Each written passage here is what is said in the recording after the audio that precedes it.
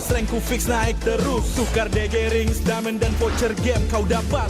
Cuma Games Max, makin-makin no debat. Games Max Booster, kini dapat DG Rings. Beli paketnya dan aktifkan boosternya di aplikasi Dunia Games.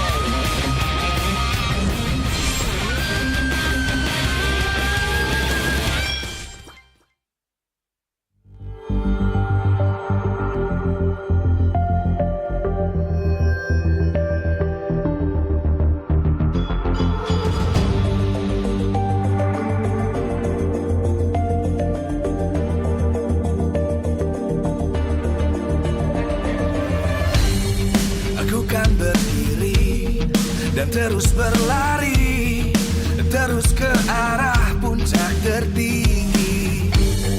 Ku takkan berhenti, hanya sampai di sini.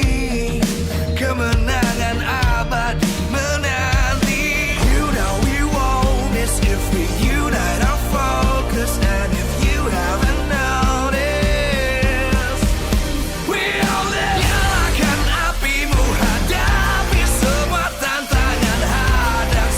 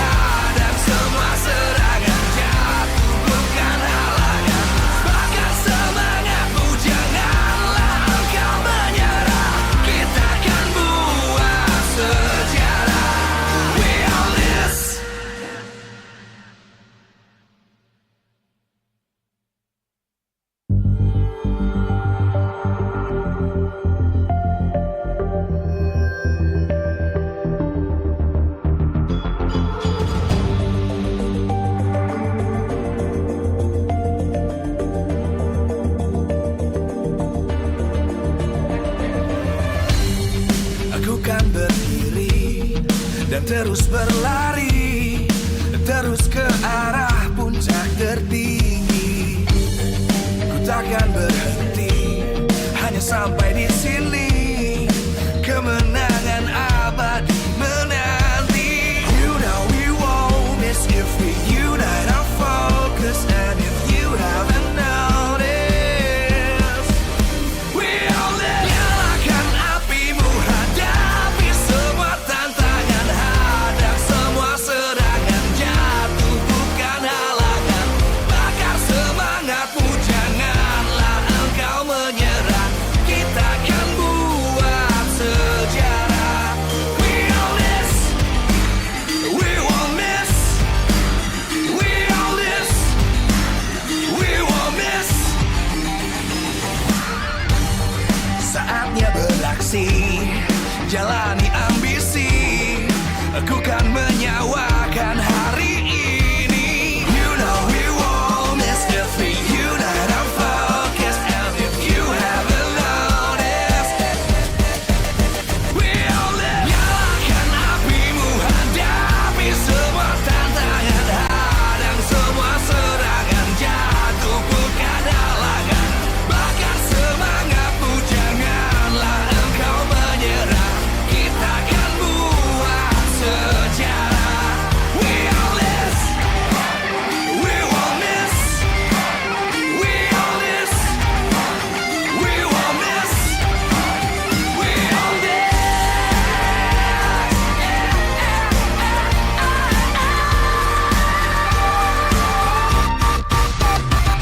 Nyalakan apimu, hadapi semua tantangan, hadang semua serangan, jatuh bukan halangan. Bakar semangatmu, janganlah engkau menyerah. Kita akan buat sejarah. We all this.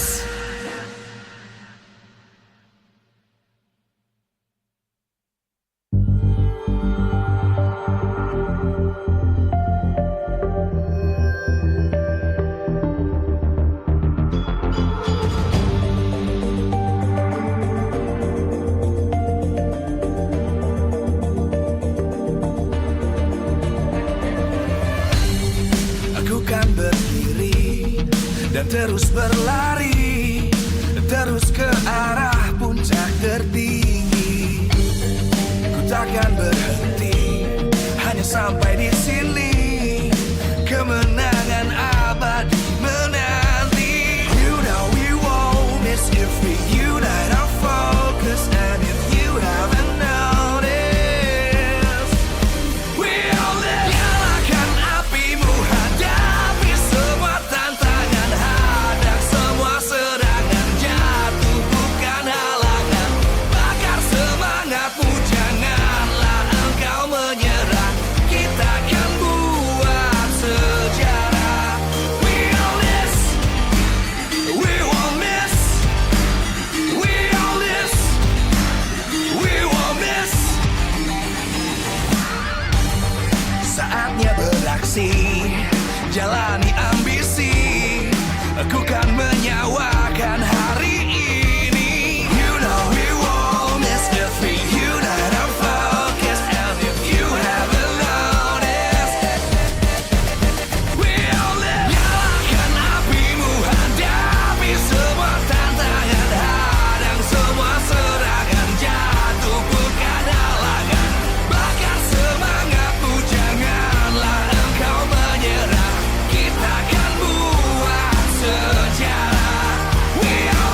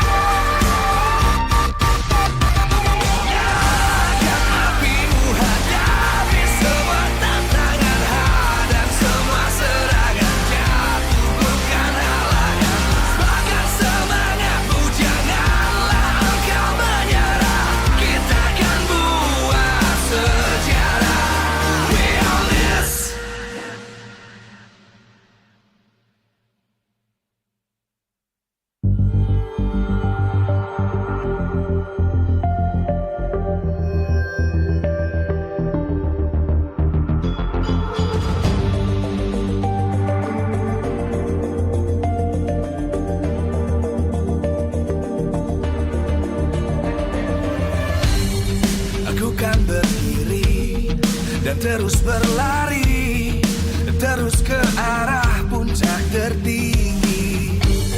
Ku takkan berhenti, hanya sampai di sini. Kemenangan abadi menanti. You know we won't miss if we unite our focus. And if you haven't noticed, we all live. Nyalakan apimu, hadapi semua tantangan, hadang semua serangan, jatuh bukan halangan. Bakar semangatmu, janganlah engkau menyerah. Kita akan buat sejarah. We all this, we won't miss. We all this, we won't miss. Saatnya beraksi, jalani ambisi. Aku kan menyawakan hari ini. You know we won't miss if we unite our focus. And if you haven't noticed, we all live. Nyalakan apimu, hadapi semua tantangan, hadang semua serangan, jatuh bukan halangan. Bakar semangatmu, janganlah engkau menyerah. Kita akan buat sejarah. We all this, we won't miss. We all this, we won't miss. We all this.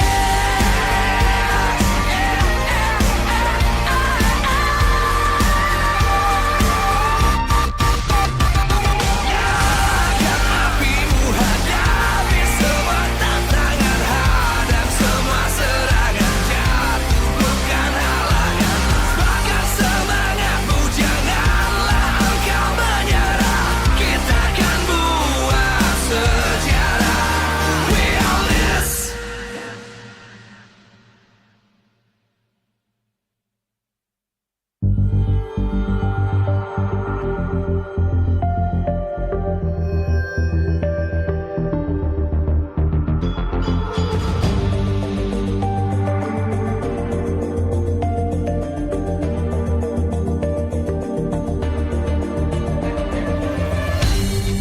Aku kan berdiri dan terus berlari, terus ke arah puncak tertinggi.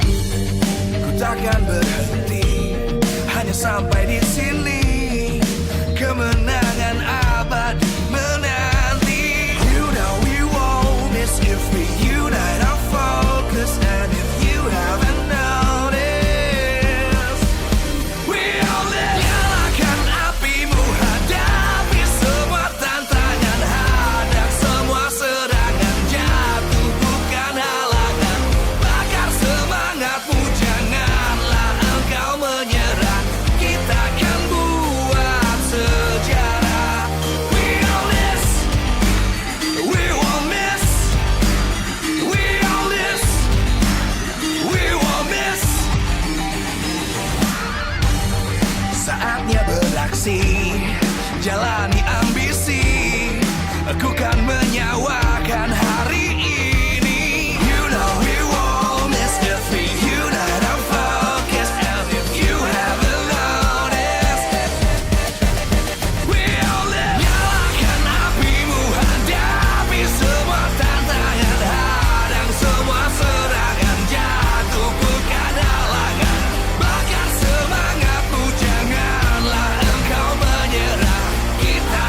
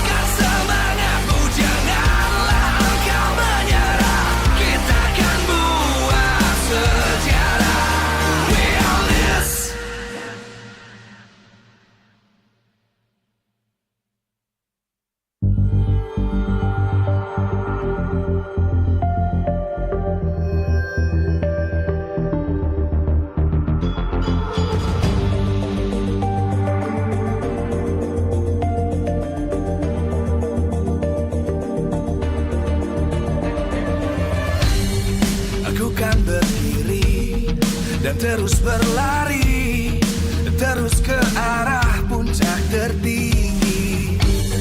Ku takkan berhenti, hanya sampai di sini. Kemenangan abadi menanti. You know we won't miss if we unite our focus. And if you haven't noticed, we all live. Nyalakan apimu, hadapi semua tantangan, hadang semua serangan, jatuh bukan halangan. Bakar semangatmu, janganlah engkau menyerah. Kita akan buat sejarah. We all this, we won't miss. We all this, we won't miss. Saatnya beraksi, jalani ambisi. Aku kan menyawakan hari ini. You know we won't miss if we unite our focus. And if you haven't noticed, we all live. Nyalakan apimu, hadapi semua tantangan, hadang semua serangan, jatuh bukan halangan. Bakar semangatmu, janganlah engkau menyerah. Kita akan buat sejarah. We all this, we won't miss. We all this, we won't miss. We all this.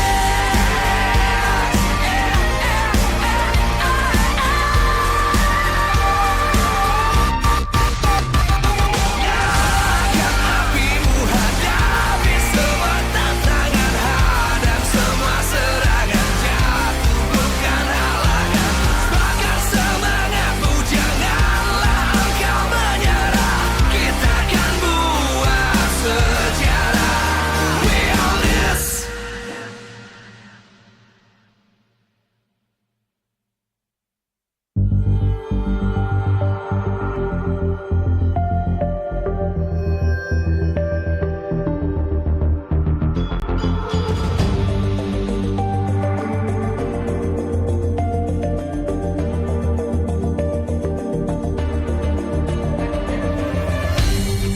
Aku kan berdiri dan terus berlari, terus ke arah puncak tertinggi.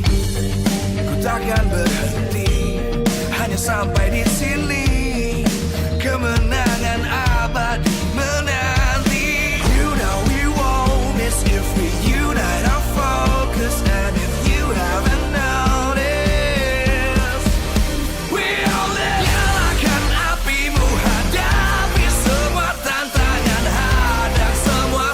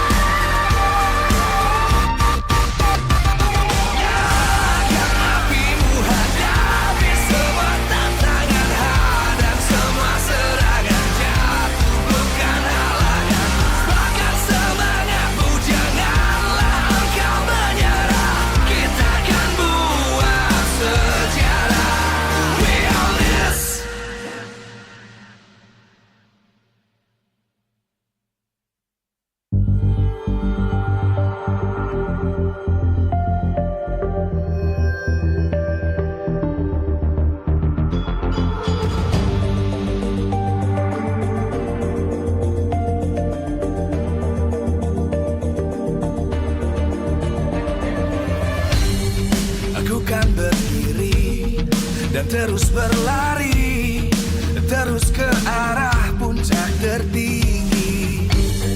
Ku takkan berhenti, hanya sampai di sini. Kemenangan abadi menanti. You know we won't miss if we unite our focus. And if you haven't noticed, we all live. Nyalakan apimu, hadapi semua tantangan, hadang semua serangan, jatuh bukan halangan. Bakar semangatmu, janganlah engkau menyerah. Kita akan buat sejarah. We all this, we won't miss. We all this, we won't miss. Saatnya beraksi, jalani ambisi. Aku kan menyawakan hari ini. You know we won't miss if we unite our focus. And if you haven't noticed, we all live. Nyalakan apimu, hadapi semua tantangan, hadang semua serangan, jatuh bukan halangan. Bakar semangatmu, janganlah engkau menyerah. Kita akan buat sejarah. We all this, we won't miss. We all this, we won't miss. We all this.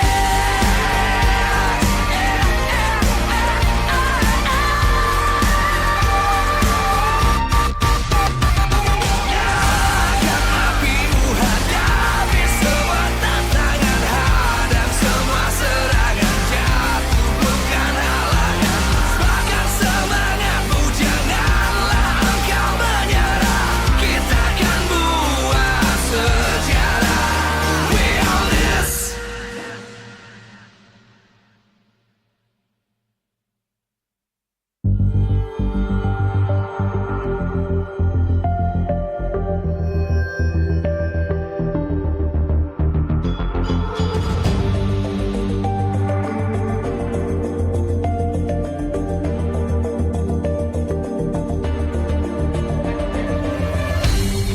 Aku kan berdiri dan terus berlari, terus ke arah puncak tertinggi.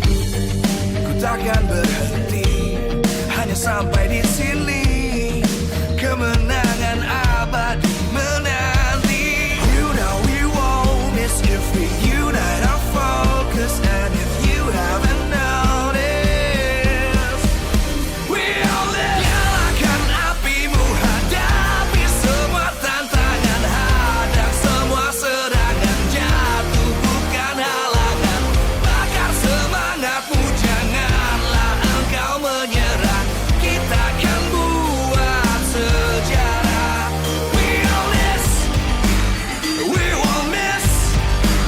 We all this, we won't miss. Saatnya beraksi, jalani ambisi. Aku kan menyawakan hari ini. You know we won't miss if we unite our focus. And if you haven't noticed, we all live. Nyalakan apimu, hadapi semua tantangan, hadang semua serangan, jatuh bukan halangan. Bakar semangatmu, janganlah engkau menyerah. Kita akan buat sejarah. We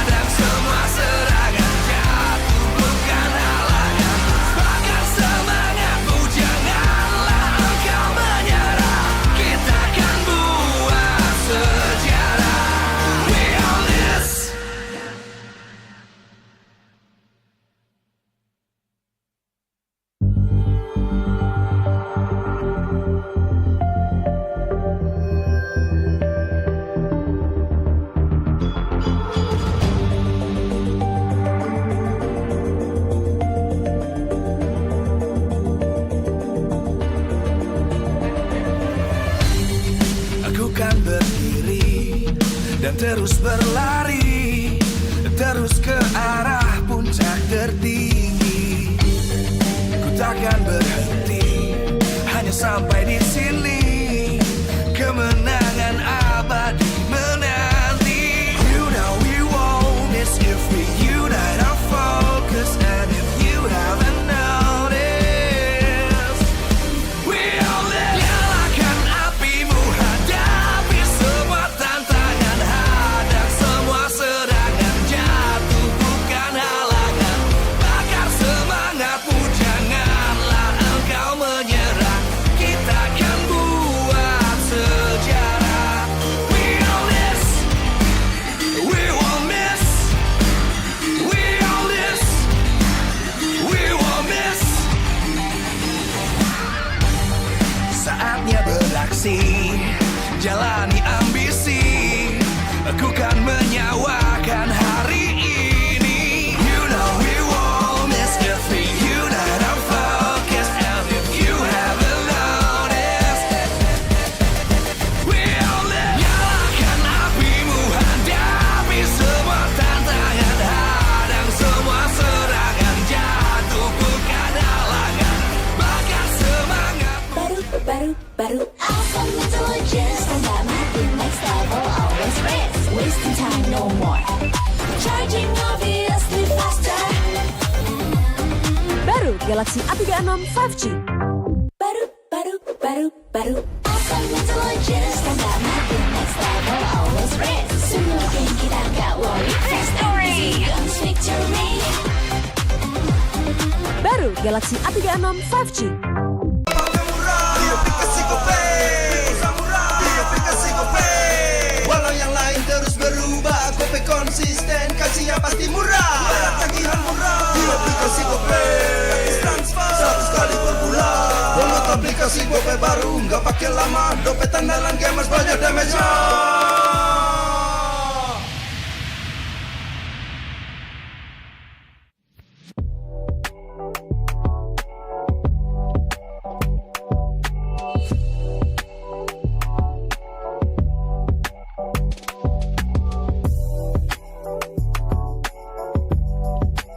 Rasa baru makin seru. Pertama di Indonesia. Kopi susu rasa cookies. Always ready, warnai harimu. Good Day Groovy Cookies. Nikmati sensasi asyik kopi cookiesnya. Tak ada hari tanpa mabar. Main ngelek, kerap buat ku tak sabar. Gimana mau main sampai kelar? Ini waktunya ku bersinar. Okay, let's do it. Game smash andalanku bikin mainku semakin hebat. Ping stabil main makin mulus, rankku fix naik terus. Tukar DG rings, diamond dan voucher game kau dapat. Cuma game smash, makin no debat. Games Max Booster. Kini dapat DG Rings. Beli paketnya dan aktifkan boosternya di aplikasi Dunia Games.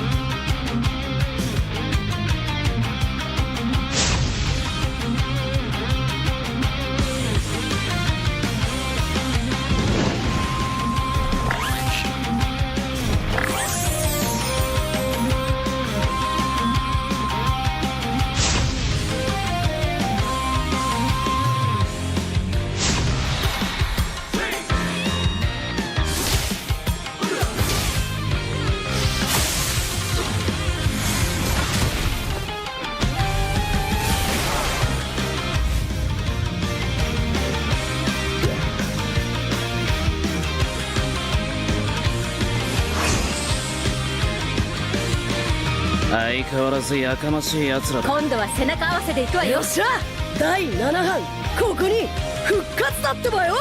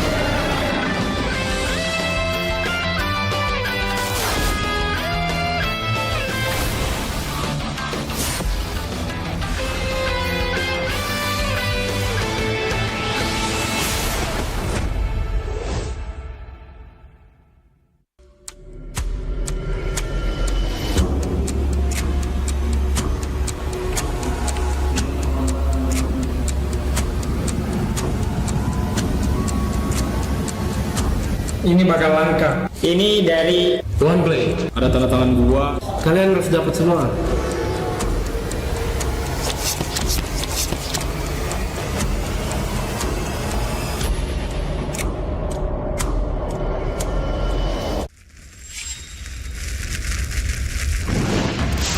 Minna!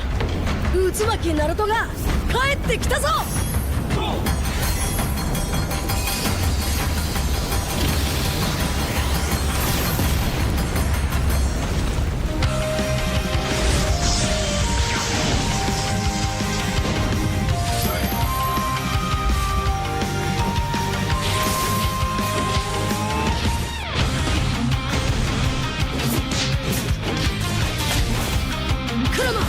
力を貸してくれ。よ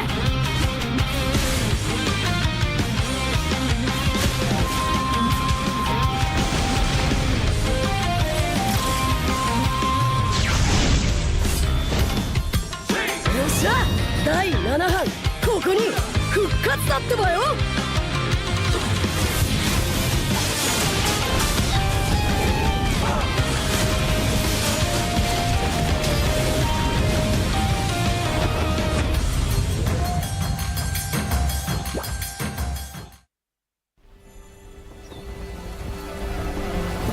In time immemorial, the endless war destroyed the balance between yin and yang, plunging the Cadia Riverlands into chaos. As catastrophe loomed, a woman of destiny stepped forth, casting aside divinity for the plight of mortals.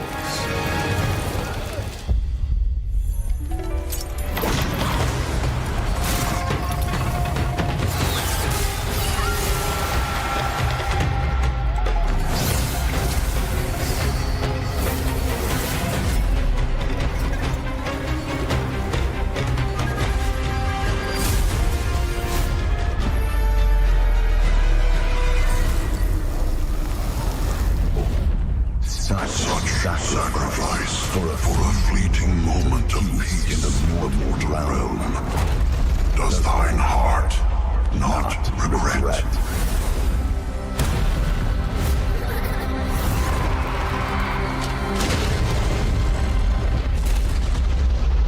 To protect the realm. What is there to regret?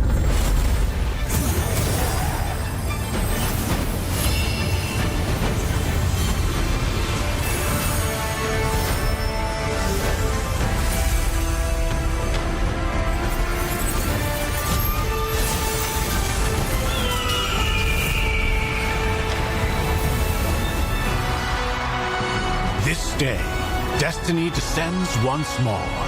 Zutian the Ordained, of untold merit and unbound benevolence, preserver of peace and prosperity, unfaded by time. This day, let heaven and earth bear witness as the Phoenix ascends the throne. A realm united toward a new golden age. From time forgotten to the new dawn, as long as I breathe, Shandu shall never fade!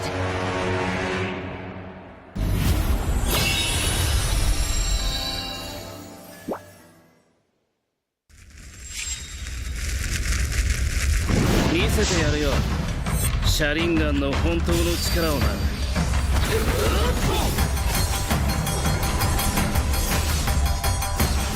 力が湧いてくる。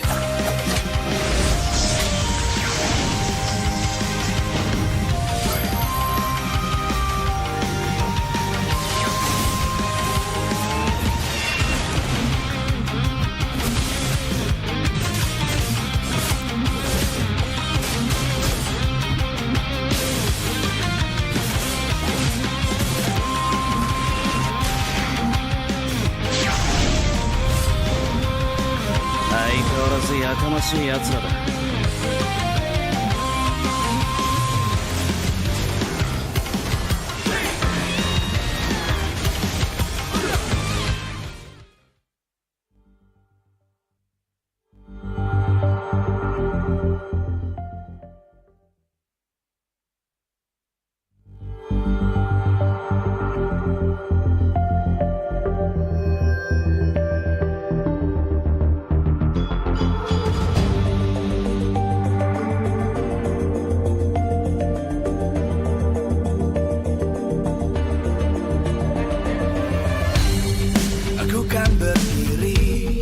Dan terus berlari, terus ke arah puncak tertinggi. Ku takkan berhenti, hanya sampai di sini. Kemenangan abadi menanti. You know we won't miss if we unite our focus. And if you haven't noticed, we all live. Nyalakan apimu, hadapi semua tantangan. Hadang semua serangan, jatuh bukan halangan. Bakar semangatmu, janganlah engkau menyerah. Kita akan buat sejarah. We all this, we won't miss. We all this, we won't miss. Saatnya beraksi, jalani ambisi. Aku kan menyawakan hari ini. You know we won't miss if we unite our focus. And if you haven't noticed, we all live. Nyalakan apimu, hadapi semua tantangan. Hadang semua serangan, jatuh bukan halangan. Bakar semangatmu, janganlah engkau menyerah. Kita akan buat sejarah. We all this, we won't miss. We all this, we won't miss. We all this.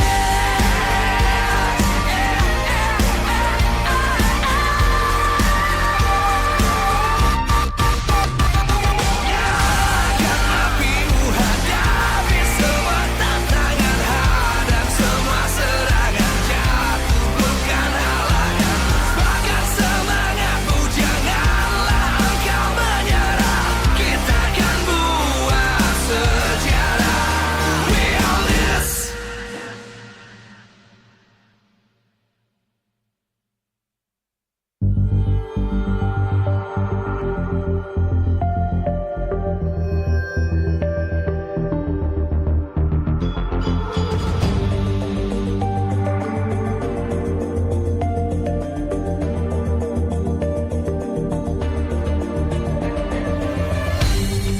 Aku kan berdiri dan terus berlari, terus ke arah puncak tertinggi.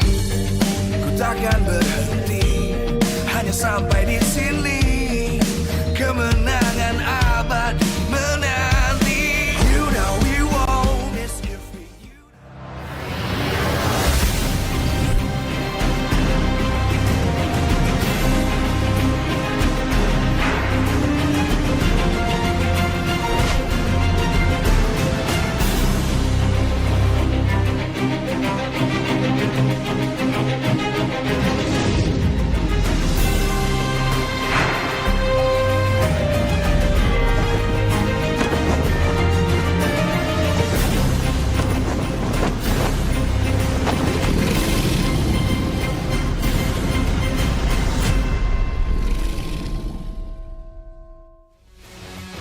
Live from Jakarta International Velodrome, MPL Indonesia Season 15 is powered by Moonton. Supported by Esports Federation of Indonesia. Presented by official tournament smartphone Samsung Galaxy. Official e-wallet GoPay. Official sponsor Head & Shoulders.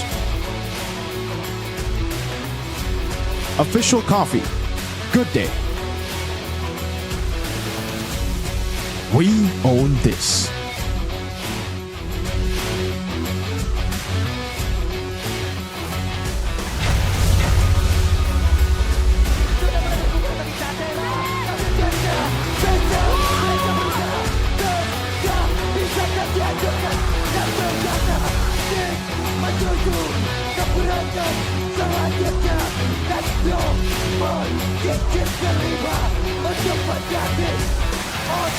Satu buah pembalasan kejam yang begitu tragis. Final MPL Season 12 dibalas di season ini. Penanti Onyx, satu tim kebanggaan kita di sini internasional, harus pulang di hari pertama di playoff MPL Indonesia Season 14.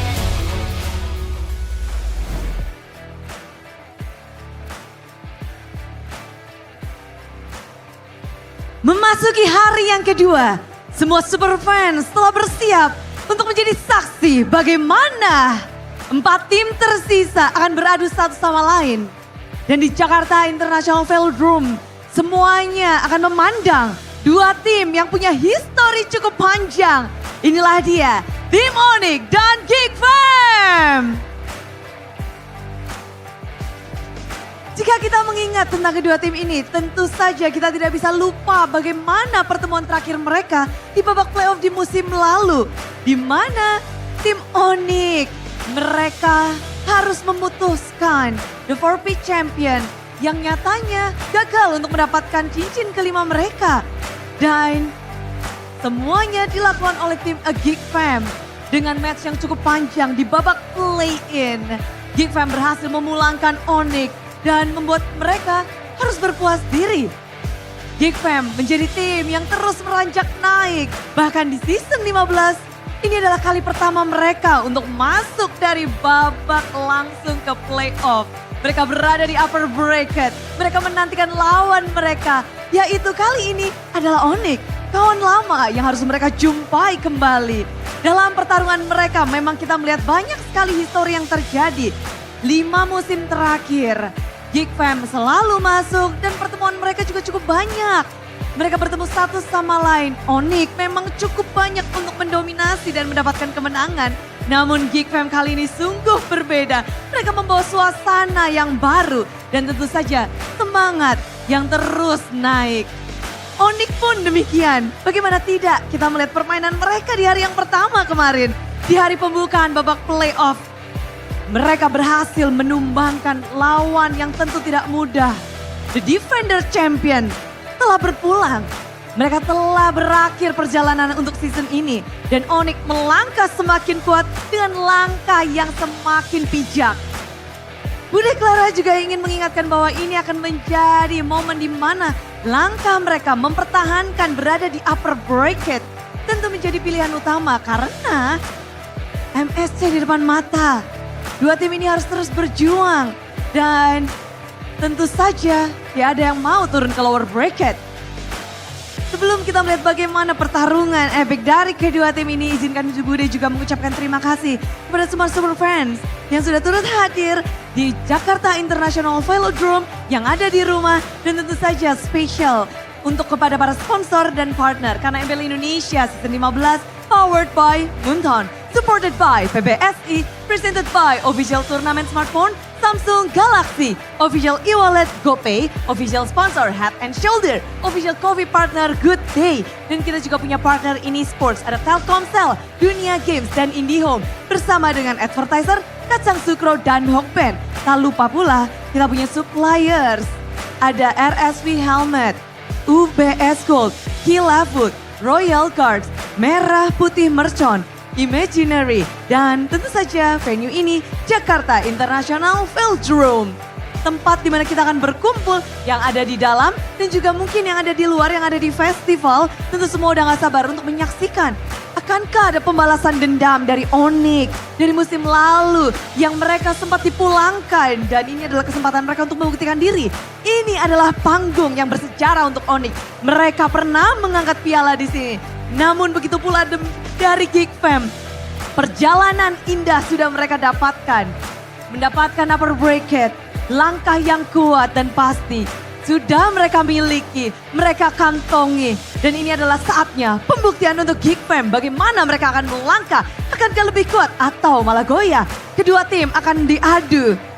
Inilah dia match pembukaan di hari yang kedua antara Geek Fam dan juga Onyx. So panelists, let's go!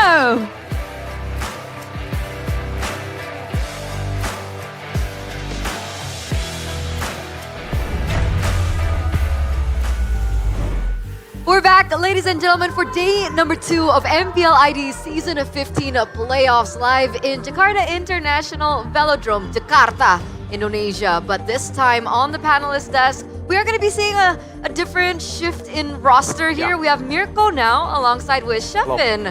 How are you guys doing? Pretty good.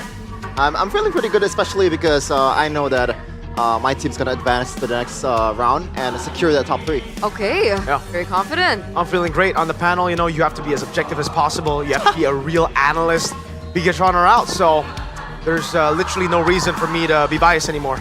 So before we get into the next segment, we want to know how you felt yesterday. Oh yeah. Right? Yeah. Normal. Yeah. Well, obviously very frustrated. I can't lie. He was literally next to me. I was mauling Game 3, Game 4, Game 5. Every single draft that I didn't call out, I was like, why? And all right, let's see what they do. They did nothing with it. But when it comes to the disappointing loss, it's like, bro, it's 7, 8, 9, 10, 11, 12, 13, 14, 15. Come on. He's used to it. But before I get what you want to, I think, share, I can see it on your face, you know. We are going to take a look at today's schedule. Another set of 2 best-of-5 matches ahead of us.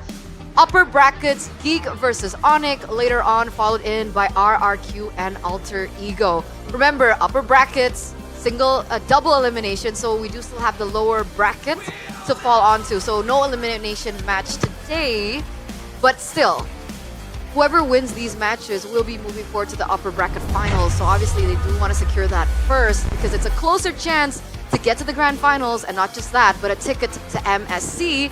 And here are the updated playoff brackets. Geek versus Onyx and RQ versus Alter Ego, obviously. And interestingly enough, these 2 teams have met in a grand finals before in MPL Indonesia. RQ Season 6, Geek against Onyx that qualified them to M5. It was Season 12, I believe. So it's going to be interesting to see if the same story going to unfold here in Jakarta International Velodrome. I mean, looking at this again, for both or all the teams rather here in the playoffs bracket, they would want to secure upper bracket finals, right? I think we've seen just how competitive it is in Season 15 here, how every team can kind of win just depending on who has the better day. I don't think you want to go lower brackets. Sometimes we have seen, you know, some teams actually take the lower bracket route and do really well because sometimes that added pressure, the added stakes gives them more motivation and gives them, for some reason, a boost for them to perform better. But now with the ever so crazy changing pocket pick meta from all the teams that we see here in the top 4, it'll be very scary to drop down.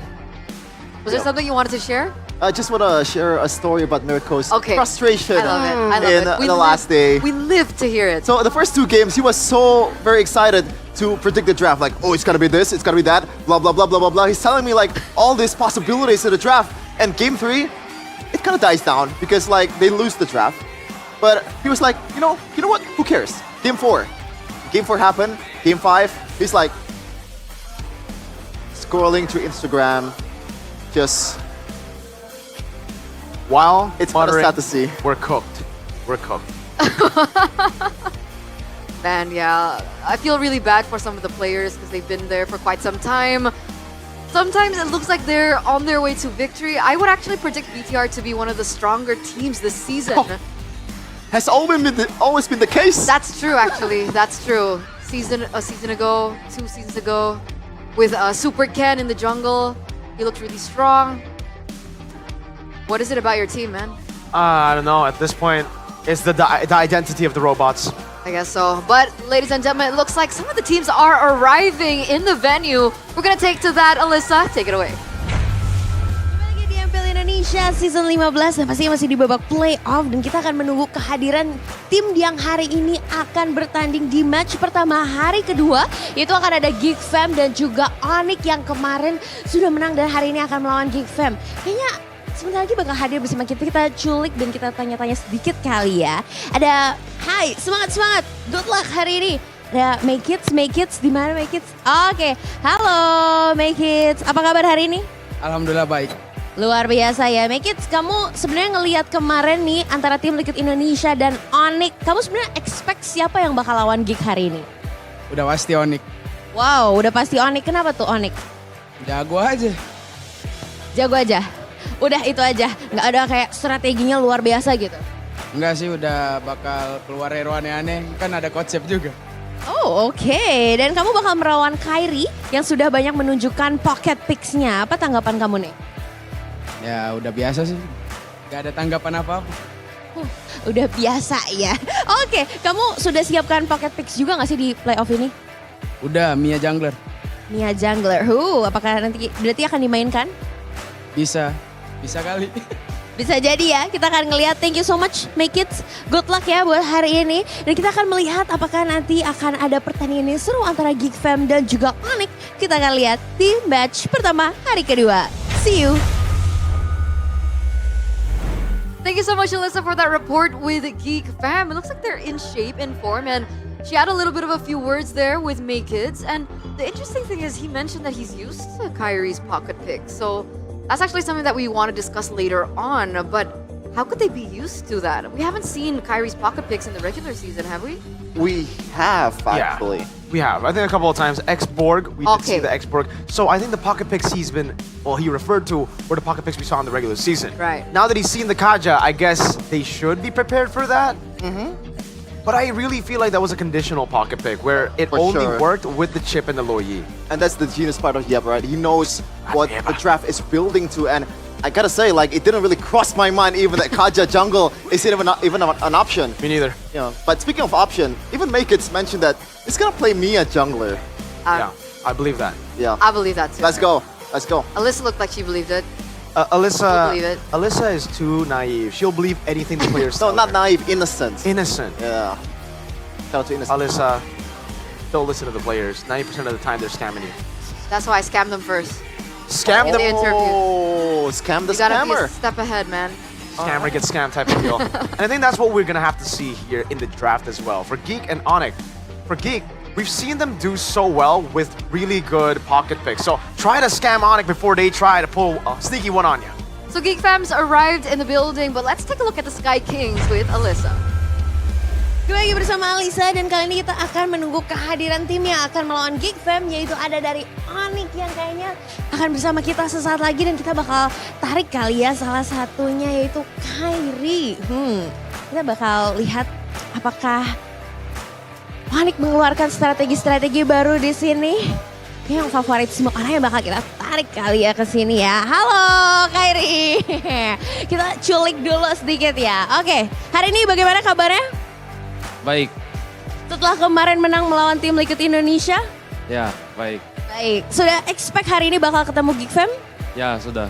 Oh, oke. Jadi sudah dipersiapkan ya? Ya, sudah sih. Oke, tapi melihat Geek sendiri menghentikan harapan kalian untuk 5 pit di season kemarin di babak play-in. Dan saat itu, apa yang sebenarnya dirasain nih oleh tim Onyx? Yang season kemarin, ya nggak enak soalnya langsung pulang. Langsung pulang ya? Pertama. Tapi hari ini untungnya enggak ya untuk playoff kali ini ya? Oke, dan hal apa sih yang sebenarnya paling mengejutkan dari kamu di hari pertama adalah hero-hero yang digunakan? Apakah hari ini berekspektasi untuk menunjukkan hero-hero yang lainnya? Untuk Ikfam? Apa lagi pertanyaannya nggak dengar tadi. Untuk hari ini apakah kamu akan ngeluarin hero-hero baru mungkin? Apanya? Lihat nanti. Lihat nanti ya pastinya. Dan kamu bakal melawan Make Kids nih yang kemarin baru saja mendapatkan award sebagai Rookie of the Season. Seperti apa nih? Ya, gue juga mau lawan dia sih. Rookie of the Season lawan first team, Jungle. Wow, dan dia tuh sebagai salah satu monster juga yang dibesarkan oleh Baloy loh. Ya. Baloy emang jago ini, scouting Baloy jago. Scouting Baloy jago ya. Jadi kamu bakal melihat nanti pokoknya kita lihat aja nanti ya bakal dibantai-bantai. Yes. Oke, good luck Kairi. Buat hari ini semangat dan kita akan melihat apakah tim Onyx akan bisa mengalahkan Geek Fam yang sudah berhasil mengamankan upper bracket sejak di regular season ataukah sebaliknya. So see you di match pertama hari kedua. Thank you once again, Alyssa, for that quick, catch up with Kyrie, the Sky Kings. Sans always with his signature. What is that? I don't know. He did that to me too. I was like, what are you doing? This is the goofy Sans as Goofy usual. Sans. That's the gila in it. Which is a good sign, right? Yep. It's a good sign. Yep. I got that was smart. I like that. But quick. we're starting to see, a lot more character from Kai. Like in these interviews, he's starting to laugh a lot. I wonder if Sans is secretly behind the camera making that face. It could be Keyboy. Usually Keyboy does it. Keyboy. Could be Yeb. Or it could be Yeb. That's Ooh. Guy's a troll, certified troll. Yeah, I like that, man. Because Onyx, for the longest time, we always see the gameplay from Onyx. Like, we don't have any kind of complaint to that. They are great. But in the stage, when they got asked the questions from Bude Clara, okay, Bude. Just as usual, Bude. What are you guys doing? What are you guys doing? They're pulling a Nonic is what I usually say in the interviews because their interviews are pretty bad. That's It true. is. That's true. But we're gonna go straight into our next upcoming match, and we want to know what you guys think back at home. Season 13 Deja Vu. Can Geek secure a victory over Onyx? Because if we take a look at their regular season results, it was a 2-1 Geek victory in leg 1, and then it was a 2-1 victory for Onyx in leg number 2. So, you guys think A, with Make Kids Geek will win, B, Onyx back to their prime era, or C, it's been intense, you think both games will be... Wait, what? Both game plan unique. Oh, so both the teams come with a unique game plan. All right, so you guys can vote in the comments. It's usually pinned, A, B, or C. We're gonna check in with you guys later on with the results. So we're gonna go straight to our panelists. What do you guys think? We gotta remember as well, just last season, Onyx were knocked out by Geek Fam on day 1 of the playoffs. 3-2 with a Natan and Yves. It was a Geek... It literally gave birth to the term Geekable. Yep. Now when you're falling behind, you can always say, guys, is it Geekable? That was Geek Fam's worst lineup. Yeah. I gotta say, I agree. But when they were in their best in Jakarta International Velodrome, they weren't able to secure a spot in MSC. So I'm kind of afraid on what's gonna happen here in this stage because, again, deja vu, that might happen again. I actually disagree. I don't think the Velodrome, the Season 13 roster, was the best roster. I think the best roster they have until now is this roster. Yeah, I agree. Before that, Season 12. You agree? Season 12? It was the M5 roster. Niall. I prefer Season 13 more. Wow. Interesting Wow. coming from Geek Community here, but let's take a look at the poster right now, right? 5 playoffs and 4 clashes. So ever since Season 10, I believe that was the season that they didn't make it to playoffs, but Season 11 was the season they made it to playoffs, right? Yes, sir. And it's been 5 seasons since that. But every time somehow Geek make it to playoffs, they always meet Onyx, whether it be in the grand finals or in the upper brackets. And so far, it's looking like a yellow-dominated matchup here. What do you guys think about this time? It's interesting to see that the only time they've won was with their worst lineup. Like, their worst playoff lineup. Obviously, we don't count Season 10. 11 was a very new Geek Fam, just a new version of what we saw from Season 10 with a few members coming in. But, yeah. They always Fam Unity, man. What do you think? I don't know. I like the story that Geek Fam is trying to build here because every time they're up against Onyx in the playoffs, they're always the challenger. It doesn't matter how good Geek right now is. You know, looking at their performance yesterday, Onyx, I think Geek Fam is somehow still the challenger in this case. And also looking back at the history of Onyx was able to do the MSCs, the 4 Peats, 6 championship. I think this is gonna be a hard match. I agree. I think predictions are all over the place. Not for some me. people, obviously, you're Onyx, right? Yeah. No doubt. But before we continue this, let's take a look at what you guys thought back at home. Results are out. How can Geek secure a victory over Onyx, and whether or not they actually can in the first place? So it looks like, wow, 72% of you guys actually believe that Onyx are back to their prime era. And do you even, will you question that kind of opinion? Looking at the performance in the last points of the regular season, yesterday as well, with still more pocket picks and pocket strategies they still have on the table. Sheffin, I mean, for Geek today?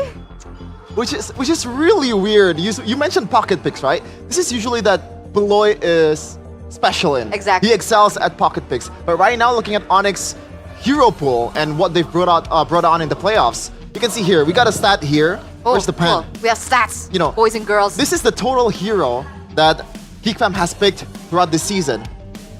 You know? Okay, all the way where? This is Onyx. This is Onyx. So it's pretty much a 2-to-3 ratio. I don't know if you guys can see it. Yeah. So, I don't know, man. You mentioned about the strategy and try to just contain the pocket picks that they try to bring to the table for Onyx, you know? But I don't think they should even bother doing that. Because it's a bit too wide at this point. I agree. I think when it comes to certain pocket picks like the Kaja, you don't need to really care about it. But let's say we get into the second phase where the pocket picks are usually, where the pocket picks usually come out.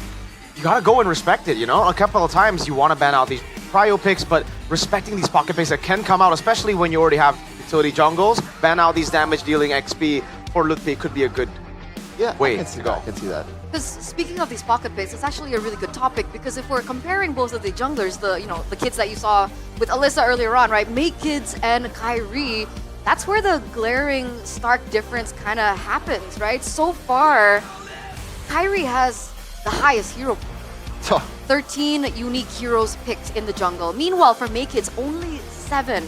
So we're seeing yet another showdown between a veteran player in Kyrie and Make Kids as a young blood. Yesterday's showdown, it looked like kind of weird because we were comparing Arfi and Iman, and we saw that Arfi was able to actually kind of get a lot of, I would say, up-ons on Iman, right? A lot of first bloods happening in the lane. What do you guys think about this matchup in particular, though? For me, I mean, these are the two best junglers in Indo. I agree with what the asset is bringing up here. The statistics have been amazing for both these teams. Junglers, Kyrie and Make Kids. It was a toss-up between both of them for my first team choice as well. Ooh. And the reason is because both of them are so good at assassins, but also at utility. We saw just yesterday Annabelle do really well on utility. Junglers, Rin, who is just amazing on assassins, but on utility in the regular season, doesn't perform. It's always one or the other.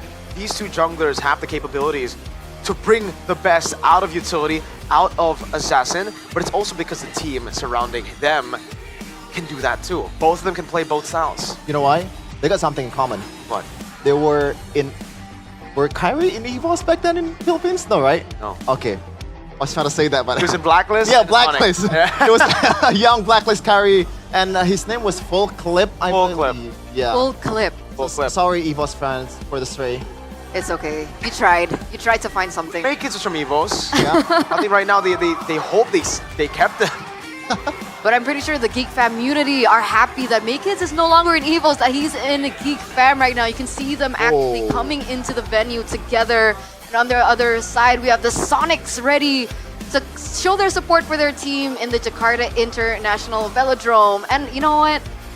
I'm pretty sure those of you guys back at home are also huge fans of these two teams. Come over. The tickets are still available. Check it out on the GoPay app and the official MPL website to get free diamonds. So, you know, if you want to meet Mirko as well, or Sheffin, you want to take a picture with them, maybe give a gift.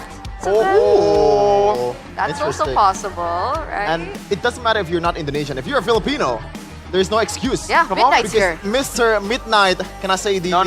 Okay. Mr. Midnight is here in MPL Indonesia to watch Kyrie, to watch Beloyski as his people play in the playoffs. Yes, they are. Okay. But back on this, the smiling jungler. I think in the back rooms when we were doing our briefing, somebody was like, not so smiling later on. Who was that? Sheffin. Who was that? I actually do not know. Someone said that. Was it I forgot who Sounds it like was. a Gani thing to say, you know? Oh, But I'm not too sure if it's okay. actually Gani who said I think that. it was Realize. Okay, another Onyx Nah, fan. he will realize that it's gonna be wrong. Whoa, whoa, whoa. Why, the why? Sky King. Why? Is it because of the Sky King jungler? Well, not really, because Sky King is better right now, Okay. currently. For me, at least. But the whole team of Onyx, again, if we're being realistic, Onyx is the better team. On paper, period. Okay. In any, like, do you think like there's an edge on a single role in Geek Fam compared to Onyx? I think so. Loisky? I think Oh, as a Gen team, Z. as a unit, it's unfortunate because it's weird where I agree with you. In terms of individual power, mechanics, they're not on par with Onyx, but I think as a team, they are better. Like, they perform as a unit so well. They're much more coordinated. Even in Onyx win yesterday against CLID, we saw them scatter a couple of times, especially when the drafts aren't, fully in their favor. But when it clicks though. When it clicks. But they were up against a TLID who looked like they were 2 metas behind. Oh yeah, you're right.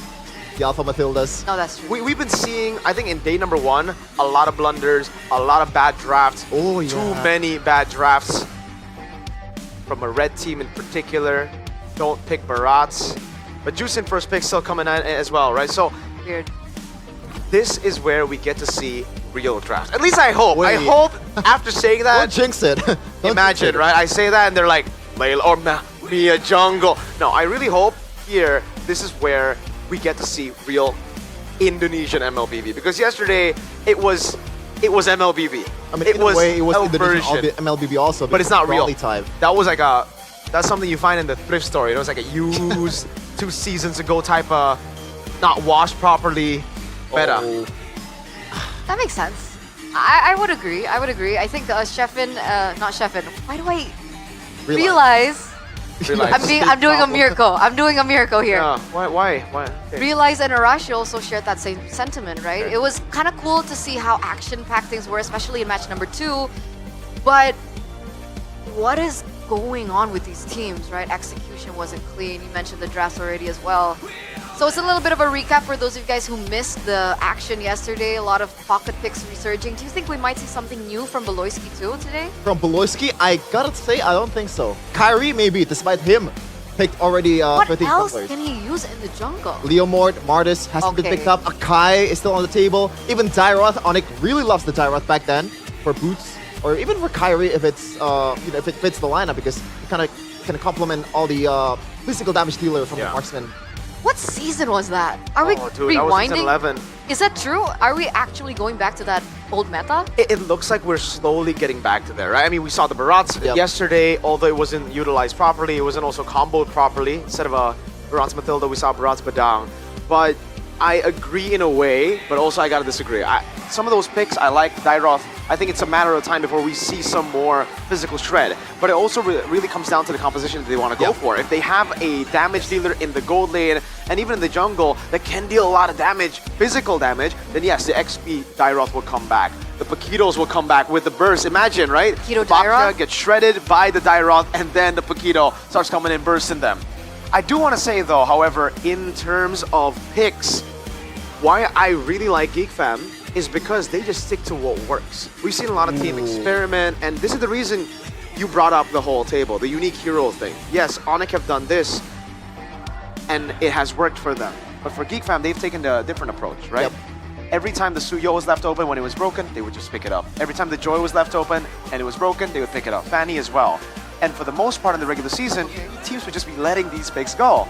So Geek Fam consistently would just be taking these. I don't think it's a reflection of how bad their hero pool is. I don't think it's a reflection of how little strategy they have coming into the playoffs, because they have a lot of strategies, they have a lot of pocket picks. It's just, hey, if we get to pick the same heroes all over again and we keep winning on those, if it ain't broke, don't fix it type of deal for Geek Fam. They've learned from the past when they've always gone for pocket picks and then they get read out. I'm talking about the Hellcurt, The Sabers. the GKs. Hey, the Hellcurt works in the regular season against Dewa though. The Hellcurt? Yeah. We don't count that match. We don't count the non-playoff teams here. Oh yeah, I like Oh. the fact that Beloyski is pretty much first half is Choloyski, second half is Badangsky. That's spicy. A lot of things have been discussed, ladies and gentlemen, but it looks like the time is here, and the time is now. Match number 1, opening up day number 2. Geek and Onyx are ready, and they're headed over onto the stage in the Jakarta International Velodrome. Ladies and gentlemen, the first match of the upper brackets. You can see both teams ready, walking in with the fans, escorting them, giving them those high fives, motivation for the Sky Kings and the Kingslayers, who are going to be meeting once again. So far, the matchup favoring the Sky Kings, but the Kingslayers, slowly but surely, with possibly their best lineup to date, will try to give us the best match they can. Let's welcome both these teams one by one, the Kingslayers! Geek Fam! But on the other side, despite having a shaky season, despite having to go all the way from plains to make it this far, the favorites, the Sky Kings, Onyx! It's not about how you start, it's about how you finish the regular season. And both of these teams shared that same strategy or that story. Yep, coming back, Onyx just became the old Onyx. The glory of Onyx is coming back to Indonesia. And now Geek Fam, the same old script over and over again. And these are the brains that you see just now. Dora DSP, Blovesy, Coach Adi, and also Coach Yep. One of the best in the business in ID. There's just been so much to discuss that we haven't even really touched their official team lineup here, right? For Onyx, we're pretty sure who's going to be starting with Savero as well as Lutfi. Oh! But for Kenziski. Wow, okay. The choice in Kenziski, thoughts on this? It kind of, it's the same with TLID yesterday. Yeah. Yes, there's an option in RNChiki that's much more seasoned, much more experience, even in the World Championship stage.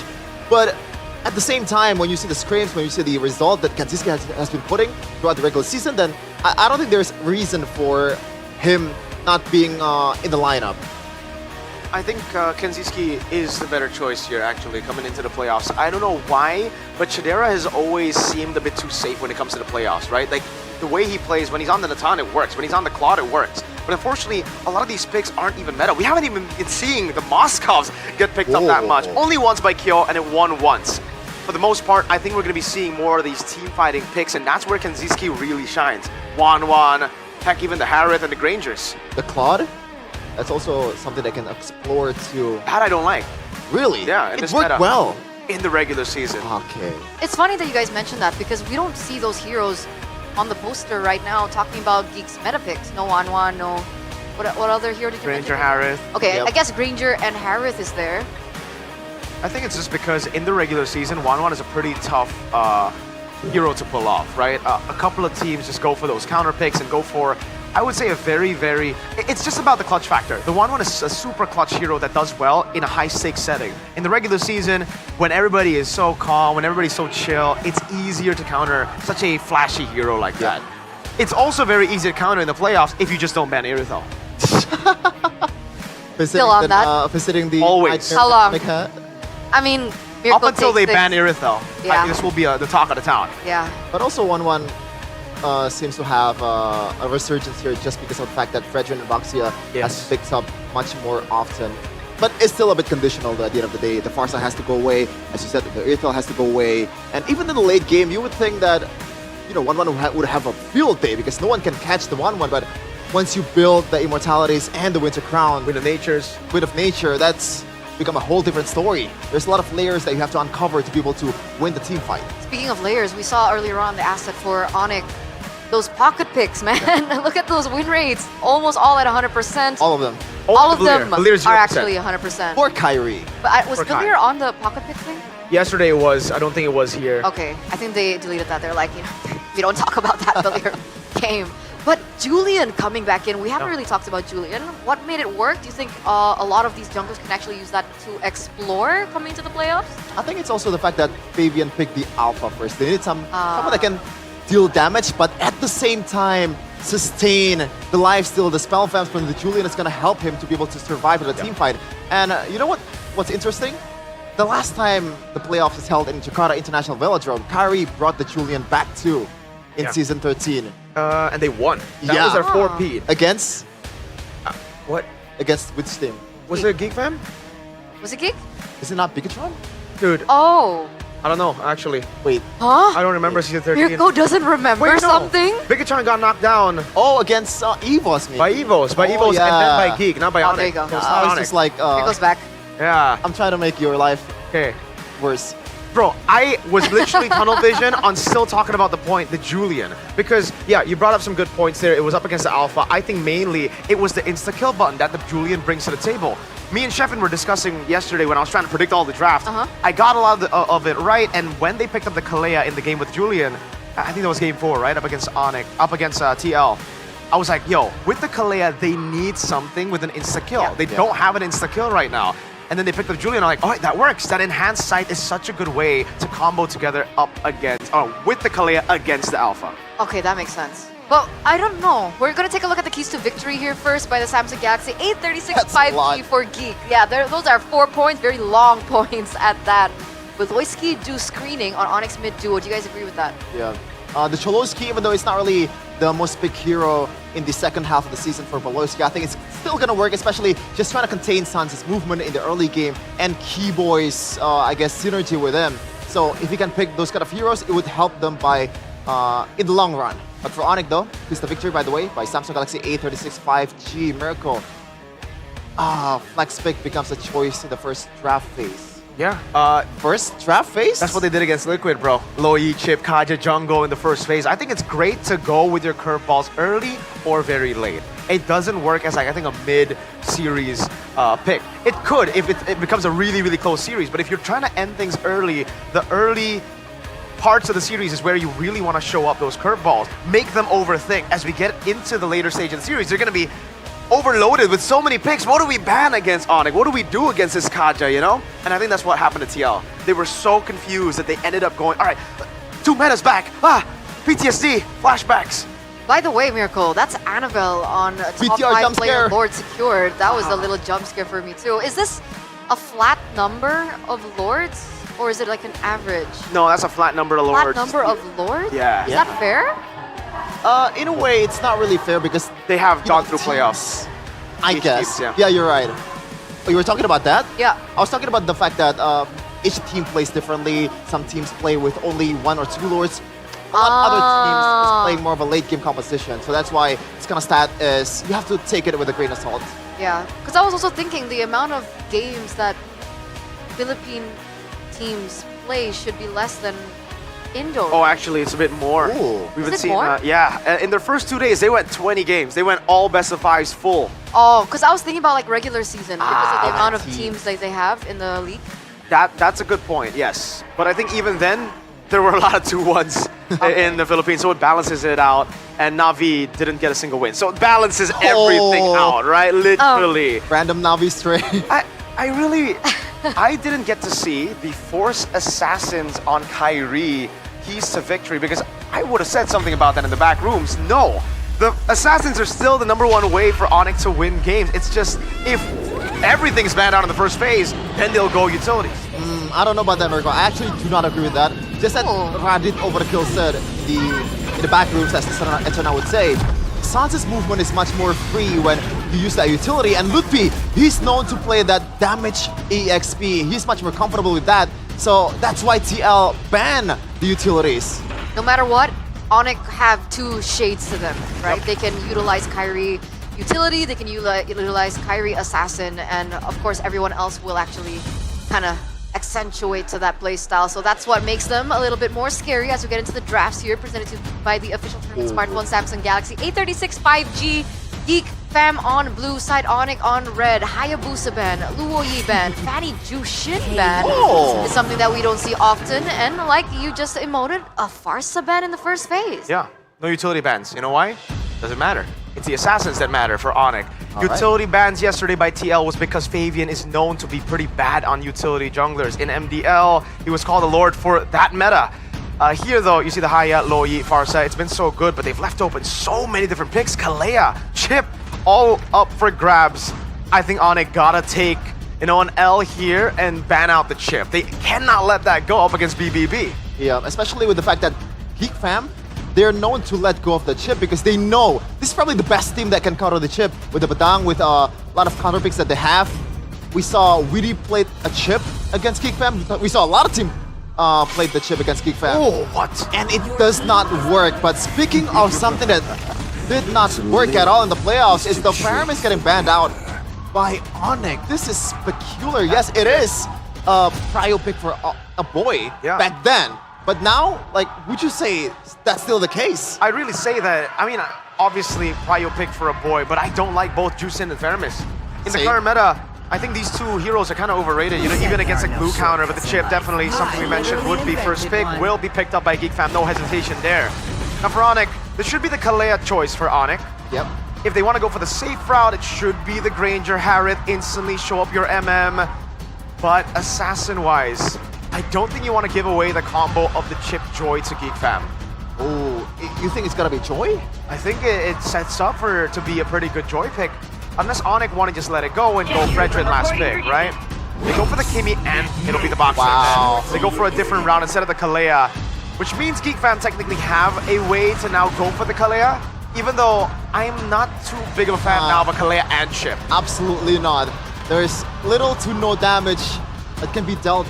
Even if you're focused on full damage for the mid laner and the marksman to kind of like complement the chip, I think it's not really a good combo. You need like a CC, like AoE set for the chip to be able to work better.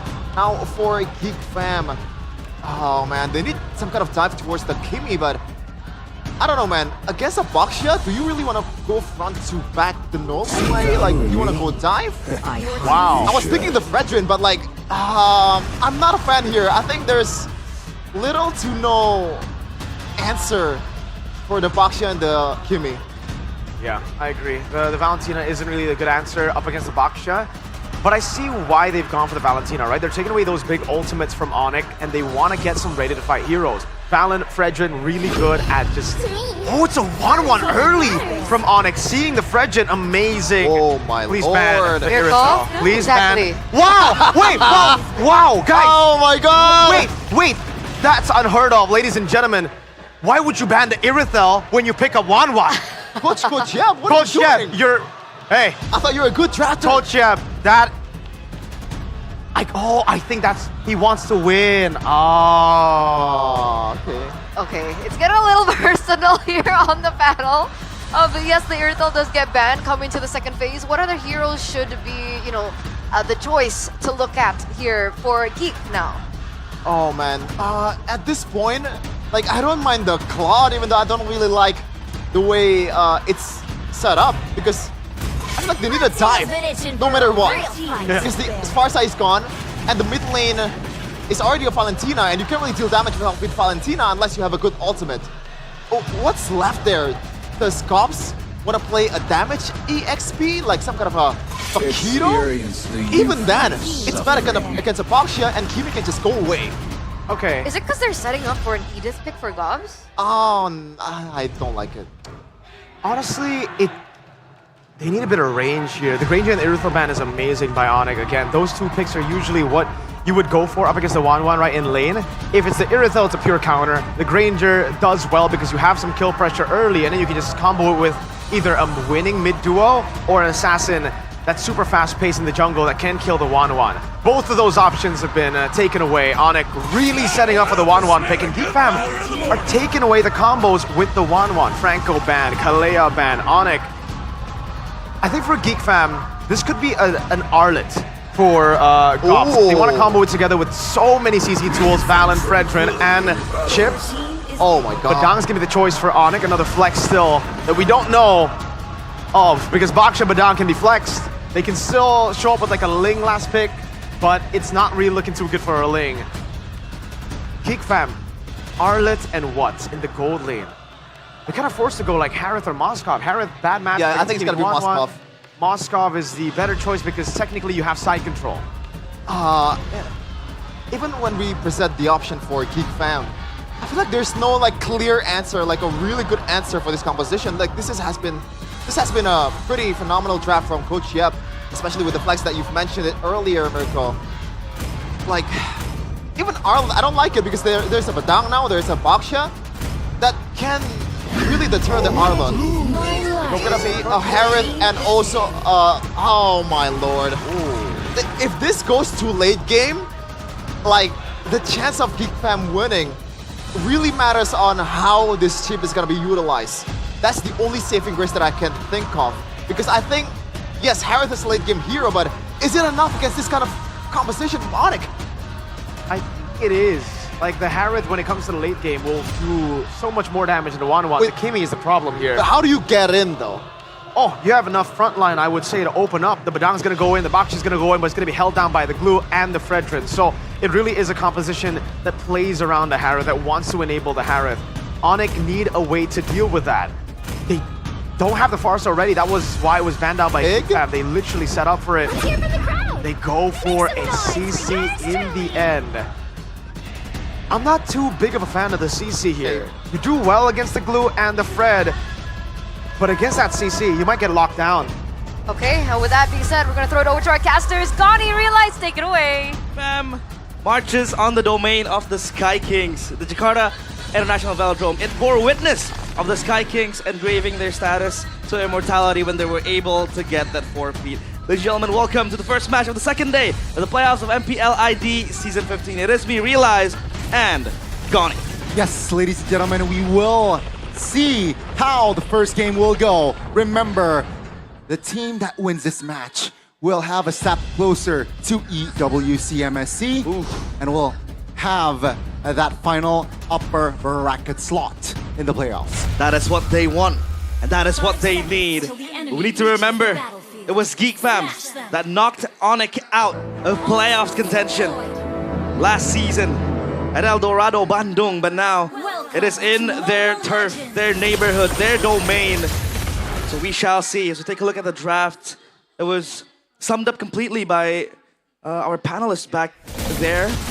The fact that they have the 1-1 picked up, I think it's going to be very strong. But against the Harith in lane, it's going to be one hell of a time. Let's see. It seems like Beloyski forced to use his flicker early there, and that's already a win. And take a look at Sans just chipping away the health bars of a boy. Oh, that's a mistake, boy with the flicker almost takes a boy down there in the mid lane. They might have objective prio now because 2 spells burnt. That's the flicker in a boy and Beloyski, the 2 playmakers of Geekfam. Again, the trio mid, even the duo mid from a boy and Beloyski. They are very strong and operating in the rotational forms of Geekfam. As we take a look at the emblems, Brave Smite for the Valentina. So a boy wants sustain. He wants to be able to skirmish a little longer and have the sustainability. But Keyboy, that's a taunt, that's a stun. Keyboy is actually the one who will be punished for. Wow, Geekfam, great recovery. It's on the wrong neighborhood right there. I think it was trying to scout something again. Keyboy with the Badang is very strong. Sans though, receiving heat, but he's gonna be fine. So as of now, obviously Onyx are trying to operate behind this Baxia in the hands of Kyrie, yet to reach level 4, or rather, already level 4. So now, he has that anti-region to play around in the little skirmishes. Yeah, it seems like both teams now setting things up for that first neutral objective. Economy, still, of course, it's little 2, and no advantage. Nakeds is on the turtle now. Yep, Kyrie still scouting as well, Keyboy.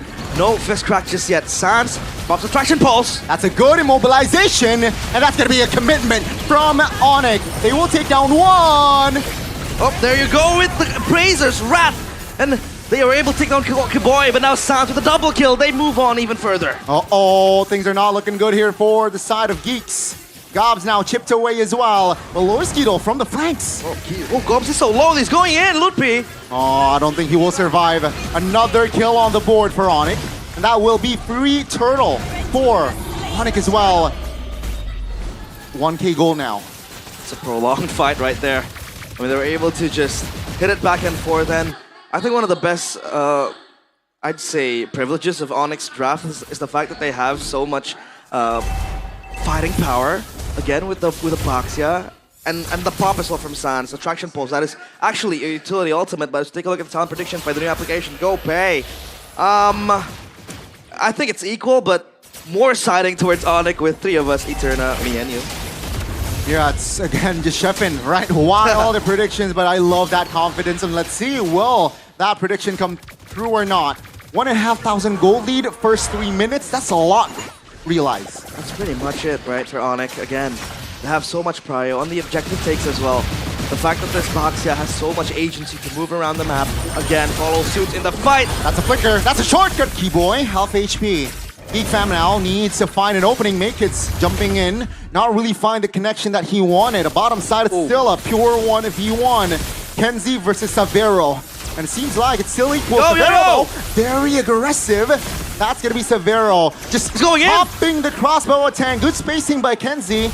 That's going to be Onyx there. Just surviving. Still though, they're in the lead. Oh, Savero is almost able to take down Kenziski. I thought it was going to go for the kill fully, but again, Kenziski was too far to reach that proximity of crossbow fang. But up top, it's only Lutpi and Gobs again, just shuffling it around. And I think so far Onyx is doing a very good job on just scouting the global presence of Geek Fam through that shortcut, because Kyrie, so tanky, can roll around, open up the bushes for Onyx, and that enables them to again have prio on the objectives. Now 9 seconds to the turtle this time around. I think the gold laners might join in the fight. I mean, the 1-1 is already level 6, Kenziski as well, level 6. So this might be a long dance for the objective, but Kyrie is gonna come and follow up. And Lutpi has the War Axe ready. I don't think it's going to rotate, but it might just happen. So it seems like both teams, right? They're taking it slow here. Waiting for more info, waiting for more rotation. Skiboy shows himself there. Oh, that's a miss there from Sansa's ult. Lutpi joins, so that's the green light for Onyx to just commit on towards the turtle. Geek Fam, what do they respond with? Oh, Kyrie gets the turtle, and now it's gonna be Onyx pouncing forward. Oh, that's Shaman Force pops! But Sans caught it red-handed. That's gonna be an immobilization all towards Kyrie. That's gonna be Kyrie actually soaking a lot of damage. That's gonna be Kyrie surviving with the shield unity. Savero, though, is there to provide the damage and find a kill. Beloyski goes down. That's gonna be Onyx finding the equalizer there with Beloyski. And yeah, still Onyx just winning on the fights and the neutral objectives here for the first 5 minutes. Because they have so much control, right? Again, the current call is somehow a CC, and then you have the Badang as well. Kyrie just, again, playing... you basically have kind of like a crash course in the Baxia, right? The chip has it, the Baxia does too. And the fact that the Baxia can just roam around is indeed very, very good. Plus, the traction pulse, the icing on top. Make it! That's an engage. Make it 2v1. 3v2 now. Make it very low. Still able to sidestep from that threat. And still 2,000 goal lead here. Geek Fam, they are catching stray still. Yeah, Onyx is throwing hands left and right, and as of now, it's Savero with 1 kill, the 1-1 against the Harith. You would argue that maybe the Harith does have the upper hand. Beloyski flicker crash course. On towards Sans. Shortcut pops committed. Boy jumps in. That's very risky. But he's A-OK. Now Onyx looking for the traction falls. Connecting! And that's going to be Beloy. Punished for the 3rd time, ladies and gentlemen. And yeah, 3K established. There you go, the follow-up is so quick, it's not telegraphed, because once the traction pulse hits, Kyrie can just jump in with the shield unity and catch the players of Geek Fam slow in his ultimate. And now it's up to Onyx to control, again, the tempo of this game. 7 seconds to the turtle. Savero is able to acquire that turret down bottom, as now they convene, as they look for this objective next on the chopping block. They have 2 turtles ready, and this might be a perfect turtle, but Geek Fam, they don't want to let it slip from their hands. Naked's now contesting under the turtle. That's a stun off on towards one member. A boy goes down. That's a kill for the turtle for now, but now it's going to be Naked stuck isolated, and Onyx will shut him down. And that's going to be 4K already in hand for the yellow porcupines. They went ham on the players of Geek Fam. And that was Naked's actually stealing the turtle, so at least they have some sort of a reminiscent, yeah, but Savero might caught in no man's land. Shortcut, great play by BBB. That's gonna be Savero punished the first time. Now, will there be counterplay as Lutpi jumps in with the engage? Good CC. Beloyski very low. Beloyski is so low, and Keyboy gets a boy. That's a boy versus a boy, and Lutpi gets the kill. Gobs is remaining with Make It. Uh-oh, they still want beef. Gobs very low. Nowhere to go as Onyx. They are under the turret, looking for more kills, but Kenziski finds an important shutdown on towards Lutpi. Ah, the blue Lenin arrives in time. A heroic entrance, but that's a kill to only Lutpi. They lose one, but they're able to grab 3 to 4 kills for Onyx. And now it's 10-5, 4K gold lead. That was Severo caught in the wrong side of the tracks. So at least for now, Onyx, it's all about resetting, because look at the wave down bottom. It's going to crash towards them. And they haven't been able to at least establish that priority on just pushing the waves even further to Geek Fam. Seems like now, tempo gone down. 20 seconds on the clock for the first lure, ladies and gentlemen. And item check. Yeah, item check right now, or X again for the CC. And look at this guy, Fiercer for Sounds, right? He can join the skirmishes. And I want to say Holy Trinity, but that's like Severo with 3 items with the Malefic gun. It makes sense, because he needs extra range, because the players of Geek Fam just want to jump into his face. I mean, Beloyski is there, Make-It with the Fredrin, even if he's not that mobile compared to the Baxia. But once you get taunted, I mean, it's going to be hard. Oh, shortcut. Uh-oh, that's going to be a Lutfi, actually. Taunted everything.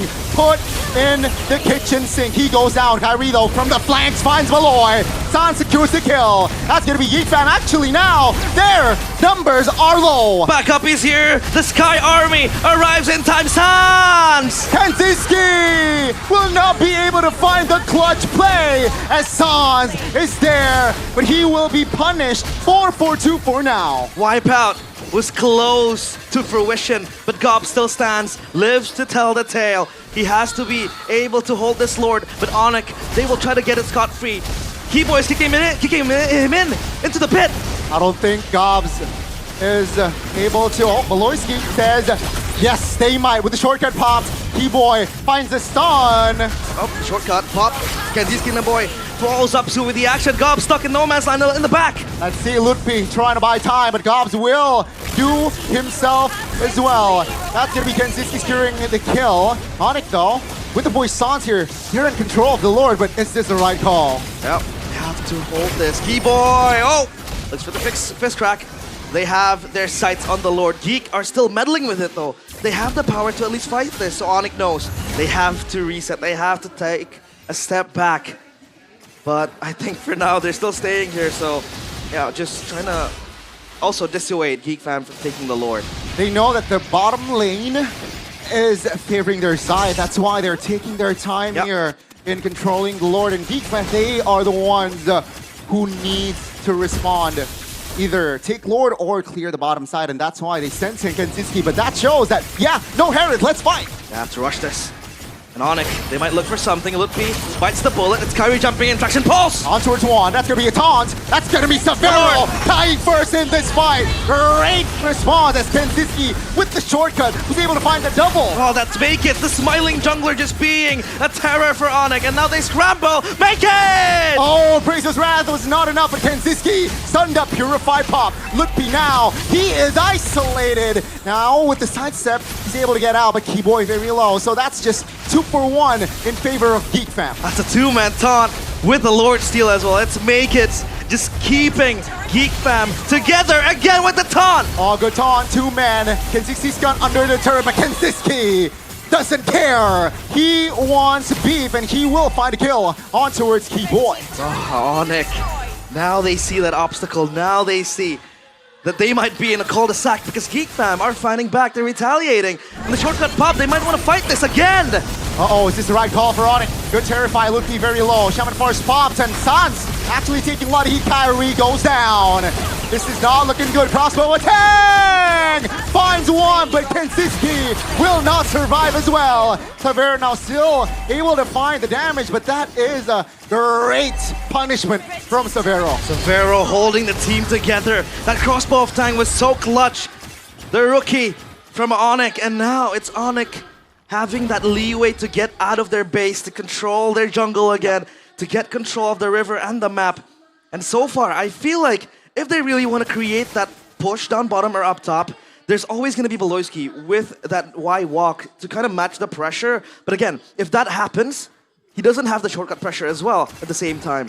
So that's going to be a game of options there for Beloyski to choose whether or not he wants to respond to that push, or does he want to look for a pick again, because that has been the surprise factor. But hey, MPL ID X streamer by Good Day, it is BZTV.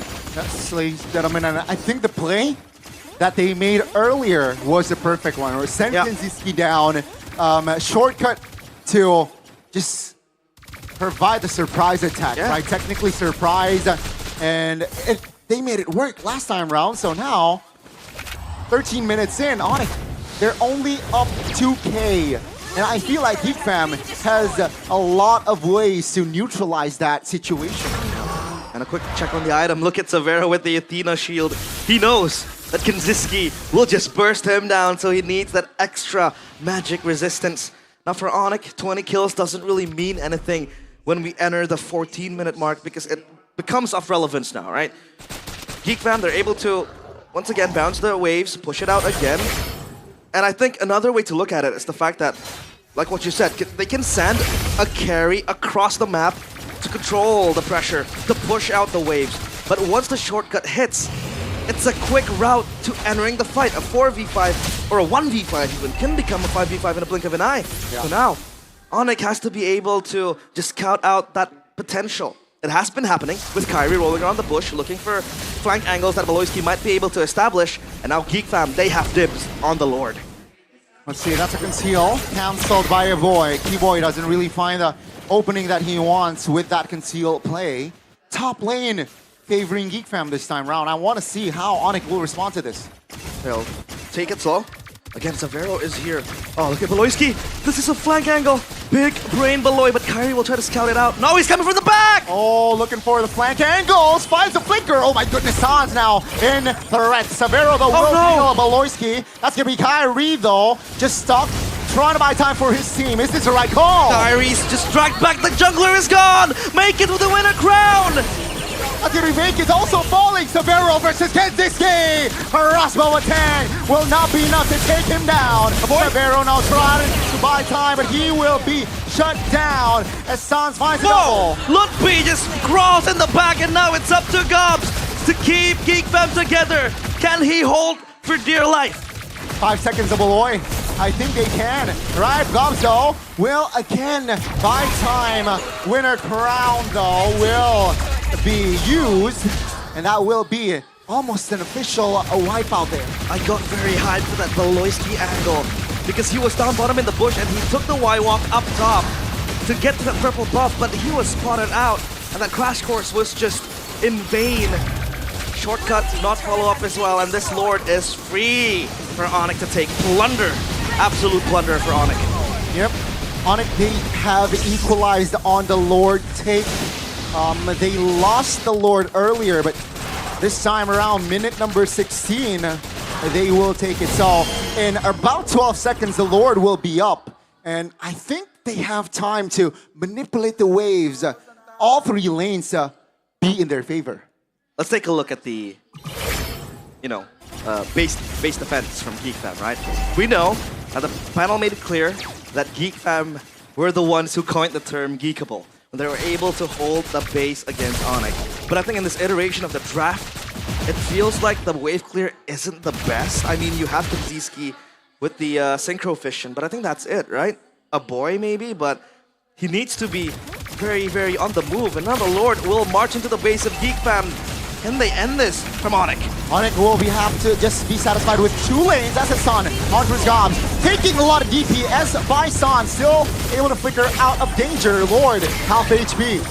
Lord is relentless. The Crystal exposed as well. But Onyx, they know they have to be calculative on their approaches. They want that inhibitor turret down bottom. This might be yet another siege. Geek Fam, they need to hold. I think with Kenziski, they will be able to find the defense here. Bottom side, almost Fraction Pulse connects. Yep.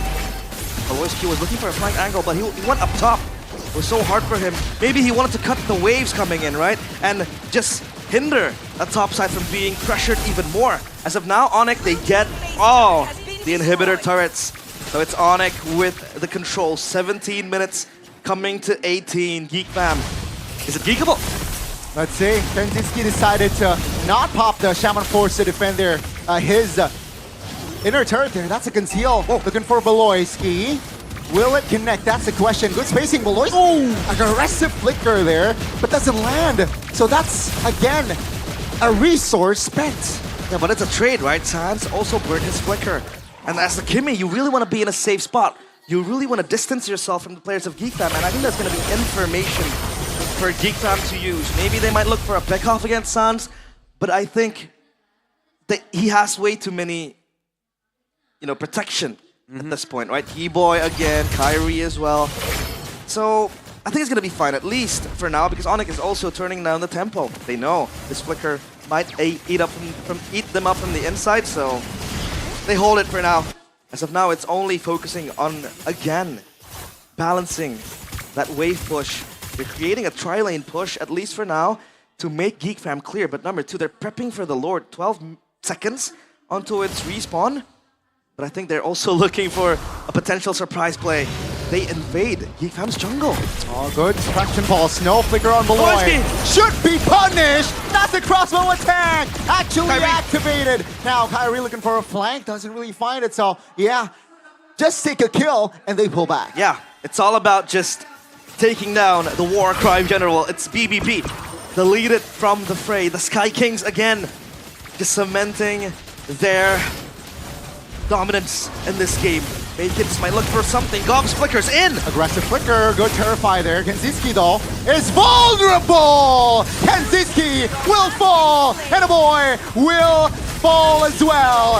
Again, ladies and gentlemen, Onyx always finds the right button to push, and they find the ultimate wipe out. The Sky Kings wipes out the players of Geek Fam, and once again they show that they are in the wrong neighborhood. It is Onyx punching the first game, 1-0. Wow. Onyx, they were early game. They got it in the back, mid-game. Perhaps it might sway towards Geek, but they made sure that in the late, that game was theirs. Yeah, it looked very shaky, right? Because Beloyski was very creative. He was looking for angles that he could really exploit.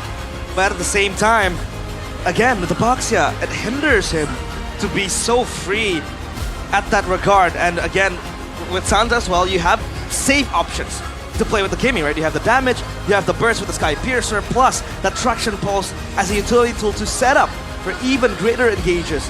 Because once you do that, Kyrie has access to just jump into the backline. And as of now, it's Onyx dictating the course of this game. But Geek Fam, we saw slivers of what they could do, even make it with the Fredrin. Was able to show that he could play the utility jungler. Man, oh man.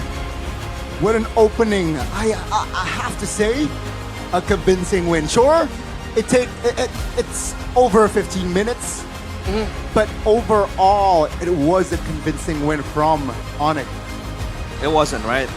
I mean, kill-wise, if we take a look at the kill leaderboard, rather the scoreboard, they had half of what Geek Fam were able to have. But I think Geek Fam were able to show retaliation again and again, time and time. And they make things hard for Onyx. But obviously, we want to listen to what the panel has to say. So Eterna, Mirko, and Chefin, time is yours.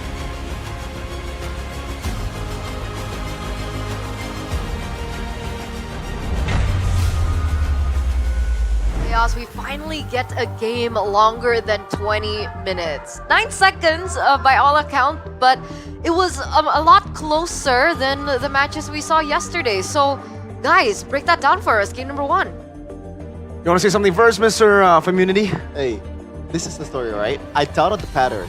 Okay. I realized that I have my own pattern. If I doubt the pattern, then the pattern becomes true. So, cocoklogi.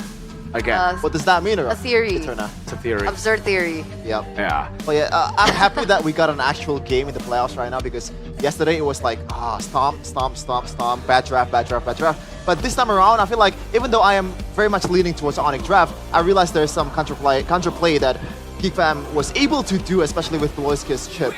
But still, there's a reason why I'm leaning towards Onyx, because they have these 2 damage dealers that's so really hard to handle, especially in the late game. You have Sans and also Savero. Now you focus your shift your focus towards 2 people instead of 1. For Onyx, they only have to focus on Kaziski. That's it. Yeah, I think we get to see it again here, right? I mean, the 2 damage dealers was a bit too much for Geek Fam to handle. I agree they had a little bit of an advantage in the draft, but I think Geek Fam came back really well with the draft that they were given. It was just that they overcommitted for the turret up top here. Way too aggressive. And for some reason, there was only one Winter Crown. There was only one way to counter the 1-1 in the later stage of the game that, again, is usually the way you want to deal with the 1-1. You want to get a lot more Winter Crowns. Yeah. Who else had the Winter Crown? It's Gops and also Nakeds. Beloyski did not build it, which is kind of weird. Yeah, because he's the guy, you know, the spearhead, right? Exactly. He's the guy who's going to be in and then probably dead first in most of the team fights, and that's what we did see. Shout out to Sans. This guy was phenomenal in the game on the Kimi. All you need to do technically is scale up, and then once you get into a comfortable spot, play gaming from behind. Just play from behind your frontliners. He did something extra. He went forward. He flickered forward. I thought it was troll. He did well. Player of the game presented to you by the official tournament smartphone Samsung Galaxy A36 5G, by the way. It looks like Sheffin has something to add. I don't think so. This guy is just... the monster. Oh, man. Like, when you're an Onyx fan, you'd be happy to see this, but when you're on the receiving end of it, it's not so fun. You know, it's not so sans.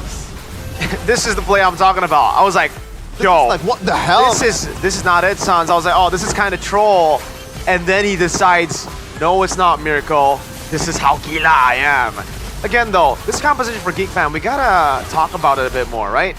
Unfortunately, it didn't work out in the end, but I see what the vision was. The vision was with the Valentina, the Fredrin, the Glue, and also the Chip to overload your opponents with CC, to lock your opponents inside of the winning condition of Geek Fam, which is the Zaman Force in the later stage of the game.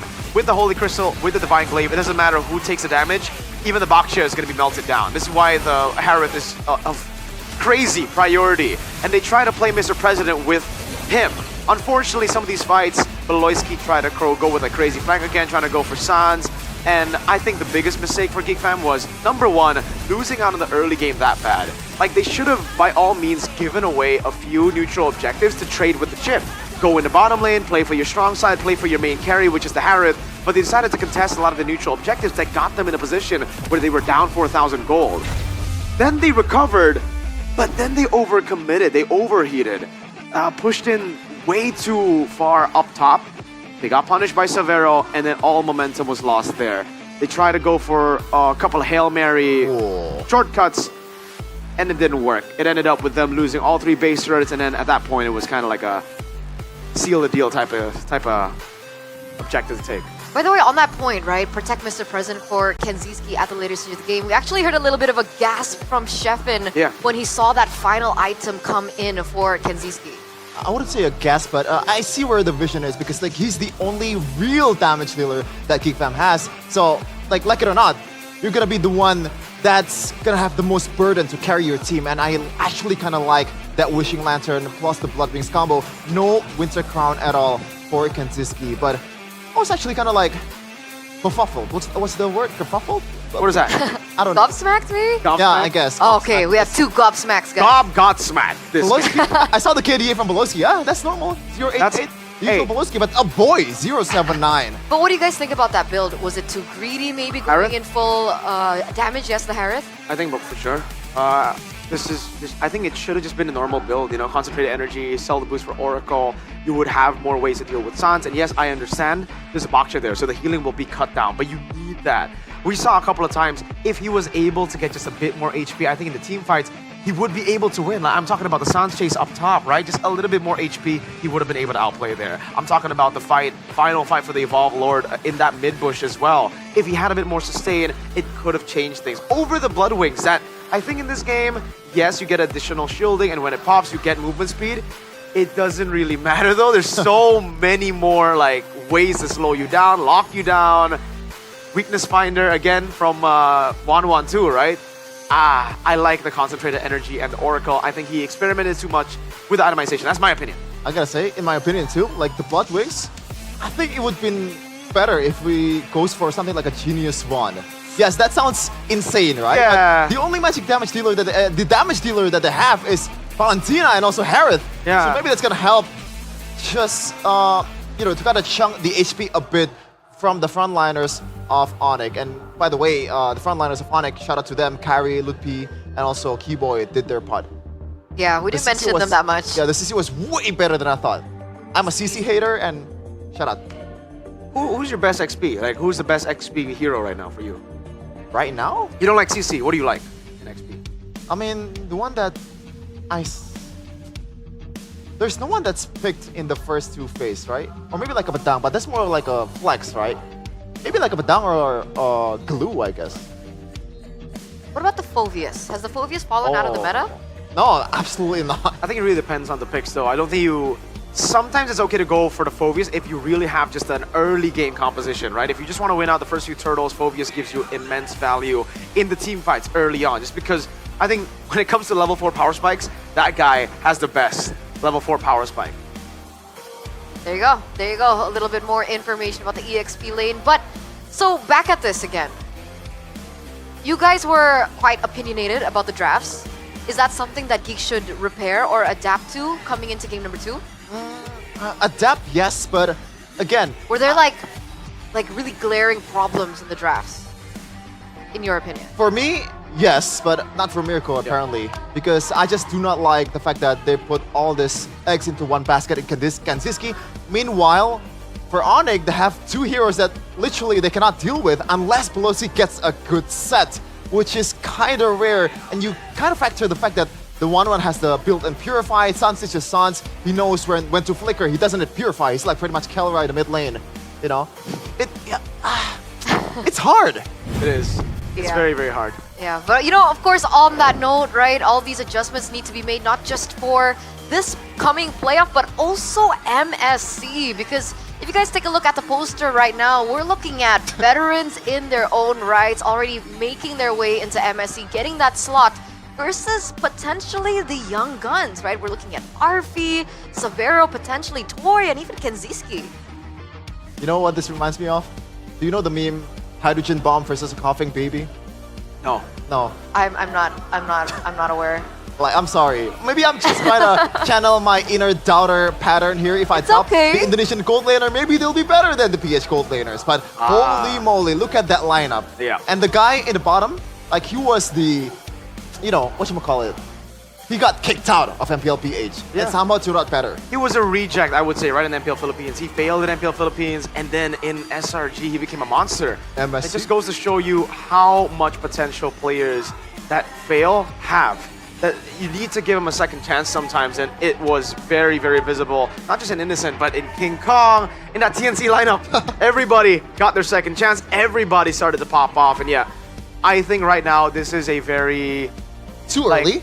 It's way too early to really like compare Arfi, Severo, Toy, and Kenzie to these legends of the game.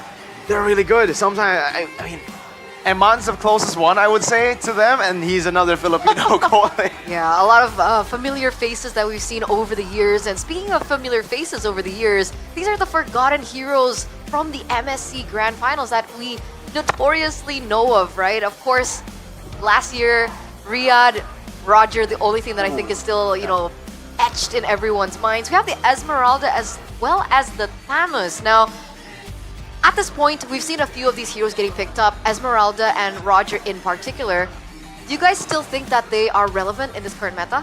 Which one? No. These three heroes? Relevant? No. Even Esmeralda. Esmeralda is much more conditional, but if the condition is met, he is crazy. Exactly. He is crazy. So like we saw Dyron in the one of the games of the regular season, he was topping both damage taken and damage dealt, which is insane. Yeah, but definitely not relevant. Conditional for the Esmeralda, Thamas, Roger, Esmeralda. I think they're kind of irrelevant, and I feel like it's just the meta, dude. I mean, Moonson has nerfed a lot of these heroes. Notoriously, they nerfed Roger last season when technically GeekFam only worked with the Roger. That was unfortunate. Like, they banned all of Vincent. They nerfed all of Vincent's heroes last season.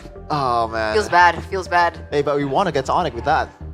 Yeah. Feels good. You want to get a trophy for that? Oh, give him the Beat the Onyx trophy. Give me the Don't Ban Irithel trophy. Beat Onyx Dior.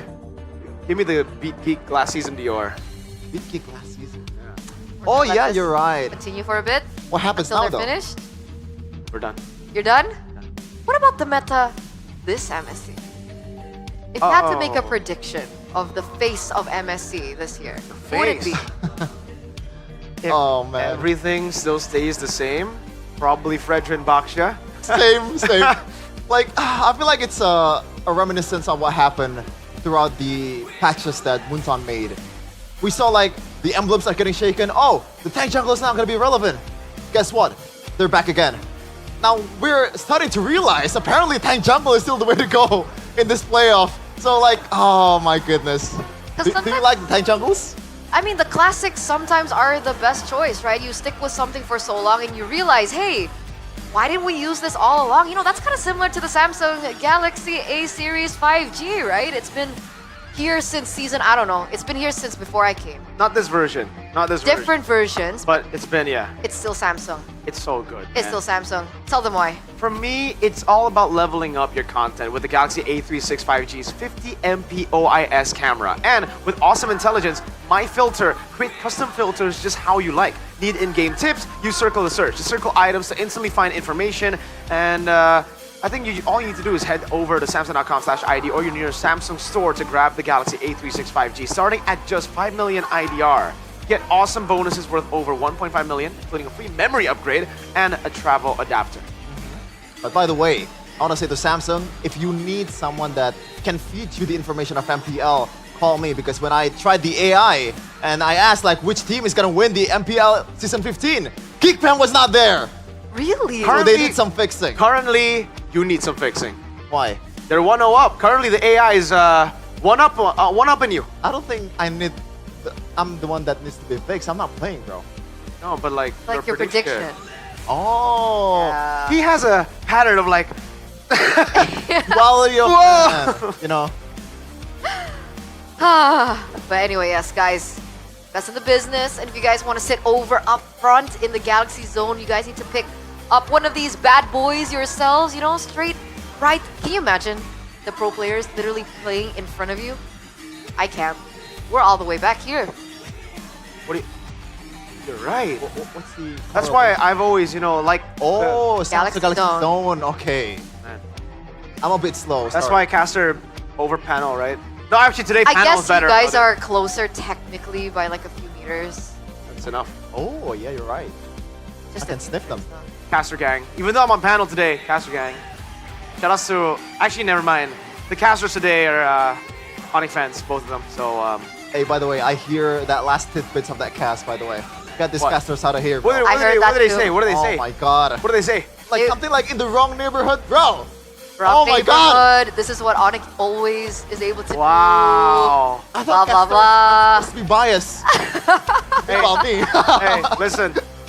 I'm not even biased to VTR, you know? Oh, do you want to switch teams? No. We're still no. accepting. They might have not won a single MPL in 15 seasons. They might have never gone to an M series. But when you pick a team, you stay loyal, brother. Oh, Gonic VTR. knows a thing or two for that. Oh, he knows a thing or 15 years of but sticking to a team that just doesn't win. I respect that a bit more than realizes shameless glory hunting.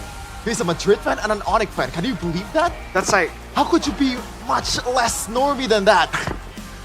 Or much more? Like, what's... Wait. Much more? Yeah, much more normie than that. He's the normies of the normie. I agree. Number one normie.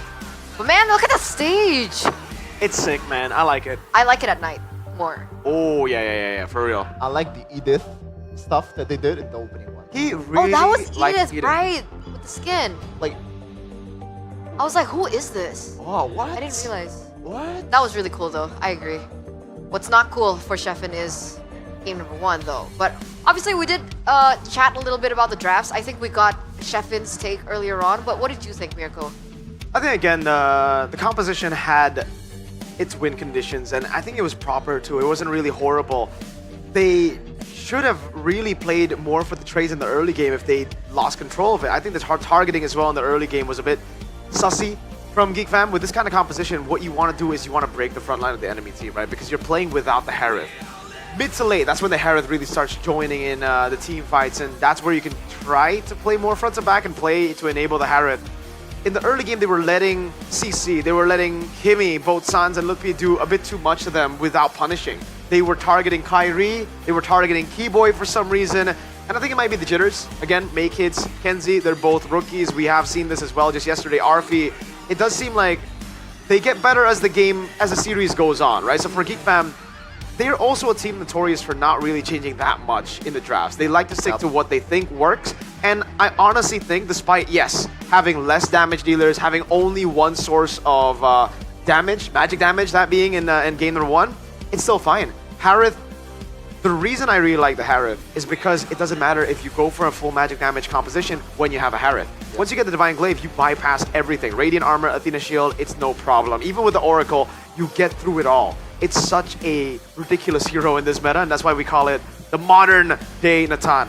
Get those items, start carrying. Team fights are very hard to lose if you play for the Harith, and that's why the composition was literally, all right, let's capitalize on this broken pick. It's always been the plan A for GeekFam ever since the regular season starts. It's either the Moskov split push or Harith carry. That's the only two things that GeekFam did in the first half of the season at least. But second half, they start to expand it more in the draft. That guy. Who's that? That's Kyo. Kyo Joshua. Kyo Joshua up in the festival, ladies and gentlemen. So if you guys, you know, unfortunately, maybe the tickets are sold out or whatever, you guys actually can still watch outside at the festival. For free. For free. Exactly. So many activities that you guys can actually do. A lot of free stuff given away. There's merch booths. There's other kinds of booths. It's super fun. Can I vent a bit? Sure. Sure. I was so excited about Jakarta International Velodrome because I got to play some hoops last year. But apparently, I came to the basketball court and the hoops weren't there. Where are they? Oh my lord. I don't know, bro. And no hoops? Yeah. That's awful. I don't care. I'm sorry. I understand. I was trying to be nice. I was trying to be nice. That's why we got Devil's Advocate. Okay. Yeah. We gotta Good have cop, bad cop. good cop, bad cop. Okay. Don't worry, I'm a GeekFam fan too though, Shepin, so that we share. Thank you. Okay. But it looks like the drafts are ready, boys and girls. Ladies and gentlemen, here live in, once again, Jakarta International Velodrome. We're going to get to game number 2. See? Presented to you by the official tournament smartphone Samsung Galaxy A36 5G. Let's just get straight into it. They're not the type of team to change. Yeah. Yeah, I'm telling you, this is GeekFam. This is Chip again, probably, right? Wait. Yes, unless they want to try to go for the Kalea and try to call out the fact that Onyx are just not that good with Chip alone. But they went for Chip again. They gotta go Chip again. I don't think what will change. I wonder what Onyx is gonna do. Coach that's notorious as well for using the picks that they have won with. Baksha, probably. And Kimmy. Oh, man. Oh, you guys are really smart. Hey, thank you. You got 100 IQ, Eterna. Oh, man. Now, I agree with you with the hoops. Now we go hooping. We're a bunch of sharpshooter. Oh, my lord. Back-to-back sharpshooting. Oh, man. Sharpshooting the hoops. Yep. Sharpshooting. It's fine. It's fine. So, Fredrin Valen again? Did you agree with the Valen pick? That they can change. I think the Valentina is the only pick in that composition that I feel like, all right, they could be a better choice maybe, but what is the better choice, right? The Farce has been banned out. That would usually be my answer when you're up against a Kimmy and later on a Wanwan. How about play like a pure front to back? Never mind. You don't care? No. I was gonna say like, how about like a bit more front to back approach, picking something like a Yeep and try to kite, but it doesn't really go well with the Chip. It's the thing that I realized. Bless you. Thank you. And now, I really wonder, this is gonna be a hard pick for Coach Yeb. Oh man.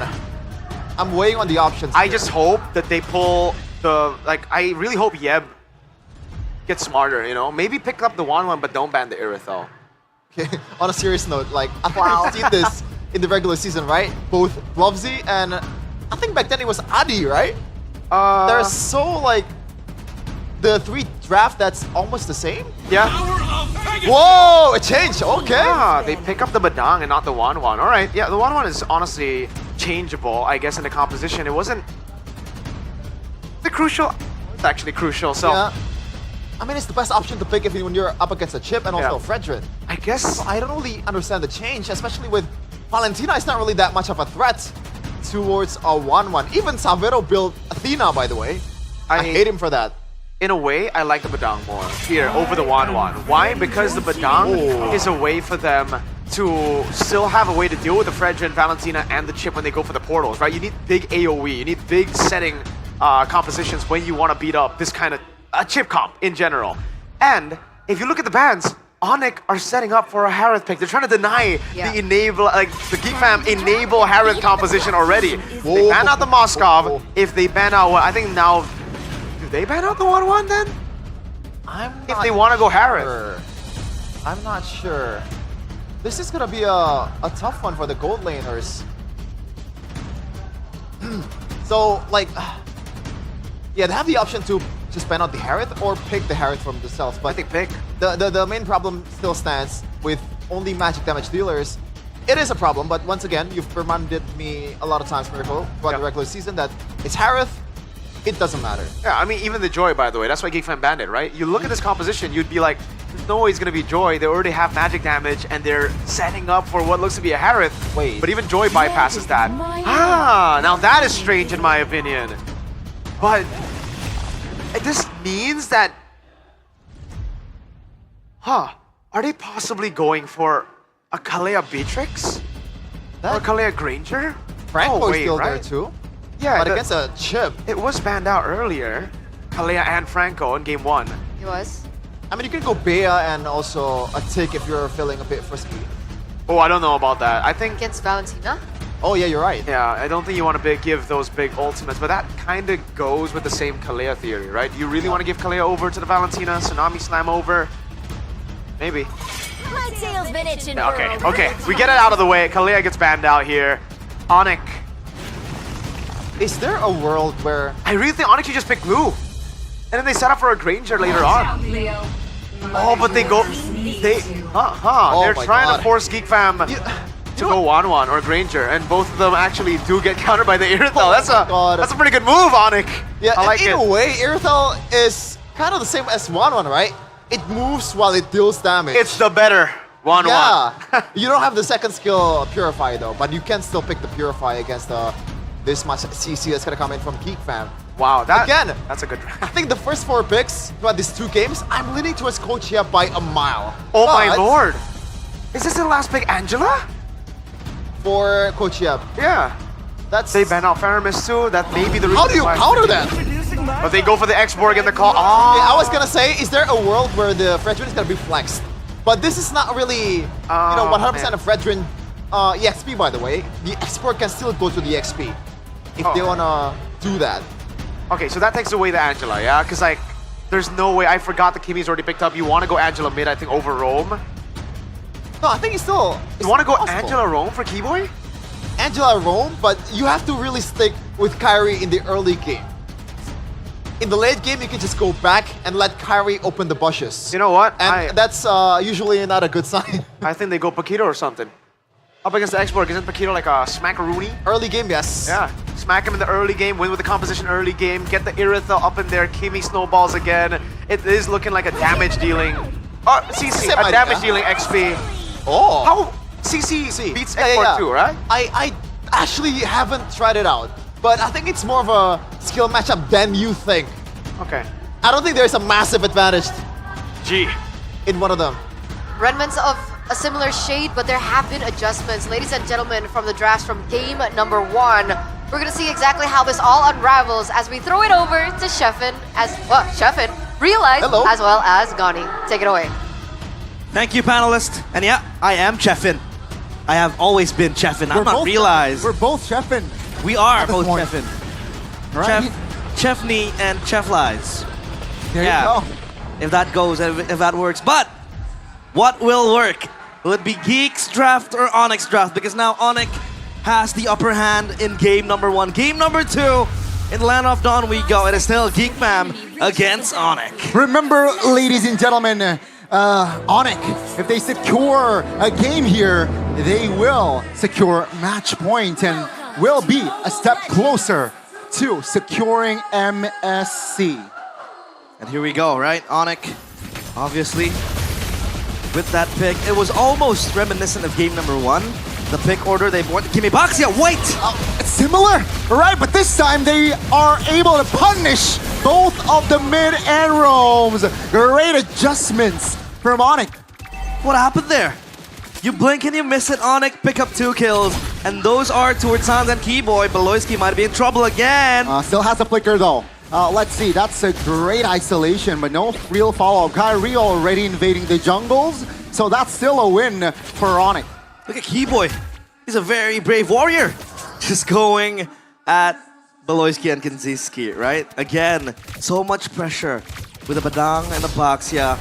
Plus this time, they pick up the CC to face off against the X-Borg. So take a look at the emblems presented to you by IndyHome, by Telkomsel. Obviously, with the QC on the Badang, I think it wants to be closer to its target. The Erythal as well, really benefits from the QC. Now Shield Unity and Beloyski again next, and he will flicker. Yeah, forced to use the flicker, and that's already a spell burnt before the first turtle fight. And let's see here, Kyrie level 4, Mika's also level 4, but EXP, I'm sure Kyrie has an edge. Bottom side, both teams rotating towards the EXP to fight for the first neutral objective. Picked up a important point there from Chefin back in stage. Hold on a minute, Severo. Oh, there is a slight miscommunication there perhaps, but Severo very low, but he is still in the Land of Dawn. Yeah. I mean, they stated that this Fredrin could have been flexed, but the X-Borg is no way going to really be flexed, right? They picked this up safely for Geek Fam to play. Traction pulse by Sans again, just biting off a boy. And Onyx just exerting the pressure time and time again. Beloyski and Kaczynski are no less not given the freedom to just farm up a bunch. Makits goes for the taunt. That's a vengeance. Kyrie looking for a stun on towards Makits. The damage now will come through. Kyrie secures a kill. Beloyski stuck, isolated. In the rocks he goes and he evaporates as Onyx pick up 2 more. It's a double and double. Kaczynski blazing duet. On towards Severo, giving pressure, but also for the farm. Ooh. Almost there. That hit almost punishes Kaczynski. Great recovery though. That's going to be both marksmen just recalling. They were looking for the punish, right? Oh. And that was a good point as well by Mirko in the panel. The Erythal is a much better version than the 1-1. It has the movement speed and maybe bar the Purify in the 1-1, right? But I think the Erythal just is so much burstier in the early game with the heavy crossbow. You have you have a lot of mobility to work with, especially when Geek Fam want to come running at you. The heavy crossbow will save the Erythal. They were forcing Geek Fam to play an unfavorable matchup against the Erythal, either the 1-1 or the Granger, right? Yeah. That's why, at the end of the day, they picked up the Claude, which I think early on can be heavily punished because I think it needs 2 or 3 items to be online. Yeah, 3. But Beloyski. Oh, they're trying to gang Ludwig.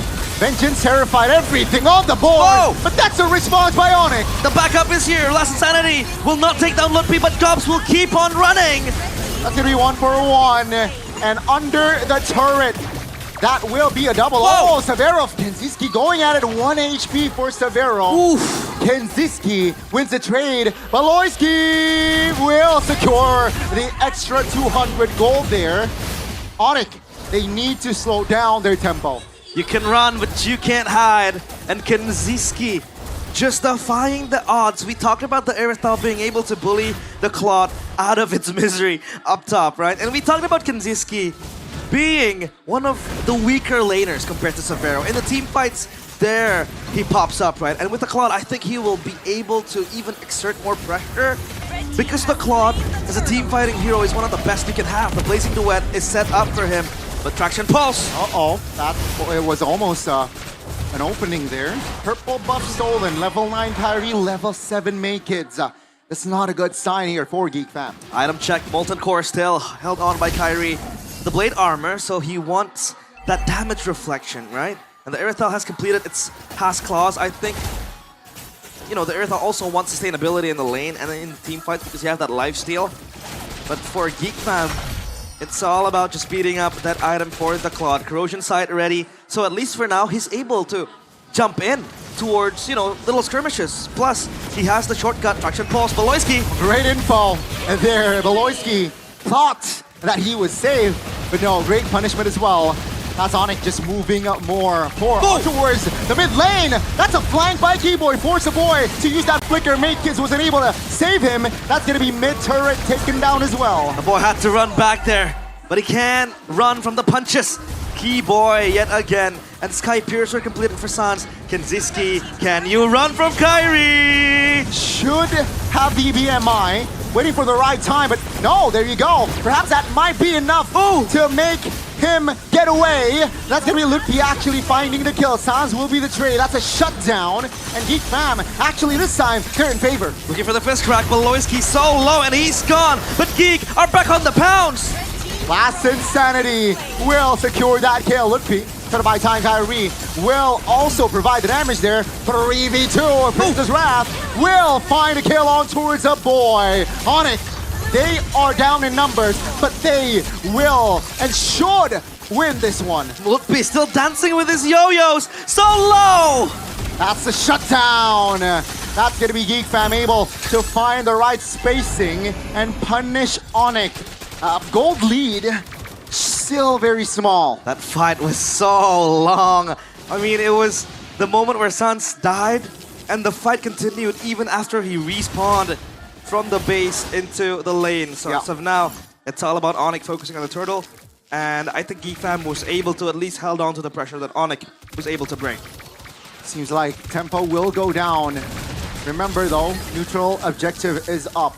Let's take a look at the levels. Actually, Naked's he has equalized level-wise. Yeah, turtle now.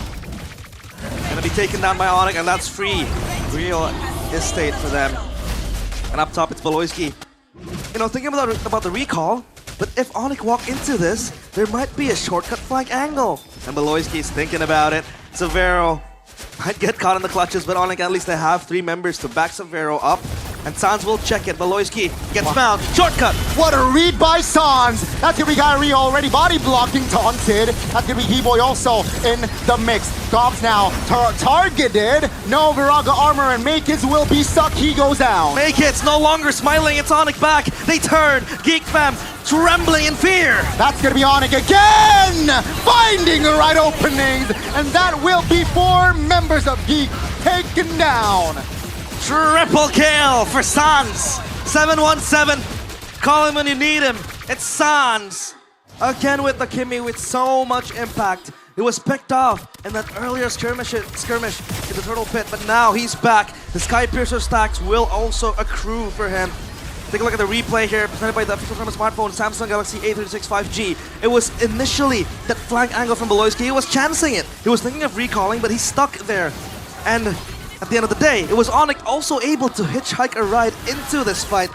They pushed up top, they won the fight, they had the bigger numbers, they had the better items as well. They are more powerful at the stage of the game with the Kimmy as well, completing 3 items. Severo on cue towards the third. I think he's gonna go for that GDS, possibly, to add that crit damage.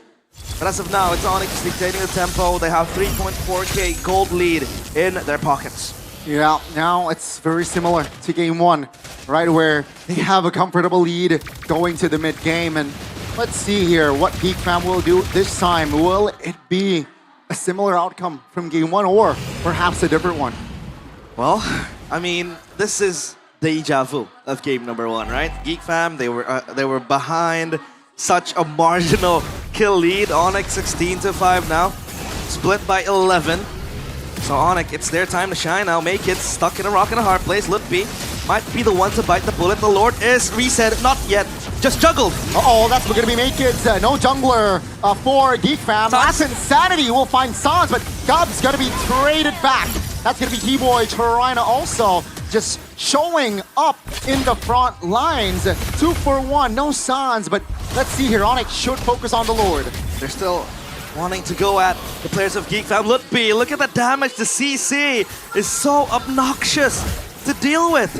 So much damage constantly as well. The DPS from the CC will be problematic. Beloyski looking for the flank. Kenziski up top. Oh, that's gonna be shortcut. Lord though will be secured by Kai. No! That's gonna be Kenziski taken down with the vengeance by Lutfi, and that is still a favorable trade for Onyx. Wow. I think it'll be, I don't know. I want to hypothesize that maybe it would have been better for Kenziski to stick and push that lane up top, because then, even if they lost that trade, they got a turret maybe, and even possibly 2. Because Onyx, they were full focus on just providing backup for that skirmish that happened, the Beloyski crash course. And Kenziski, he chose to join the fight. Maybe if he would, pushing that would have sounded better, it would have looked better. concentrated energy for Sans, adding insult to injury. As Onyx, they build up this wave, the tri-push coming in. The Lord up top, they secure the second tier turret. It's up to Geek Fam again, back to basics, back to having to prove that they can geek their way out of this. The Lord might just barge in, but I think for now they have the capabilities to stop the push. With the Holy Shield as well, right? I think it will help Geek. Yeah. As long as they are just tight in formation. Kyrie looking for an opening, just teasing. Mid lane, Holy Shield triggered. And that's gonna be Onyx now, continuing on the C top lane. The Holy Defense helps. That's Insanity from Cubs to only clear the way. Beloyski! Oh, looking for the flank! That's gonna be a 3-man stun, so Vero very low, still able to sprint away. That's gonna be Lutfi now, taking damage. Kibo comes in! Finds an angle on towards the boy, and he will fall. Beloyski flickers out of danger there, and Onyx, they will continue on. They keep the pressure going. The stoves are on. Geek Fam on the precipice of losing game number 2. Let's see, mid-base turret down and out. Top lane will be next. Geek Fam, they are 4 men defending this one, waiting for a boy 10 seconds. Bottom side should be taken down as well. Boy goes in, no fist crack, and he dies. Onyx, they have to run for the hills now, it seems like. It's 5v4 technically. Now Severa very low, Gobs flickers out. Lutfi showing up for Beloy, my goodness, Kai! Trying to buy time perhaps, but perhaps that might be a slight mistake there. Ooh. And as he goes down, Geek Fam, great defense, though they lose all 3 turrets. Kenziski is starting to hurt for Onyx. But again, take a look at the scoreline, 22-9. This is, again, a test of might for Geek Fam. Whether or not they have the hold, whether or not they have the capabilities to, again, turn the game around. We have seen them be able to do that time and time again. But as of now, it's Onyx having full control of this game. They grasp it with 5 fingertips, both hands. The Lord spawning. This time they have Prio. And look at Kenziski down bottom, right? He's just going to clear the way, push it further even. Beloyski again, that flank angle has always been his bread and butter. Onyx, do they realize Beloyski is there? Yeah, he shows though, so that's Onyx now looking for an engage. Good stun, make it stun, isolated, no cover! No jungler again for Geek Fam. Onyx now, they can pull back, but what's the call here? Seems like they will focus down the Lord. The Lord again is their toy. This is all theirs for the taking, and even the lanes are pushing in their favor. So as of now, it's Onyx still, relentless. Winner Crown purchased for Lutfi to have that survivability as well. If push comes to shove, he gets stuck in a last Insanity, that Winner Crown will come and clutch. So Geek Fam, what are their win conditions right now, right? Maybe the only thing I can think of is looking for a good setup for Kenziski to explode. Because this Claude is starting to hurt. I've said that multiple times. And if they can set up a way for the Claude to enter the team fights, to jump into the backline, at least catch Sans lacking, then I think they could have a chance to turn the tide around. But as of now, it's Onyx full focusing again on the base. The Lord marching in. This might be enough for game 2. Let's see though the defense now. Lord will be pulled there, but that's the top lane minion actually coming down. Beloyski now from the flanks, or a ray cancellation. The damage now will come through, and he goes down. Sans just gunning them down, and again Geek Fam trembling in fear. That's Lance Insanity! Caught him off guard, and that key will be taken down. No immortality, but Gobs now on and on. Blazing duet by Kenziski will not be enough as Hey will fall. Severo claims the double. Kenziski fails to deliver the win again for Geek Fam. They falter 1 by 1, and Onyx get the double. It's a 2-0 end. Geek Fam tumble once more. Ladies and gentlemen, Onyx, they are at match point. And Geek Fam, they need to pull an alter ego move like they did yesterday. Alter ego move, a reverse sweep might happen. We saw it happen yesterday, right? And we all talked about how it is too early for a reverse sweep to happen. But for now, again, Onyx just looks unstoppable. I mean, if you take a look at the kills, the stats has always been able to show that Onyx are so relentless, so offensive. the kill margin is just way too far for them, for Geek Fam rather, to catch on to. And it felt like for a brief moment, yeah, there is hope from Kenziski, but on that last fight, Onyx made him sit down.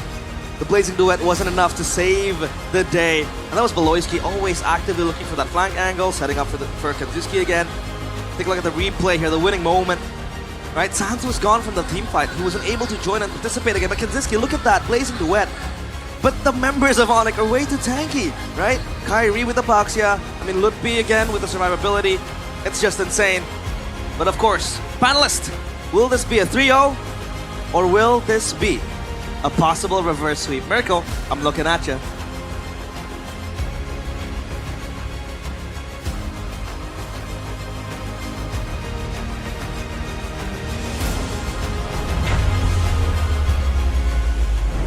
That's the big question here. Will it be a 3-0? Gani said it there. Match point now for Onyx. One more game away of going further up into the upper bracket finals.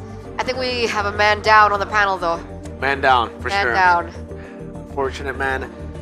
Oh, I mean, they did try to replicate the draft again, but it was ambitious to think that Yeb was not going to change a few things as well, right? You're going to go for the same exact draft. I'm going to pick up the Badang, not going to go for the 1-1. And then that was so smart by Yeb, dude. The Harith ban and the Moscow ban into the Irithel pick. Shut down both the meta picks, the Granger and the 1-1, the two picks that maybe you would have gone for when both Harith and Moscow were banned out. It's shut down or gets shut out by the Irithel. The only other choice would be, well, like a Bruno, we said, maybe, but even then, it's a pretty bad pick up against the composition of Onyx. Why is Yep even here, man? Dude, that's what you get when you have an elite roster and an elite coach. This is the impact that Yep brings to the table. Oh, man. Miss Miranda, if you want more time with your husband, please. Take him. You take him to wherever it is, man. Not here. Not against Geek Fam. My God. This is so frustrating. How do you win the draft my God. in the first game and double down and winning it out even more in the second game? I don't know, but that's a situation we're forced in right now. And back-to-back, we're going to see the same face up on screen here. Player of the game, presented to you by the official tournament smartphone Samsung Galaxy A36 5G, is Sans once again. Back on the Kimmy, despite the Farsa respect bans we've been seeing from game number 1 and 2, he pulls out the Kimmy, one of his signatures from the regular season, and the impact is definitely glaring. Wow. I mean, not much they can do here.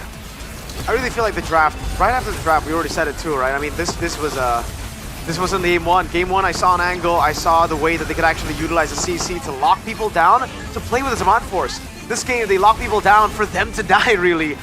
The Claude is too... We actually said how bad the Claude was, right? Like, before we got into the draft of game 1. That's why we're not seeing Chidera. If the Claude of the Moscow was meta, I think Chidera would be the better choice over Kenzie. And unfortunately, the picks that we were talking about for Kenziski, Harith, Granger, 1-1, it was shut completely down by Onyx through the draft itself.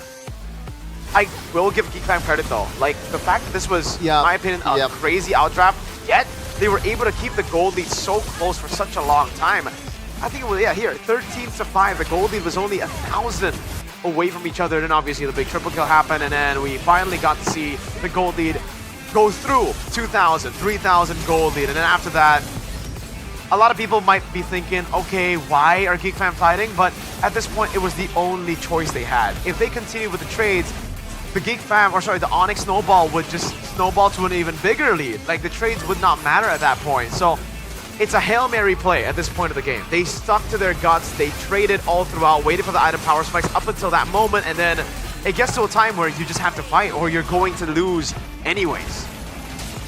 I just want to cope. Alter Ego did it. Why the hell Geek Fam can't? Alter Ego did it. Oh yeah, they're up against Bigatron. But Bigatron did it more. Yeah. I see. I don't think Onyx or I don't think Yeb will pull anyways. And by the way, a combined 117 KDA for below. Oh man. I mean, we've been talking about the 0-7 power spike. The power spike's not been hitting.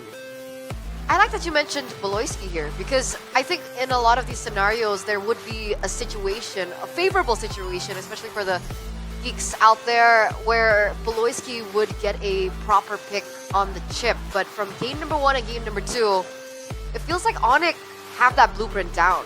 Every time Beloyski looks for an opportunity to get a pick onto Sans is already a step ahead, already aware, flickers out multiple times.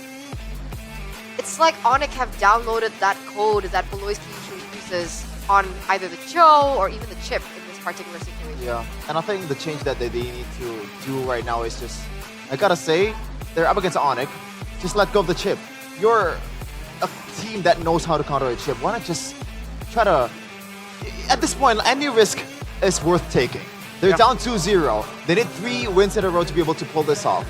Yes, you have extra life, but you'd really prefer to win it out in this, in this round because top 3 is secured if you do that.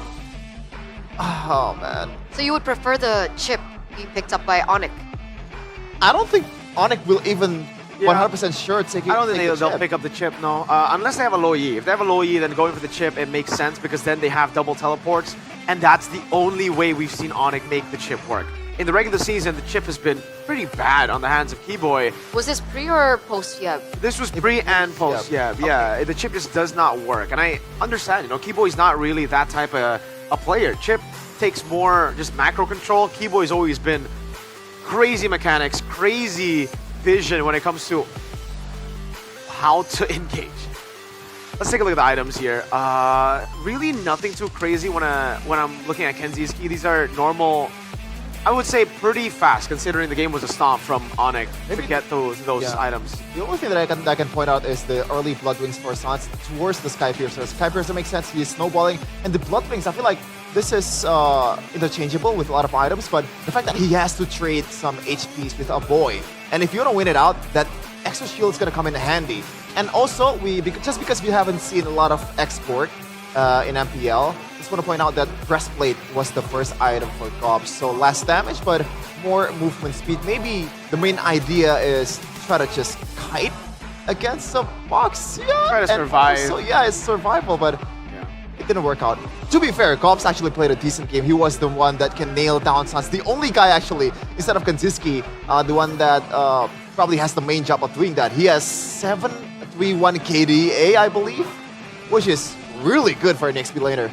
So in the end, the export flex, despite us not really seeing the export too often in the XP lane, was supposed to quote-unquote work? Is this something that other teams can explore, or is this just in this situation with every other lane being shut down, Gobs was able to perform on the export? I think the XP is in a weird place right now because for the most part, you want your XP to be a playmaker that can actually help you win Turtle 1. If you have a utility jungle, you don't need that anymore. So that's why we're seeing more damage dealers like the CC, the Paquito in the regular season, and earlier the export. So yeah, it only comes if you have a utility jungler. But even then, I think the CC has had Gob's number for the most part in the lane, and that's why Turtle 1, they just had to give. It's incredible actually for Ludwig.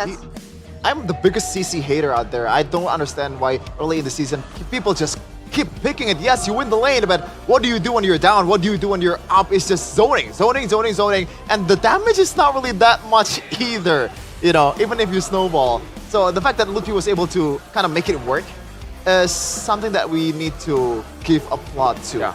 And to be fair, some of the targetings from Beloy, like he was desperate to be also. There's not much you can do, honestly. Yeah. 2 games in a row. And the first game he was like in the top lane, in the inner turrets. Yeah. He was a 5-man dive. 5-man dive. 5-man dive. Yeah, that's right. It was a CC with a vengeance. And they did it again in the bottom lane, in the first turret. I'm just happy that Ludwig finally gets to show off the XP carries again because when he was subbed out for Rez, it was during the meta of like utility XP, just tanky XP laners, and that didn't fit Ludwig at all. Now that we're back to jungles that can go utility, Ludwig fits the bill so well. It's back to Season 13 in the same arena. It's him on Masha yesterday, it's him on CC. It's a matter of time before we get to see the Paquito and the Benedettas again. Is MPL ID scripted? Oh. If it was, I don't think Onyx would win for it. Right? Yeah, you're right. You're actually right. That's true. I think Beaker would have won at this point, right? If it's scripted. Why? What do you mean why? Oh, nothing. What do you mean why? Nothing. Nothing. It was just a question. Innocent question. One season. Wow, I don't want to say it. I don't want to say can't it. even. Oh, I know what you're gonna say. Dude, I've made peace. One season brilliance. At least she's got a season, guys. Yeah. Is that really an insult? Oh, you have one MPL. I mean, you have regular season, Wow. right? That's something, Regular season Dior. right? I don't think so. He would rather be like the 6th seed, hell, even 8th seed somehow gets to the playoffs and win it out. 8 seeds somehow gets to the. Hey, somehow, I don't know if you can bribe the. I'm just kidding. Why are we talking about this? I don't know. Shevin's kind of wild, but it's okay. It's cool. 3-0. Ooh, yeah. Depends on I'll call it after the draft. Okay. You know what? Even though I am very obviously a Geek fan here, even in the back rooms, as you would say, I was a bit pessimistic. I am a pessimistic person overall, but you went 3-0, Geek. well, that's prediction. You don't have to care about that. But in my heart, in my Okay, no, in not your in my head. heart, in my brain, I'm thinking a 3-0 is very likely to happen, just because of the fact that Onyx was so good yesterday against the LID. Honestly, I didn't think it would be a 3-0. If it becomes a 3-0, I thought it would have been like 3-1 at minimal. Me neither. 3-2 Yeah. for Onyx. Yeah, my realistic prediction was 3-1, but again, 3-0 is very likely. It's looking like that if there are no changes to the drafts, right? I mean, if there are no changes in the draft, yeah, it'll probably be the same story again. I think they gotta change at this point, right? Like, yes, game 1, they had a proper draft. They had a few win conditions. We saw that in the game as well. It was reflected in the game. Game 2 was a shutout. So, game 3, I think... so sad for Geek. Oh, man, I think you gotta go. What are you even sad for? I think she lost Liquid, so now she's rooting for Geek. Ah. But Feels so sad for back to the draft. Geek fam. Yeah, maybe let go of the chip, pick up the Kalea, go for a normal standard composition now, and try to win it out there, because clearly this thing that they're trying is not working out. Just the initial plan has to change, because Geek Fam does not have that luxury of Onyx, weird picks in the later part of the draft, unless you want to go crazy and pick something like a Natalia or a Saber. If somehow it works, or the Hellcurt again. Wolf would love that. And even if you want to force Kyrie on Assassins, I think it'll be an even faster game if Kyrie gets an Assassin. Like, this, it's been lingering in a lot of your guys' head as well, probably, right? Like, oh, maybe ban the Baksha. Then what? Leave the Hayabusa open? Leave the Lo Yi open? And then what? And then maybe take the red side away from Yeb. Might be also a way to... This has always been the Geek Fam way to go up against Onyx. They take red side away.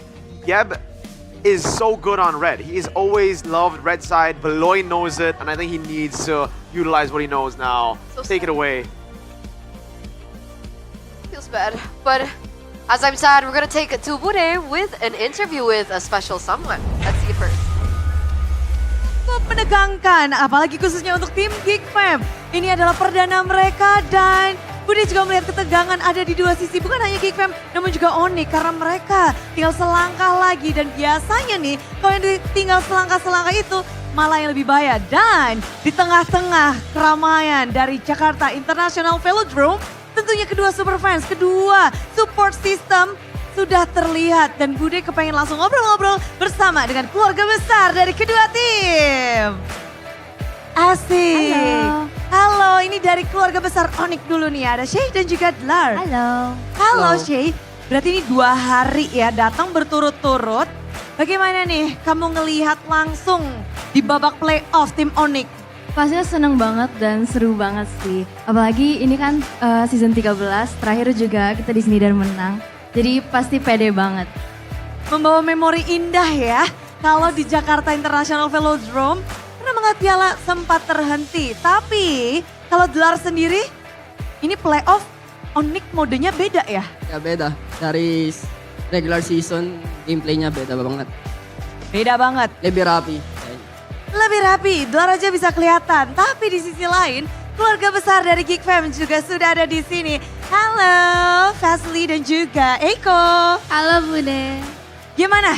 Hadir ke babak playoff, tapi ini beda karena kalian berada di upper bracket, berada langsung di hari yang kedua. Gimana sih kalian ngeliat ini? Kita sih senang karena ini kan pertama kalinya ya Geek upper bracket di Velodrome. Terus kita juga pede sih bisa reverse sweep. Karena kan kita season lalu ada pelangin Onyx kan dan semoga bisa menang hari ini. Betul, musim lalu di babak play-in 5 game dimainkan dan di sini juga Eiko Bude penasaran melihat suasana Geek. Gimana sih ini perdana mereka, match pembukaan mereka? Apakah lagi pada grogi-grogi atau kenapa nih 2 game? Kayaknya sih nggak grogi ya, cuman lagi ngepur aja. Lagi santai-santai aja dulu ya. Ya. Jadi kalau ngelihat kayaknya dari keluarga GFM nggak ada yang panik. Kalian panik nggak ini? Udah 2-0 gini. Kalian belum punya poin loh. Enggak sih, nggak panik. Deg-degan aja dikit. Deg-degan aja dikit. Tapi mungkin berbeda halnya ya kalau situasi dari tim Onyx. Memang sudah ngedapetin 2-0. Tapi 2-0 ini kemenangan yang gimana sih, Dar? How do you see games about the wins? Kayaknya sih Geekfam mainnya kurang makro sih. Kayaknya di regular season itu Geekfam kuat banget main makro kan. Tapi hari ini nggak lihat makronya gitu. Ini nggak bermain makro playnya nggak kemainin karena Onyx atau memang jati diri Geekfam yang belum keluar? Is it because Onyx stops the gameplay or something else? Kayaknya dari Geekfam sih. Kayak mereka player-playernya dependable banget sama Baloyski sih. They need to play for themselves lah gitu.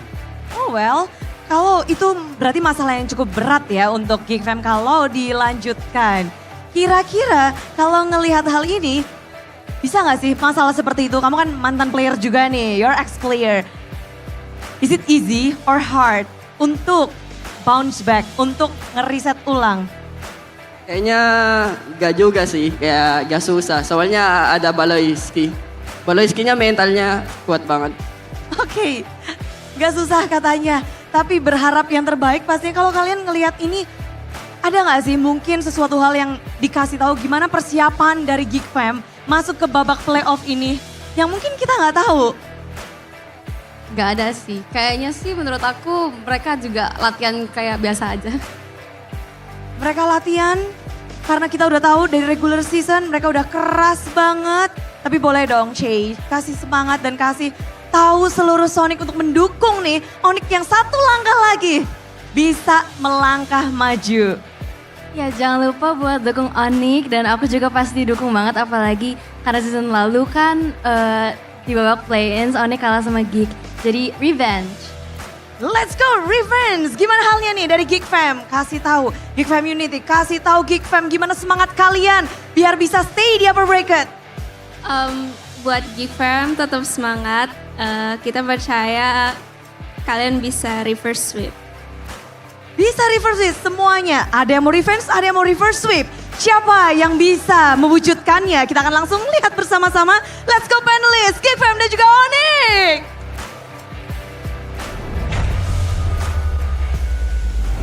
Oh, Dilar's here. Who? He flew in yesterday. Dilar. Oh, Dilar. Okay. Yeah. Oh, he flew in yesterday. Yeah, just yesterday. I saw him, I think his story. You IG asked story, yeah. He was asking, why is Dilar flying to Indo? I'm like, oh, he's a BA, bro. He's an Onyx BA. That's super cute. Dilar with Shay. Yep. Right there. Showing their support for the team, Kyrie's obviously. buddy. But it looks like the fam community are still in high spirits as well. They believe that maybe Baloyski and friends are still, warming up. I think this is, what's the term? Like, they just want to humor themselves. I mean, is it cope? Aren't Geek known to be slow starters? No, I guess. That's actually true. In the regular season, they always lose one game and then they proceed to reverse sweep their opponents. Geek RRQ in the playoffs back then, season 12? So you're telling me Chidera is going to be subbed in now and then they're going to win? I don't think he's going to be subbed in, especially with the fact that Geek Fam still has one life, right? Okay. But let's refocus onto this next game because obviously we've already talked about the draft, we talked about the sides that maybe they might want to consider switching, but what about this? Shots geeked out in the last 2 games, Badang plus Kimmy. Do you think they should ban, deny, or counter? I think it's more Baksha and Kimmy, not the Badang and Kimmy. If they somehow can just first pick the Baksha, the Kimmy gets taken away. If they want to play utility, I think the Baksha should be prioritized over the chip or the Fredrin at this point, right? Because that's really been the way that Onyx have taken the games under their control with the draft too. They go Baxia, you can't go Kimmy, it's a free Kimmy pick to them, and then they just play with the Kimmy. It's just Baxia just enables so much pick, man. It's just so unfair. The fact that Fredrin is, I think, 2 tiers below Baxia, and also the fact that it can be easily more flex than Fredrin. No, I don't think Fredrin is even flex. In the XP, kinda, kinda. It happened in the regular season once, but that was like the way they won to wasn't convincing though. That BTR did that. It was just like it was against Zewa. We don't count that. Yeah, when you pick a Baxia, everything just opens up. Okay. The Irithel just elevated by twofold. Angela is pickable, a hero that does not have any business to play in the pro scene most of the time. But with Baxia, it worked wonders. Yeah. Okay, so Baxia is the problem then. Baxia is a problem. What do we do with the Baxia? You ban it. They either ban it. Difference of opinion here. I think they can ban it, but they can also first pick it. Either one of those. You don't want to be Bigatron. Okay. What do you mean? Oh, ouch. They banned Franco. That's like the better choice, no? Yeah, you know what? Yeah. Great. Wow. Anyways. Yeah. Don't pull a Bigatron here. I think GeekFam just needs to identify how good the Baxia is. And it's so interesting because BTR were the ones that started that train. It's so weird. 2-0 to Onyx. GeekFam. This guy that you see on your screen. With this guy you see on your screen. The 2 dudes, Yeb and Sans. They're monsters. Oh, man. Should I kidnap Yeb? Only you can. Man's a big dude, and now he's buffed too. Oh, yeah, you're right. Probably has some... And he's a VP. Yeah, he's probably got some bodyguards. I mean, on his own, he's already a pretty formidable opponent for me. Yeah, with your bad knees. No, you don't have to go there. Oh, he has bad knees? He has bad knees. Okay. That's why he can't play basketball pro anymore. He used to be. I'm not a pro, bro. Beloy used to be a high school basketball. He was good. Yeah. We built the same, Beloy and me. I think you're a bit taller. We can play roamer as well as anybody. Sure. We have the same amount of game IQ. I can't confirm. Same amount of I can charisma confirm. and leadership also. Shaking my head. The only thing that's different is a bit older than me. Okay. Mirko shaking his head sideways, by the way. Not... Yeah. Oh, that would be nodding. That would be not that. Yeah. We have a term for that. Yeah. Yeah, that's not shaking your head up and down. No. Oh man. Please take reds. No, they go first pick. GeekFam. Again, blue side. They don't like change, bro. Like you said, if it they worked. still go. I mean, it worked because they got a specific draft. Like in game 2, very vocal about it not being a good draft. In game 1, okay, it's a composition to fully enable the Harith. I can see it. Game 2, there was no Harith.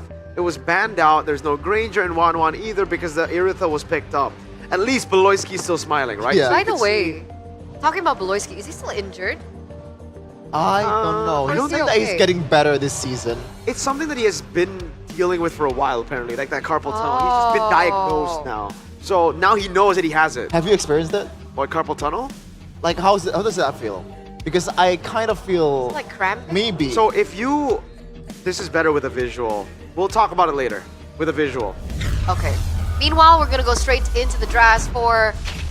I'm sorry, Sheffin. Potentially the last game in this upper bracket series. Game number 3. Presented to you by the official tournament smartphone Samsung Galaxy A36 5G. With Geek on the blue side yet again. Will we be seeing changes in the draft of the first phase? Oh, Kimmy! And there it is. The Kimmy gets banned out. Okay, so this technically does enable them to go for the same picks again, because they won't be facing off against the same opponents, right? So technically there are differences there. The choice, Hayabusa has been left up for grabs. So GeekFam, this is a dangerous game. If they want to go for the chip, maybe they want to counter the chip or counter the Haya with the chip. Onyx, they always ban Juicin and the Faramis here, but I don't know if they want to ban out the Faramis again, because they didn't go with Wanwan earlier anyways, right? Is it possible they just go Hayabusa themselves? If it's not GeekFam? picked? Yeah. First pick Haya, I think they'd much rather go for first pick Kalea or Chip over the Hayabusa, to be fair.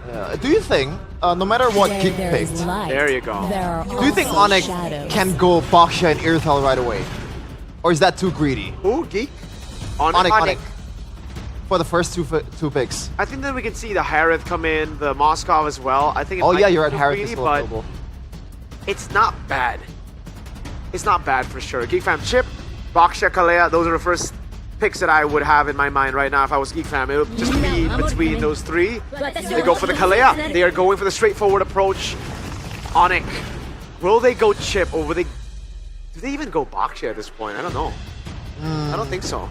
I think it's either one of two. You cannot pick those two at the same time. Well, you can, but like... And Onyx made it work. They picked Luoyi and also a Chip. That's an overload of teleporter, but they made it work with the Kaja too. So maybe they can, you know, play with this heavy rotation kind of play style with the Baksha already. The Hayabusa is still open.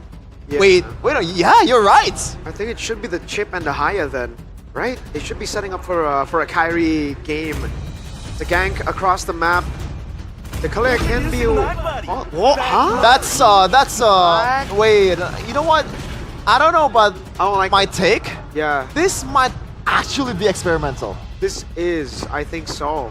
Claude and the Chip, they're trying to utilize the Geek Fam formula that failed, and if they win, this is a big blow to Geek Fam for sure. But Geek Fam stick to their guns and play the normal comp, right? Like, you don't need to go for anything too crazy. You see these picks, but you don't need to get shaken. The Harith makes Harith a lot of sense. right? Wins up against the Claude as well. The immortal one shows me to fend. Whoa! Well, Fan of that. The Eve can come out now for Onyx if they want to. You said that the Valentina. Stick to what works, and these three are pretty much what the heroes that identified with Not themselves. the Faramis. I mean, yes, with a boy, but not in the regular season. What? Did we even get to see a Faramis in the regular season? I think so. Once or a few times, but I believe it was pretty bad, right? Like, 50% win rate for a boy on the Faramis. Okay. It's not the best choice in the Eve.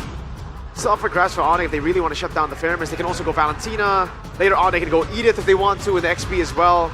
A lot of options. But I think the Hayabusa is, again, an option they can still go for at this point, right? Yeah. Haya. Okay, finally that's right. Yeah. No more curveballs, at least in the last pick on the red side. Now, Why do you think there's so much change coming in from Geek? Well, they need to. yeah, I think this is a bit crazy though. I'm not a fan of the Faramis in this current meta. Onyx, they also kind of have a way to deal with it.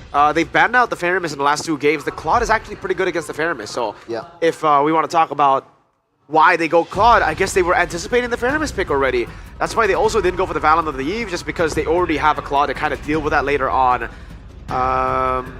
Now, mid lane and XP for Onyx, and for Geek Fam, it's the gold lane and a possible, should be XP. Could be a Badang still for Geek Fam in the roam department, and that's why Onyx is banned out the Granger. I think the Harith will come in next, right? Valen ban, there you go.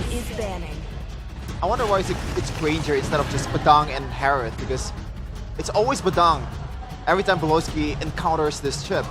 Yeah. Like, what else is there for him to be able to kind of like be reactive towards this chip? Like a Tig? Cho? Yeah, too. Like, it's not really that good either. They the can't go Cho Kalea. Could be like a, yeah. And put something that, like, where's the burst coming from though? I guess Suyo can take that place in a mid game. Against the Chip, so we've seen Gatot. Whoa. Oh. With a Haya and a Claude, I would expect the Wanwans would let go. It should be an easy Harith and Badang, right? Yeah, that definitely fits the bill right now for Geek Fam. Harith and the Badang definitely fits, have some AoE. Could be a Gatot Kacha too, by the way. Right? I think that's a good shout there. Boom, there you go. Valentina and Eve, the 2 picks that I thought would be shown up by Onyx. Now it's been taken away. No, none of the carries. Valentina, Eve, Farsa, Kimi, 4 bans to Sans. What does Lutfi play here? I think he has to play a bit more tanky here. Yeah. No more of the CCs. Something that can... I think the Edith works. But the fact that it's not been present, even in the regular season, I don't think it's going to be an Edith. But I do like the shout. I don't think we're going to see Glue here with the Faramis already picked up. Hey, who knows? Do you think like Badang, They did it Gatot? against the L, right? Badang, Gatot not so much. Maybe actually Gatot's not bad either, yeah. There's a lot of options right now. A lot of options. They can go with whatever at this point. Like, it's all really, really good. Benedetta? Oh my lord. That's Sans' signature I love pick. it. I love it. I love it. I love it. I love it. Oh, Oh my my lord. lord. Yo. Oh my lord, this is Sans' legit signature pick. So good. I see Lilia, I see Sans. Dude, and it's against the Faramis too. It's a damage dealer. AoE. It's AoE. It's Save. good against a Suyo. Exactly. Oh man, like I mean, I have been talking about this. I've been talking about this with my friends as we've just been playing ranked games, right? Like, why isn't the Lilia up against the Baxia Fredrin? It really looks like a hero that should work, and we finally see it here. Not against the Fredrin or Baxia, but against the Faramis. Maybe an even better choice. XP pick for Onyx up against the Hilda as well. The Hilda is not bad at all against the Hayabusa and the Lilia, I believe. I'm not too sure how it does with the Lilia. It's been a while since I've seen Lilia. But XP. It shouldn't be too big of a problem against the Lilia, right? Lilia fast clear, can get vision as well as the bushes. No? Yeah, I think so. No, I didn't think so. Because I said it earlier because no one picked with Edith. the Hilda and Harith? No, still not. The end of one thing is the beginning of another. That's actually way better. Oh my lord, GG. What? Oh, against GG. the Harith as well? And after we said that Esmeralda does not have a place in this meta, We said it's Conditional. conditional. Conditional. Kevin, we said it's conditional. We never said it was not in the meta. Conditional. It is. The conditions have been met. Is this the debut pick, Esme Onyx? Yeah, think for so, right? P, I believe. It's 3-0, by the way, I think. This is a... Yeah, You're calling it? I'm calling it What do you after think, the draft. Kevin? I think so. Calling it too? I guess. All right, with the debut pick, Lilia for Sans' signature pick, will this be enough to seal the deal for the Sky Kings to make it to the final upper brackets? Let's throw it over to our casters. Thank you, panelists. And we are on the verge of Onyx possibly making it a 3-0. Yesterday was a reverse sweep day. Will it happen today? We'll see that happen in Land of Dawn as we take a look at game number 3. Onyx against Geek Fam. Potentially the last game, ladies and gentlemen. If Onyx wins this, they will secure the final upper brackets, and that they will be a step closer in securing MSC. Ladies and gentlemen, let's jump into the Land of Dawn. MSC in Riyadh, obviously a ticket that they really, really want. Action in the mid lane though. Oh, again! This time, it's gonna be a boy taking down first yet again. Sans. He is hungry for blood. What is happening with the games just dropping bodies in the 50th second of it starting? Look at Gobs, he's gonna cut the lane because he knows against the Esmeralda it is tough work because it just chips down the shielding that the Hilda has and the Hilda needs. And this is why, this is, I think, yet another masterclass from Yeb. He's able to pick up two heroes that is very strong against the Faramis, which is the Lilia, as well as the Claude. Because Faramis entails you to group up beneath the Netherrealm, and these are two AoE heroes, plus the Lilia that is so bursty. Taking a look at the emblems though, before that Kyrie wants to go deeper. But yeah, again, I think the win cons for Onyx are in the team fights. They have proper setup, plus the Esmeralda later on, that can just burst down the shields and have that anti-regen. Oh, that's gonna be a pull. Great flicker there. It's gonna be Keyboy actually taken down. They have equalized kill wise. That's gonna be Onyx here, just slowing down. But yeah, you're right here. 4 Purifies also. Keep in mind, 4 Purifies on the board for Onyx. They are really just respecting, and also like, hey, we gotta purify. What are you gonna do, Kalea? This is what we call an anti-Baloyski draft. No, I'm kidding. Obviously, you need escape mechanism from that Tsunami Slam because the Kalea can be such a menace with the pick-off style that it brings to the table as well. Gobs will zone out Kyrie, and the Shadow Kill pops. Now that's gonna be the Shadow Kill already pops. Lookby now trying to buy time, but seems like he will be punished. Turtle, Lookby's not punished, he survives. Turtle falls Geek though, but Onyx, they have secured a trade on towards Gob, so a Turtle for a kill. Now we need to remember as well, Esmeralda is kind of mobile. I feel like it can go in and out. It has the ultimate. If push comes to shove, it has that option to just jump out of a sticky situation, and I think that's something that's very good that Lookby has been doing, right? He's able to just dish out the damage, try to hinder down Geek Fam's pressure, and he just pops out of the team fight, or rather that skirmish. So at least now Onyx, they have set their footing. A boy might look for Keyboy. Gotta be careful here. Keyboy has to purify. Shortcut pops. Let's see. Kyrie jumps in. Severo as well. That's a stun. Tsunami Slam. Purify in response. Kyrie, Netherrealm committed. That's gonna be Onyx. Will they just back away? Sans almost gets taken down there. But another plus point as well from this composition, right, is how much safety it has. Like Claude has the BMI to just move back behind another pressure. Lippy, again, we talked about it, the ultimate, and then Kyrie. Plus Sans with the ultimate as well. You have those, that ultimate in hands of Sans that could just make him aggressive. He will play aggressive. This is Sans' favorite hero. This is his signature play. So I think it's a sweet treat for us seeing Sans with the Lilia. The Keyboy. Don't purify the sign. Flash course. Oh, under the turret, Severo's there, but Keyboy will be punished this time around. I do want to mention that Onyx formation or composition, their theme is speed / mobility. Yeah, all five, right? It's either fast rotations, has speed, and let's see, will it come to fruition or will Geek Fam actually force a game 4? Again, with the chip, right? It enables you to just join the team fights again.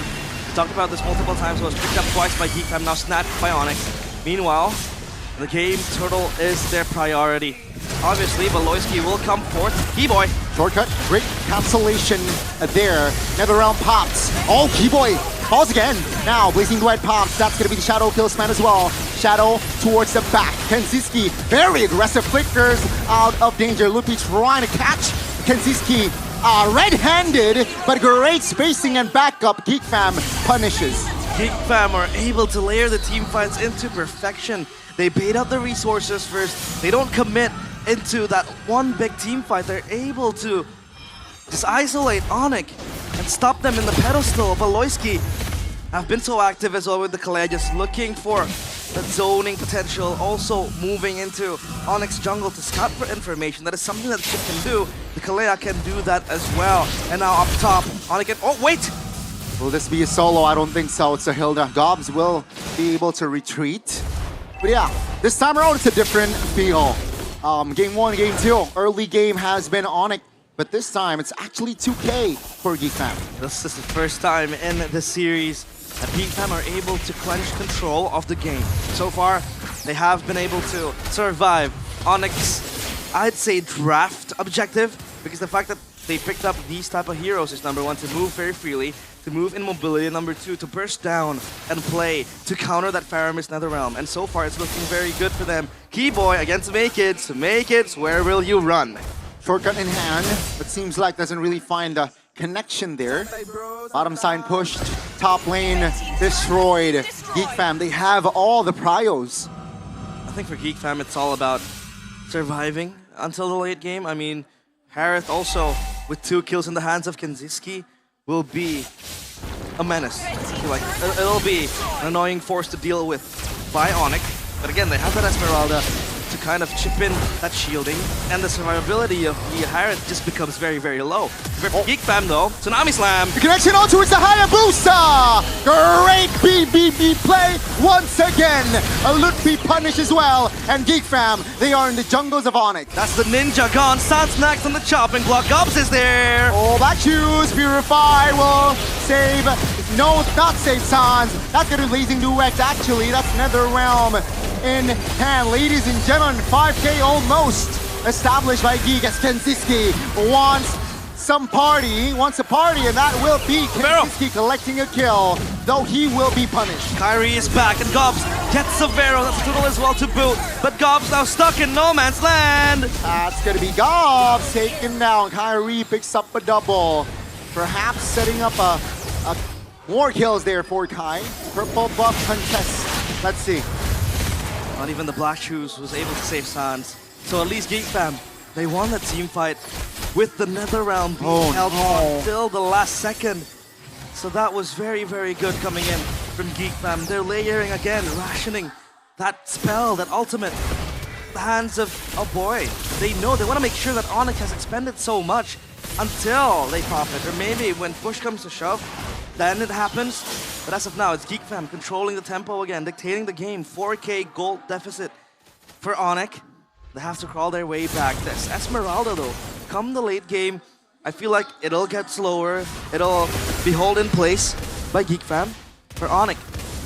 They need to bank on Kyrie, on Savero as well, because the Claude is kind of weak in this state of the game. And now let's take a look at the items. Hunter Strike, 4x completed for the Hayabusa. Same goes for the Suyo. But Make It is 800 gold up ahead of Kyrie. Means that he has been farming pretty well with the pressure that Geekfam is able to exert. Oh, gotta be careful. That's a black shield already triggered. Ludwig very low. Beloyski doesn't really find connection to Keyboy. Finds a flank. That's a shortcut pop. Kyrie jumps in all towards a boy who is very low and will be taken down. Tsunami Slam connects and Kyrie has nowhere to go. Geek Fam, they turn! Oh, the recovery is beautiful by Geek Fam. And Onyx, they are starting to feel the nerves. The smiling jungler smiles wide. Make it with the triple kill, cementing Geek Fam's domination in game number 3. And again, they look to siege this, but no minions, and the Holy Defense popped as well. They will seek and change their sights onto that mid turret. Down bottom, it's Savero again with the split push potential. Again, we talk about the shortcut from the chip that enables him to join the fight late. Be careful here, Onyx. They will try to at least defend this Holy Shield. That's gonna be the Shadow Kill though. No, Shadow Kill connects, and Esmeralda jumps in. Ludwig has to go back up, just chips him down. Oh my goodness, damage from a boy. Great calculation there, and that will be Ludwig punished. 20 seconds for him to get back up. Will that be enough for Geek to blitz this Lord? Ooh, that was so close. Savero was recalling when Gobs was running onto him, and the Lord now. This is the question, right? Geek Fam, at least this Hilda has been a very pivotal tool for them to traverse and navigate around the team fights. The Hilda has been there to just soak up the damage and be the sandbag, the punching bag. And look at Onyx, they don't want to contest this. They know they can't at this point of the game because they need the items, they need that damage to go through. As of now, it's only Onyx watching from afar. And the Lord has been secured by Geek Fam. Will this be a 3-1? 6.4k gold lead. With the Lord as well coming in, they have that Holy Defense popped up top, so maybe they want to eye that spot, but as of now, it'll spawn in the mid lane. Seems like Onyx, they will not take any risk there to perhaps contest the Lord. They will choose to defend. Why? They have great high ground, right? Lilia, Claude, and Hayabusa. So let's see here, the defense from Onyx, and also the offense from Geek Fam. The first time they have technically a threat in the series. Onyx, that's the Holy Defense popped as well. The second one, the Geek Fam are relentless to shove in the wave into the base. And down bottom is Gobs, just doing God's work of clearing that wave. And again, Holy Defense might just be popped. But as of now, it's Onyx holding their base pretty well. No inhibitor turret taken down. Geek Fam also knows that they can't let it slip. They can't play this to a blunder. But Beloyski, I think Onyx has to really pay attention to Beloyski. If possible, Tsunami Slam onto Kyrie, which, by the way, he doesn't have that Purifier, right? As the jungler. So they have that high priority target that they have to protect. But Beloyski, I think, so far with the Kaleo, with Tsunami Slam, has been very on point on his target selection. So now Onyx, they'll try to go out of the base, and is that a stolen orange buff by Kyrie? Yeah, that was Kyrie. That was Kyrie's. On point on his retribution there. Yeah. 80 seconds on the next Lord, though. Yeah, Keyboy, though, down bottom. I think he might look for something. Gobs, hello! Yep, Gobs says hi. Bot Shadow in response. Whoa. That's a flicker! Oh my goodness, power of Wilderness almost locking him down.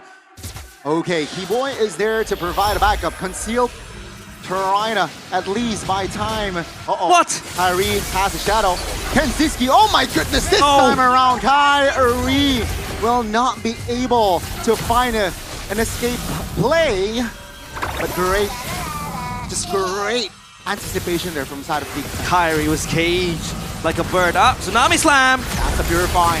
That's gonna be the Geek Fam keeping tabs on Sansa's Purify there, so that's great info, knowing that 30 seconds, the next neutral objective will be on the board. It's odd to see the Hayabusa or Kyrie die 3 times in a single game. Usually we know him for being someone who's able to conserve himself and not die multiple times, but this Kalea again proving to be a problem. And that was also Gobs just running into the Hayabusa, and Kyrie has no chance to go anywhere.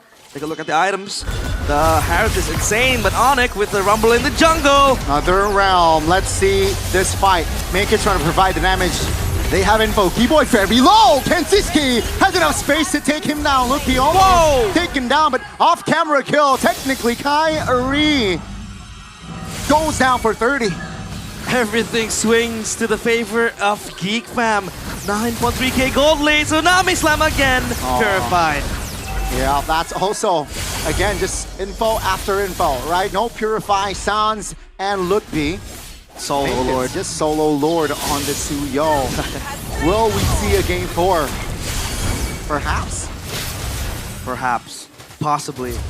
But we know Onyx, they might turn things around, but as of now, I don't see that light in the end of the tunnel for Onyx because Geek Fam has been able to win every single skirmish that they had so far, leading up to the mid-game to even late game now. We're entering that stage. The Lord does march into that mid side. So basically now, it's only Onyx defending. Again, you mentioned it, they have good high ground defense. Sans, right? With the Lilia, it helps. The Blazing Duet from Severo might just look for a moment to then explode onto Geek Fam. But as of now, it's Onyx with their base just trembling. Yeah, they're sacrificing their mid turret here. Very natural.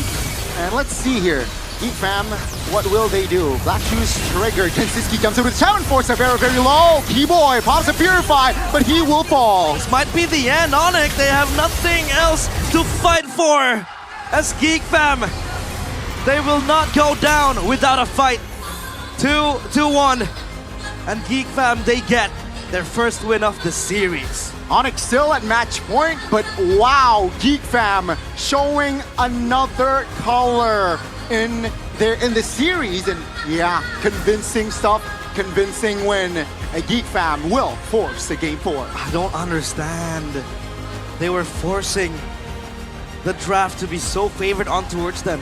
We talked about Onyx having that masterclass of a composition in the hands of Yeb, but Geek Fam were still able to fight back with Maykids showing up, Gobs as well with the Hilda, and of course the man on your screen, Mr. Kalea Loiski. With the Tsunami Slam, Kyrie did not have any good space to play in that game. Basically, the Hayabusa just caught. It's a ninja diff. Yeah, man. Ex-teammates, and this time Paloy had the last laugh. This was the final push. Yeah, Onyx struggled to defend that. What a siege. One turret, enough to take their main base. It is very enough, and not even the Harith or the Lilia can save. But I want to know why Onyx lost. So panelists, please break it down for me.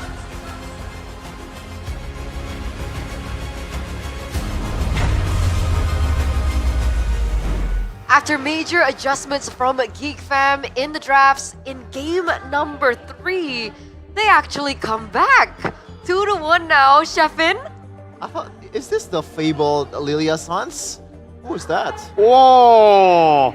To be fair, I think we did. I think I severely overestimated the Lilia damage. Yep. The Esmeralda early game. And I guess the range and the Claude. You know, the matchup against the Faramis, like, it actually went towards a boy, I gotta say. I don't think so. I think they fell behind so hard that the Faramis ultimately was able to beat it up. Because early on, I think the Lilia was still getting rid of the Netherrealm quite easily. It's just, I think the Esmeralda should, in their minds as well, be doing more damage and should be more tanky. We didn't get to see that. I think even from the regular season, when we did get to see the Esmeralda, it was always a tanky force who was good in the early game. It wasn't present here. Like, the Esmeralda was a squishy, very, very squishy. Take away the tank. It's tank mage, tank fighter. Take away the tank out of there. It's like a pure mage. I don't know, but not so tanky though. Like, he took a lot of beating from Kensiski. Like, it took a lot of Chrono Vision and that guy Synchro Dash supposed to be able like to countered? get. Yeah, I guess, Right? but like, you know, it's a Harith at the end of the day, and also Suyo from Maykids. The damage was there from early to mid game for Geek Fam, and I guess you can kind of see why a boy was picking the Faramis, why it got banned by Yeb. It is that useful for Geek Fam, especially when you see these guys just jumping on towards, I mean, some of the shortcuts that Keyboy did. a boy comes and it's just over. Like, there's nothing that Onyx can do to be able to change that team fight, swinging towards their favor. Shout out to Beloski. 0-0-12. 0-0-12. Sticking to the basics, man. What works? A lot of miscalculations for sure, going back to that point about the Nether Realm. And I think that's the beauty of Geek when they get their comfort heroes. I think Sheffin was the one who mentioned it in the drafts. These three mid trios being brought back onto their signature and comfort picks from the regular season. Beloyski back on the Kalia, Faramis back on a boy. You can see Maykiz also being very comfortable securing these objectives in the early game as well. You can see the way that he's able to control in terms of like the kill pressure and the way he adjusts in the game depending on the situations. It really worked in favor of the Geek. We're looking at the replay right now, and I didn't see a single opening coming in from Onyx to turn this game around. All the openings were from Geek Fam, actually, right? Even here, when you saw a double kill for Kyrie, it was really just Geek Fam overextending. I think all the wins they got as well was really Geek Fam just making these moves that ended up not really being too relevant in the end for Onyx even. Like, even though they got a double, it was never really enough. And Maykiz, I gotta say, on the Suyo, he's one of the guys that can actually make this work even despite the nerfs. This guy is so good with the pathing instantly. Like, the level lead was evident, the way he was controlling the fights as well, creating these angles of attack and knowing when to go Immortal or Assassin form, knowing the pure limits of this hero. Maykiz amazing on the Suyo. He is Suyo. He is Suyo! 21 times picked up, #1 in the regular season, and really good win rate, very positive. Yeah. For sure, for sure. And shout out to Gops, by the way, because this is a hero that I don't think he's pretty comfortable at. Like, he didn't really pick Hilda in the second half of the season at all, I gotta say. So that's why I was like, I don't know about this, dude. Yes, Hilda may work against Hayabusa, against this, trying to get the Black Shoes out of the way from Sans, but you gotta stick to what works, as we mentioned earlier. Wait, Chip 080907. 3 games in a row, Chip has just been a death, like a kill spree for everyone that goes up against ATM. it. He's literally an ATM. Keyboy now on it. For me, it's more surprising that Beloyski didn't make it work, right? Because for Keyboy, they haven't seen him make it work. That was why it was kind of concerning. I think Onyx underestimated Geek Fam's Faramis by not going for Valentina or Yves early, but I think it was because they had an answer with the Lilia. It's just they didn't expect. I mean, the early Claude pick was predicting a Faramis pick coming in from a boy. But the way they used it too was weird, right? Like, when you think Claude, what do you think? You think wait for item power spike and then you go for fights. They were fighting with the chip early. Like, when the shortcut was popped in, Savero came in, blazing duet, dealing no damage. I remember that moment, like it was right around Turtle up top. So I think Onyx also were a bit overconfident with how they executed their composition.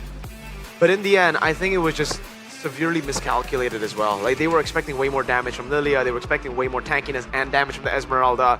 Because yes, you are up against the Harith, and the Harith will be able to go through your defenses as an Esmeralda, but not in the early game. I thought that was the case. Here, in the early game even, it wasn't a problem for Geek Fam.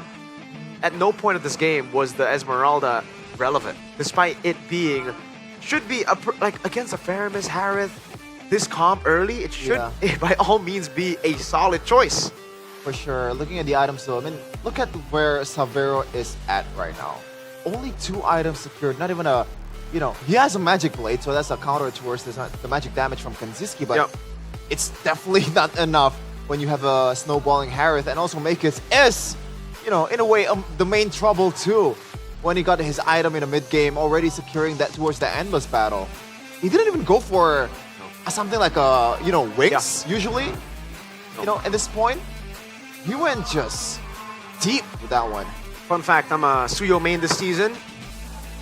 I always go endless battle in my games. Even on stream, a lot of people are like, why you go endless battle? Bro, I'm stomping so hard. Why would I not? Why would I go Queen's Wings when the enemy team does no damage to me? Right? Especially in the early parts of the season when you still had magic damage reduction. Now that you don't have it, makes more sense for you to go Queen's Wings, but again, they had so many ways to just go in and no ways for Onyx to really retaliate against the Suyo. So go for more damage. The endless battle ended up being, I think, value choice for Suyo. So we had to kind of summarize what went wrong for Onyx. What would those points be? I think overestimating the counters that they had for Faramis and the Claude and the Lilia. So drafts? I think the draft was actually, competitive. Onyx had ways to win.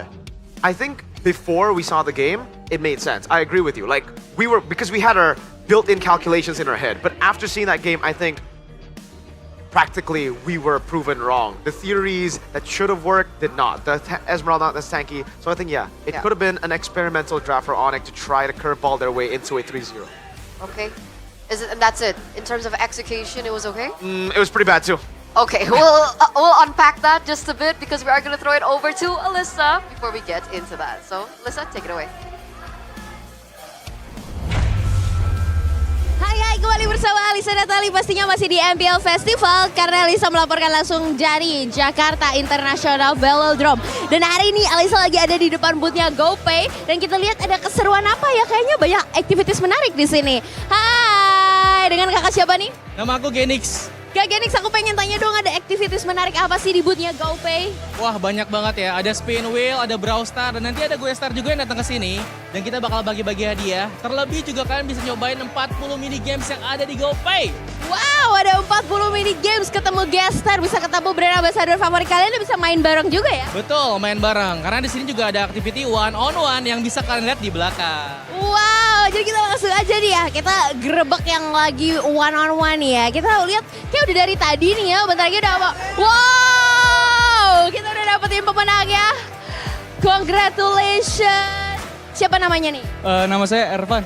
Oke, Kak Ervan. Ini datang ke MPL Festival ini mau mabar apa gimana? Mau nonton sih sebenarnya. Mau nonton ya? Oke, tapi kamu menang by one, seneng gak nih perasaannya? Seneng banget, selain saya bisa mengalahkan teman saya dapat hadiah juga. Wow, jadi langsung aja kali ya.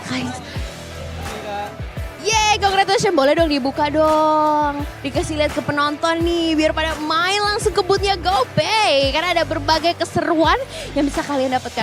Wow, bagus banget. Langsung dipakai ya nanti? Ya, mau langsung dipakai soalnya. Wow, keren banget. Jadi langsung aja teman-teman semua main ke MPL Festival buat dapetin hadiahnya.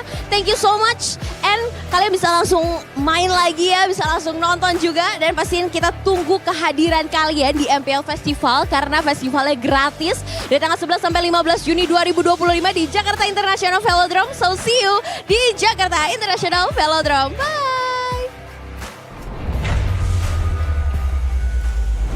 Alright, nice check-in with Alyssa. So yet another booth filled with activities that you guys can get free merch from and free stuff from.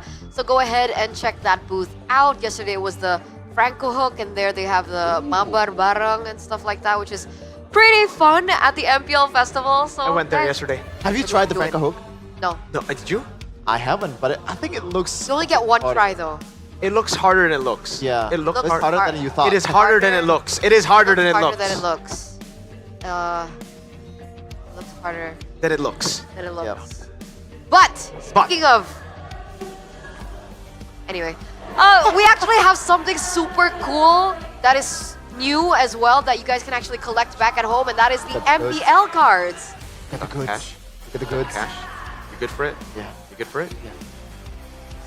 Sorry. This limited edition stuff, you know, we gotta be kind of discreet with it now. Yeah. Yeah, take the stuff. I'll get this. I'll get this for now. Oh. You want the good? You want the stuff? You want the stuff? Oh, this is gonna fuel my addiction. You want the stuff? You want the stuff? What is it? Oh, you guys have it already. Okay, there it is. The MPL cards. Did we unbox it? Is over. Which As one? you guys are unboxing it, Unbox it out. I will explain what this only got is. one per... This is the Nirvana series, ladies and gentlemen, that is now available and can be purchased directly at the offline booth at the MPL Festival. Why did you do This that? collection is a must-have as it marks an exclusive collaboration between OnePlay as well as MPL IDs. So, if you've been wondering, when is it coming out, Eternal? When is it coming out? Your coach, Captain, the wait is finally over. And of course, each pack includes a random mix of cards. So, your luck will play a big role to see which we will pull. Are you gonna get the rare card, or are you gonna get the common cards? Okay, which player do you want? Which player do you want? Just one player. Who do you think? Beloy. Yeah. Okay, I want Eman. You? Okay, Yao. Anyone? What? Yeah, I was gonna say Yaoi, but Anyone from TL? Yeah. Okay, we'll do one for you. Oh, I want Weedy, One for you, That's one the for special me, one, though. one for Gani, one for Relice. All right? Okay. Show it, show it. 1, 2, 3. 3. Oh, I got Luke! What? My boy! So lucky. I got Luke! Yo, you gotta I got handle it with care, lucky. bro. You gotta handle it with care. Oh, dude, I'm keeping this. Oh my lord, yo, I can't believe I got Which Luke. version was it? I don't know what version this is. We'll check later, but Okay. shall we check Gani? Yeah, let's go. Okay. 3, 2, 1. Whoa! Oh, the this is whole- another Luke. Gani got Bigatron! It's Luke, it's This Luke. is it's Luke. mine, this is all for me! Wait. Yeah. Let's take a look at the tiers. Super tier is the black. This is tier B, I Wait, think. so this is tier A. Ah, Okay, mine guys. is tier B, yeah, you're right. So it's pretty common. We didn't get any super tiers or any premium tiers, unfortunately. What is this? That's the common one. You got tier A. No, that's tier A. That's tier right? A, right? Oh my lord. That's tier A. Okay. Really? But we didn't get the premium one. Wait, this looks pretty good, actually. Player of the week. This Is it looks shiny? Oh, outstanding. Yeah, you're you got right. outstanding, right? Yeah, tier. Yeah, you got an outstanding. Ah, okay. Pretty Now, good. what is this? So this is what? The tier C one. It's tier B, I think. I believe. This one looks very No, high. this one is tier B. This one's tier B. I got a tier B Luke. Ah, cool. Get it? Because it's B tier R. B tier R. B tier. B tier. Yeah. And by the way, guys, if you have a My goats. not, if you have a, you know, a fun likeness towards addicted to it. price mechanic, Hey. or if you're Match two, match an two. avid gacha player like Arashi, you gotta collect this one. Ah. Bless you. Whew. Yeah, it's Sorry. getting pretty cold here. No, I'm allergic. So I got all Allergic my to what? boys. You Allergic guys to got not one. opening these cards. You guys You just opened it. Mine. It's mine. No, but there's These one are more. mine. These are my boys. Right. Wow. You can have that. You can buy in the venue right now, guys. Oh, And she people are- gotcha'd it. Whoa! Oh, That's Shive. All got a- right, you that got is another not shiny? Chive, brother. What? That is Hanafi. Oh, Annabelle, my goat. Okay. Okay, there's Chive. That's Shiva, yeah, I know. No, previously it was Hanafi, bro. I look at the back. Lutpi, outstanding oh, card. that's the same card we got. Yeah, we got. Oh, Lutpi's kind of quite common then. Oh, oh, yes, what in Gil. the world? That's unfair. Last card, or was it already 5? No way. Yeah. Oh, it is Hanafi. Okay. Man, Wow. how much did we sell? She's shaking. She's shaking. Gee, wow. I would love to get an autographed version of Belois. That's super cool. That would make my day. Wait, so how much do one of these cost? You guys know? It's I think one pack is 50,000 Yep. IDR. 50K. Hey, the value can go up if you got the autograph one. Dude, I Like want buy us like 100, and then we like full. ask Moonton. No, you buy us 100. I don't have that money. I should sneeze now. That would be the perfect time to sneeze. Why? Addicted to lies. Oh. I am not lying. Oh my God, Luke fell just like in playoffs. Sorry. Oh. Sorry. Too soon. How about this guy though? Did he I hope I foul get in a the playoffs? MPL card. Cars, I love you, I'm excited for the second but pack. they did not. Excited for the second pack, guys. Excited for the second pack. Let's open Can it we now. open it now? Yeah. Go. Like genuinely, I really want to true. open it now. Please. Listen, it's better to say sorry than to ask for Yeah, permission. but then I'll be the one to have to say sorry. Exactly. Stop. And No. there's no Put it responsibility. down. Put it down. I do want to. Okay. No. Should we rebel? Heads or tails? Heads. Heads is the picture. Tails is the. No. Kevin, call it. Heads. That means we don't open it. Ah. Yes. I mean, you can look at the booth here. Whoa! Wait. Looks pretty that's- good. Oh, I want the Iman one, brother, please. Oh, Black that's hair sick. Kyrie. Oh my goodness, that looks so good. Okay. Oh man. I might have an addiction. Thank you, MPL. This is my worry, you know. I like these things, but I feel like I'm gonna be Addicted to deep it. into this. I'm gonna have to like put in covers for them, you know? Like, Yeah. oh man. The sleeves. The sleeves, the and card grade them. sleeves. I'm gonna grade them too. Maybe he can get one of the Leo ones, you know, the girl sleeves. Yeah, like what? sleeves that has a Leo. Why Leo? Leo has it for his. Oh, for yeah, Magic. Yeah. Ah. Oh. Gideon. Okay, previous game recap though. Okay, we're on their way to perhaps a reverse sweep here. Hey, come on. We're on the way. We're on the way. Hey, I'm not the one saying it, all right? I'm not the one saying it. We did say You really that think it's possible? They're still starters. Maybe they're finally getting their group. Do you think that's not possible? I think it is possible, but there it's you go. unlikely. There you go. It's unlikely to happen. All here, Geek right? needs is 1% of possibility. You know what they did in season 14? Yeah. And they're gonna replicate it again here. But in season 4, oh, Back on blue side. Hey kid's already feeling the vibe. You see that? He's doing the, what is this? I don't know, but he's smiling though. The velocity. Oh, the Velociraptors. The Velociraptors. Okay. Second pick again. They are not swapping sides. They Nope. both want to stick to their guns here. Now, is this a good thing or a bad thing? I think it's a good thing. For who? Exactly. That's why. I think for You think it's good for for both actually. Just Sure. because they prefer, like they prefer their sides, you know. They don't want to change. Coach Yep, he is a second pick merchant, you know. And all the merchants gotta come out here in the 4th game, I think. Suyo merchant, Paramis merchant, Kalham merchant. I honestly feel like the Faramis could have been countered instantly by a Yves pick. That's why they banned it out, right? The Valentina and the Yves. I wonder why they are... I guess the Lilia, they were hyping up the Lilia. They were trying to set up for the Lilia. But was it worth it in the end? I don't think so, right? I think go back to the normal counters in the meta, where it's already good. Yeah, you can bring up the Lilia maybe sometime in the future, but here, I think it's all good, man. And maybe don't pick the Claude in the first pick.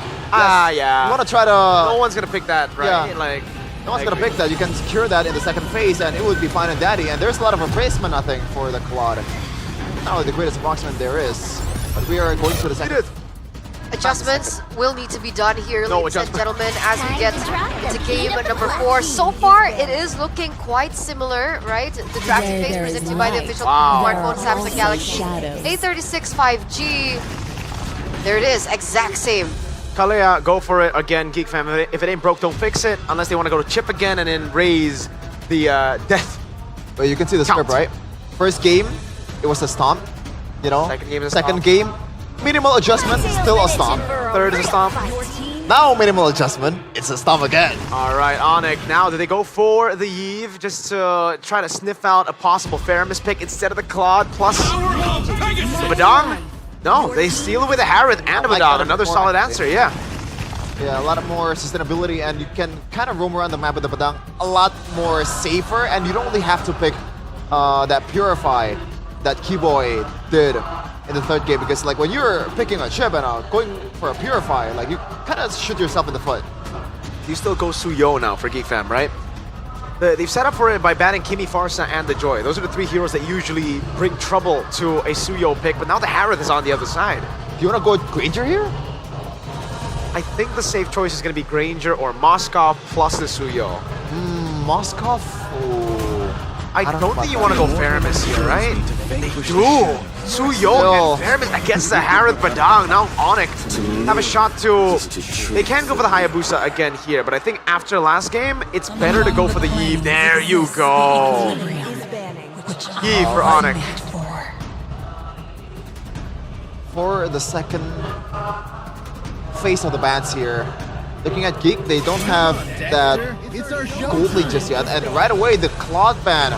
Yes, they like the Claude, but like against a Harith, I think you want to have that matchup. Are we in a different multiverse? Did we just get transported into a different multiverse? I mean, where Claude maybe you want to is- just give a safety towards Sans. That's the idea, because that's the only dive marksman that they can pick. There's a Badonkadonk though. There's going to be so much more later on as well. But all right, let's see how they go for it. Maybe it's just the 2 blinking heroes that they'll take away, Moskov and Claude. Both heroes can deal with the with the Harith just through blinking away from the Synchro Fission. Geek Fam. I don't even think they need to ban Chip at this point, right? Like Onyx have shown just how Baksha and Fredrin, right? weird they've been on Chip. So yeah, Baksha, Fredrin. Or is that an overkill? They, If Onyx go Fredrin, Geek Fam will go Glue. I think the Glue is still pretty solid, and then they'll end up with like a Moskov, Iridithel, Granger, but all 3 works. They can still go Wanwan too, by the way. Oh yeah, you're right. If they take away the Hayabusa, they could go for the Wanwan, Geek Fam. Surprisingly, this is the first time in all 4 games that I feel like in the first phase I have more faith in Geek Fam's composition than Onyx. And it becomes even This game? more. Yeah. Oh. There you go. One's gone. But then again, there's still a lot of option for Geek Fam. They can stick to the Moskov, you know, split push kind of mechanic, or maybe just want to go for Granger because you already have the Kalea to lock down the people in front of you. So Fredrin or Hayabusa? Which one do they yeah, you're right. They go for the Fredrin ban. So the Hayabusa is up for grabs for Onyx. It's a comfort pick for Kyrie. But do they have enough? Yeah, in the third game, it was like an absolute beat down from Haruski towards Kyrie. Because of the Kalea. Yeah. The Kalea just shut down the Haya so well. Now what do they go for? I don't... Do they go more AoE, export jungle? Nah, I don't like it here. Actually, yeah, I'm not a big fan of it. Man, what's up in the jungle? Alpha... What else? It goes CC first, so they're thinking of a utility jungle here. They already have a lot of damage. It'll be weird if they don't go utility jungle Alpha, here. Lucas, Leomord. Oh, Lucas actually is pretty good. Yes. Lucas last pick. Why is no one picking it up in this series? I think it's just because both teams are really, really smart. Lucas is very one-dimensional. You know, you want to look for an instant team fight. It's right as you get the Sacred Beast form. If you don't utilize the Sacred Beast form, or if the opponent team is able to bait it out from you, you become useless for quite a bit until you build up the Rage Bar. So you're implying that the one that picks Lucas all the time is one-dimensional. Is one-dimensional. Okay. I agree. Like, we saw that yesterday, right? Damn. Dissing your own team? Hey, that's why they're my team. I support them, I can diss them. Geek. Moss. Oh, they go for the Great. There you go. So they still go for the glue, anticipating the utility jungle pick from Onyx, and the Granger safe. Last pick for Onyx. I mean, it's gotta be Lu. The glue again too. I mean, is it only limited to utility? They can still go for a Hayabusa here if they want to. Yes, the front line is gonna be a bit more minimal, but you're up against a Faramis, a Granger, and they've all-out damage. Yeah, that's the Onyx way, right? They did it against CL, and it was Faramis Yehezkiel. Ling, even that's another crazier. way to counter it. Okay. Is Ling safe into this composition from Geek? I don't know if safe is the right word. I don't think the assassins are safe, but it really gonna depend on how it's a comfort. How good Kyrie is. Hey, it's not all gonna come down to that, ladies and gentlemen. Can Onyx do this? We're still at match point, one more game away of an Onyx victory. An Onyx moving over into the upper bracket finals. But will Geek be able to force maybe another series? Force them into a best of one? Only time will tell. We're gonna throw it over to our casters. Take it away. And obviously we are back in the Land of Dawn to what could be the last match of the series. But Geek Fam, they have showed grit, they have showed power, and they have showed that they might even force the reverse sweep to happen. Let's see, right? Will they equalize in this game and make the series onto a 2-2? Or will we see Onyx finding and securing a point, the point that will take them to the final upper brackets? Kyrie back on a special pick, right? This is a special pick, the Ling. He likes to play this Ling a lot. And obviously that helps with the kill pressure as well. But I had my own questions on how will it work when it's picked against the Faramis. Obviously has that second life. So take a look at the emblems. Nothing out of the ordinary. Still Badang with the QC, the Impure Rage, and the Faramis with the QC as well. Just wanting to have that gap closer and help out with either the Shadow Stampede or even later on with the Nether Realm. But as of now, it's only back to basics for both teams. Granger against the Harith down bottom. It's a safe pick for the Granger. The Harith does bully the Granger pre-level 4. Post-level 4, the Granger can fight back, right? And even Kyrie already invading into the enemy jungle. Not level 4 yet. Seems now like level 4. Not now level 4. Both junglers invading that Hareen camp near the gold crab. That's going to be Keyboy and Beloy. Face shaking in that bush. Boy trying to pull. Sounds great. Timing on the Purify. Jumps. Kyrie not committing the Tempestive Blade just yet though. Still keeps it either as an offensive tool or a defensive tool, right? Because the Ling can be so elusive. And I think for Geek Fam, at least they have the lockdown to catch and reel in this Ling with the Tsunami Slam. But I think the Ling will be harder to catch compared to the Hayabusa, given he has the Fidge Poise as well. Now Makins makes his way up top. Lutpi under pressure. Keyboy backs them up. Nope, let's see, not level 4 just yet though. Kyrie is in the vicinity. Doesn't really want to commit on towards a fight, nor the turtle just yet here as Geek. They are initiating the turtle. Congregation of players here fighting for the turtle. Will this be a steal? RWM open! That's going to be the Nether Realm triggered as well, but Makins finds the first turtle. That's going to be a boy taken down alongside Beloy. That's going to be Lutpi though mounted. Yep, still mounting, hitchhiking a free ride. Gobs next in the chopping block, but they don't want to go on him. Makins though might get caught. Oh no, great isolation, great kill. 3-0 on the board for the yellow porcupine. Oh my. What was that damage though in the initial 2 kills that Onyx were able to grab? That was some burst coming in from Onyx, and now Geek Fam, they are in the pedestal. 1 kill to Kyrie, 2 to Keyboy, but still, it makes sense that Onyx have prio early on. They have the Badang to help out with it. The Ling, you kind of can, you know, semi-retreat the turtle when you're in the Tempest of Blades form, and that helps as well, as to not really commit to the pit. Opposed to Hayabusa maybe, who jumps into it, right? So for now, Kyrie plays a little bit more safe. The Ling, come the late game, can also be a problem. Now, another problem for Geek Fam is the fact that the Yve has been picked, right? This RWM is AoE. And Geek Fam, they want to group up when the fight happens because they need that resource from the NetherRealm, that sustainability. But the RWM kind of bursts them down as well, especially when they are, you know, clumped up together. So I'm very, very curious to see how Geek Fam will find a workaround behind that. Yeah, it seems like both teams this time different from game 1, 2, and 3, where the early game relatively action-packed. This time seems like both teams just slowing down, waiting for their mid-game power spikes, right? And so far, it's a calm gold lane as well.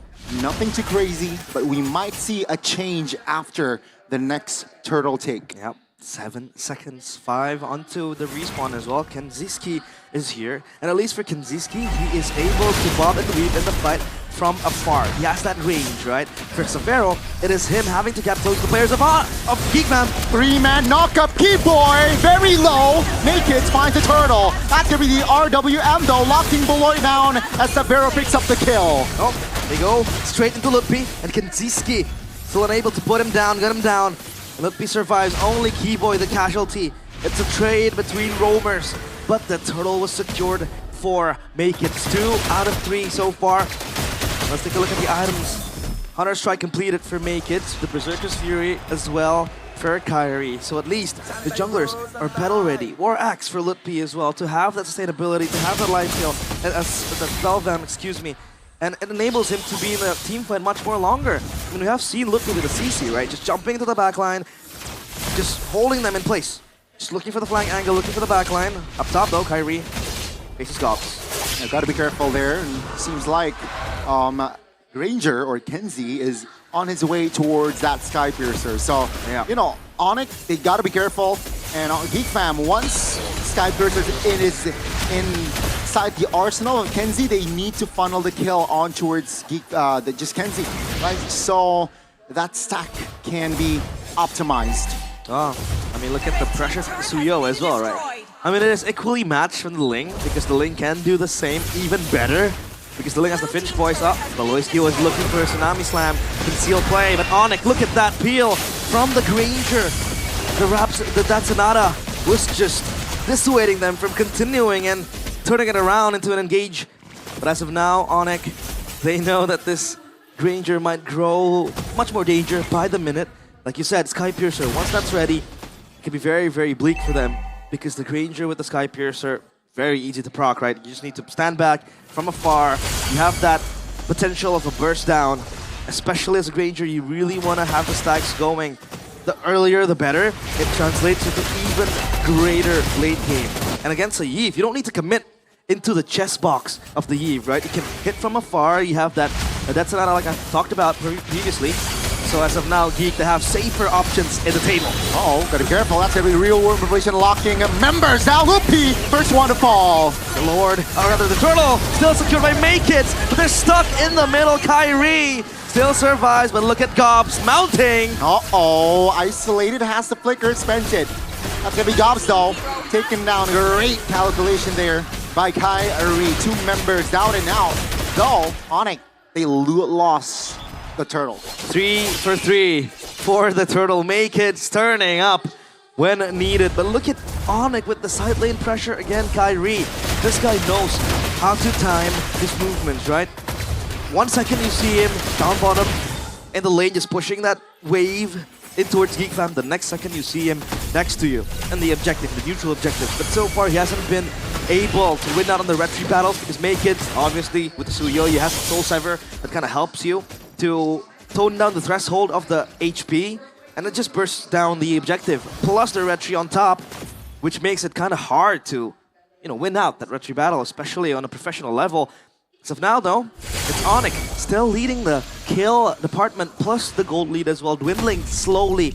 So Geek Fam, they couldn't care less about that gold, or rather that kill deficit, They have that power already spiking onto them. And Kanziski, he has the Sky Piercer. So that is going to be troublesome for Onyx. For Savero, he has that survivability, the Feather of Heaven. I think it'll be a back and forth team fight. It will, right? Again, mid-game power spike. It seems like Onyx, they committed 4 bodies top lane. They will trade their inner turret bottom side though. Because no info. No one's showing from the side of Geek Fam. That's why Kai, he'd rather play it safe. Make-It has been very good looking for the cross-map play. Tsunami Slam! On towards Keyboy. That's just gonna be the Badang, half HP. Great cover there by Sans. Just negates the threat from Geek Fam. Let's see here. The first Lord is up. I want to know what's up.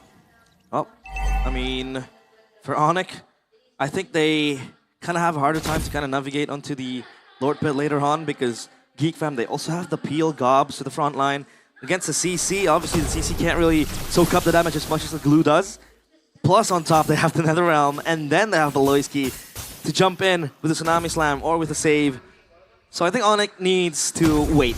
They don't need to start a turtle. Oh, Gobs! That's an engage, trying to close the gap. Real world manipulation. Caught early. Sans very low, taken down. It's a 5v4, baby. Now Lutpi taken down as well. That's going to be a double for Make-It.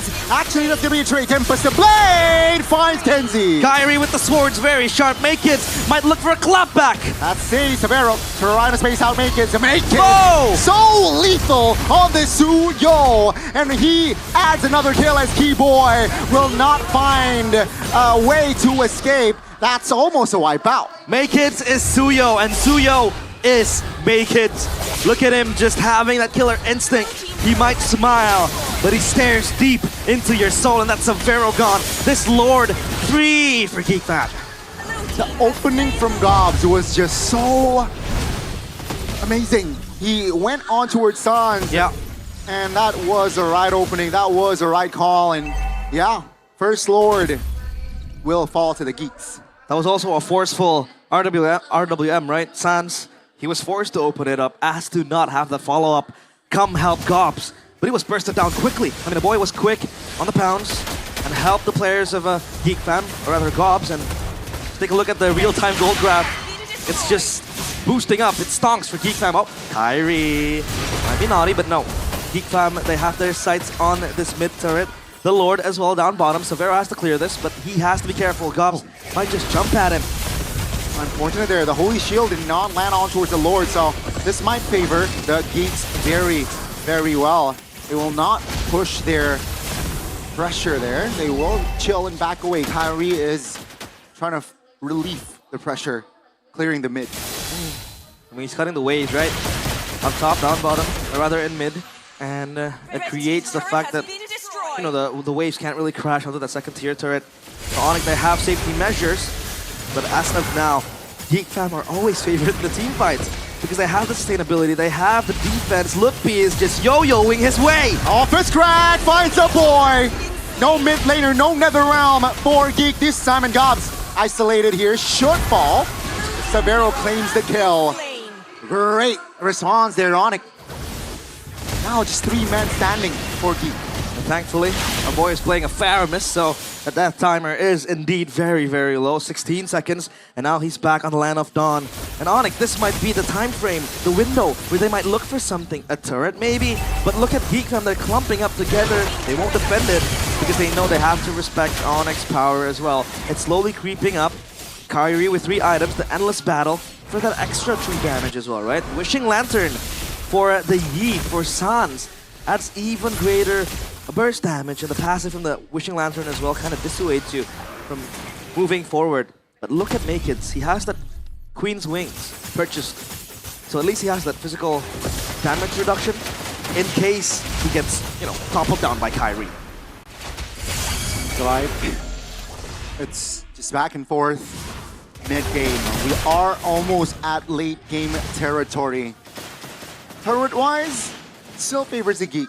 5 turrets claimed. And let's see here. What will Onyx do to equalize that turret? I think now for Geek Fam, they have to find a way to address the CC. The CC doesn't care if it's mounted to the glue. The CC will always try to hit you constantly, right? That constant DPS can't really be helped.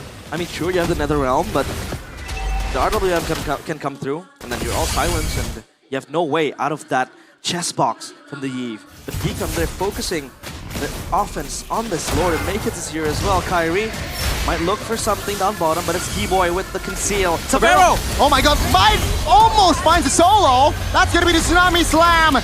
Trying to provide cover for Kenzie by Beloy. And Sans taken down off camera. 2 members from Onyx, they're out!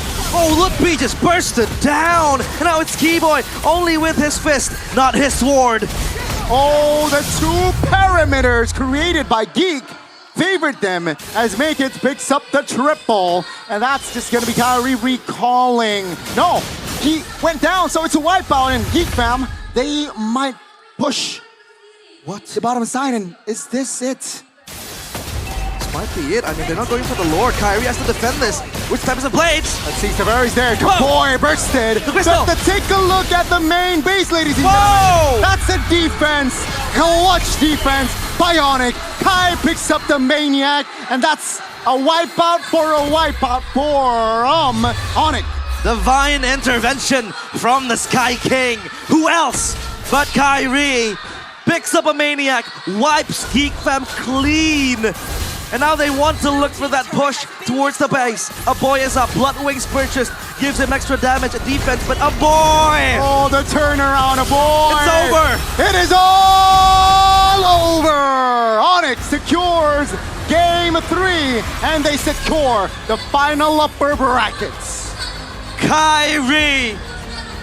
Practically a 1v4. Only him and 5 sword stands in Geek Fam way. And he makes it happen. The Maniac for him to help usher the minions back to the base. A wipeout to boot. And Onyx, they look to be pouncing to the upper bracket final. 1 step closer to MSC. 1 step closer for booking a ticket towards Riyadh. 1 step closer as well to win MPL ID Season 15. Ladies and gentlemen, 2 seasons ago, Onyx, they lifted their trophy MPL ID in the Jakarta International Velodrome. Will it happen again? They defeated Geek Fam that time around in this stage, and they have done it. This is their domain. This is their domain. This is the Sky Kings' domain. And Kyrie welcomes them with open arms. Geek Fam, they have to go down to the lower bracket. And now it's up to them to activate that lower bracket buff that they have, the power that they have. And take a look at this Kyrie. I mean, it was helped by Severo as well, right? Definitely. So practically, it's not really a 1v4, but at the same time, he was holding his ground. Severo helped with the Zaman Force as well. And Kyrie just follows up with the damage. Wow, wow, wow. So beautiful. But up on stage, it is the Sky Kings with an interview with Bude, Clara, Mongstar. So Bude, take it away.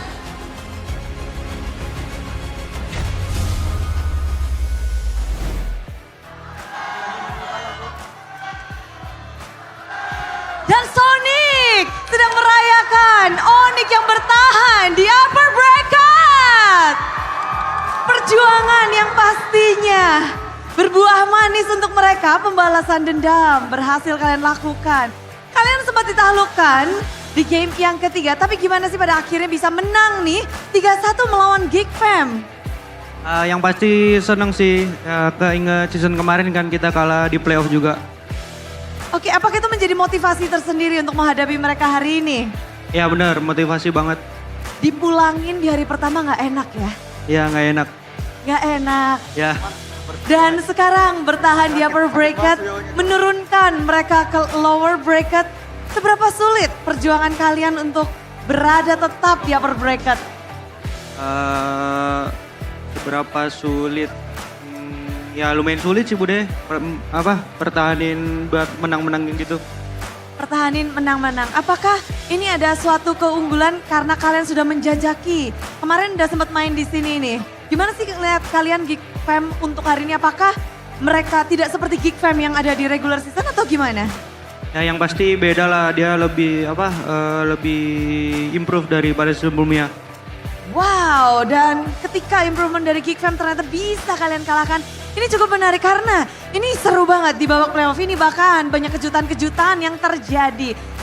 Gak hanya dari gameplay namun juga dari hero-hero. Gila San, mengeluarkan salah satu hero signaturemu yang dulu Lilia muncul hari ini. Kenapa baru hari ini nih? Apa sorry? Kenapa baru hari ini Liliamu muncul? Nggak tahu, pas aja sih. Cuman sayangnya kalah tadi. Oke, sayangnya kalah. Jadi udah makin penasaran, ini game ketiga. Ada apa dengan Onyx game yang ketiga? Nggak cuma hari ini, tapi juga kemarin. Game ketiga selalu ada problem nih di Onyx. Oh di game 3 apa? Oh ya, di game 3 apa ya, kita kayak kurang, hero-nya nggak terlalu kuat sih, kayak turtle pertama gitu susah banget. Jadinya si Geek mendominasi banget, jadi masuk ke mid game late game jadi susah. Oke, jadi memang tidak bisa untuk menghalau adanya hero-hero yang memang agak sulit dan jadinya soloing. Tapi kita ngeliat, jadi ini bukan kutukan game ketiga ya. Hari kemarin kan juga game ketiga tuh kalah. Ya benar. Bukan karena itu. Bukan karena kutukan game ketiga, nggak ada tuh kutukan game ketiga. Oh bukan sih pastinya, emang kalah aja sih, nggak ada kutukan-kutukan. Nggak ada ya? Ya betul. Ini nggak main klinik-klinikan ini, tapi kalau ngelihat dari banyak hal yang terjadi hari ini dengan adanya pertarungan yang super rame. Bisa dibilang ini pertemuan lagi dari Savero, ini seru banget. Awal-awal game kita ngelihat nggak banyak perubahan dari tim Onyx. Game 1, game kedua masih dengan hero-hero yang bisa dibilang mirip, begitu juga dengan Geek Fam. Ini memang kalian tuh ingin ngotot di 2 game awal. Kalian punya strategi khusus nggak sih untuk ngelawan Geek Fam? Gak ada sih, Kimi Gilang aja terlalu OP. Kimi Gilang aja terlalu OP. Memang sebagai kuncian ya. Tapi ini adalah panggung keduamu. Apakah kamu merasakan hal yang berbeda di panggung ini? Masih sama aja sih. Masih sama? Berarti udah nyaman ya di panggung ini? Udah. Udah nyaman. Tapi Savero, mempertahankan upper bracket. Dari Savero sendiri, apakah itu menjadi tujuan utama dari Savero?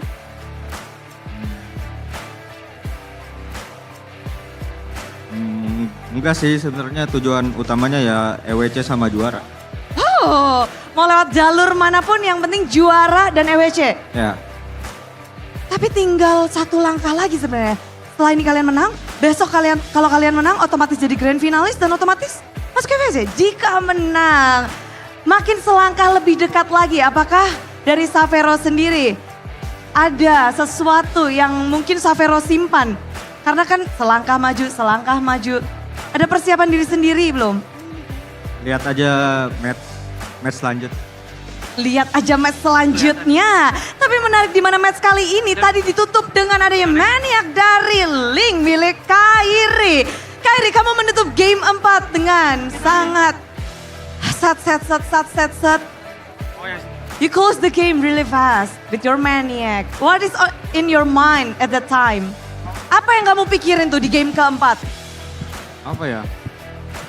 Gak ada sih, lucu doang soalnya ya tiba-tiba maniak. Oh lucu ya, tiba-tiba maniac. Dan if you can see, this is you face Geek Fam again in the playoff. Does this bring you something like memories from previous season? Ada memori-memori nggak sih yang terlintas ketika harus berhadapan kembali dengan Geek Fam? Gak ada sih, gak ada. New season, new match, new battle. Ya kita mau fokus sama tim kita doang, mau masuk grand final EWC terus juara.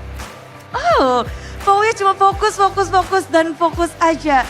But you face Make It in this playoff, a different jungler from a Geek Fam. And we can see that his hero is kind of interesting. So how do you see Make It in this playoff? Lihat Make It gimana di playoff ini? Ya jago dia, jago. Jago ya, simpel aja di sini Kairi anteng-anteng aja. Tapi yang mungkin paling gak anteng adalah kita ngedengar kalau di game 1, game kedua, tadi Delar yang juga bilang kalau makro dari tim Geek Fam tidak berjalan. Apakah itu penyebabnya? Macro play, where's the key of winning in this match from you? Gak ngerti gue, sorry. Apa, translate. Kunci kemenangannya apa nih ngelawan Geek Fam?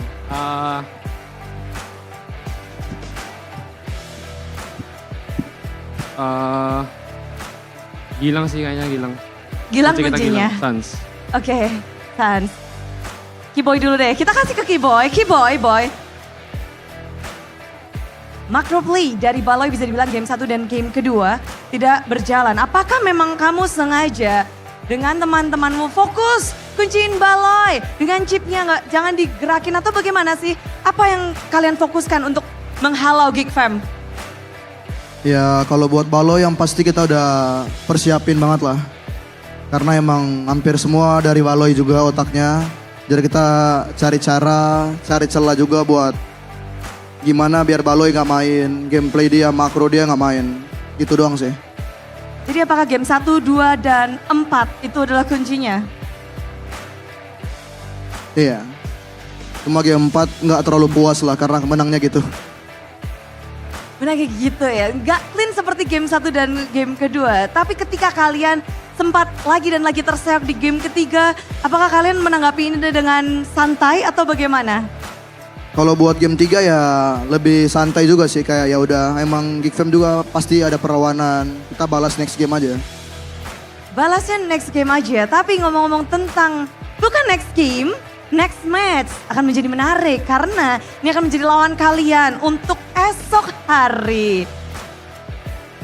Lawan kalian untuk perebutan grand finalis esok hari. Kira-kira siapa ini? Karena di match kedua akan ada Alter Ego dan juga RRQ. Siapa nih boy? Kata Savero dia mau lawan RRQ, mau lawan Toy dia. Savero, kamu setuju nggak? Tadi kan pakai jubir tuh. Menurutmu siapa yang bakal kamu lawan besok nih? Kata Kiboy mau ketemu Idok deh. Oke, Kiboy mau ketemu Idok. Berarti dua-duanya setuju bakal jadi RRQ yang menjadi lawan kalian. Sang juara regular season. Alter Ego gak ada chance nih menang lawan RRQ menurut kalian? Kata Kiboy RRQ sih. Kata Kiboy RRQ sih. Memang ini suara bulat dari Kiboy. Dan berhadapan tentunya akan jadi menarik hari ini menang upper bracket. Ada gak kata-kata bertahan di upper bracket dan memenangkan 2 match secara beruntun dari tim Onyx? Semoga menang sampai final. Semoga menang sampai final. Singkat padat jelas, namun Sonic tentu sudah bangga. Karena mereka harus merayakan bertahannya dan kemenangan lanjutan dari tim Onyx.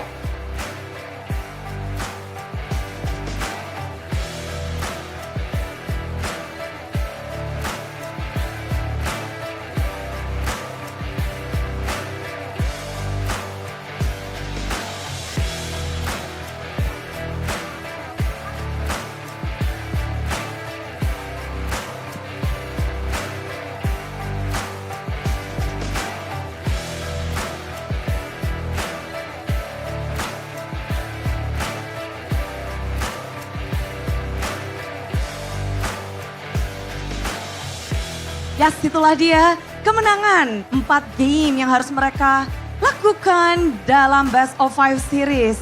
Seperti halnya dengan hari kemarin, namun Onyx sudah mendapatkan kemenangan. Namun kalian juga bisa mendapatkan sesuatu. Karena apa? Karena akan ada bagi-bagi GoPay, ada GoPay hadiah GG.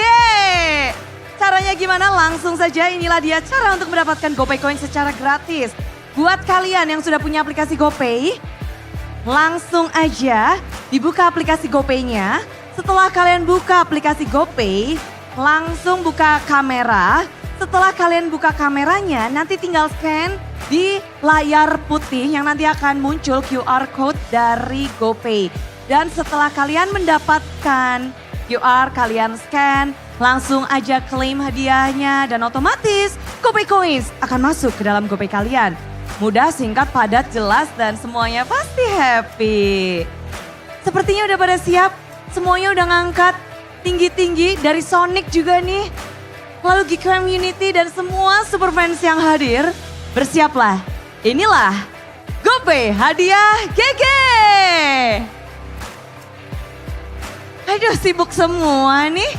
Langsung pada dapetin GoPay Coins. Otomatis masuk ya. Asik, happy nih, pada lompat-lompat. Congratulations buat kalian yang mendapatkannya. Dan semoga kalian makin happy, semoga kalian makin bisa belanja juga di depan nih. Karena di MPL Festival banyak keseruan yang ada di dalam. Juga langsung bisa menikmati MPL Festival. Yang ada di luar juga pastinya lagi seru-seruan bareng. Dan match 1 ternyata sudah berakhir dengan game 4. Banyak hal yang mengejutkan terjadi. Kita akan melihat bagaimana dari panelis membreakdown game yang keempat. Game yang benar-benar membuat semua orang terkejut-kejut. Langsung saja, inilah dia kemenangan dari Onyx. Bertahan di upper bracket dan menurunkan Geek Fam ke lower bracket. Monggo panelis.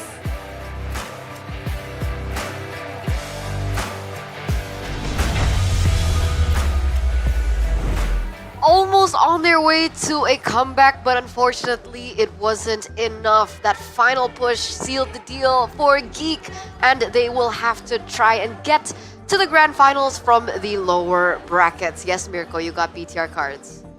Yeah. That's not the highlight right now. Oh. We can talk about it later. I'll put it down. Okay. Sheffin, you okay? Well, I was gonna say I'm not okay, but I remember what Mirko had to go through yesterday, so I feel better right now. They still have the lower brackets. Yeah, I know. And not gonna lie, you know, if we're being serious here, Geek Fam showed a was that? lot of fighting powers towards Onyx. This is not the TLID game. Yes, it's 3-1, but you can see the games. It's much more competitive than TL. And this is supposed to be a Geek Fam W, man. Oh my god. I agree. I agree, Sheffin. I think this should have been us casting Game 5.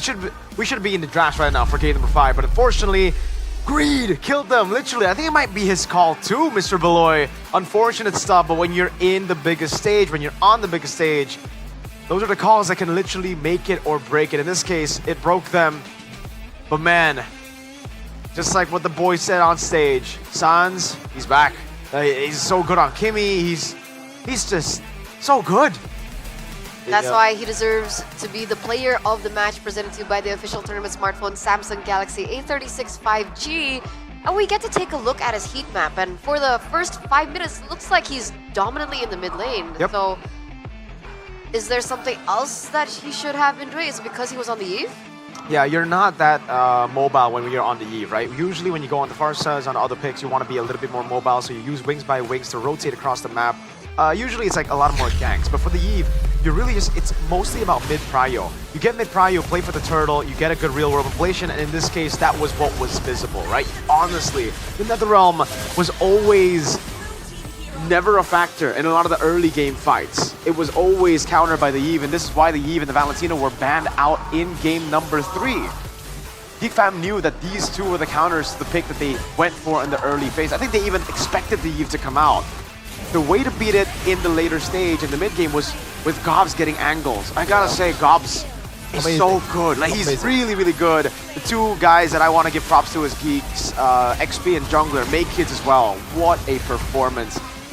He's my choice for first team, by the way. No disrespect to Kyrie, but I saw the potential in this guy, and I think he delivered, especially on his signature pick in Suyo. Yeah. But Kyrie is the, I think, obviously, POTG. I don't know about that, actually.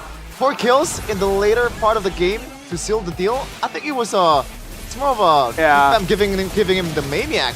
Because over the course of the game, Kyrie, I'm not gonna say he's the most seen player out of Onyx. I don't know, man. I feel like it's more Keyboy than Kyrie. But yeah, that defensive maneuver was amazing. And just want to point out that if you're playing a Yip, you might think it's an easy game, right? The fact that you got like pushed out towards a Purify, it feels so uncomfortable playing a hero without a dash with a Purify. Even though, yes, you have to kind of dodge away the Tsunami Slams and all of that stuff, but you can still getting jumped on, and at the end of the day, it's a mage. It's very vulnerable, and Sans only died twice.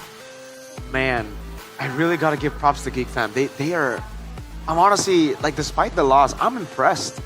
Game one was alright. For me, game 2 and game 4 really impressed me. I think both in game 2 and game 4, Onyx had the better draft. They were the ones leading. They should have been the ones leading. They should have been the ones winning in the team fights. But Geek Fam, every single time, are able to neutralize the gold lead, despite being in the losing position. And it takes a lot of skill to do that. Make Kids, I think, is a big reason for that. You caught onto it, Chef, during the game. You mentioned Make Kids is keeping them alive with that pathing. And I couldn't agree more. This is why the Suyo works so well with Make Kids. He's always been, even in MDL when I got the pleasure to cast for his game in EVO's Icon, on the Nolan, that's what he does. When the team is losing, he'll be on the other side of the map, farming, counter jungling, getting leads for his team. Look at that. It just shows you how good this jungler is, right? Despite the loss, a lord take, a turtle, full turtle, crazy setup, amazing plays from Make Kids. Unfortunately, at the same time, Onyx too clutch. Clutch? Yeah, that's what Gani and Realize would say. I don't know if that's clutch, man. I don't know. It feels like Geek Fam is putting, their own ball into their own basket. They were hooping themselves. It's an OG in football. Own goal. It is an own goal in football. A Jamie Carragher kind of play. More own goals than goals. Or maybe a Gerrard slip that led to a Chelsea league title. But anyways, let's talk about the items here. I mean, Suyo, finally he built that wings. So a lot more respect given for this guy towards Onyx. Sure. Before we get into it though, we are going to take a look at the mic checks coming in from the Sky King. Whoa. See how it's looking.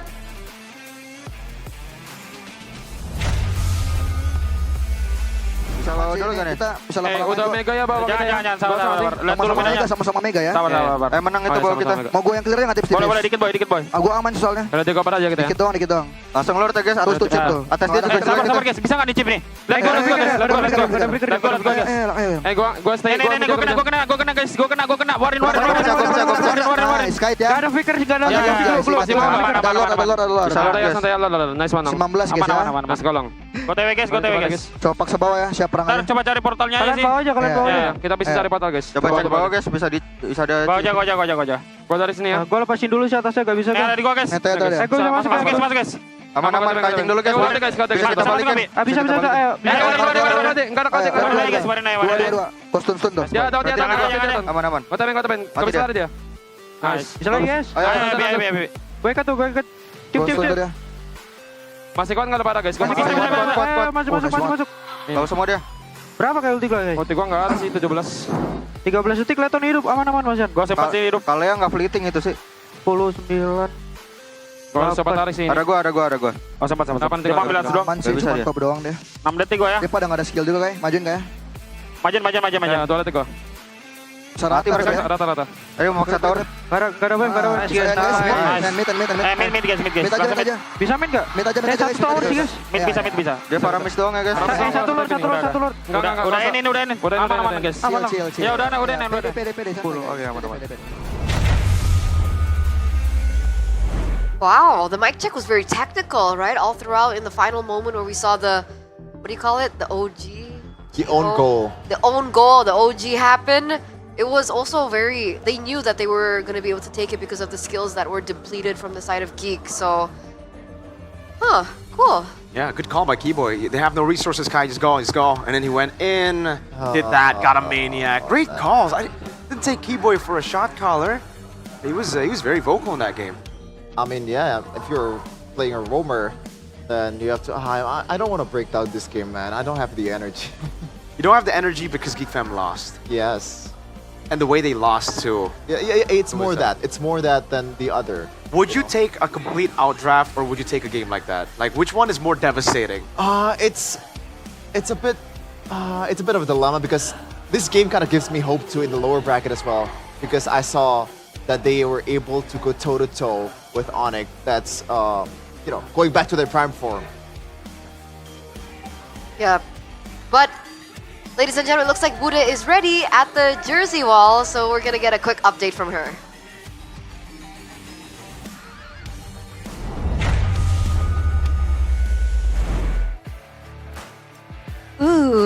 Thank you Nevin, tapi di sini Bude dan juga Coach Dora lagi ngeliatin nih, ini adalah kunci untuk IWC yang pastinya Coach Dora pengen nggak sih ini buat timnya? Pasti. Tapi gimana nih Coach Dora, kita ngelihat akhirnya Geek Fam bermain. Ini adalah match perdana, tapi hasilnya kayaknya nggak sesuai dong dengan dugaan. Pasti nggak sesuai, karena kita pasti ekspektasinya kita menang. Tapi apa yang terjadi? Apakah penyebabnya salah satunya karena ini adalah panggung pertama bagi 3 player dari tim Geek Fam? Sebenarnya sempat mikir gitu juga sih, tapi pas tadi lihat mereka main, Kenji, Gop sama Makids malah mereka keren sih. Mereka bisa handle it, demam panggungnya, mereka juga langsung bisa reset tanpa buang game. Jadi emang sebenarnya nggak ada masalah sih sama mereka bertiga, malah tadi mereka udah keren. Jadi memang dari segi mental, dari segi grup itu nggak ada malah dari tim Geek Fam. Aman sih. Keren, tapi kita melihat banyaknya permainan, mungkin banyak yang bilang juga sesuai tadi ada beberapa yang menyebut kalau permainan macro play dari Geek Fam seperti nggak berjalan. Dan dari tim Onyx pun mereka sadar betul Baloy menjadi salah satu kunci besar juga. Dan mereka berfokus untuk gimana caranya tuh nge-shutdown dari Baloyski-nya. Itu benar-benar dilakukan oleh Onyx dirasa atau bagaimana nih dari Coach Dora? Sebenarnya nggak terlalu mikirin Onyx-nya, kita mikirin plan kita kan. Kita mau bawain apa di game tadi, game 1, game 2, game 3 ya so far. Ada plan yang gagal, kita coba ganti, ada plan yang berhasil, kita coba terusin. Jadi lebih ke arah kita fokus tadi mau main kayak gimana, terus yang kurang apa, atau kita bisa di-counter dengan apa. Kita lihat aja after game-nya. Karena kita first playoff juga kan ini pertandingan pertama kita, jadi pengen explore banyak sih sebenarnya. Oke, mengeksplor banyak karena kita benar-benar ngeliat game 1 dan game kedua. Gameplay dan hero-heronya juga mirip dari kedua tim dan berubah shiftnya tuh di game ketiga ya? Ya benar, game ketiga. Jadi memang banyak tim tuh nge-shiftnya tuh baru di game ketiga ya Coach ya? Ya biasanya game 1, game 2 masih mau lihat dulu sih kayak apakah bisa di-adjust dengan konsep yang sama. Tapi kalau misalkan emang kita masih kurang bagus di 2 game itu kita pasti adjust lebih besar. Oke, apakah memang kalau ini kan berarti banyak tim yang mengira bahwa Baloyski adalah kuncinya, Baloyski adalah porosnya. Berarti semuanya udah menyadari ini, berarti apakah itu sudah diganti ada plan B atau plan C atau memang ini memang Baloy adalah kuncinya? Baloy pasti poros, pasti kapten tapi semuanya juga pasti punya impact masing-masing buat ide dan lain-lain. Jadi so far sebenarnya udah oke aja sih tadi tapi emang masih banyak PR kita ya, terutama di early game, di game 1-2 gitu. Oke, ini menarik banget pastinya. Jadi nggak cuma melulu poros semuanya ada di Baloy, gerakan ada di Baloy. Tapi berarti ini kan hasil yang bisa dibilang masih ada nyawa di lower bracket. Tapi setelah ini nggak akan ada kesalahan lagi. 4 tersisa tim, hanya 2 aja yang bisa memiliki kunci ini. Dan gimana nih kalau dari Coach Dara sendiri next lawannya bisa jadi antara RRQ atau Alter Ego. Siapa nih Coach Dara kira-kira yang bakal jadi lawan dari Geek Fam? Siapa aja sih sebenarnya Alter Ego, ya kita ready aja gitu. Tapi paling kalau buat besok ya kita pasti lebih mateng buat persiapannya. Kita juga udah hari ini eksplornya harusnya udah cukup. Jadi so far kita harusnya bawain game yang terbaik lagi sih besok. Oke, dan lawan siapa aja berani. Tapi kalau ngelihat hasil di match kedua ini gimana nih? Antara RRQ dan Alter Ego. Siapa nih yang kira-kira bakal turun dan siapa yang akan bertahan di upper bracket? Kalau so far stabil harusnya RRQ sih. Tapi Alter Ego biasanya banyak kejutan juga. Jadi ya lihat nanti gamenya sih. Seru sih pasti. Bakal seru banget. Tapi Geek Fam mungkin ada sebuah kata-kata penutupan di sini untuk match pembukaan dan untuk esok. So far pertama pasti buat anak-anak tadi udah keren. Kita masih banyak perlu yang dibenerin. Tapi ya balik lagi belum berakhir. Masih banyak kesempatan kita juga besok masih ada. Jadi aku harap kita bisa manfaatin kesempatannya buat besok, dan buat teman-teman yang udah dukung, ya terima kasih buat datang, dukungannya berarti banget. Semoga besok bisa datang lagi buat dukung kita sih. Gitu. Yes, terima kasih banget Coach Dora atas waktunya, dan kita tentu menunggu Geek Fam untuk memberikan yang terbaik di esok hari karena mereka harus berjuang lebih keras lagi. Di sini kita ngobrol-ngobrol sudah dulu, dan thank you banget. Kita akan kembalikan kepada para panelis. So panelis, monggo.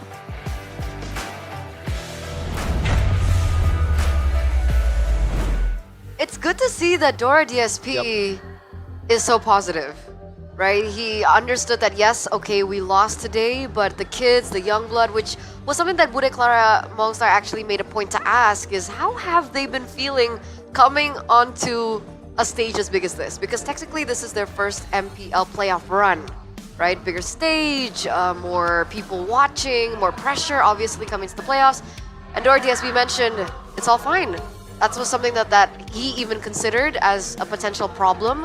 But as soon as he saw their performance in that match against Onyx, he's like, they're great, they did amazing. And that's something that you guys actually pointed out as well. Yeah, we share the same sentiment overall, but as a fan, watching them crumble in the last moment is just not really the greatest of Okay, sights. we're still back to that. But yeah, again, lower bracket is gonna be the way to go for Geek Fam. Thankfully, the main problem, I guess, is already fixed, or is not even there in the first place. Make it, Cops and Kinsiski, not to sound like a broken record, they were amazing. Especially Cops. Fun fact, in the first few weeks, I always say like, hey, I see Cops, and I've never really said that, oh, this guy played good. That was some really, what's another way to put it? Good, a breathtaking performance from Cops. Maybe that's too hyperbolic, but who cares? Would you say that he's your champion? Champion of what? Just a champion in general? I guess. In life? Not yet. Not yet. But I know Geek is your champion, right? So for those of you guys back at home, you guys can also vote for your champion, okay? Check it out over at gopay.co.id/games. Join the MPL GG party, because if you guys vote, you are guaranteed to win prizes. For first-time voters, you'll definitely get some free rewards, including a number of 59 diamonds as well as 1 token. And guys, you know what's next, right? With every token, you guys can... Exactly. You can also spin 4 different prizes as well. Plus, don't forget that on GoPay, you guys can get WDP or a weekly diamond pass on GoPay games only for 14,999 IDR. So it's a lot more affordable this time around compared to the regular season. Damn. It's so much cheaper. It's so good. What are you guys doing if you don't have GoPay on your phone already? Look, this is her phone, but it probably has GoPay already, right? Yeah. It does. Look, she got GoPay right here. Okay, don't steal them. How'd you know? Put it down. Yeah. You know what? 14,999 is less than 15K. You have 500,000 IDR, right? In your GoPay. Yeah. Thanks to, you want to say it? I want to say it. Shout out to Bude. Apparently, she thought I was broke. Because he sent a screenshot of his GoPay account that only had 6,000 IDR. That's less. That's not even $50. That's not even 50 cents. Bank account. Oh, that was your bank account? But the thing is, I just opened up a new one. That's why. It was only 6K. Then Bude Clara just transferred me 500K. Well, that's definitely, that was a good day for you though, right? Yeah. You could get a WDP technically for free. Now have an extra good day. You too. Actually extra did this. good day. Man. We'll enjoy it later on in private. This is the originale cappuccino. Yeah, it's different. Cappuccino. Where's my fantastic mochaccino? I'm waiting for the avocado one. Or the avocado. I love the avocado. Please, good day tomorrow. Good, please, avocado tomorrow. Good day every day of the week with all the, look at that flavors. I mean, groovy cookies, avocado delight. No, you go for it, man. I'm good. I drank like 2 of those backstage. I don't think you're supposed to, okay. How does it, okay. Gotta get your mouth wet. Yeah. Like all the parts. Yeah. Okay. To like fully taste. Yeah. How does it taste? 1 to 10. Rate it. Mamma mia. Mamma mia. That's Mario Luigi. That's not a rating though. That's not a rating. 1 to 10. Italiano something. Di Stefano Del Piero. Casano Antonio. Okay, I know Beto. Del Piero. You tried. You tried. He tries, okay. And sometimes it's difficult to communicate with Sheffin when he's Italian mode. But what if he's a ninja? Are you a ninja?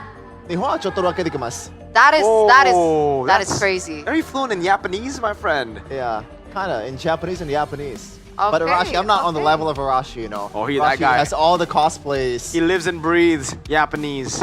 Yeah, before he All goes the to bed. Naruto cosplays? Yeah, Everything. Before he goes to bed, he put in his Naruto pajamas. Oh. When he goes out, he wears the Sakura wig and the Sakura outfit.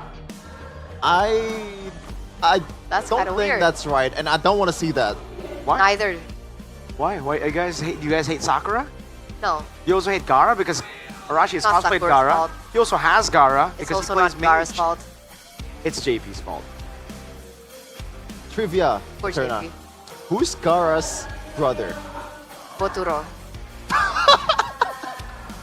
Thank you. He does not have a brother. Oh, it's Boruto. You just say Boturo? Boruto. Dude, I hate that show and I cringed. Oh my lord. Hey, I don't know if you could say that, my dude. Hey, we're promoting Naruto Shippuden, not his son. I mean, you do you, but I'm not gonna say that.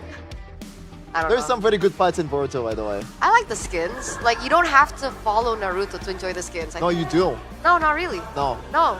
Because I don't follow Naruto and I like the skins. Which Talk skin? about- Which skin do you like most? Honestly, I like the one that you can't get to spin. Like, you have to do Oh, the Veil mission. one? You like the Veil Gaara? Yeah. Ah. But I can't. So I just got the Sakura one. Do you even play Kalea? No. But apparently, like, the backroom people do, so Okay. they used my diamonds to spin. Ah, that's a good idea. I should do that. For, No. Next time we should definitely do that, right? We have crazy connection here in Jakarta International Velodrome because we have Paket Jitu 1. With My Telkomsel, you guys can go and get it yourself as well. 100 Mbps. Isn't that crazy? Isn't that local? It is local. 75,000 IDR. Subscribe Isn't that now. crazier? Now. Gila? What are you doing? What are you doing? Oh, Do it now, they're guys. buffering! Oh. No wonder. Take it slow. Get G2-1. Get that speed, yo. What are you doing? Playing a YouTube video? You're playing this stream on 48p? 144p? In Use 2025? And I don't know. Like, well, what's the maximum? Like 4K? Is there 8K right now? I don't know if we actually have 4K on for the Oh. stream, but maybe we do. If we do, Maybe. G2-1. Maybe. And with that, Where's our Sukru? I need to taste the Skribo one, man. We've been Sure. talking about it all the way from playoffs, and we don't know how it tastes. I'm still so sad for TLID. why are you Wait, crying? I'm just so sad for Oh, this is not the regular one. It's kacang bersalut. Bersalut, like oh, salut. Oh, you should try the Kribo one. Is this the Kribo one? Yeah, the this Kribo one is so good. dude, this is good. Actually, it's so good. We've been joking around because we don't know what Kribo tastes like, and I agree. I think Kribo. Kribo tastes so good, guys. Oh, it actually is good. This is Wow. really good. Nice It's Sukro. No wonder they say that this is the gamer snack for gamers, for Yeah. champs. If you have any kind of, I guess, craving for some nuts in your mouth, this is the way to go. Hey, Yeah, it's a different nut though. It's a pea, actually. It's not a nut. if you want to be the champion, gaslah. Gasla! Because they have the barbecue flavor as well, which is okay. I enjoyed it. We're not stopping. There's the original one. And speaking of, different choices, right? Hawkben. Guys, for every situation that you're in, they have got you, right? If you're feeling a little low, and at the end of the month, they got you. MPL Hoka Hemat. Yeah. If you're feeling a little bit under the weather, a little bit of a flu, they have the MPL Hoka Ramen. Whoa. If you're just Does a fan that of cure your flu? fried chicken, they also have that. Mm-hmm. Does that cure it? Oh, I love like soupy stuff Yeah. when I'm sick. Soupy. Soupy. Soupy stuff. It helps a lot, man. And with MPL every Hokaramen. purchase of one MPL Hawkman package, you guys are entitled to a special code for free in-game items in Mobile Wow. Legends, or an e-voucher via the Hawkben Aja app or hawkben.co/.id's website. It's valid for dine-in, takeaway, delivery, and online orders at all Hawkben outlets except Bandung. What's up with Bandung, bro?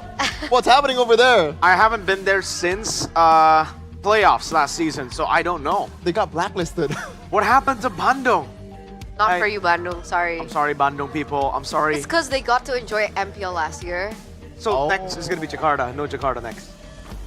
I don't know about that. I don't know. That's the Maybe. the main source of income Maybe. in Indonesia. Maybe. Could be that. Could be that. So, there you go, ladies and gentlemen. Man, We're gonna be talking about protection. why? You gotta stay protected. Seems like you have caught yourself a flu. You know how? That's true. That has happened. There's no face shields. I didn't wear protection. In the age of all the sickness, the illnesses, this can protect you from all the illnesses. Show it off. Show it off. Wear it. Oh, this is the alter ego version. They gotta put the alter ego That's so version cool. out. Look at that. It's alter ego. Look, Mirko. Look, it's alter ego. If you were given an alter ego version of this helmet, would you take it for free? It's alter ego. I take it for free. I take it. Wow, I thought you were a BTR fan, man. I am. Have some pride. Where's the loyalty? I know they didn't beat BTR. They beat BTR. themselves. But it's okay. I respect Alter Ego. I love Godelwin. Their new roster are really, really good, and this gets me. I have too big of a head. Okay, it's fine. It's all the Did it fit MLBB knowledge. in your head? No. I don't Let's think I try can do it. it actually. Here. Could try it. Let me get the Oh, the glasses. camera is. But that's the booth Whoa, whoa, over whoa. at the MPL Festival. If you guys are wondering where to get your hands on it, they do have different collaborations. And maybe if you're lucky, one of your team is actually there, Evos. right? Onyx Evos is there. Obviously, the Alter Ego one is also there. Dewa United Oh. is also an option that you Oh, guys that can Evos go palette, for. bro. The Dewa one's nice. So it looks pretty cool. Choose your favorite team helmet design now and get yours either over here at the venue. He also tried. Or your favorite RSV marketplace. This is goofy. This is a cap. This is a cap right there. But actually, Sheffield, you do ride a motorcycle, right? So this will definitely help. They have a Geek Fam one. You know what? If I see a Geek Fam one, careful with that. You might pop it on It's a your bobblehead. It is. But I'm more of a fan of investing for your future. That's dangerous. With Stefan. Ubers Gold. Oh my! There you go. See. This is why you need to invest in your future, Chef. And in case somehow later you break your helmet, because it is supposed to protect your head, you can buy it again with the profits you get from buying gold. Gold Absolutely. is up. You know, currently gold is up like a ton, a lot. Yeah. To the moon. It'll help you a lot in your future. This is the best way to save right now. It really is. It's pretty It really classy, is. by the way. Now you keep crying. I'm getting really You sad. really need the alter ego. No, it's just something about TLID yesterday. It's Not that sad, you know. unbearable. It's not that sad, dude. They won last season. It's not as sad as getting reverse swept. Oh my god, it's so sad that I dropped lower bracket. Whatever. But speaking of, all right, If you want to play you want to play like the pros. best MLBB of your life, go You gotta ahead. get yours, the set, okay? Royal Guard. What is This is the Royal Dust. This is the powder that you can put on your fingers where you can actually play better because again, it's so super smooth. Play it. Try. really does? No, legit. Try it and then They also have a thumb pocket. bro, Oh my yeah. god, what the hell? This is how Kyrie does it. Now you know. Wait. You always just Smells think, good. you always just think fast hand, right? But how do you get fast hands? Everybody's like, how the heck do you do it? Wait, there's no leftovers here. There are no, it will be here, but then you can just wash it off. And That's there- pretty cool. Usually with normal powder, yeah, like Sheffin said, it will get on your phone. It will like Oh. mess it up. It's nice, right? Look, touch. This is a game changer because usually what I Yeah. do is it's pretty disgusting. I just Wipe it out. Yeah, Sorry. that's what Keyboy does all the time too. Keyboy, known for that. Now he doesn't need to do that. Now he can be like, up, up. That's pretty cool. That's pretty cool. And I think they sell it over at the MPL Festival. Yeah, go ahead and check it out. And of course, guys, once again, get yourselves over at the MPL Festival and also get yourselves in the venue, right? Come watch because once again, the playoff tickets are still available to purchase. Head over to the official MPL website or on the GoPay app because when you do that, you also get free diamonds. So tickets plus diamonds, it's essentially a cashback, right? A free ticket because you would usually just pay for diamonds. Exactly. Or you can come over for free. Because even if you don't get your tickets, say like, Mirko, what the hell, man? You tell me to check the website, but it's sold out. I'm sorry, playoff sells out quite quick.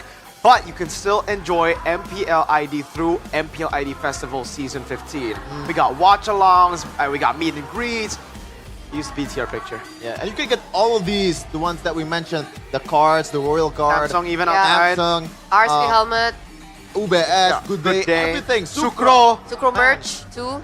All of it. There's Sucro merch? There's Sucro merch. I want to get some Sucro merch. I want that Sucro Pretty ball. cool. Did they sell the helmet?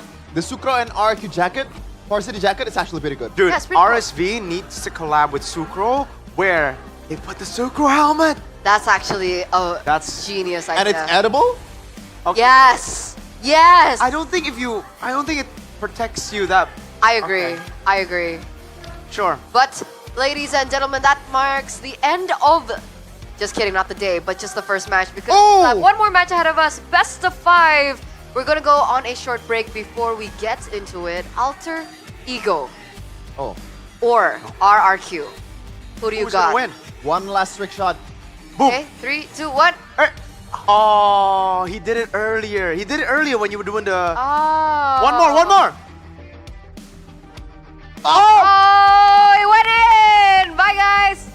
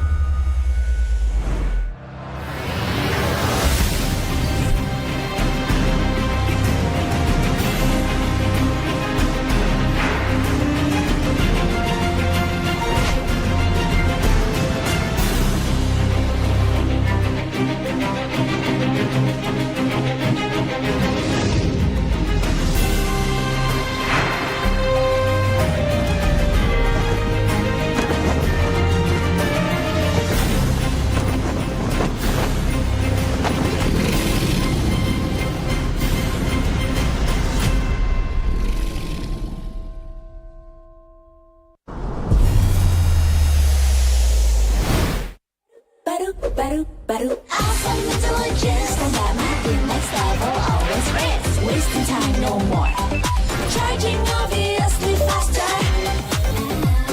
Baru Galaxy A36 5G Baru Awesome intelligence tambah makin next level always race Semua game kita gak worry Fast and guns victory Baru Galaxy A36 5G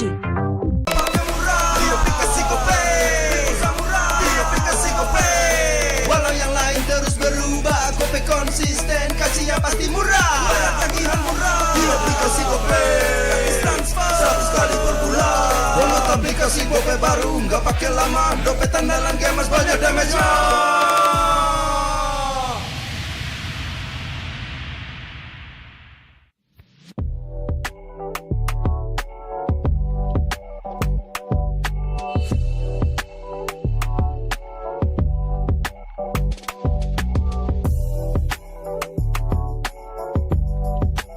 Rasa baru makin seru. Pertama di Indonesia. Kopi susu rasa cookies. Always ready, warnai harimu. Good Day Groovy Cookies. Nikmati sensasi asyik kopi cookiesnya. Tak ada hari tanpa mabar Main ngelek Kerap buat ku tak sabar Gimana mau main sampai kelar ini waktunya ku bersinar. Okay, let's do it. Game smash andalanku bikin mainku semakin hebat. Tim stabil main makin mulus, rankku fix naik terus. Tukar DG rings, diamond dan voucher game kau dapat. Cuma game smash makin no debat. Game Max Booster kini dapat DG Rings. Beli paketnya dan aktifkan boosternya di aplikasi Dunia Games.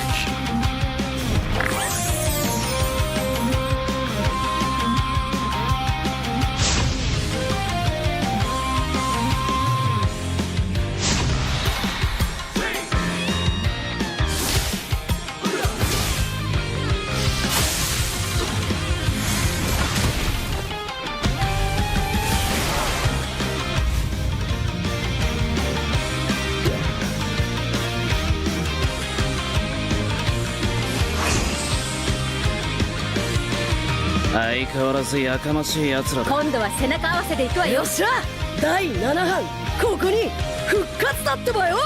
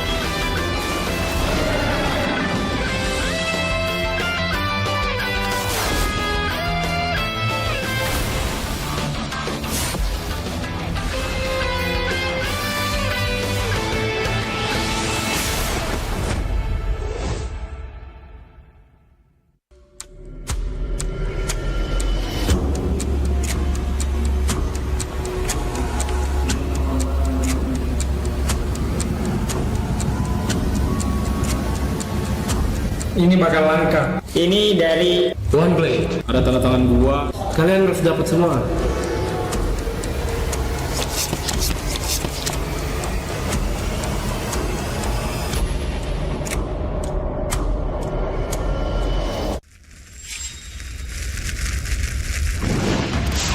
Minna! Utsumaki Naruto ga kaette kita zo!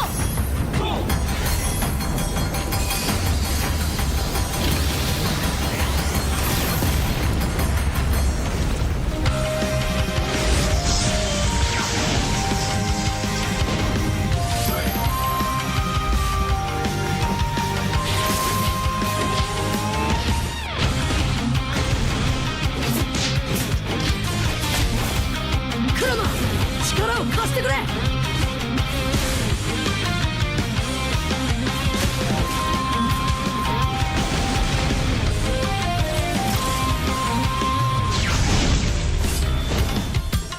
Yossha! 第7班ここに復活だってばよ!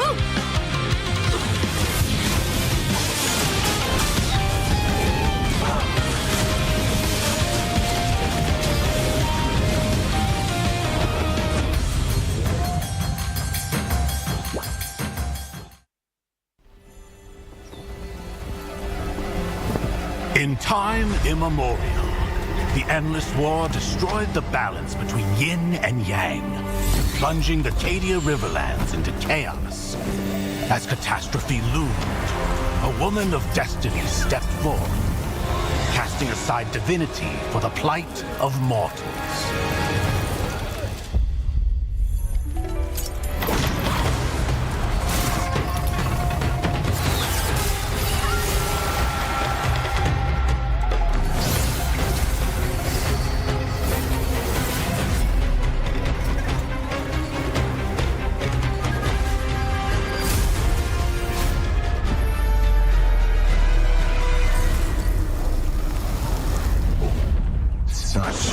Sacrifice for a fleeting moment of peace in the mortal realm.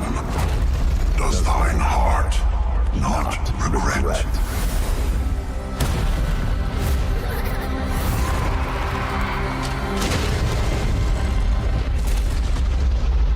To protect the realm. What is there to regret?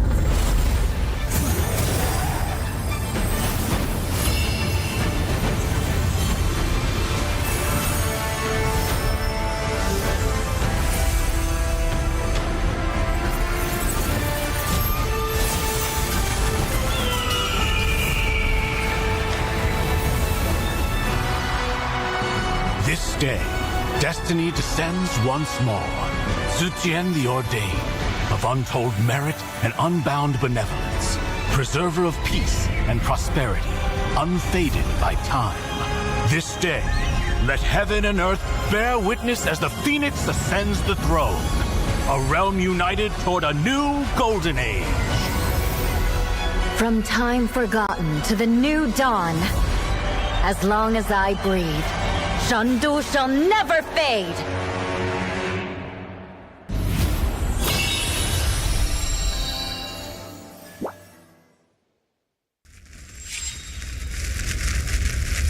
Mise te yaru yo. Sharingan no hontou no chikara o na.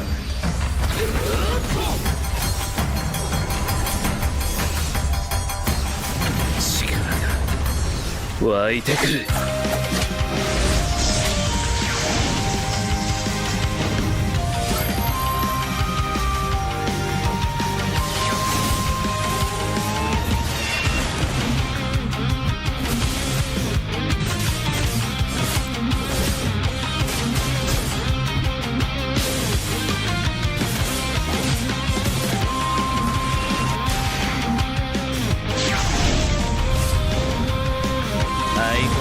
やかましい奴らだ。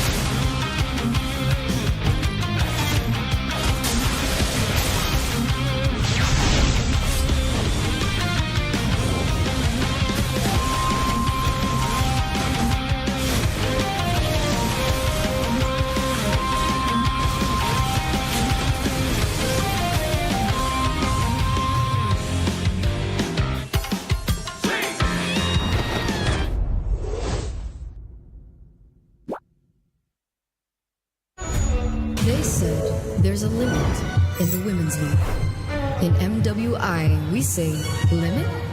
Watch us bounce. From the MWI queens everyone knows, to the stars who came out from nowhere, to the ultimate champions. Now, MWI is expanding greater than ever. Turkey, EECA, Africa, Mongolia, and beyond. We're stretching the map wider. MWI, where dreams get louder. This isn't just a tournament. It's your passport to the world stage. A spotlight for women in the EWC. No rules, no ceilings, no limits. Just this. We're vibrant. We're ready. We're limitless.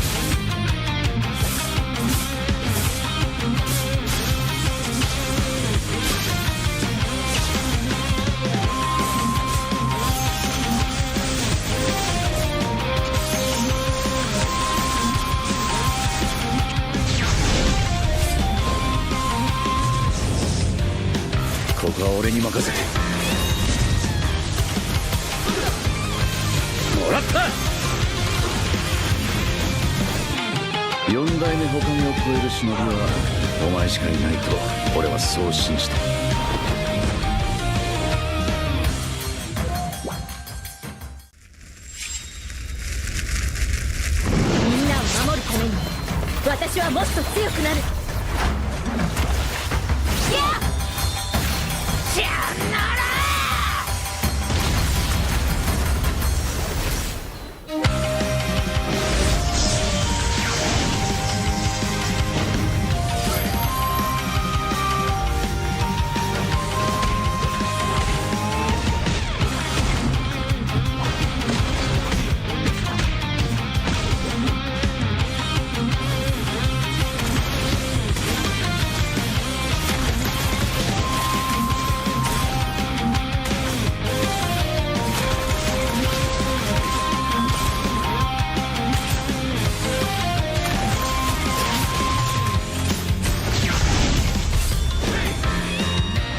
今度は背中合わせでいくわよ。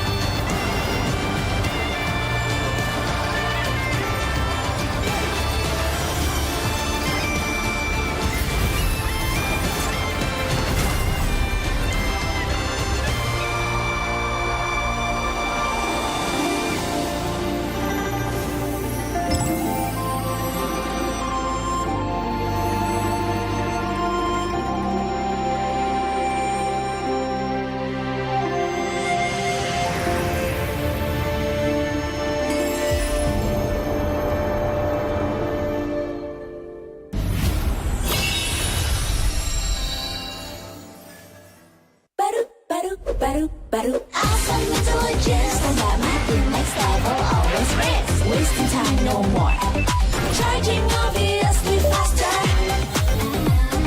baru Galaxy A36 5G baru awesome intelligence tambah makin next level always race semua game kita gak worry victory victory baru Galaxy A36 5G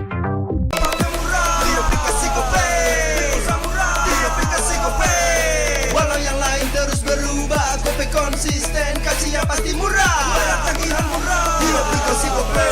Gratis transfer 100 kali per bulan. Download aplikasi Gope baru, nggak pakai lama. Dompet andalan gamers banyak damage-nya.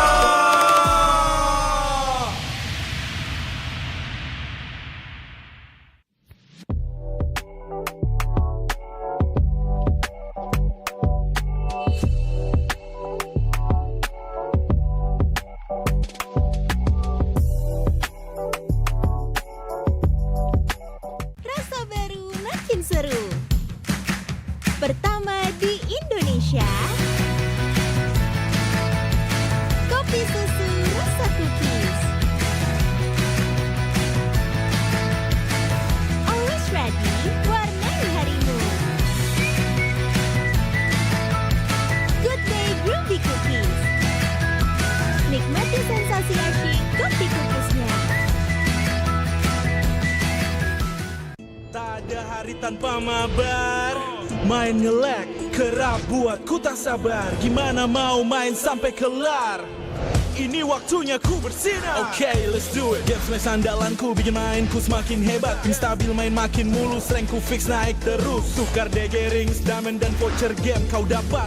Cuma Game Smash, makin no debat. Games Max Booster, kini dapat DG Rings. Beli paketnya dan aktifkan boosternya di aplikasi Dunia Games.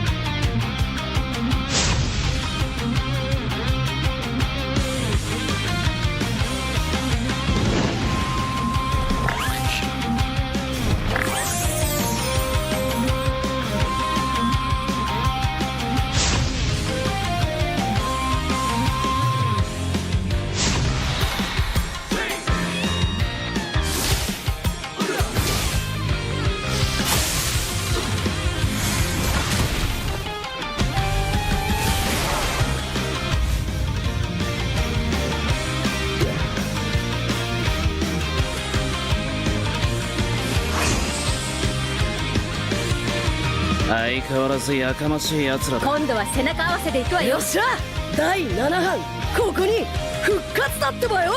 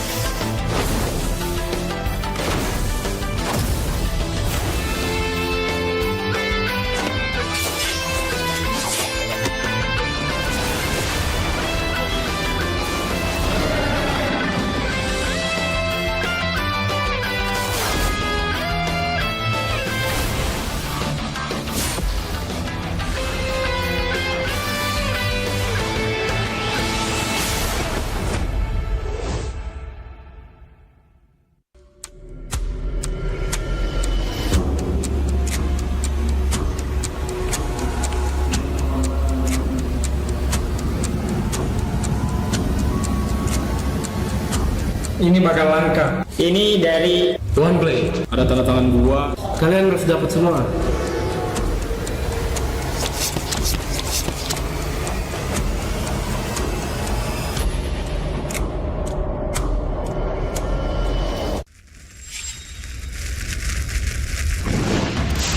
Minna!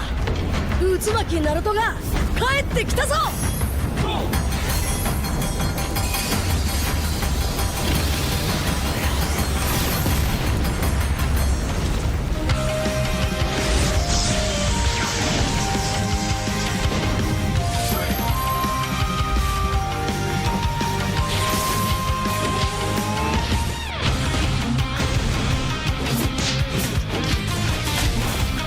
Kurama!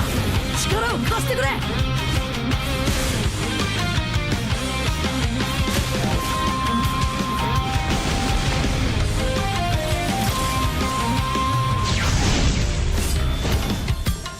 っしゃ第7班ここに復活だってばよ。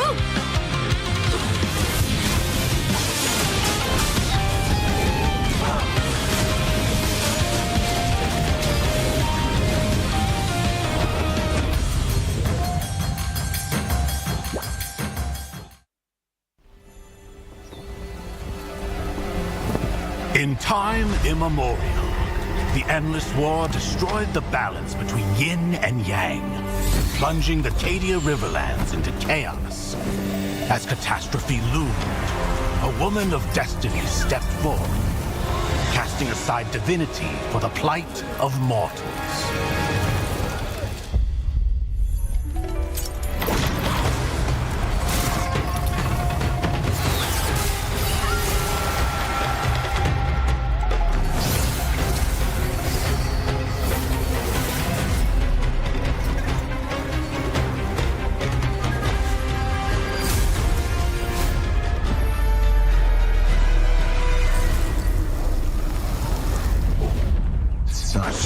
Sacrifice for a fleeting moment of peace in the mortal realm. Does thine heart not regret?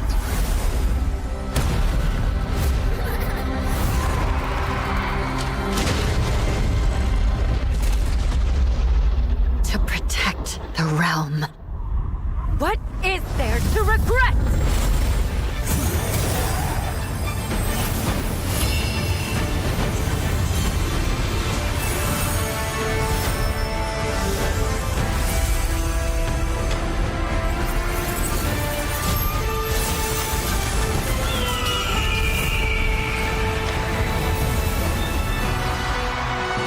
This day, destiny descends once more.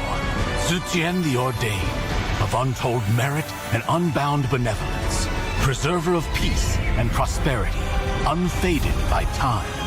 This day, let heaven and earth bear witness as the Phoenix ascends the throne. A realm united toward a new golden age. From time forgotten to the new dawn, as long as I breathe, Shandu shall never fade!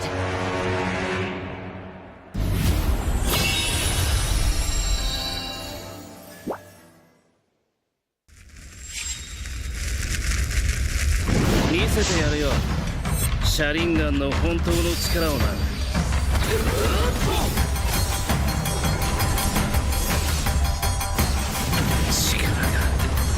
湧いてくる。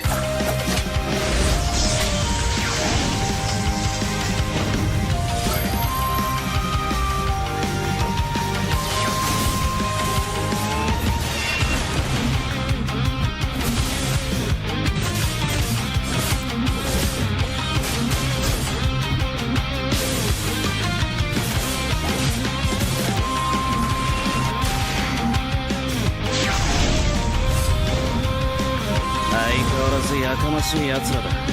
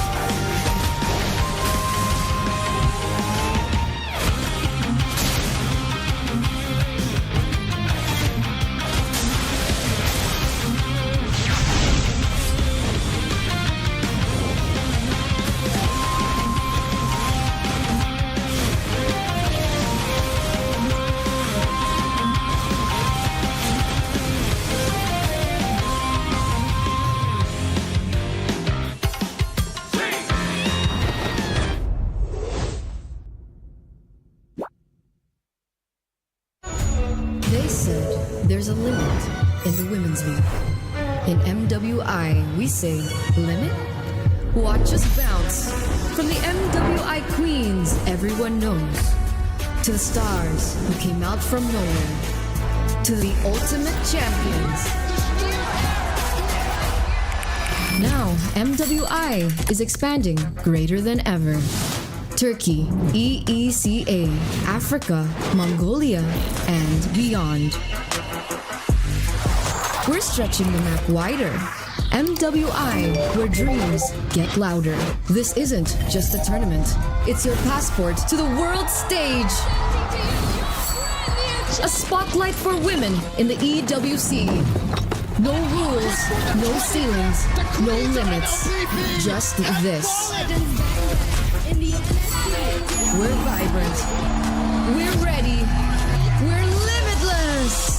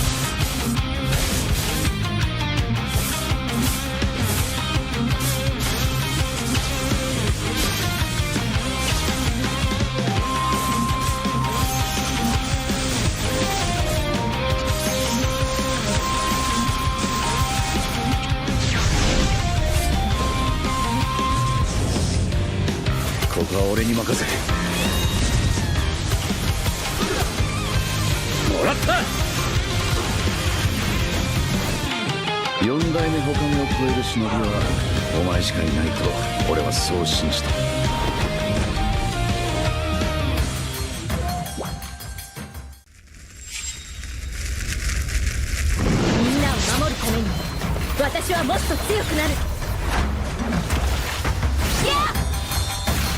さよなら。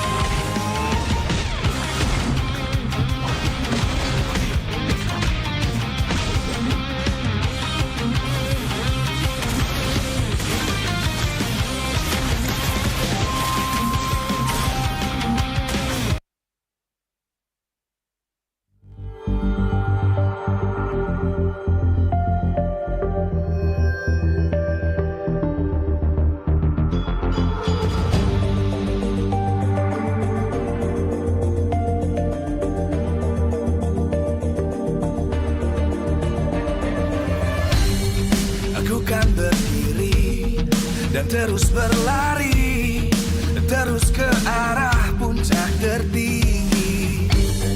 Ku takkan berhenti, hanya sampai di sini. Kemenangan abadi menanti. You know we won't miss if we unite our focus. And if you haven't noticed, we all live. Nyalakan apimu, hadapi semua tantangan, hadang semua serangan, jatuh bukan halangan. Bakar semangatmu, janganlah engkau menyerah. Kita akan buat sejarah.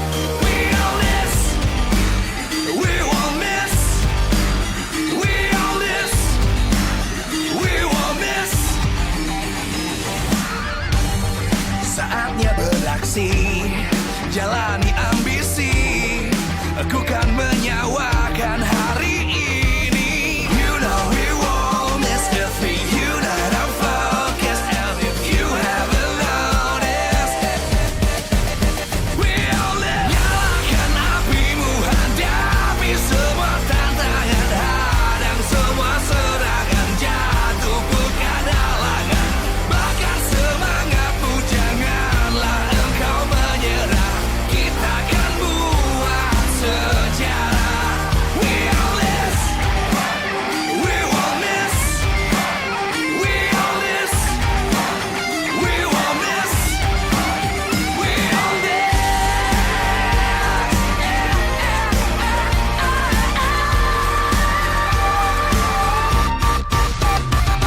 Nyalakan apimu, hadapi semua tantangan, hadang semua serangan, jatuh bukan halangan. Bakar semangatmu, janganlah engkau menyerah. Kita akan buat sejarah. We all this.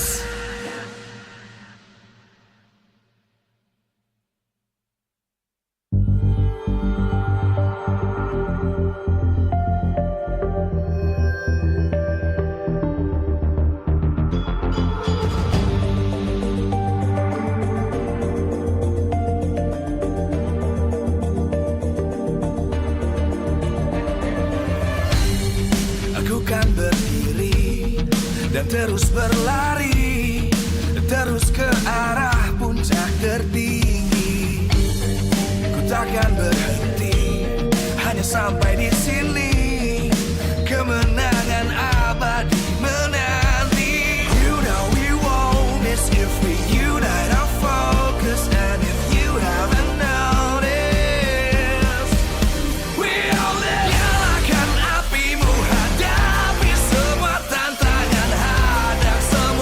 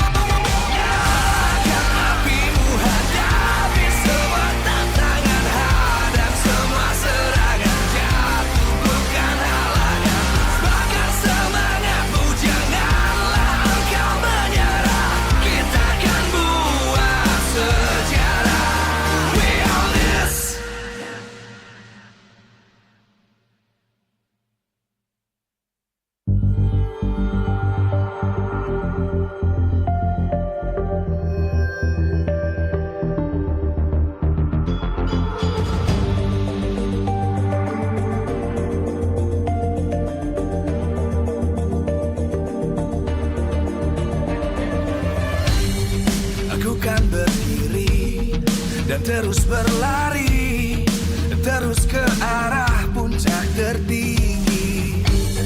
Ku takkan berhenti, hanya sampai di sini. Kemenangan abadi menanti. You know we won't miss if we unite our focus. And if you haven't noticed, we'll nyalakan apimu, hadapi semua tantangan, hadang semua serangan, jatuh bukan halangan, bakar semangatmu, janganlah engkau menyerah, kita akan buat sejarah. We all this, we won't miss, we all this, we won't miss.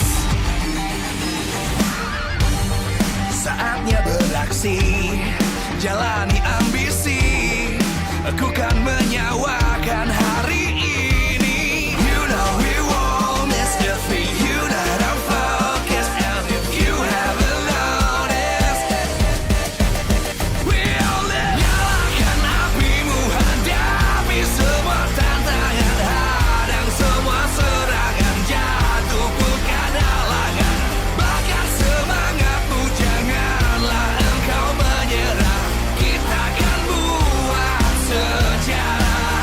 We all this, we won't miss, we all this, we won't miss, we all this.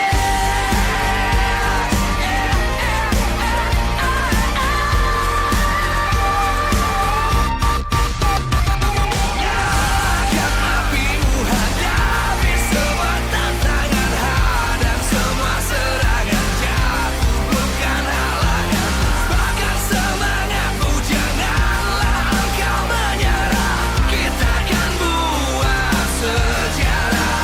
We all this.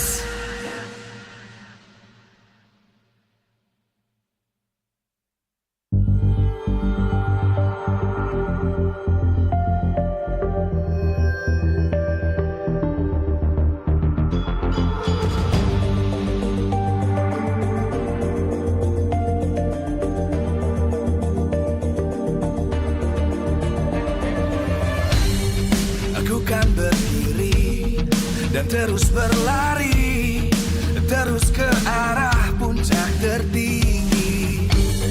Ku takkan berhenti, hanya sampai di sini. Kemenangan abadi menanti. You know we won't miss if we unite our focus. And if you haven't noticed, we'll nyalakan apimu, hadapi semua tantangan, hadang semua serangan, jatuh bukan halangan, bakar semangatmu, janganlah engkau menyerah, kita akan buat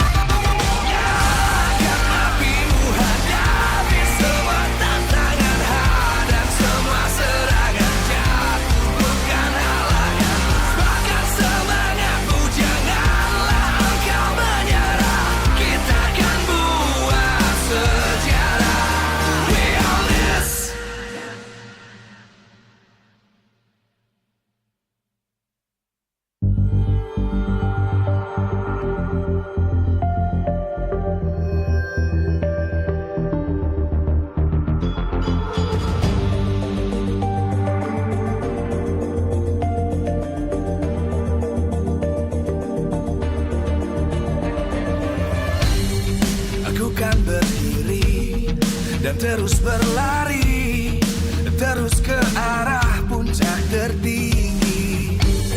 Ku takkan berhenti, hanya sampai di sini.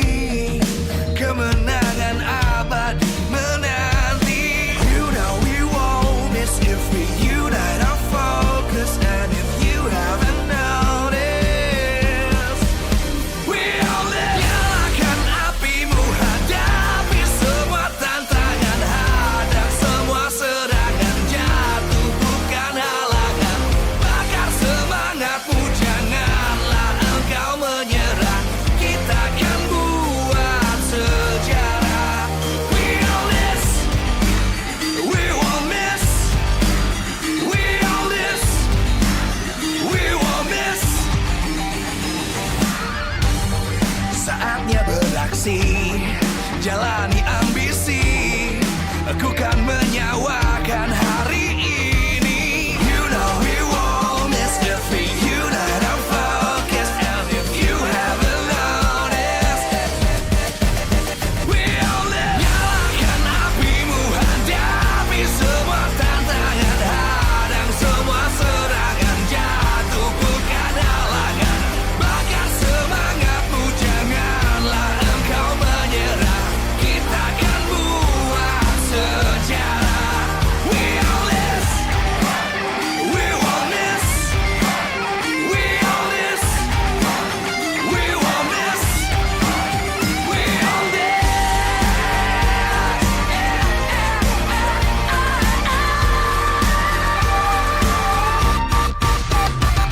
Nyalakan apimu, hadapi semua tantangan, hadang semua serangan, jatuh bukan halangan. Bakar semangatmu, janganlah engkau menyerah. Kita akan buat sejarah. We all this.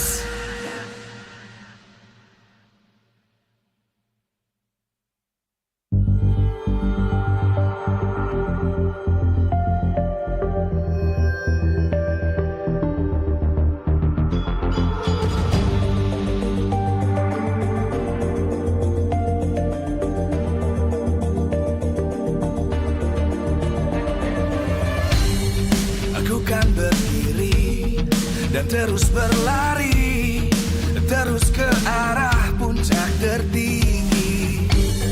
Ku takkan berhenti, hanya sampai di sini.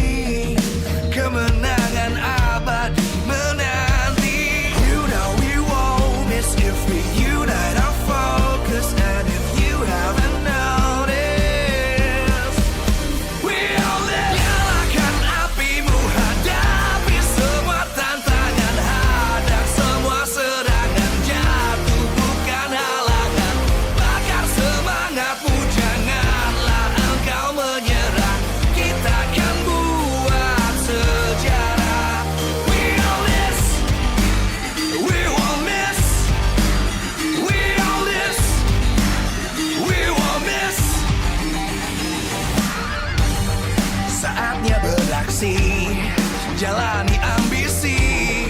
Aku kan menyawakan hari ini. You know we won't miss if we unite our focus. And if you haven't noticed, we all live. Nyalakan apimu, hadapi semua tantangan, hadang semua serangan, jatuh bukan halangan. Bakar semangatmu, janganlah engkau menyerah. Kita akan buat sejarah.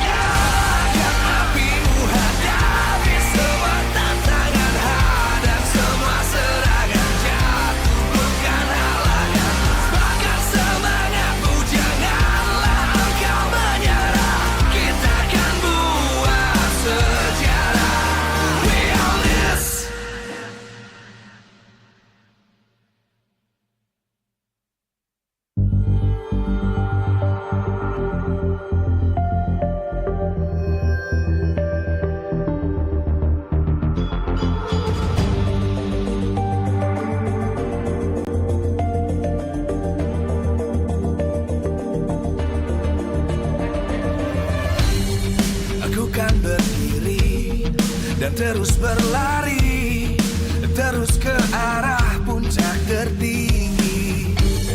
Ku takkan berhenti, hanya sampai di sini. Kemenangan abadi menanti. You know we won't miss if we unite our focus. And if you haven't noticed, we all live. Nyalakan apimu, hadapi semua tantangan, hadang semua serangan, jatuh bukan halangan. Bakar semangatmu, janganlah engkau menyerah.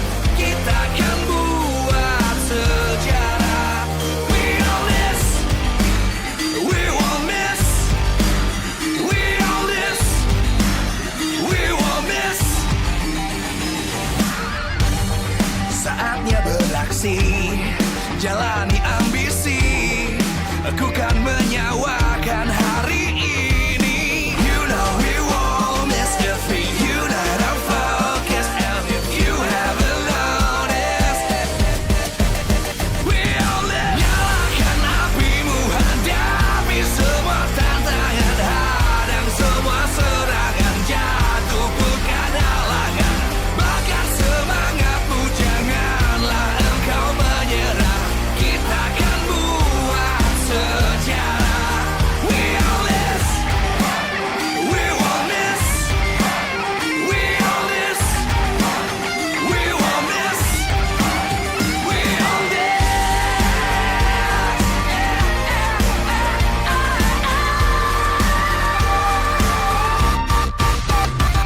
Nyalakan apimu, hadapi semua tantangan, hadang semua serangan, jatuh bukan halangan. Bakar semangatmu, janganlah engkau menyerah. Kita akan buat sejarah. We all this.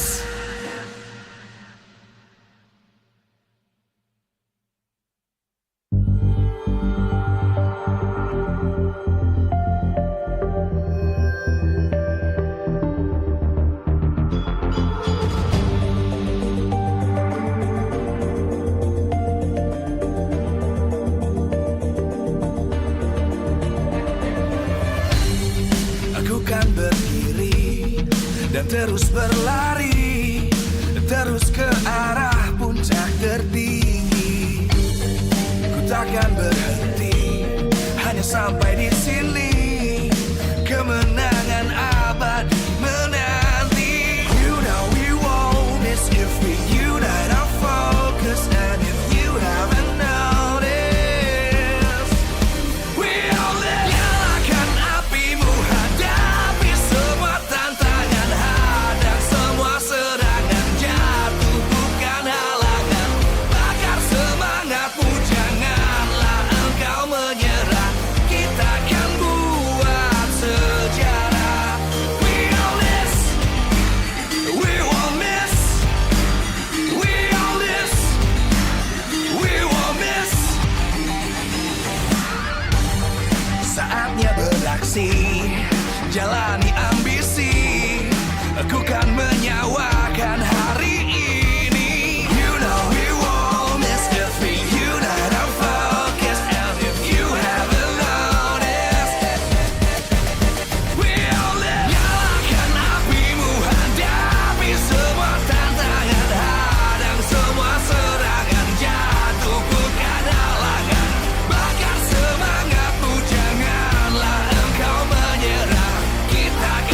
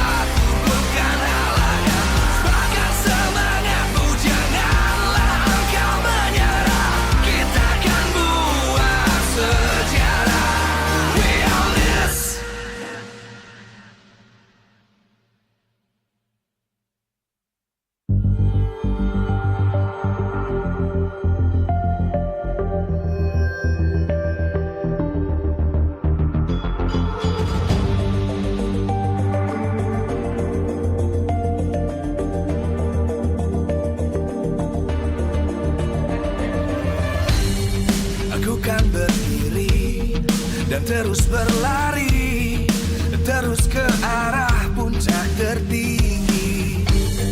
Ku takkan berhenti, hanya sampai di sini. Kemenangan abadi menanti. You know we won't miss if we unite our focus. And if you haven't noticed, we all live. Nyalakan apimu, hadapi semua tantangan, hadang semua serangan, jatuh bukan halangan. Bakar semangatmu, janganlah engkau menyerah. Kita akan buat sejarah. We all this, we won't miss. We all this, we won't miss. Saatnya beraksi, jalani ambisi. Aku kan menyawakan hari ini. You know we won't miss if we unite our focus. And if you haven't noticed, we all live. Nyalakan apimu, hadapi semua tantangan, hadang semua serangan, jatuh bukan halangan. Bakar semangatmu, janganlah engkau menyerah. Kita akan buat sejarah. We all this, we won't miss. We all this, we won't miss. We all this.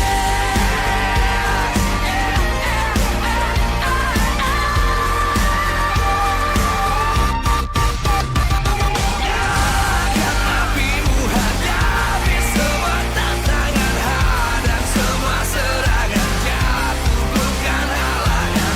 Bakar semangatmu, janganlah engkau menyerah. Kita akan buat sejarah. We all this.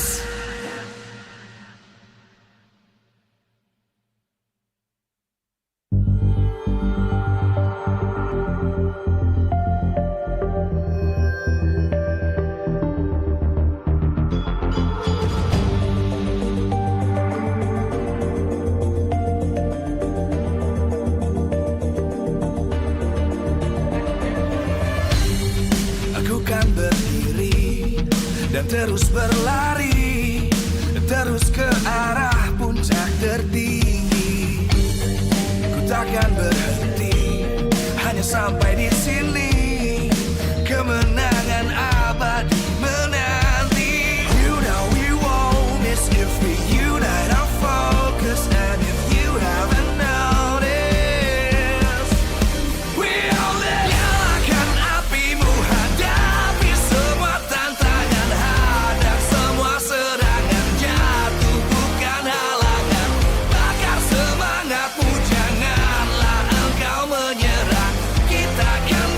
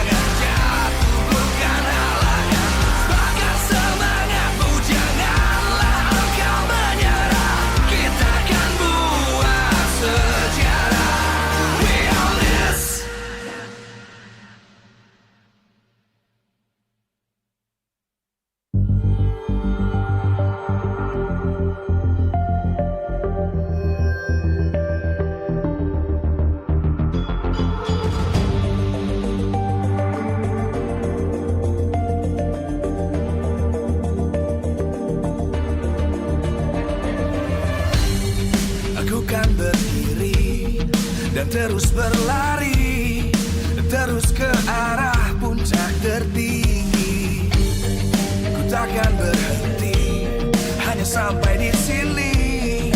Kemenangan abadi menanti. You know we won't miss if we unite our focus. And if you haven't noticed, we all live. Nyalakan apimu, hadapi semua tantangan, hadap semua serangan, jatuh bukan halangan. Baru awesome intelligence. Stand mati next level, always race. Wasting time no more. Charging obviously faster. Baru Galaxy A36 5G. Baru awesome intelligence. Stand mati next level, always race. Semua game kita gak worry. Victory comes victory. Baru Galaxy A36 5G.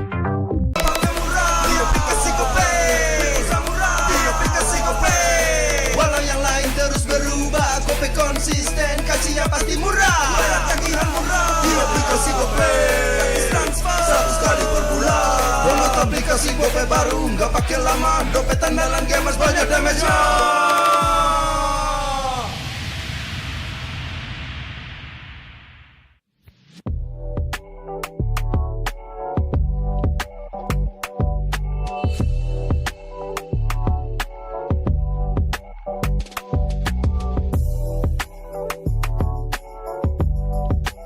Rasa baru makin seru. Pertama di Indonesia. Kopi susu rasa cookies. Always ready, warnai harimu. Good day Groovy Cookies. Nikmati sensasi asyik kopi cookiesnya. Tak ada hari tanpa mabar. Main ngelek, kerap buat ku tak sabar. Gimana mau main sampai kelar? Ini waktunya ku bersinar. Okay, let's do it. Games main andalanku bikin mainku semakin hebat. Tim stabil main makin mulus, rankku fix naik terus. Tukar DG rings, diamond dan voucher game kau dapat. Cuma Games Max, makin no debat. Games Max Booster, kini dapat DG Rings. Beli paketnya dan aktifkan boosternya di aplikasi Dunia Games.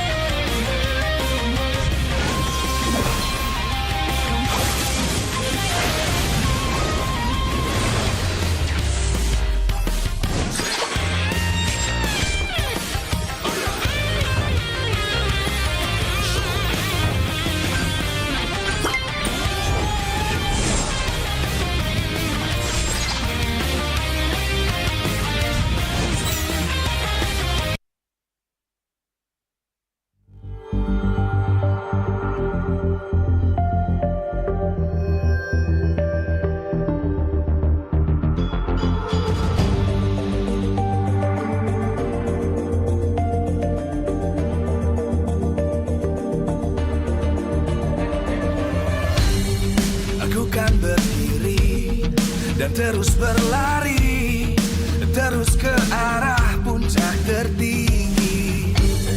Ku takkan berhenti, hanya sampai di sini.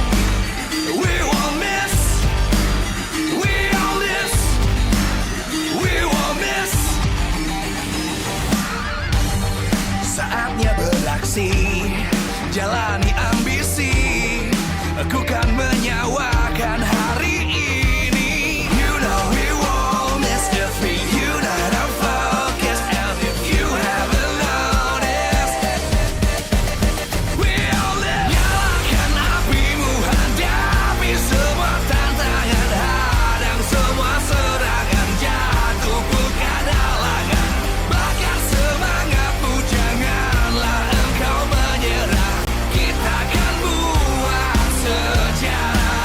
We all this, we won't miss, we all this, we won't miss, we all this.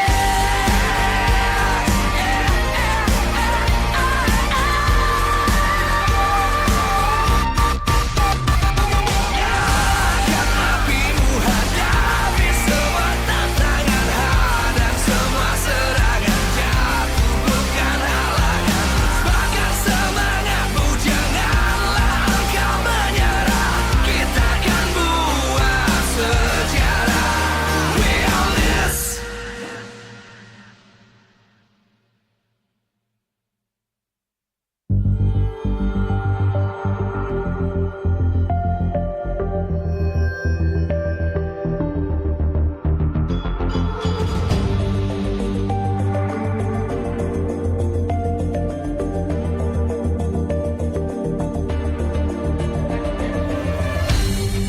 Aku kan berdiri dan terus berlari, terus ke arah puncak.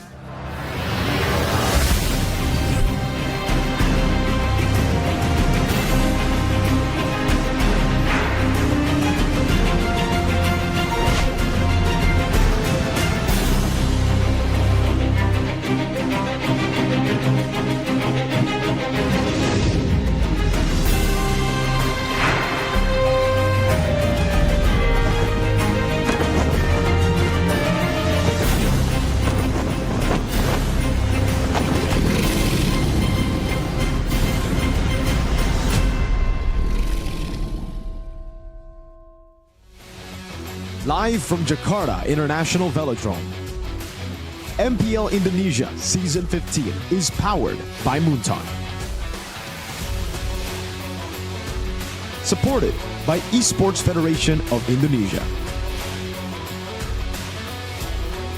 Presented by official tournament smartphone Samsung Galaxy. Official e-wallet GoPay. Official sponsor, Head & Shoulders. Official coffee, Good Day. We own this.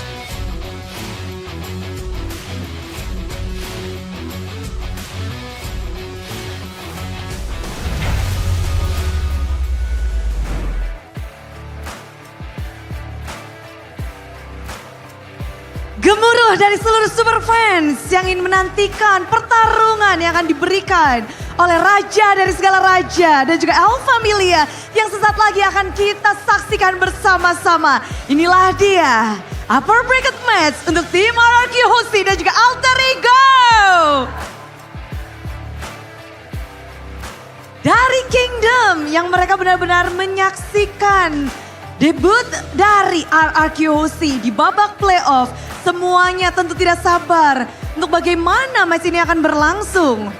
RRQ merupakan satu tim yang bisa dibilang sangat mendominasi dan menunjukkan kekuatan mereka di babak regular season. Bukannya hanya dari musim ini, namun juga dari musim lalu. Mereka terus berkembang dan sekarang adalah waktunya pembuktian mereka bagaimana mereka bisa bertahan di upper bracket dari match ini.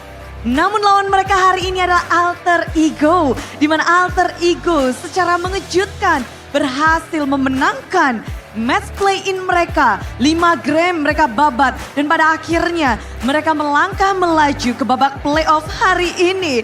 Dan banyak sekali kejutan yang mereka berikan sehingga Alter Champs mengharapkan bahwa Alter Ego inilah saatnya mereka mengukir sejarah. menyaksikan bagaimana hari pertama dan juga match tadi berlangsung, tentu saja kita masih berharap bahwa tim-tim akan memberikan sesuatu yang kita harapkan. Tersisa 4 tim saja, namun pilihannya memang bertahan di upper bracket selangkah lagi untuk menuju tiket MSC IWC atau malah punya chance untuk terpeleset di arah lower bracket. Ini adalah pilihan yang harus mereka jalani dari tim RRQ dan juga Alter Ego. Mereka punya histori yang begitu menarik. Bagaimana tidak? Alter Ego memang punya jalan yang sepertinya harus tersandung oleh RRQ. Kita boleh flashback dari saat untuk slot babak M1, Alter Ego terjegal oleh tim RRQ pada saat itu. Sehingga mereka gagal untuk mewakili Indonesia. Dan setelah itu dari Alter Ego mereka berhasil masuk ke dalam Grand Final di season 16. Namun lagi dan lagi RRQ lah yang menjegal mereka di babak Grand Final.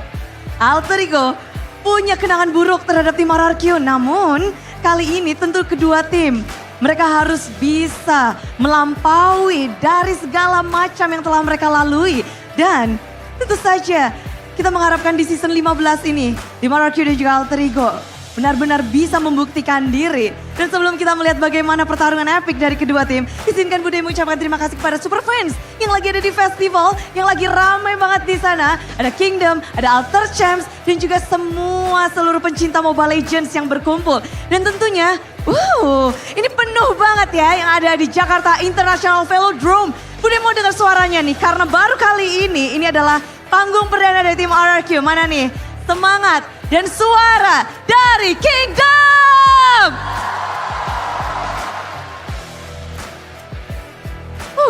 Rame banget.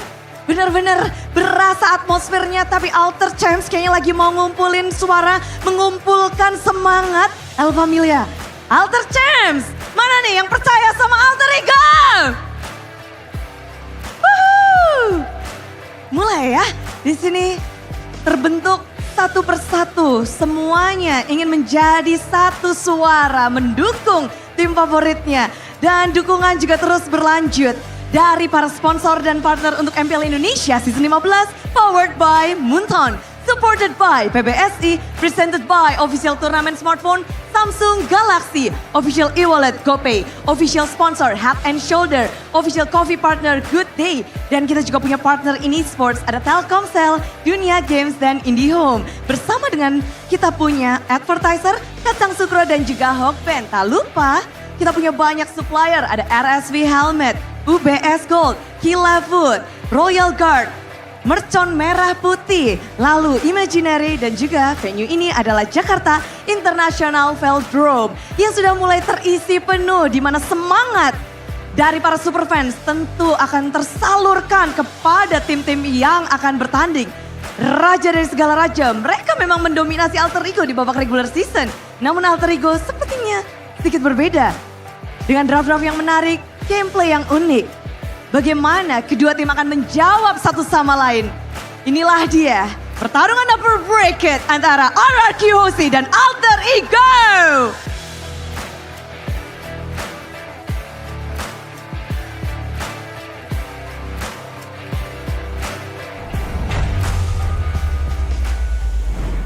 Another upper brackets match here for our last match of the day. Day number 2 playoffs of MPL ID Season 15 live in Jakarta International Velodrome.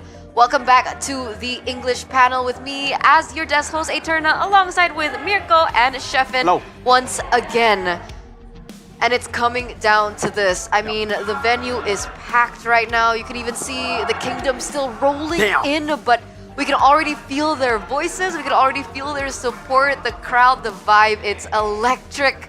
And that's nothing that we would expect, nothing less that we would expect from the Kingdom themselves. Especially the fact that Alter Ego is the one that advanced instead of the other team. Exactly. Unfortunately, some teams just had their own pocket picks like Barats. Didn't go as planned there, but for RRQ, right now the plan is simple. Make it and break the regular season curse. Like make it to EWC, break the regular season curse. For some reason, Kescute, it's not just RRQ, but it's mainly Kescute, right? He was the main coach, head coach for BTR, and then moved on to RRQ, and now he's still the head coach for RRQ. 3 seasons in a row, he's been number 1 in the regular season, but in the playoffs, in this very venue, in that season with BTR, they dropped twice. As number 1 in the regular season, dropped by EVOS into Geek Fam, 3-0 there by Geek Fam. And then next season, they made it all the way to the grand finals, 4-3, losing to Liquid. The curse for Kescute continues on, but hopefully it ends here. Hopefully.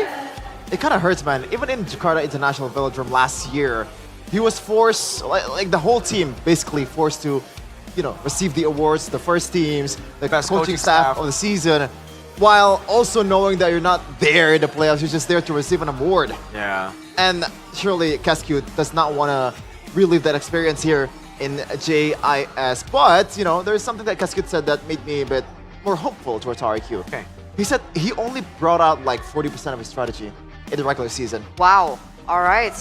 But it looks like the Kings of Kings are ready and rolling in to the venue. So we're going to throw it over to Alyssa for a quick update.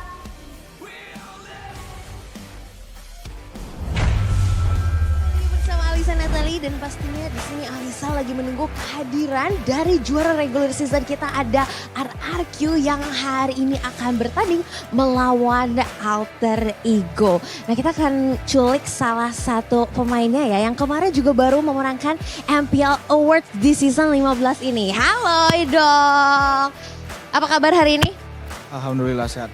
Alhamdulillah sehat ya. Dok, gimana nih kemarin kamu sudah memenangkan award sebagai MVP regular season? Ya pastinya seneng sih, kayak gak nyangka aja rumor bisa dapat. Keren banget. Nah kalau ngelihat nih kemarin antara Bigetron dan juga AE, sebenarnya kamu expect buat ngelawan siapa sih hari ini? Ya expect-nya ngelawan AE, tapi menang gampang gitu lawan BTR, tapi ya BTR hampir kalah lah AE di situ. Nah, expect-nya AE. Expect-nya memang AE ya. Oke, berarti sudah siap nih sepertinya RRQ melawan AE. Tapi kemarin kamu melihat kemarin Franco Dreams menggila dan membawa reverse sweep sendiri buat AE. Apa pendapat kamu soal ini? Ya emang Franco-nya dari dulu emang jago sih. Ya mungkin itu kunci buat comeback-nya juga sih kemarin. Ada keinginan gak sih buat lawan Franco sama Dreams nanti? Ya lawan apapun aja sih. Ya kami kesini ngebuktiin kalau kami pantas di tingkat 1. Oke, kita akan melihat dan satu kata dong untuk AE nanti. Nah, good luck, have fun. Good luck, have fun. Oke, thank you so much ya Dok. Semangat, good luck. Dan kita akan melihat apakah RRQ akan tetap bisa bertahan. Dan terutama karena mereka sudah berhasil mengamankan upper bracket. Ataukah AE juga akan membantai RRQ. Kita akan melihat di match kedua, hari kedua, playoff season 15. See you. Thank you, Alyssa, for that quick update on RRQ. Edok there mentioning that he actually expected to go against Alter Ego here in the upper brackets, not Bigetron. Why is that? Oh, I think, if you guys they have inside info obviously in scrims, and I also had that info. And yeah, for the most part, I think in scrims, Alter Ego have been looking pretty scary. But that's always been the case for Alter Ego in the past as well. It's just, unfortunately, on stage, they never are able to perform. But finally, yesterday, they were able to display how adapted. Actually, I don't even know if I want to say that. It was more on BTR dropping the ball. I mean, Sever actually said in the post-game interview that he was actually surprised. Yeah, surprised too, because in the first 2 games, it went south for Alter Ego. Then somehow Sever said, in game number 3, BTR changed their strategy. So even he himself didn't expect that. Exactly. I think it was a little bit of a trend for Alter Ego, right? Even the season where there was still V. So let's see how Alter Ego are doing as they're also walking up onto the venue. Halo, kembali bersama Alisa dan kali ini kita akan menunggu kehadiran dari Alter Ego yang di hari pertama tampil prima dan akhirnya bisa mengalahkan Bigetron Alpha, dan hari ini mereka akan ketemu dengan RRQ, juara kita di regular season. Kita akan culik salah satu romernya kali ya di sini ya, Dreams. Oh, di sini. Mohon maaf. Halo Dreams, apa kabar? Kurang sehat. Kurang sehat. Lagi sakit kah? Dikit. Oke, tapi tetap semangat ya hari ini ya. Oke, Dreams, kamu bakal ketemu Idok nih yang kemarin juara jadi MVP di regular season sebagai roamer loh. Gimana menurut kamu? Ya dia jago dari segi mekanik, makro juga bagus lah, kayak regenerasinya bagus dari dia. Oke, dan kamu sendiri salah satu andalan kamu ini kan hero-nya adalah Franco. Nah, ada keinginan gak sih untuk lawan-lawanan Franco nih sama Idok nanti? Nah gantian lah. Gantian. Oke, kita akan melihat ya. Nah, sebagai veteran juga nih, kamu gimana sih ngelihat performance-nya Idok sebagai roamer muda yang berprestasi? Ya bagus lah, kayak ada apa? Regenerasi gitu lah.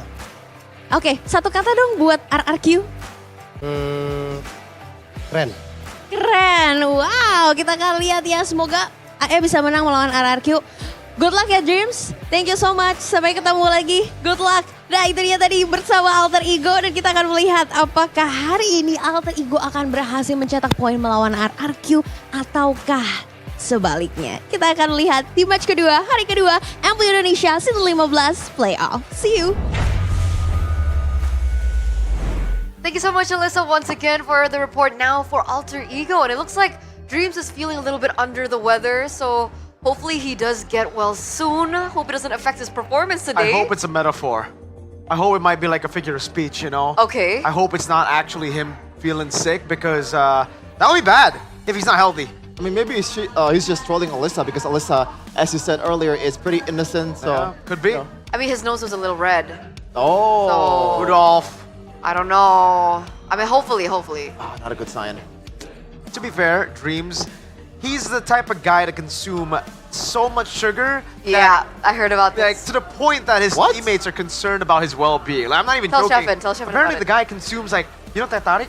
Yeah. He consumes like 3 to 4 glasses of teh-tarik per day. So that's a lot of sugar, Whoa. folks. I asked him if it was true, and he's like, yeah. And I'm like, are you? I don't want to assume, but are you good? He's like, yeah, no, I'm fine. So He loves them tea, man. he loves tea. You don't want to get diabetes like Arashi. Whoa. What? I don't think he has. It's not diabetes? No. No, Oh, I- what is it? It's something else, Oh, but yeah. like, let's focus on this instead, okay? For those of you guys back at home, once again, we do want to know what you guys think. Facing the Kings, can Alter Ego send RRQ to the lower bracket? All right, it's a big question to throw at you guys, I know, but there's only two choices this time. A, difficult, RRQ is too strong, or B, Alter Ego ready to make new history. Why new history? We have a little bit of a lore going on. It's between lore. Alter Ego and RRQ. I think we're gonna get to that at a certain point with the poster. Yeah. But what do you guys think about that answer? Okay, before that, how many percent is gonna be on A? On A, I think 80%. I'm gonna guess 78. 78%. Specifically 78. Yeah. 78%, okay. Where did the 22% go? For Alter Ego fans, that's a bit trusting to this team. Okay. But this is what we were talking about, guys. The rivalry, the history between both of these teams. Because RRQ so far has always just been the wall between Alter Ego and their playoff glory. That obstacle that they have to face. Because flashbacks to Season 4, during that era, M1 as well, it was RRQ to shut down Alter Ego's dreams as they moved on to the grand finals in M1 against EVOS. And a little bit of a fast forward, Season 6 grand finals, I think that's like the grand finals that is seared in everyone's mind because it went down in history. That was also RRQ, taking that away from Alter Ego. It wasn't just RRQ, it was a spinning panda played by the man who was ex-BTR, by the way, Vin. The guy who literally shut down the dream of Alter Ego with a hurricane dance. Back in the day, it was still hurricane dance. Yep. It wasn't heavy spin. Now they have dreams, though. Literally, the player and, I would say, hope. They have a lot of hope right now. After their performance against Biggitron yesterday, yes, a lot of critics can definitely just say that BTR were the ones that dropped the ball, but Alter Ego, to stay that composed, to still be able to get those picks, you know, staying consistent and not changing anything despite losing the first 2 games, we gotta commend them for that. We gotta commend them for having the mental capacity to be able to do that, especially considering they have 2 rookies. A lot of people forget about them, like being rookies, because they do perform really well. Rin and Arfi. RFU was able to solo kill Eman twice. A lot of us consider Eman to be the best gold laner in Indonesia, so the fact that he's done it twice and another time in their second meeting in the regular season, it's impressive. Let's take a look at this though. Let's see, is it 78%? 60. Whoa! Wow. It's closer to yours. You said 80%, right? But I'm quite surprised too. 38% actually believe that Alter Ego are ready to overcome RRQ today. And here's the thing. If maybe we're expecting the same RRQ from the end of the regular season, then maybe, right, they were less informed than we expected them to be. But Chefin, share your thoughts. I mean, did the RQ fall off in the regular season at the end? Yes. Oh man, I don't know if the word fall off is something that I want to use. I feel like they know that upper bracket is already secured. So why not just try things out? Why not just hide our cars? Why not just maybe take it a bit slow and take the opponents in the playoffs by surprise when the time comes? I think that's the story for Cascade, because he's been revealing his cards a bit too soon in the regular season, and that's why the playoff success is not there yet. And I don't think that's an unheard of opinion, because a lot of people are saying the exact same thing. Obviously, Arashi would say something similar, but even in our podcast that we did earlier on before we got into the playoffs, Age was also mentioning something of the same sort, KB as well.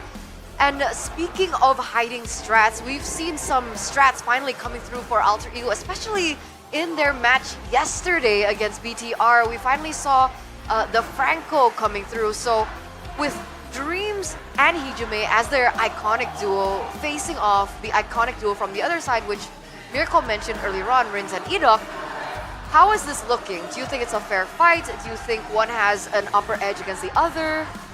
It really depends on how you look at it, right? I think when it comes to the systematic playstyle, by the way, gotta give credit to the Kingdom again. What a crazy show already they're giving us here in the arena. Jakarta International Velodrome. Back to the point, Rins, Edok, when it comes to that systematic playstyle, the clean, Cascute system, they are the better combo. When it comes to the regular season as well, what differentiates them with Hijime and Dreams is the fact that Hijime and Dreams has never and will never be regular season players. They will never be part of a system.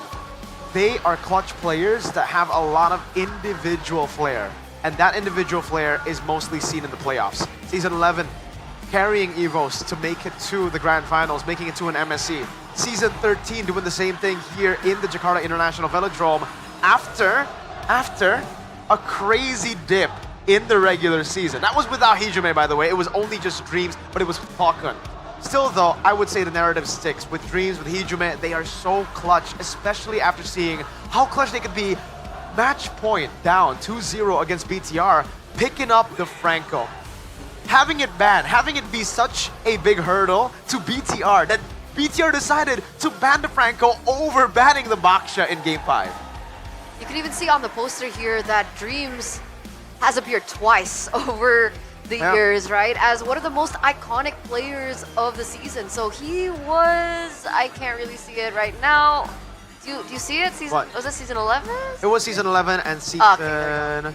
Oh, that was 10. That's season 10. Oh, season 11 and 13. There you go. Twice, right? But that has kind of been overtaken by Edok now. Yeah. So if we have to talk about Franco, obviously it's going to be a hot commodity, a hot resource that both these teams would want to get their hands on. But who is the better Franco player? Oh, I don't know. If we're going by momentum and what happened yesterday, I think it would be Dreams, but we gotta take a look at the history from RRQ2. This team has produced some of the best Franco in the world, even banned in the international stage. And again, shout out to RRQ bringing the fun here with a speaker. Also, strength in numbers for the Kingdom, always supporting their team in the venue. But back to the point, this Franco, oh man, if I were to pick one, I think it would be Edok. Yeah. Obviously. And also, that's also because of the fact that his team was able to follow up better, and the system works better overall in RRQ throughout the regular season. Okay. Yeah. Agree? I have to agree. You know, his Edok's Franco's Edok has been so good every time. Even last season, when if all else fails, I heard from Mueza, by the way. Mueza is a Dewa United player. If you guys don't know, roamer. he was a part of the amateur scene for the longest time. He actually competed against Edok a couple of times in third-party tournaments, amateur tournaments, and every single time he would have Edok by the ropes. Edok would just pull out the Franco and he would dominate. That's his story, Muez's story, as to how intimidating this Franco pick is from Edok. It is insane, and believe it or not, I casted one of his like amateur tournaments in a way. And we all know that Naomi against Blacklist International in M4 was probably the best Franco game ever.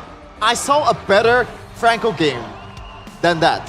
And that's amateur Edok. scene. But yeah, it is an amateur scene. But it kind of shows that the potential of this guy is limitless. There's a reason why this guy's MVP, despite some of us did agree with the decision there, but it's not really his fault. He's performing as a sophomore, by the way. And shout out to, I just imagine like, who's the other player that's a sophomore that's performing at an MVP level? Then I remember Fabian last season, he was a rookie at MVP. Shout out to him.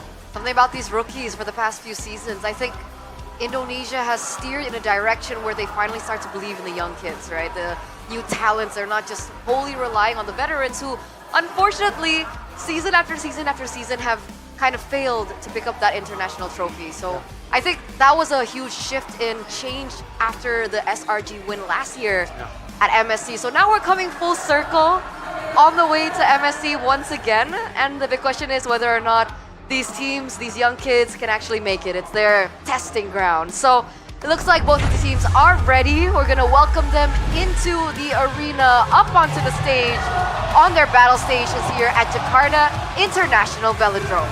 Welcome, ladies and gentlemen, to match 4 of the playoffs, the second match of day 2, an upper bracket bout between a Titan sitting at number 1 in the regular season, not just in the early weeks, not just towards the end. Week 1 all the way to week 9, up against a team who struggled, who had to go through the depths of 8th, 7th place, climbing back up with a change in their jungle in a rookie in Rin. Welcome to the stage, ladies and gentlemen, Your Majesty, His Highness, RRQ Hoshi! And on the other side, a team wanting to smash them, wanting to show how clutch they could be on stage, Alter Ego Esports! And behind them, some capable people supporting in the background, the brains of the operation, Cascute coaching staff of the season, and also with Rave instead of NMM on the stage. And by the way, Sever and Nafari certainly does not want to lose despite the big names in RRQ. Okay, that's a little change, right? We usually see NMM up on stage. We'll see how that actually impacts their performance today as we also take a look at their official team lineup. For both teams, nothing has changed, still sticking to the main 5 for both RRQ and Alter Ego. But with that change in the coaching staff, what do you guys think about that? That's odd. I don't think it's going to affect them that much. I think it's the final say will be still on Cascute and also Sever. And obviously the help of the players that wants to play a certain heroes. So Rave is there to just give out data and maybe some behavioral pattern that the opposing team has in the draft. Okay, different of opinion, I believe. I don't know, it's just strange to me, you know, NMM and Cascute has just been a package for so long. I think the reason Cascute also had problems in BTR was because he wasn't able to get NMM on stage, and that's why he got full creative control over in RRQ. I wonder if it's the same case, or as Shepard said, maybe it was a choice made by the team as a whole, not just, you know, management or anything, but also Cascute choosing for Rave to be up there. Here, though, we can definitely see the unique heroes here for RRQ. Hoshi, 45%, is that what you said? What Cascute said in the interview? He's 40%. only revealed 40% of his strats. If that is the case, then we are in for a show, because we haven't really been seeing too many of those pocket picks. I think, yeah, I mean, it's the Franco, the Esmeralda that we've seen too. Unlike Onyx, they were able to make it work in the regular season, and the Kadira for Rins. Ooh. Not too many for pocket picks. I think Onyx got them beat. BTR got them beat. Onyx, again gets them beat even in the regular season, and now in the playoffs with the Kaja. But they are just so solid in the draft. It always just makes sense. It's always so systematic. Alter Ego, on the other hand, they've always kind of been unorthodox in the way they draft. Yeah. Looking at the picks that have been secured for the jungler though. Sutsujin, his hero pool, believe it or not, he only played 5 heroes throughout the regular season. Suyo, Joy, Hayabusa, Lucas, and Link. Not even a single Fanny, not even a single Fredrin or Basha. Maybe that's something that Cascade wants to show in the playoffs, that they can actually play the utility heroes by...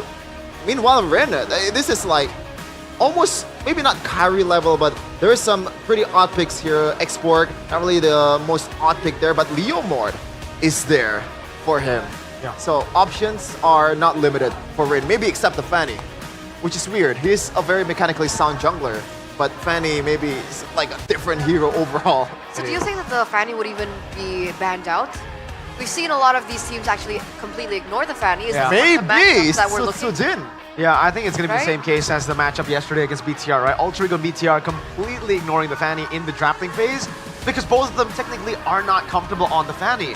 But in this case, I would say Sutsujin, he's not comfortable on the Fanny going up against elite level teams. I'm talking Onyx BH here, right? That's why it was always banned by them. When they're up against Onyx ID, it's the same. But when they're up against Alter Ego, I think it's alright to try to show the Fanny. It's okay. It'll be on Alter Ego to ban it. It'll be on Alter Ego to gamble of whether they want to see it on the other side or not. That makes sense. That does make sense. We're looking at the top 5 players' highest assists in one game, and it looks like Dreams is up there, number 2 worldwide. Yeah. That is not OP, by the way. I know how he looks like, is it not? That is not OP. Yeah, Dreams and Light both making it. It really just shows that they're active teams. I don't want to use that stat to say anything here. It just shows that they are very, very aggressive. And when they win, they go for a lot of team fights. Way more than they should in the regular season. That's why RQ, you don't find them individually in these statistics. Even Sutsujin, right? When it comes to Turtle Taken, Lord Taken, he doesn't make it into the top 3. Why? Because the games are always so short, because they're so dominant in the early game that sometimes they just trade it out for bigger objectives like structures in the early game, or they don't make it to 2nd, 3rd Lords. They'll just end the game straight out in Lord 1 sometimes, yeah. And it looks like RQ will take the first. Good choice. Yep. 71% for Cascade, and RRQ would be even better if they, as I said earlier, didn't really let up or like pump the brakes at the end of the regular season. But this is scary because ever since BTR days, Cascade has always been a first pick guy, right? Yeah, he really likes first pick. I think both in Season 13 and for BTR and here currently in the season, Blue side has been finding a lot more value just because we have a crazy first pick Prio on the Kalea on the chip as well. So far, Onyx have not done that. They've just been winning on red side. Man, the Kingdom. Look at that banner. Kings of Kings. Is that not the biggest banner we've seen so far? So far, yeah. It's a banner. I really hope they show up a Tifo, you know, to try to rival out what Evos did 2 seasons ago in the Velodrome. Whoa. Okay, that's way bigger than I thought. Right? Way better than Arsenal. Oh, not again. Not again. With Connie hearing it too. What's up, Connie? He's literally walking to the toilet. I can see him. He's not going to listen to that jab. He won't hear it, but he will know. Yeah. But anyway, so we're seeing RRQ now on blue side. And we're going to go straight into the draft as well as we start discussing what to expect in this, I would say, flexible kind of meta. It really depends. I wonder how far RRQ have gone to kind of experiment with what they already have to what they want to kind of achieve here, and whether or not we're actually going to be seeing it picked up here, because there is still a possibility they will be still hiding some strats. So here it is, drafting phase, game number 1 in this best of 5 upper brackets, presented to you by the official tournament smartphone Samsung Galaxy A36 5G, RRQ, Kimi, Fredwin, Luo Yi. Now, here's the big question. The Fanny is still left open. Do you think Alter Ego will ban it here alongside the Jushin and the Chip? I don't think so, especially Jushin hasn't seen playing time at all in the regular season for this hero. Yes, we saw a few Fanny, I believe, in a few seasons ago with RRQ too, but it's not really the greatest of Fanny out there. Far cry from like the likes of Fabian or King Kong. Yep. So Sever here, some options. Yes, no backshot pick for RRQ at all, but oh, they're still banning it. This is interesting. Yeah. I mean, they kind of learned from the lesson in BTR and AE matchup, so maybe that's why they really value their Baksha, even though they haven't seen it at all. All right, let's see, RRQ, are they gonna go for the Kalea or the Harith here? The Joy is up for grabs, so I don't think they're gonna go for the Joy first pick. Usually that would be the route RRQ takes just because they know how good of a Joy player Sutsujin is. But again, Harith, a good counter to it already. They will still go for it. Interesting. So Kalea and Harith, yeah. By the way, Alter Ego have a chance to go for that. Kalea, Harith, the Harith doing good against the Joy, the Kalea even more so, and then later on they could go for the Hayabusa too as last pick in the first phase. I think that sets them up for a really, really good first phase draft. Yeah. And by the way, the Jushin fan. Oh, it seems like it's gonna be a Badang and Hayabusa. No marksman or even a Kalea pick.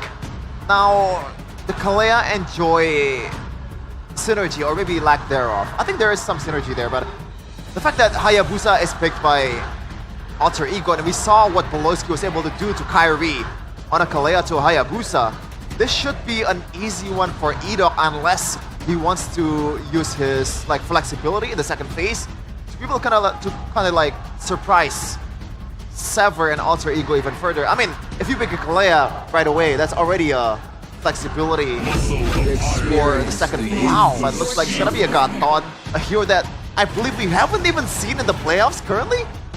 Yeah. Thought? I think we've seen him once yesterday. I think we did alongside the Badang. Yeah, Kalea left completely open with the Granger. Yeah, I expected the Granger here. I was gonna say Kalea Granger, but they go for the Gatot Granger. Gatot good against the Hayabusa, obviously, but I really expected Alter Ego to go Harith anyways, you know? I guess they're anticipating a possible Aerith though, or... Huh, yeah, Alter Ego. It'll be... Now it's a choice for them, right? Kalea or Harith. I'd personally go Harith here. Yeah. First two levels, I think it's still gonna favor to. Oh wow!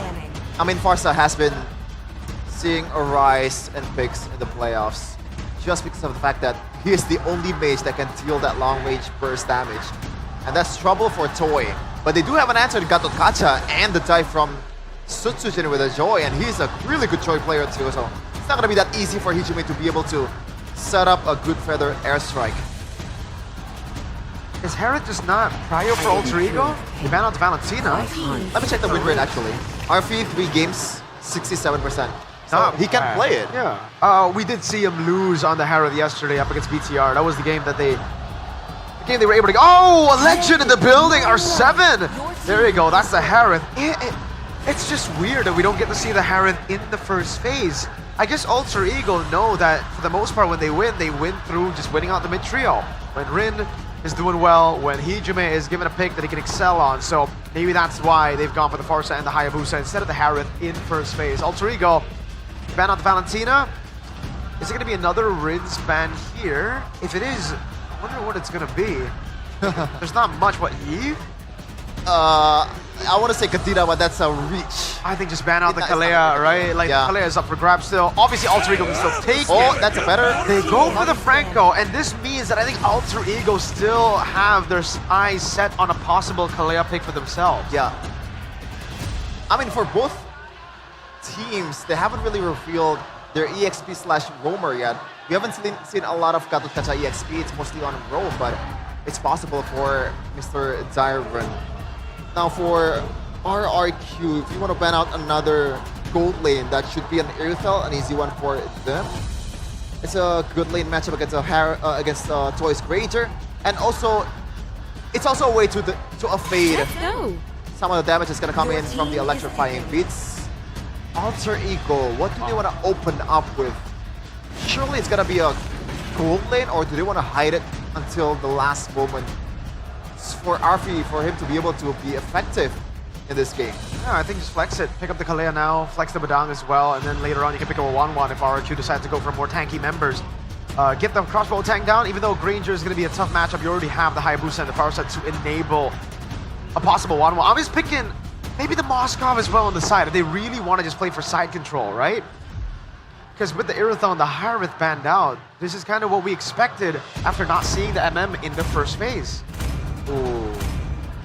I want to say a pick, but I don't want you to say that There's a Kalea, as expected. reaching. Kalea, so they're gonna hide it until the last moment. RQ though, mid lane and a frontliner. Oh, I mean, believe it or not, Kadira could actually work, but I don't know if they want to pull it off in the playoffs. Rince played a decent Kadira, even though it's not gonna hold up until the late game. That's the main problem with this hero. Okay, what other options are there? Selena, Yves. Oh, Selena. Phobius is up for grabs for Dyron. Comfort pick for him. The Hilda would be solid choice. A solid choice against the Hayabusa and the Farsa as well.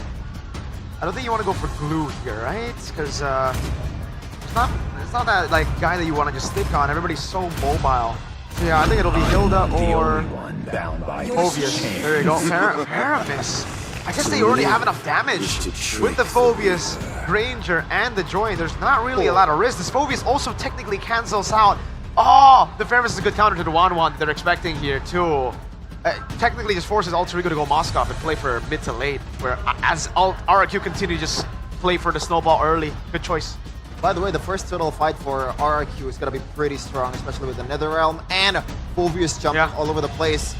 That should be a good secure towards the first objective, but it's a Joy and a Hayabusa, so can't really rule out a single drive-by Retribution from Rin. Is it going to be a 1-1? No. I don't think so anymore. Bruno? Moskov, I think, will be the safe choice. It should be Moskov the safest choice, but do they Bruno want to go a dive like a Cloud? Beatrix with the Kalea? Whoa! Hello! Wow! Okay, we're gonna throw it over to the casters to see what they think about the drafts here. Natan, debut pick. Welcome, ladies and gentlemen, to the second match of today. RRQ Hoshi against Alter Ego in a fully packed Jakarta International Velodrome. The Kingdom are turning up. The Alpha Milia, the Ultra Champs as well, is here. Accompanying you is me, Realize, and Donnie. Welcome, ladies and gentlemen, and we are about to see the first game between these two teams who will accompany Onyx in the final upper brackets. Let's watch and witness game numero uno. This is a story about Alter Ego trying to get out, trying to crawl out of RRQ's shadow. A total of 30 meetings, our Alter Ego has only won 9 of them, and RRQ 21 victories. It is game number 1 of Rex Regum Kaon, RRQ Hoshi against Alter Ego. Jump into the Land of Dawn. We immediately see the spell choice, the contrast of the spell choice there. 4 flickers for Alter Ego. Oh, that's early engage top lane, and actually very low. Early rotations, Dreams and Rain actually able to find the punish. Hijume claims first blood. That is first blood for Hijume, as well as a burn revitalize for the Gatot Kacha, obviously to purifies to play against the Kalea. But we're gonna talk about this Natan pick, right? This Natan pick, I don't know about it in lane against the Granger. The Granger obviously early on will bully the Natan, but the Natan, once he gets his items, once he's able to get into probably the Holy Crystal, that is where he can show up in the team fight. And the emblems, obviously you go QC for the Natan to have the sustainability to move around quickly against the Granger as well. And for the Hayabusa, it's the War Cry. Yeah, all simple for the emblems. I mean, all this Natan needs is just to survive that early, right? That laning phase. Hopefully he doesn't really get punished a lot, and we can see immediately the impact after that Holy Crystal. So yeah, I expect Alter Ego to play perhaps the opposite map more to make RRQ respond towards the other side of the map. But let's wait and see. There's going to be item not really too out of the ordinary for now. And then Natan though, goes warrior boots to have extra physical defense against the Ranger, against the Phobius later on, if there happens to be a skirmish. But Arfi is just relentless in this lane. And we have to talk about the base defense later on, right? The Farsa, the Natan.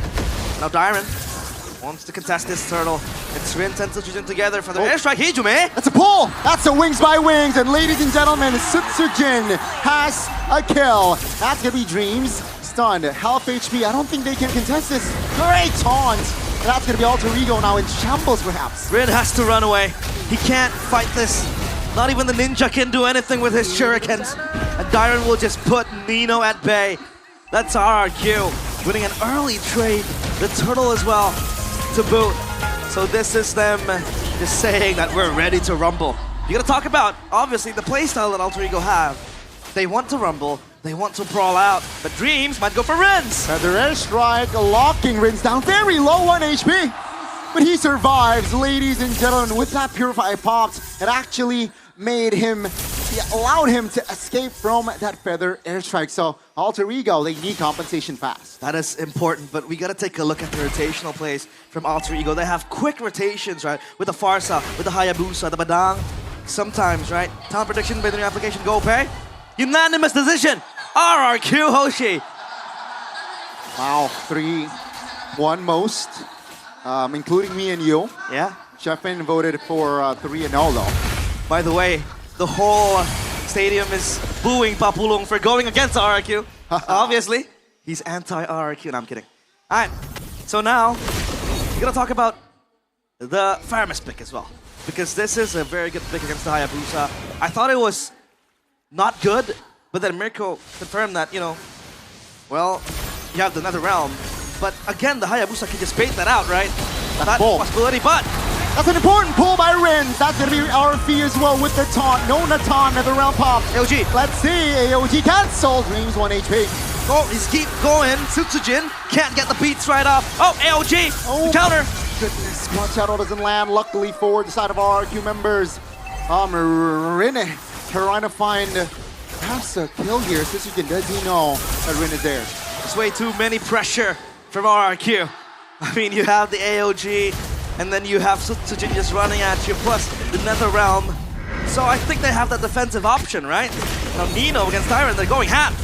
They are. It's like Hijume is ready to back him up. Dyron very much healthy with the Feather Airstrike. He does not care. Dyron? It's a 2v1. Dyron, what are you doing, you madman? He survives, but finally he falls. That will buy time for his team. RFE very low. That will, though, allow RRQ to get that turtle free. That entropy saves him. He's bullied to eternity. Dreams going in deep. Might look for Tsunami Slam. 9-1. Damage though. Oh! Almost caught. That's gonna be Shadow Kill committed. Nether Realm is there. And that will be it. Alter Ego again struggling to find compensation, though here, Edok will be punished. Hijume going deep. Sutsujin! He's all alone with the flicker!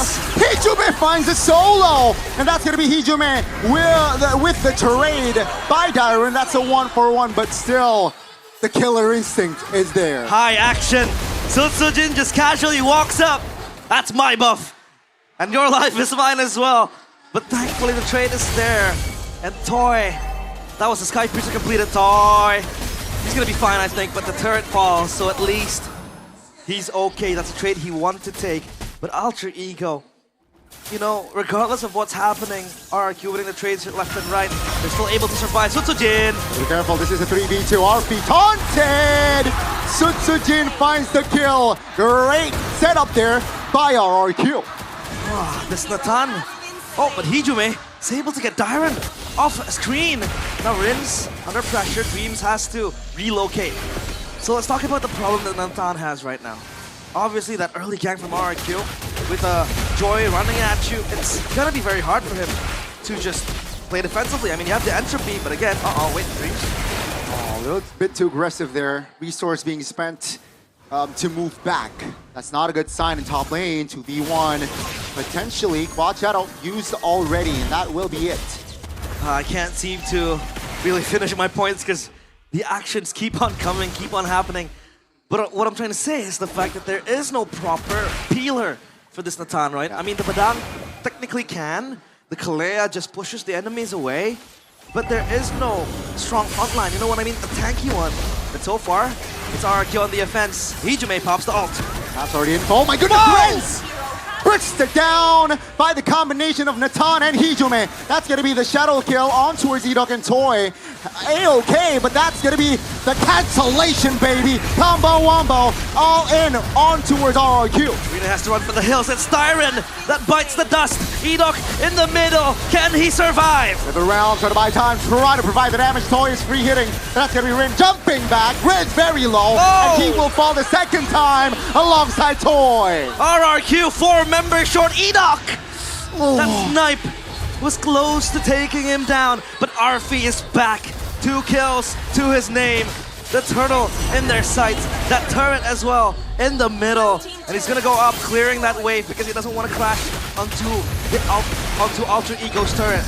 But as of now, look at Rin even getting that orange buff. Sutsujin might punish him for his crimes, but no. He respects it.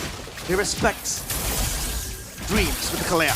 Great spacing as well, all right? 3K already established, ladies and gentlemen. This mid-game, this is very important because Arfi, I think he is almost online, if not already online. So yeah, RRQ, they are starting to feel the heat here. Let's see though.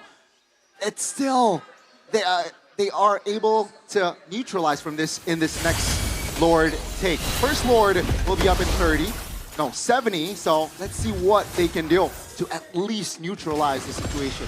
He is a sleeping giant, I dare say, for RFE. But let's talk about Toy. He has the range.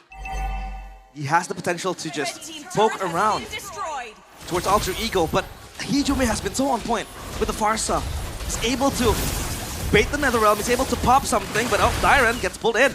Rami Slam, not really sure that was wise. On towards Dyran. A-okay. And I'm sure Alter Ego, they're waiting for the spells, their spells. Whoa. Oh, that's going to be an engage though. He wants to go in with the electrifying beats and the rhythm of joy, but Alter Ego, no. You gotta respect this joy, right? And Dreams doesn't even have the ultimate just yet to lock him down, so there is no further reasoning for you to continue on that skirmish. But what are they playing for right now, right? The objective, 20 seconds for the Lord. Toy is gonna shove that wave down bottom, but let's talk about the wave clear from the Natan.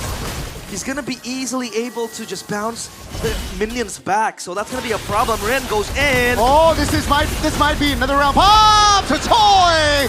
Finds the connection to take down Rin. That's gonna be the AOG, forcing Nino to use the flicker. Edok finds one with the taunt, but that's gonna be the damage coming through. Natan is free hitting, finding the triple kill. And that's gonna be 3 members off the board. Hijume finds the double, and the double. Hijume is the man possessed, but Toy is there to take down Arfe. He says no. You go down with me. A little bit too aggressive there on the positioning, and Toy manages to punish on the positioning. Arfi. That's going to be RRQ and Alter Ego, both teams resetting. But are you taking a look at Hijume? He's playing out of his goddamn mind. This is a spectacular Farsa performance from him against RRQ Hoshi, no less. And now comes the day where they will try to squabble for the Lord. The dance coming soon. Nino is close, Dreams as well nearby. A tree battle. Where is Rin? Oh, Sisujin claims it comfortably. That's gonna be the nether realm though. Buying time, 2 members off the board for Alter Ego. And Alter Ego, they need to defend this one. Rin wasn't close by. And he had no option as well, right? You can't really fight your way into the pit without having your damage dealers. I mean, Arfi was also doing the orange buff, so it was pretty hard for him to traverse around that side of the line of dawn. But as of now, it's RRQ stabilizing everything into their favor. Audience prediction by the new application, Go Pay. 79% against 21%. Alter Ego are on the back foot of the predictions. Hijume. Let's see the combination again. Natan and Parf to Arfi very low. Edok punish. That's gonna be the flags coming through. Rin finds the kill. No Faramis, no Gatot Gacha. RRQ. Their offense will not be maximum. And let's talk about the Lord.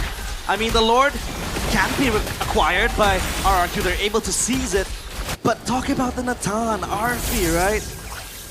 The Natan can easily clear the Lord, especially in the first Lord. Take a look at the items as well. Feather of Heaven, Solium Sight, Holy Crystal completed. The so-called Mage Holy Trinity, right? Not a mage, but like, you know, magic damage Holy Trinity.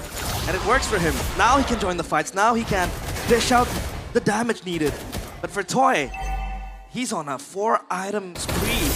So I think Alter Ego still needs to be careful of the Granger. Jonathan, I think can't really go first. It has to wait in the back, save that entropy for a possible reposition. Because RRQ are gonna come guns blazing.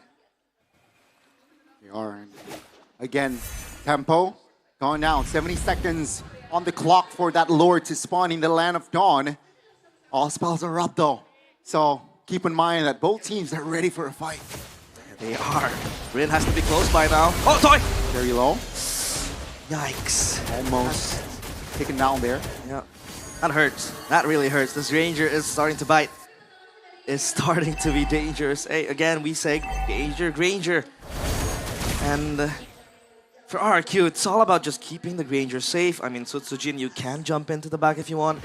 Look for dive potentials, dive angles. You have the Netherrealm in the hands of Rin to keep you safe, right? For Alter Ego, that front line, that lack of front line is becoming a problem. I mean, the Kalea wants to go in and go back with the Tsunami Slam. The Badang as well wants to engage. So now who really protects this Natan, right? That's the question. Gotta protect each other, I think, Hijume and as well as RP. Yeah. I really like that Rin is always looking for a flank situation, and he needs to repeat that. Far lane seems like will be the priority for Alter Ego, just to have an edge. Hidok, though, in a cheeky position, shows himself, though, this time, and yeah, Hijume pops the feathered airstrike to apply pressure. Yep. Oh, Joy shows top lane. Oh, look, he just splits this. The Joy will come through. Obviously, rotation created. And now, a dance for the Lord. Who wins this? Yep, no Joy. Rin finds the retribution. Let's see the fight. Green's very low. RP finds looking for an opening. Rin, uh-oh, no shadow, seems like. Oh, Sutsujin finds the right connection and Rin will be punished. RRQ with the winner crown. Can he survive? Sutsujin falls as well. That's going to be 1-for-1. Both junglers going down. They're gone. The assassin becomes assassinated. Both junglers for both teams. And I think that's a trade favoring Alter Ego because they're able to get the Lord. It'll march up top. And for RRQ, they have to slow down the tempo. Obviously, the Faramis wasn't able to save that Joy and they have to clump up. But if they do clump up, that Shadow Kill will come through. So again, I think it's a double-edged sword, this Hayabusa. It can bait out that Netherrealm, but at the same time, if you go in for the Shadow Kill, you can have multiple targets, right? So you can't really solo kill and burst down a particular target because of the Netherrealm and the main property of them just clumping up together. Now this Lord will march up top. Alter Ego prepare for a siege. Feather airstrike. Trying to give space for the Lord to charge. Top tier turret here is going to be the main priority. RRQ for now will defend that one. Wave though is coming. Yep, still holding. RP teleports back to his original position. And yeah, that turret still stands as the cannon minion gets torn down. So RRQ, they'll take this as a win. That was a Lord marching up top. Second Lord, no less. They're still able to defend. If you talk about the base defense from RRQ, it isn't as good as Alter Ego, but they make it done. They make it work. So for now, that's a win in their books. Yeah. Keep in mind though, Lord will spawn in the bottom side of the map and top lane turret not very healthy, right? So if Alter Ego finds a cheeky turret destroy top, it will heavily favor their side. Now Sutsujin spotted. Alter Ego though will not force a fight just yet. 2 members only in the bottom side of the map here as Hijume rotates towards around mid. Oh, Dreams, is this the right call? Feather airstrike to relief off pressure. That's gonna be Rin then in the side lanes, right? Because he has been the one activating the side lanes multiple times. We talked about it, you know, looking for a segue play and then creating a flank angle. That's always been his righteous way of just trying to contribute to the team fights. But RP might be in trouble. Uh-oh, gotta be careful. That's an opening, RP! He caught first! What is he doing? Fist crack won't save Nino. And Sutsujin, Tsunami Slam to the back, but can they kill him? The perfect opening from RRQ. RP down, Nino down, and no flicker. while the Lord will spawn soon. What was that positioning? RV, what was he doing? I'm out of words. That Natan dying means that RRQ have so much advantage. A lot of advantage now in the Lord pit as well. Edok will just scout for the team, look for possible steals, possible leaves that wants to take down the prosperity of the kingdom, but no. It's RRQ cementing their dominance in this mid to late game. Oh no, Alter Ego lost all their gold lead. And this time they will be on the defense as well. RRQ, minute number 18 here. Let's see what they can do. Wow, having a Lord push in the bottom side of the map. We talk about Hayabusa being a mobile hero, but I think for split pushes, you know, he's not really the best. I mean, you gotta put the quad shadow, you gotta stand by, you gotta make sure that quad shadow doesn't get occupied by a possible ganking enemy. Oh! He goes insane. Risky. Yeah. What if what if a taunt comes in, right? I'm kind of scared for it. I know he's flashy and all, but you gotta be careful. Shadow kill in the mid lane. Now clear the waves and just dissuade RRQ from taking this. But as of now, Tsunami Slam to Dyron. Oh, that might be a mistake by RRQ.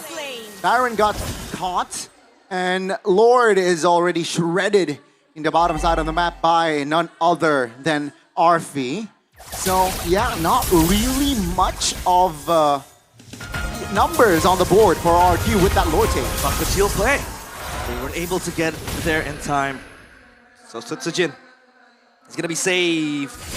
He's going to be able to live another day. But look at the siege. Dreams flickers in. Oh no, that's a mistake. That's a mechanic and might be punished. Edok now. Let's see. Revitalized pop. Alter Ego now with the positioning. Risky one. What? And that's going to be the damage connecting. The Sky Piercer is online and Arfi goes down for 45. Ren finds a shadow kill.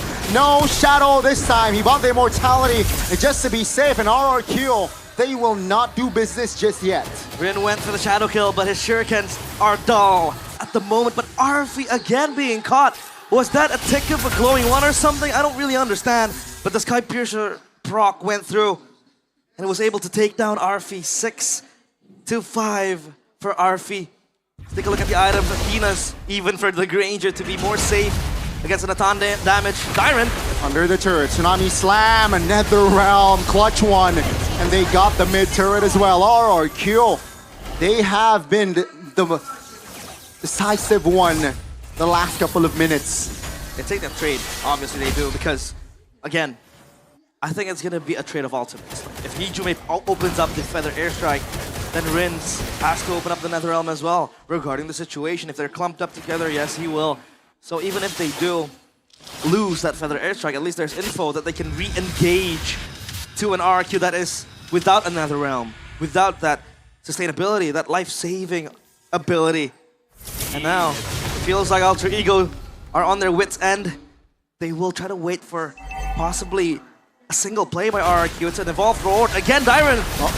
Dyron opening things up will go down. 5v4 now, Alter Ego. Will they take the Lord? Nether Realm pops. Shadow kill as well. Alter Ego repositions with a crown by Sutsujin. Hijume Feather Airstrike. Ring goes down, and that's going to be RRQ in shambles. Sutsujin with the immortality. He doesn't survive the fist crack.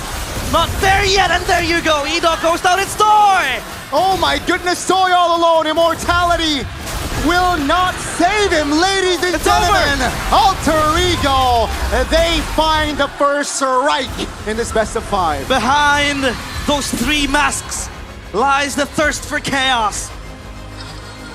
And chaos is what they bring to the kingdom. They strike first, 1-0, Alter Ego. Amazing, amazing opening. For the first, I guess after minute 6, right? During the mid-game, Alter Ego understands that, yeah, we got more power with Arfi already on his way towards Holy Crystal. And after, sure, they were, I don't want to say a lot, but a lot of questionable positioning got punished, but they have recovered. It felt like the Farsa was carrying the transition. Like early game, Natan's not going to really bite. But the Farsa is there to make room, make space for the Natan to transition to the late game. And Hijume, what a game he was playing. He was making plays. He was walking up to Sutsujin as a joy, right? And he wasn't scared of dying because he was the one who brought death. And RFE, all he had to do was just survive the early game like we discussed. And come late game, he was able to dish out the damage. Sure, a few missed positionings, questionable ones at that. He looked clueless at times, but he's still there to do his job, just constantly wreaking havoc. And that last fight was just a done deal. Toy had to watch his own kingdom, his castle crumble right in front of his eyes. So it's Alter Ego striking first, defying the odds. Will they be able to etch yet another win against RRQ? But we want to hear what our panel has to say. So Eterna, Mirko, Sheffin, walk us through.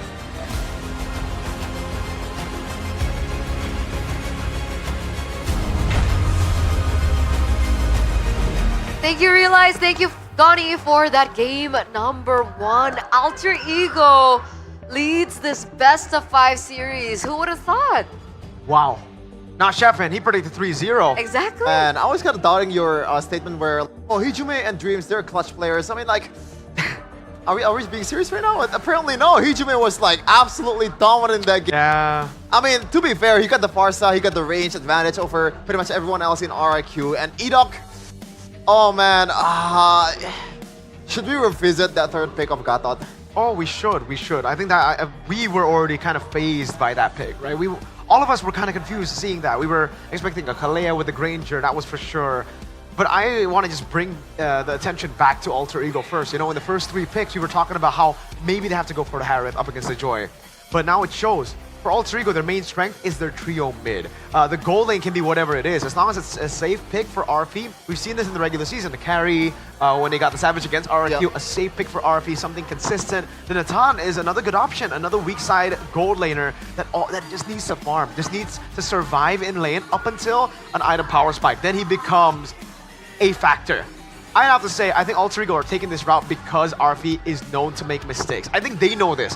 RFE yesterday on the Irithel made a lot of mistakes walking up, almost throwing generational throw up against BTR. We saw that again from RFE, but luckily, again, that's why they had so much emphasis on the Haya and the Farsa, the trio mid of Alter Ego, because you give this man a Farsa and then you force Rins on a Faramis, that's what you get. I've been preaching.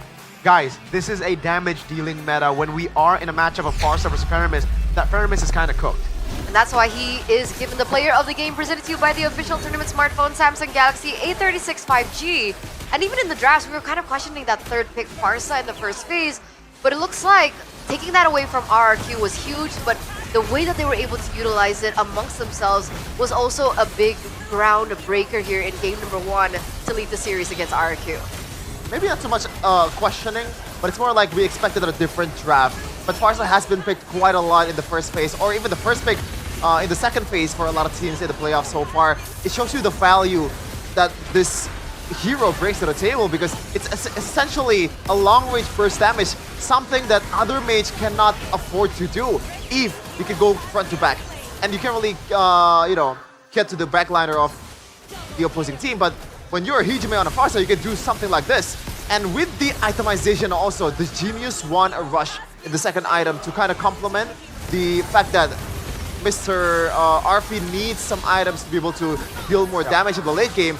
It boosts his damage in the early too. Yeah, I saw Realize and Gani kind of get confused there earlier. How did the Sky Piercer proc actually... how did the Sky Piercer stack actually get him, right? It was because... I'd say the basic attack. Basic attack got him. They were able to find it in the end. It was just a fight back to back to back. And really, you really see the drop of the Faramis, right? Like, I was in the crowd with Sheffin just like sarcastically saying, wow, Faramis, so good, wow. It's because of this. Once you get to a certain point of the game, especially up against damage-dealing mid laners, the poke that you have, especially with the Hayabusa as well, there's so many ways to pop the Netherrealm. Farsa, Feather Airstrike in the... Genius 1, there you go. With the Divine Glaive, that is a lot of penetration. You can bait the Netherrealm with the Feather Airstrike. Just 2 shots and Rins was low enough for him to be threatened. Oh, should I go Netherrealm? Hayabusa, the Quad Shadow, something that Realize also brought up in the desk. He thought it was a counter, Faramis into Haya, but the Haya can, if played properly, be the one to take away the Nether Realm, and then Arfi can clean up. And Arfi became another option as well. He deals so much damage to the front that a lot of times we saw the clutch, yes, Nether Realm come in to save Dyron. But at that point, wouldn't you much rather have a damage dealer to retaliate when you get hit?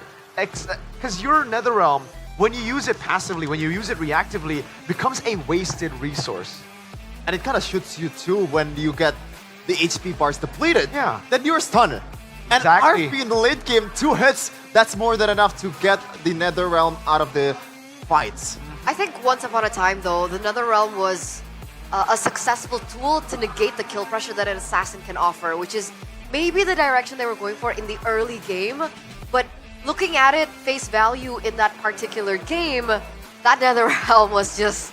It was barely an extra HP layer. It was like, what, 10%, 15% extra layer because of how fast it was shredded at the later portions of the game, especially. Exactly. It's more of a snowball tool, I'll say, you know, something that you can use to snowball. It benefits the aggressors. If you are a passive team playing the Faramis, you get hit by that debuff. Like, the Nether Realm is a debuff, not actually something that can actually help you. Yes, you will survive, but in a team fight with so much lockdown, with so much range, it hurts you. You get silenced when you lose the HP bar, you are stunned there for a bit, giving Alter Ego's very aggressive lineup even more value. When they constantly heal back up too, that's something we need to talk about. I think RRQ though, to bring it back to RRQ, are not drafting to their strengths. What are their strengths in the regular season? This is something that literally got them #1, to stay at #1 from week 1 to week 9. Dyron and Edok on playmakers.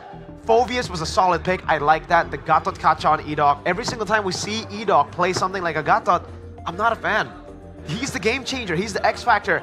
He's the regular season MVP as a roamer. That goes to show how much relevance this guy has in winning performances of RRQ.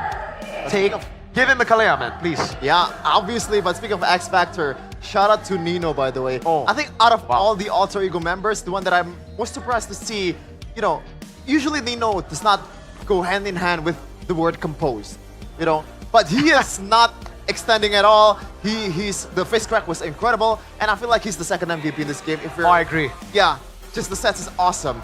And oh man, like if we just erase all the micro mistakes that Rin made, which is actually quite a lot, and Arfi made, this could be an actual tier 1 team in ID, dare I say. Oh, that's a big statement because... But with an if. If, okay.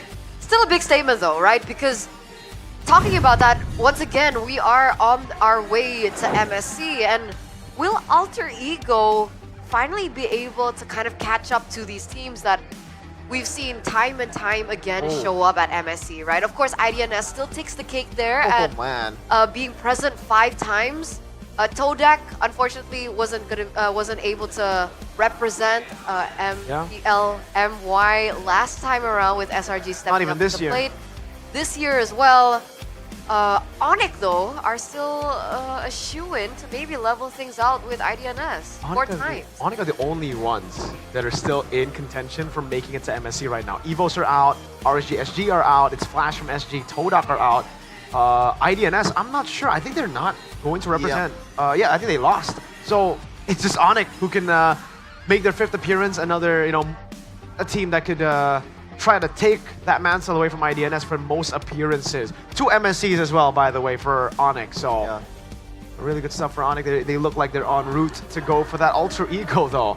Like you said, Chef, it might be that second tier 1 team that we have here. I think Onyx are currently #1 in the tier 1 rankings. Alter Ego might be able to. Geek Fam first, then Alter Ego. Okay. Stefan, do we need to replay what happened in match 1? Let's take a look at the MSC meta check from 2019 to 2025. We saw at some point it was, you know, the... Oh man. Wow, that was what a throwback. That was a long time ago. It's been a lot of hyper carries, hyper assassins over the years. The hyper fighter / assassin just last year. But what about this year? I think this is something that we were kind of talking about in the earlier MSC throwback. Well, we can see assassin battles like we did earlier, right? It really depends on the draft. If the team likes to play utility jungle, then we're going to be seeing more utility jungle. But if the team wants to play these assassins, yesterday, again, the reason we didn't get to see a lot of utility jungles, sometimes it's because BTR, they get banned out usually, Fredre and Baxia. So same goes for like earlier, we saw a matchup again where both utility junglers are open. In Geekfam versus Onyx, you get to see it. Now we have Baxia and Fredre both banned, so they are forced to play the assassins. This is a pretty good meta in the jungle. I would say it's kind of boring everywhere else. This is the best, I think the best time for a jungler meta, at least like the variation of the picks. Ever since, I don't know how many years is it right now, because you can play pretty much anything. I mean, last season it was just, you know, Fabian was like an exception in the lane. It's always Alpha, Nolan Suyo, Alpha, Nolan Suyo. Like, even in MSC too, that's kind of the case. Yeah. In the building.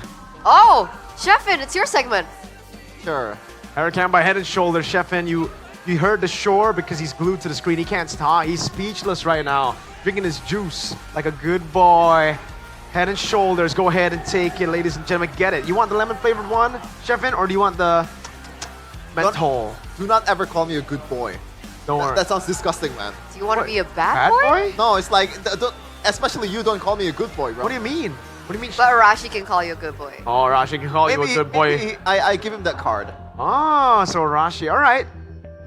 But we'll keep that in mind now. Maybe when you sit with that an Arashi. Wait. Picture? No, I think that's Tsujin. but Oh, I saying see they look it. alike? I see it. Well, they look both pretty good. They both have Japanese names, and Sheffin lets both of them call him good boy. I don't think so. Ah. By the way, Tsujin is not really a real Japanese word. Oh, it's not? No. Well, okay. I don't know. I'd have to ask Arashi. Yeah. Oh, I know that guy. That's CITB for sure. Whoa. What? Huh? Yo, Joshua in the building, ladies and gentlemen. Apparently that's CITB for sure. Might have to change a few things for CITB in a head and shoulders segment for Mr. Sheffin. The Kingdom, though, they were silenced quite early. Not something we expected coming into this. Again, I think all of us went for RQ in the English desk. I went 3-0. I went 3-1 though. I went 3-1. Everyone else went 3-1. So. I think if this is not over yet, ladies and gentlemen. Like Alter Ego are looking like the better team currently. RQ's form are looking more like the second half of the regular season. We've been talking about, oh, maybe they're saving strats. So far, there is no strat that is. They've actually downgraded in strats. I feel, like. They went from Kalea pick to Gatot for Edok. That is a downgrade in my book. I mean, to be honest, I think what Kesku said was kind of hyperbolic, but maybe in a way, kind of giving a warning to other contestants in the playoffs. I think they need 40% back, that's what I'm trying to say here. If that is 100%, maybe they go back down to 40. And by the way, guys, are we seeing a build-up towards 2 upsets to the upper brackets? I mean, it's not an upset, the Onyx Geek one, I think, right? No, like in terms of seedings. In terms of seedings, yeah. Number 1 and number 2. For the first time, we might not be able to see a champion from the upper brackets, Eterna. What do you mean? Usually, number 1, number 2 are always the ones that end up winning. One of the upper bracket teams are always the ones that end up winning MPL ID. Wait, sorry. That is Selly Boy, yes. That's Selly Boy! Well, he's a Selly man now. He has a child, ladies and gentlemen. That's Selly father. Selly dad. Selly dad. And Selly son later on. To Chef it's Selly daddy. Selly daddy. Well, what? Just for you guys back at home as well, Chef and let Selly boy call him a good boy too. A good boy. Oh, goodbye. Goodbye. That's disgusting, bro. That's disgusting. Arashi is in the building and his confidence has just been shattered. With his Arashi, I just want to say, Fairness, stop. He laughed. Arashi laughed. Hello. Hey, we got some MPL dates in the building. Someone's doing the. Is that a Velociraptor or is that a? Yeah. Like a it's for any ages, man. MPL it's a Velociraptor again. Teenagers, Mirko's favorite, children, never mind. Yeah. Yeah, it's like you can be as old as you want and come to MPL Arena. Exactly. Not MPL Arena, but Jakarta International Velodrome. Exactly.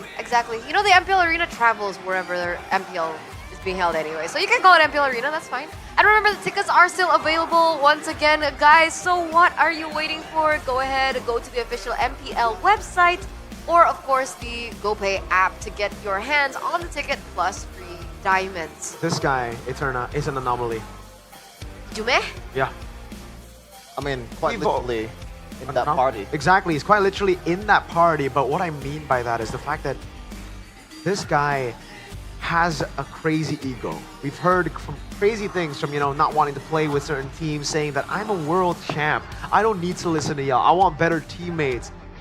And then backing it up, this guy has gained so much respect from me. This is so cool. The fact that we have a player as big of a chat as that who can back up what he says, because usually a lot of times we see that from other opponents, other players, and we don't see the backup. We see the trash talk, but then they just fall flat. Yes, elite standards. Why are we zooming on Tyrant? That's a toy. Oh, a toy. That's not even Tyrant. Wait, really? Yeah.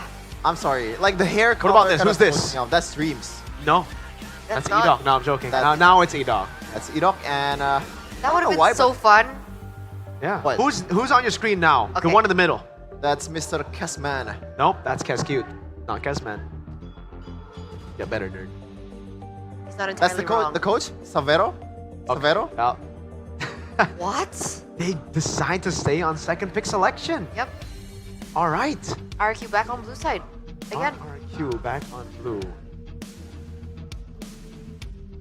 I think it's fine. Again, they had a solid opportunity to actually win out, by the way. Like, it wasn't fully like Alter Ego outdrafting them. It was RQ something.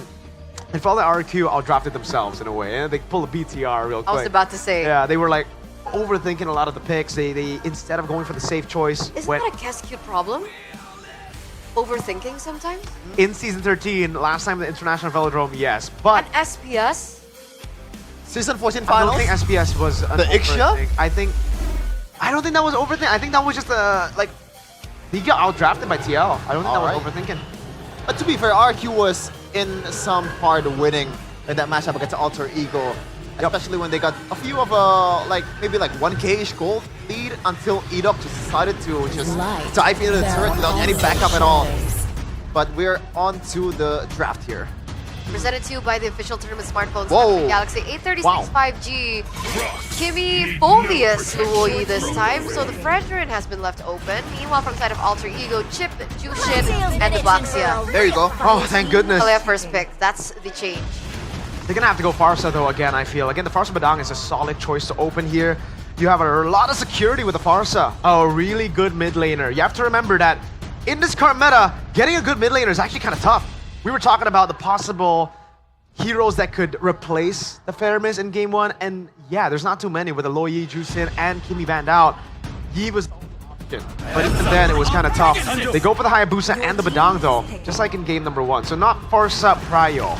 That means RQ have a shot now to be the ones to secure the Farsa. Not the best against Haya, I'll give you that, but it is better, I think, than going for the Feramis again and then leaving the Farsa open to Alter Ego. Yeah, it all comes down to how to make the backliner's life even harder. Yes, the trade-off with Hayabusa is there, and that's the sign of Alter Ego trusting Rin to pop off. But the Granger is still gonna be the option, and no Farsa at all. They can still go for that route. That should be the pick, right? I don't see a reason why they would go for anything else. Yep. Payback. And now it's going to be tough for RQ again. The Valentina is probably going to be banned out. I thought maybe that could be the option to go for, right? The Valentina, steal away the Feather Airstrike, having a way to deal with the Hayabusa as well. Yeah. I wonder if RQ will still ban the Harith and Irithel now. I think it makes more sense considering the Kalea is now in their hands with the Joy and the Granger. They've gone for the same draft, only with better components. I didn't cure the pain. Valentina ban. The same thing that happened in the first game earlier, Magic is my life. which lets maybe Dreams to pull off a big set hero to kind of match up the pickoff potential from Mr. Edok with the Kalea. If we're going by what happened in the first game, it's gonna be a Franco ban, and I think that's still decent in this case. Yeah, and Irithel, right, for RRQ. Yeah. Okay. When you gain Yeah, that's why I feel like That's- Farsa needs to be up. Man, so much value on Farsa right now. That's why, by the way, Geek Fam always banned it against Sans. And that's how you bring in the Feramis. But technically, without the Franco ban, RQ could still flex the Kalea, right? Wait, you know what? I'm thinking about the fact that it's a Joy, so it's a magic damage. Do they necessarily have to go for a traditional mid laner? What do you want to go for? Maybe something like a Mathilda. Ooh, Matilda mid. With Joy? Yes. That sounds pretty bad. If they want to do that, I understand. Maybe like a Lucas, right, with the Mathilda later on, or hey, maybe the Barats like we saw yesterday. RQ carry. They want some tanky boys. It seems for Dyron or I really hope it's Franco. Yeah. Okay. Had a feeling they were trying to deny that as a potential. I mean, this is an easy one should be like, right? It looks like it right now. With no Irithel as well, it should already be good, right? The Granger. It could also be a Beatrix, by the way. It could also still be a Natan again. I mean, at this point, late game insurance in the gold lane. Because they already have the burst follow-up coming in from the far side anyway with the hook to kind of synergize well with one another. Yep. There you go. A solid answer up against this composition. Again, like I mean, it's the better choice over the Paramis, I feel. Damage dealing. Then they go for XP or roam. Glue? I think the glue is a pretty okay choice. They need I'm missing something here. Yeah, no, I just need the glue. Ultra Ego. Gold lane. Natan, Beatrix, 1-1. I think all three are pretty good. Irithel actually technically is up as well, right? You can bring Purify. It's pretty ready to fight heroes. So if you don't want to have the pressure of scaling and not winning in the early game up against the Granger, Irithel could be a solid choice to go for. For sure. As long as you peel for the Irithel too. And it's a good way to get away from danger, especially with the glue and also the Eve gunning you down. With the nodes, take a Purify, but they're not going for any of that. They just go for the Moskov. I gotta say, not really a huge fan of a Moskov, but I don't think you could go wrong with any marksman pick there. Yeah, I agree. I'm wondering like what the synergy is. I guess the Farsa and the Franco. Yeah. So a little bit more gold build pressure as well coming from the Moskov. We're gonna hear what the casters think about this draft. Boys, you ready for game number 2?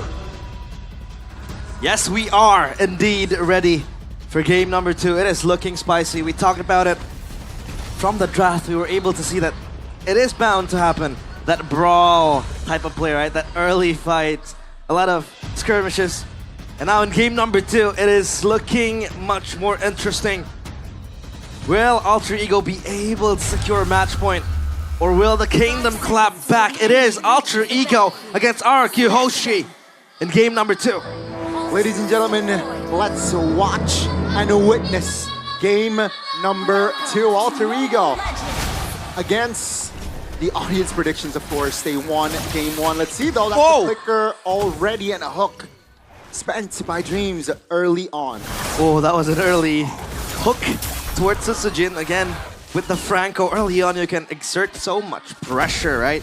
On towards your enemy jungler, either just hooking away the buff or just delaying that clear so that the Hayabusa, Rin, does have the upper hand. Dreams, you know how much of a pressure he can put on towards the enemy team in the early game with the Franco. But now the emblems by IndyHome, by Talk himself.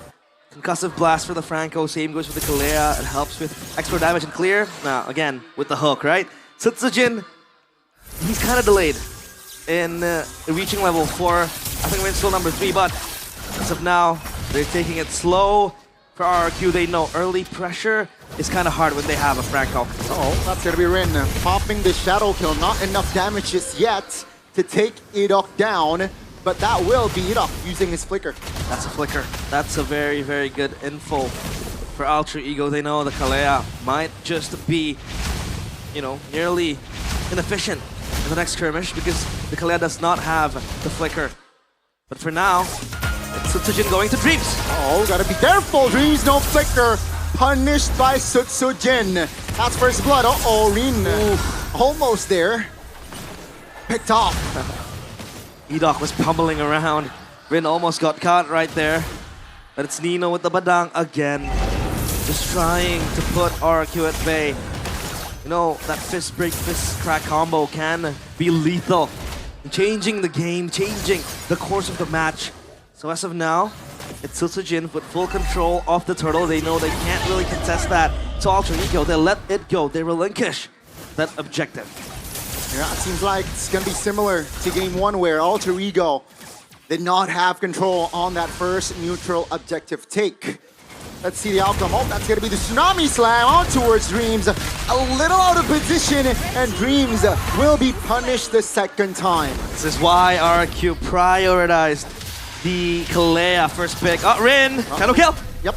I think this time the damage will be enough to take Edok down. So both roamers punished. At least the kill for the Hayabusa to keep going to snowball. But Tsujin is already level 6. Save goes for Rin as well. The Toy coming towards mid lane, helping to clear the wave, maybe exert even more pressure in terms of the rotations, because now the wave has been shoved. Rins has the time to go up top. But do they know that Dreams is in the bush? Oh, luckily, unlucky there for Dreams. Just got the gold grab, and that's a flicker already for Dreams as well. 4v2, top lane. Oh, RWM, Spear of Destruction to the back Toy. Oh, that's just bad read there and got punished. Dreams again the third time. That's 2 extra kills for Toy, by the way. And RRQ, they're setting the tone right, and 1,000 gold almost established already. Now they find the collapse. That was very, very nice, right? RWM to lock the Moskov in place. I mean, the Moskov could have just Abyss Walkered his way back, but he was ready to really get pinched by Tsujin and also Edok. But at least Edok was able to be traded there. Still not that worth it, because Arfi has to be kept on a chokehold now because he don't really have the time to progress further. Now it's RRQ. What do they do to even be able to capitalize on this lead? It's Alter Ego. I think they really want to go for the fights, right? The Hayabusa is already strong. Arfi with the Moskov, he has the global presence. He can really join the fights. Look at Nino, he's rotating towards top. Towards Iron, that's a questionable move, and Nino forced to use the flicker, mounted as well. Feather Airstrike doesn't really find the right connection. Nino falls. RRQ takes full control on that turtle. Rin looking for an opening to perhaps find a cheeky kill, but Tsujin claims it comfortably. Rin was trying to get that shadow kill and then the retry as well to possibly steal the turtle, but no, it is not coming to fruition, at least for him. And at least this is what bringing Yves brings to you. It's much more, I think, controlled. You have that RWM, that AoE, that could really just put Alter Ego in place. Maybe with the Faramis, it's much more defensive. You're playing from the Netherrealm. Once that is burnt down, you have literally almost no damage from the mage. But with the Yves, I think it can really be offensive, right? And it's Rins. He has a choice to be defensive or offensive. I think so far, they're capitalizing on the Yves very, very well. For Alter Ego now, it's all about stabilizing this lead. I think, or rather, you know, stabilizing this advantage that they have. I think if you talk about the draft as well, Mirko mentioned it, it's very hard to look for good mages right now, right? If, like, Juice in a span and all that. But in this instance, I think the Yves has been at least the best option for RRQ if they want to go further. Tsunami Slam! On towards Nino. Now it's going to be Fist Crack forced to be used, and Toy will be able to find the stack Sky Piercer there with the kill. RRQ, they will shift their gears more here in the mid lane. That's 2 members immobilized, and Toy gets another kill. Rin will look find another kill there in the back lane. That's going to be Rin's punished. Bloody Hunt will not be able to find an execution as Dreams will fall. Ladies and gentlemen, RRQ, they're turning up the heat game 2. I thought Arfi would take that SOD, but it was too dangerous, I feel like. So they get all in the hands of Alter Ego. Arfi was pushing up top. At least he's able to create that wave, to push and shove that wave into the topside turret. But I think so far it's RRQ on full control, dictating this game. Alter Ego, it's them having to chase back. And Hijime, he can't really have that much pressure compared to game number 1. Because now I think with the Yves in the fray, he has to be more careful on getting bursted down, on getting caught by the RWM, right? If the RWM gets connected towards Hijime, he could be Tsunami Slam like this, but the Purify will be popped. So that's info for RRQ. Oh, little. I think Hijime popped his body there out of the bush, and that's going to be a free turtle for RRQ again. 3,000 gold, a comfortable lead here. RRQ, they're setting their mid-game very, very well. Perfect turtle for RRQ. Oh! Bloody Hunt will lock Edok down. Rin's no flicker, not punished just yet though. Alter Ego finds a small compensation as Arfi is still pushing top lane. Yeah, it's only E-Dog though. For Alter Ego, they'll take it still, obviously. With up top just pushing, but hey! With an Onyx jersey, Abed and KB, Professor KB! Yeah, you're right. They're watching. Is he gonna pull up something again? Because previously he pulled up with the Kyrie pose, right? Wow! Okay, so to translate, that literally means when can I stream here in the venue? Because we have restreamers in this venue. R7 to our left, by the way. But now back to the game. And this Moskov pick, I do agree it has that global pressure with the push and all that. But I think when paired with the Franco, it isn't as synergized compared to, let's say, a 1-1 or a Beatrix, like with the first damage, the pick-off style you have. Maybe follow it up with a Spear of Misery if it's close to an obstacle. Maybe that works, but I think RP now only has one thing in mind, and that's exerting the global pressure and make sure that the SOD hits when he wants to join a fight, because Hijume could be stuck. That's the retribution to Windward as well. Locking Hijume down. That will be a free kill for RRQ. Hijume, his aggressiveness tamed in this game. RRQ, they're doing a very good job on containing this bird woman in the Farsa, in the hands of Hijume. So now the question becomes, what do Alter Ego do, right? With the Franco in the play, I know they want to look for pickoffs, but the only burst they can get is probably the Farsa with the Feather Airstrike.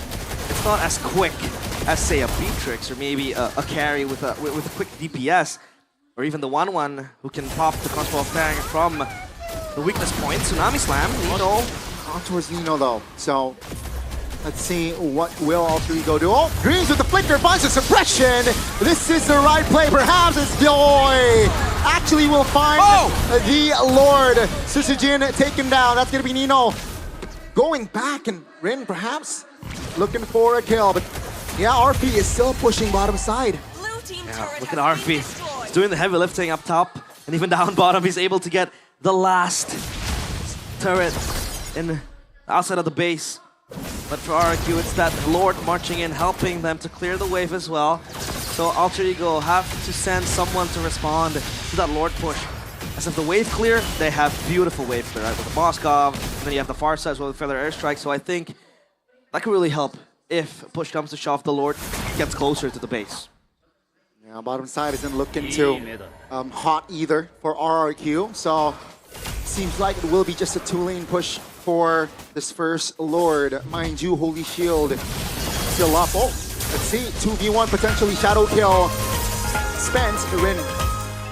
Okay, will we have the time? Whoa! No, Sister Jin finds the connection. Has the shadow though. No shadow kill. Remember, it's a 1v1! Both junglers, 1 HP. Neither died. That's gonna be Alter Ego now, focusing down on the Lord. Hijume has to walk back!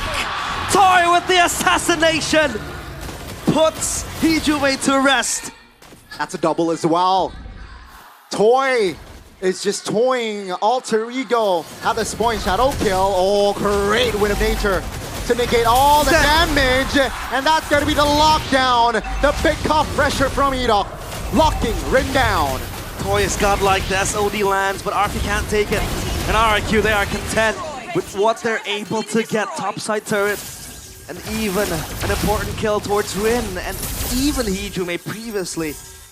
And this is where Alter Ego starts to spiral out of control. I mean, they were able to contain the lanes with the far push that they have, the global pressure that they built. Yeah. But I think one mistake is what it takes. One, I wouldn't say greediness, but one heroic play that was supposed to happen, probably in Rin, down bottom in that jungle, it just didn't come to fruition. So now it's Alter Ego with the busy task of having to defend the base and the wave again. They have to restructure it, re-push it again. Time and time, RP has to be there to respond to the wave. Seems like it's gonna be a slow build-up again.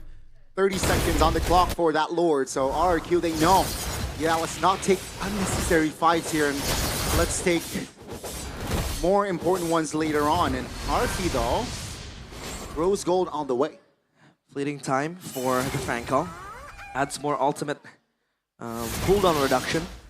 And now let's talk about Alter Ego's control, right? Engage tools, they don't really have any.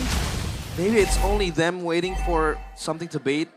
It's probably only the Franco, right, with the hook and the Bloody Hunt, but that's it. I mean, if you want to bank on Nino, he has to land a 3-man fist break into a fist crack. So that's going to be a problem for Alter Ego. For RRQ, they have instant lockdown. They have the damage to follow it up with the RWM as well. So Alter Ego has to be careful. Tsunami Slam! On towards one, Dreams winner crown just to buy time. But it seems like Dreams will fall regardless. Top lane still pushed by Arfi. Lord now should be the main priority in RRQ. They have the prio. Looking for a cheeky angle. Doesn't really find it. Isolated somehow. And now it's going to be Rin looking for a backup. Looking for a punish perhaps. Has a shadow! The timing is beautiful by Idok. Setting up a kill for none other, Toy. What is happening with Rin? Why is he going for these 80-30s? It's the fact that he always kind of loses into the shadow. Or he doesn't have the shadows even to continue the kill pressure. I mean, the shadow kill was there, but again, you don't have the escape mechanism. Idok comes in. Yeah, Feather Airstrike, RWM to spend as well. Bottom side turret will fall. Ladies and gentlemen, and one turret left for Alter Ego. Lord is still very much healthy top lane. At least the outside turrets are able to be caught. Oh, what? He has immortality. Idok, will he survive? No flicker. Oh my goodness, Tsunami Slam. He will fall. That's going to be the Lord now. Main priority should be Alter Ego. Oh, Hijume looking for a solo onto his Rins, but cancelled by Sutsujin. Rin goes in with the shadow kill. The SOD connects, but the Winter Crown on time. Let's see Rin again looking for the clear Dreams. Right about time. Bottom side doesn't connect onto his main base just yet. RRQ still putting pressure onto his Alter Ego. They have to hold the base. As of now, they can do just that. No wave, but there goes the second wave of the minions. RRQ, they look relentless. They look like they want to end this right here, right now. 10 seconds on Hijume. Let's see. Byron's man hits flicker already. Mountain Nino! Toy picks up the legendary Hijume trying to clear the wave. RWM will not be able to find the clear, and ladies and gentlemen, Alter Ego, they have responded. Alter Ego, they hold. Right on cue, Hijume respawns, pops the Feather Airstrike. And as of now, we still have a game in our hands. Malefic Gun for Arfi to play the kiting game, to have that extra range for the Moskov to gun down his opponents later on. And now RRQ with a 7.5k gold lead, I think it falls out of relevance because it's now about the fight, it's now about the timings. 80 stacks on the Sky Piercer, 732 on the inherent Granger passive. Oh, still untouchable. Toy, untouched this game. And deathless Alter Ego, struggling to find a connection to take Toy down. Let's see though, they have survived, but yeah, no base certs left for Alter Ego, so that's alarming. 11:02, Toy comes back from the grave. He was shut down a lot of times in the first game. Second game, this is his game to play. Oh, Alter Ego with the flank angle. They have to check this. Idok! Yup, looking for, oh my goodness, Tsunami Slam! Rinzo will be the first one to fall alongside Idok. Hijume brings by Purify, winner crown by Sutsujin in the back lines. Hijume will not survive as Toy and Dreams go in at it, and that's gonna be SOD! Arfi finds the connection and shut Toy down, but that's Sutsujin claiming the Maniac and ultimate wipeout. Arfi with the heroic play, but that doesn't cut it. The Kingdom, they roar back to life. Rejoice, they say, as they look to end game number 2. Ladies and gentlemen, RRQ, they will equalize in this best of 5. We got a series. It's 1-1. We have a series in our hands. Sutsujin, the savior with the Maniac, to end that game. Arfi looked for the Hail Mary play. He almost was able to survive, but the damage was too much to handle. He took down Toy at the end of the day, so Toy no longer immortal. But as of now, it's RRQ with their response, 1-1. What a game, full of action, just non-stop. So Alter Ego, they have to be ready for a possible 5-game banger. I hope so. I hope so. But yeah, what a recovery from RRQ. That last fight, they lost 2 members quick. But with 3 members, it was enough with Sutsujin, with Toy. See? I thought they would win this. Yeah, it's a 5v3 practically. Yeah, because they had the flank angle as well, with 2 players hiding in the bush. But everyone melted. Look at that Sutsujin damage. The Joy again, his signature pick, bringing the win for RRQ. And it was messy, very messy. It was very messy, but hey, they got it done. So obviously, that's it for game number 2. We want to hear what the panel has to say. Eterna, Mirko, Chefin, time is yours.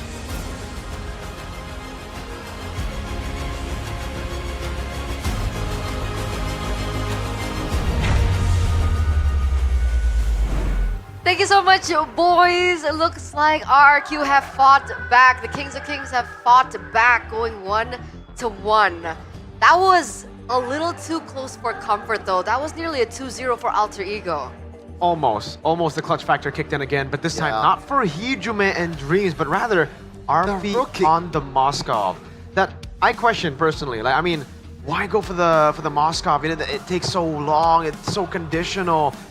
Why not go for the Irithel and try to win out the early game instead? Turns out they were banking on the late game. Unfortunately, it didn't pay off. It looked like it was going to here because, man, what a play. Wasn't enough though. Yeah, I feel like the Moskov pick was like, they know that the matchup of Franco and Kalea was gonna be won by Edok, by a landslide. And it was! You know, so it really doesn't matter if you have a good combo for the Bloody Hun Iron Hook combo. So then you bet on the late game. That's pretty much what I'm trying to say. But MVP? Presented to you by the official tournament smartphone Samsung Galaxy A36 5G goes to Sutsujin.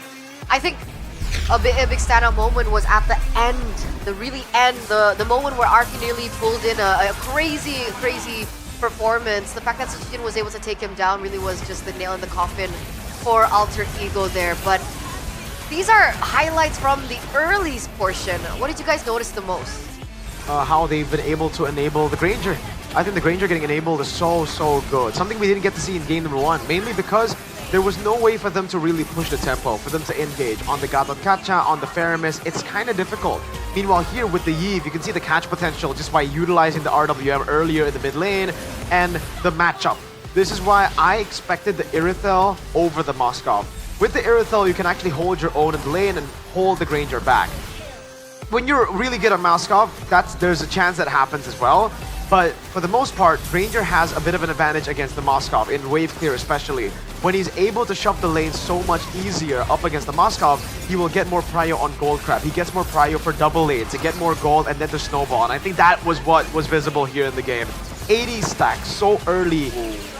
Yeah, got RRQ the victory. This is the play that kind of maybe made me vote for Edok as the MVP, because even in the early game, I gotta say the main difference was Edok.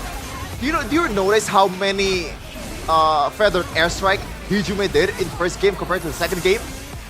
There's barely any aggressive maneuver from Hijume in this game. Yes, probably because of the Yve having a longer range too, but at the end of the day, you're a Yve and a Farsa. You take that trade, HP trade every day for Mr. Hijume. And Kalea was able to just zone out all the members away from Arceus member to Alter Ego. I'm sorry, I'm getting sleepy here. No worries. This is why you watch in front with me, Chefin, on stage. We gotta see and feel that atmosphere.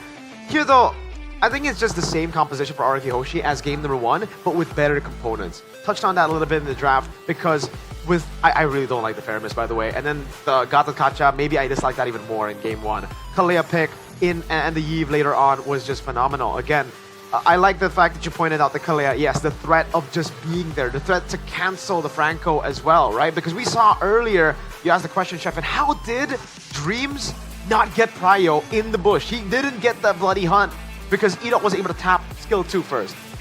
I think, I might be mistaken, but I think Franco wasn't in range of the bloody hunt, so he had to walk forward. Right as he walked forward, he walked out of the bush, giving Edok that's a millisecond though. Yeah, a slight second, like, oh, there's a Franco, pops in skill 2 and just taps it.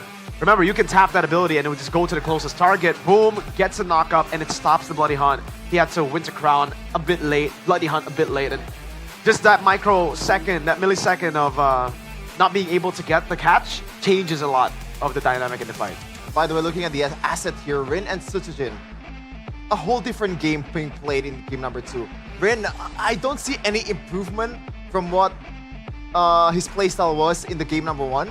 Because I said it to Mirko earlier when we were watching. Yeah. Do you think Rin he seems like a ranked game player. Yeah. And all of these aggressive maneuvers with the Quad Shadow and the really late Ogi Shadow kill was very much unnecessary, especially in this stage in MPL ID playoffs where the stakes are higher than ever. You're trying to get to MSC. You cannot afford to make this kind of play, man. Like, you gotta lock in. I understand that sentiment, but I also have to understand where Rin is coming from here. If he decides to play the systematic MPL style and not take those risks, it makes him just any other jungler. Very easy to read as well. At this point, you kind of can read the ranked gameplay again of Rin, but because they have so many X factors, so many dynamics, it could enable the rest of the team. And it did in game 1. So it's like a give and take. At this point, they know what they got with Rin. They know why they chose Rin over Gebe.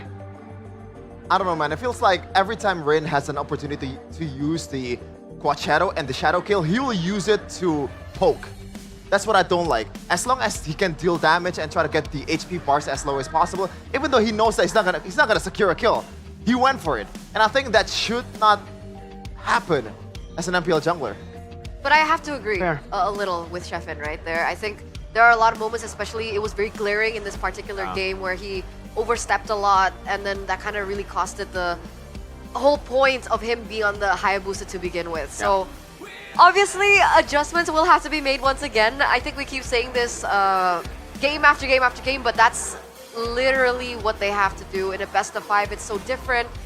And this is also another point that we should actually talk about, right? These are some new players, maybe the first time in a best of 5. So obviously endurance is also going to be a big question mark, whether or not they're going to be able to do that and how quick they're going to be able to adjust on the fly, because it's very different, the dynamic of a best of 5 and a best of 3. I think it's already very fortunate that Alter Ego had the experience of reverse sweeping Bigatron yesterday, so I don't think fatigue is going to come in here. What I'm worried about isn't really the best of 5, but how are they dealing with the crowd? Today's crowd is it's the kingdom, man. You know, it's one thing going up against the Troopers. It's just another regular season match, but against the Kingdom, every match is a playoff match. Every match might be like a world level match. These fans are crazy in a good way, man. The Kingdom. It's a bit unfair in a way. It's always home court advantage It's always. for RRQ. It does not matter which division, which game they're playing, which regular season game. Is it a playoff game? Even more so in playoff game. They're coming here from everywhere, man. I bet you there's someone that came here from outside of the country just to see MPL ID playoffs. The bigger the Seen a lot of venue, that. the bigger the home turf. Absolutely. I agree. So before we get into game number 3, we are going to throw it over to Bude to see what she's up to.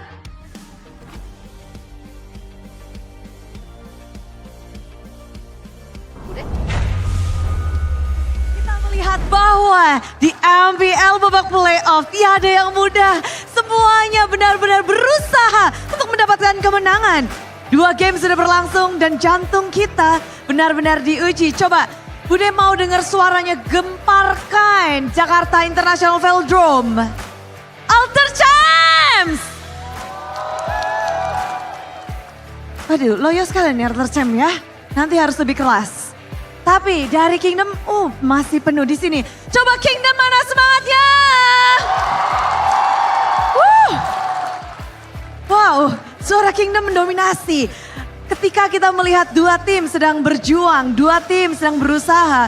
Kalau kita bahas tentang MPL Indonesia, tentu perjalanan mereka memang tidak boleh puas di sini. Karena nantinya dari 4 tim ini akan ada 2 tim yang menuju MSC di EWC. Dan mereka harus menghadapi dari berbagai macam region. Dan kalau ngomong tentang region, tentunya banyak banget yang rame-rame nih. Apalagi banyak banget ekspor dari Indonesia yang bermain di region tetangga kita di Malaysia. Bude akan langsung ngobrol-ngobrol bersama dengan 2 player yang telah berjuang. Dan kali ini mereka kesini untuk bersama-sama kita untuk menyaksikan babak playoff. Inilah dia, Jimat yang dahulu ada di EVOS, Klokun.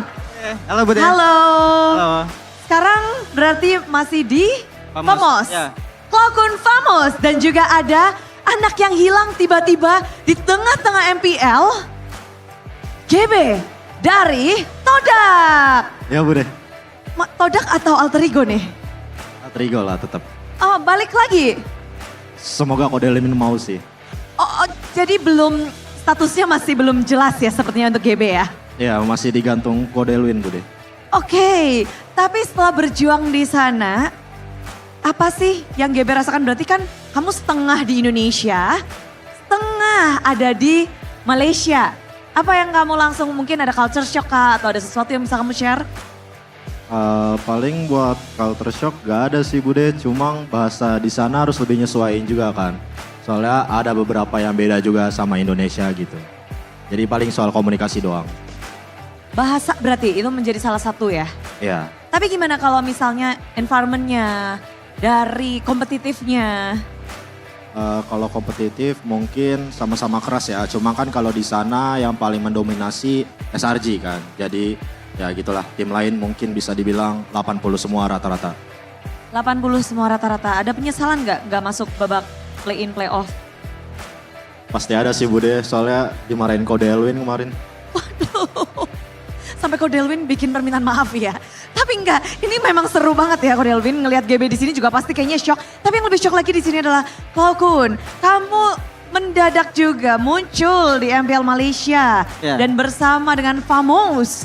Gimana sih kamu pengalaman ada di Malaysia setelah berseason-season ada di Indonesia, menjuarai banyak turnamen internasional bersama tim Indonesia juga. Ya. Gimana di sana? Enak sih, sama kayak di Indo. Sama kayak di Indo? Ya, paling ya bahasa aja, bahasa harus nyesuaiin sama sana. Tapi penyesuaian dari bahasa, dari segala macamnya itu gimana sih caramu untuk bisa cepat connect dengan perbedaan bahasa gitu? Bahasa Malay sama Indo kan sama-sama aja kan, beda-beda dikit doang. Jadi gampang lah belajarnya. Jadi gampang belajarnya. Ya, gampang. Jadi udah problemnya cuma itu aja? Apa? Dari bahasa aja berarti yang kamu rasa? Ya sih bahasa aja. Bahasa aja, tapi kalau dari Klokun sendiri udah penasaran, udah ketemu GB dong? Udah. Gimana? Ketemu sobat di Indonesia, tapi di Malaysia. Sobat serumun di Indonesia tapi bermainnya di Malaysia. Ketemu dia kan kemarin di regular kalah 2-0. Wih GB, gimana Be mengalahkan teman dari Indonesia? Itu Klokun kayaknya sengaja ngalah sih Bude, dia bilang kemarin. Oke, ini memang menarik kalau melihat mereka bertarung di Malaysia. Tapi yang Bude penasaran adalah gimana kalian ngelihat MPL Indonesia setelah kalian tinggal? Khususnya di babak playoff ini, 4 tim ini yang tinggal tersisa, RRQ dan juga Alter Ego, ada Onyx dan juga Geekfam. Gimana ngelihatnya? Ngelihatnya seru sih, sisa 4 tim kan, tim-tim kuat semua. Tadi juga sengit banget pertarungannya, RRQ lawan ini Alter Ego. RRQ lawan Alter Ego, tapi jago semua. GB kamu nyangka nggak Alter Ego masih berada di babak playoff melalui play-in? Nyangka sih Bude, soalnya mereka emang jago banget kan. Wey, tapi kalau sekarang gimana nih? Apakah Alter Ego bisa bertahan di upper bracket menurutmu?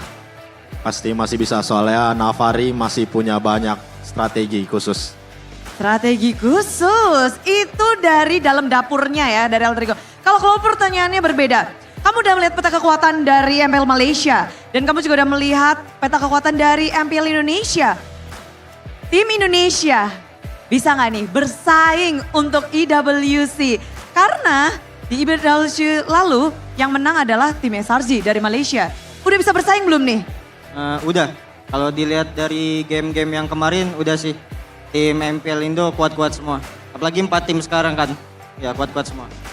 Oke, gameplay sudah bisa menyaingi dan bahkan kalau Klokun bilang ini bisa nih saatnya Indonesia.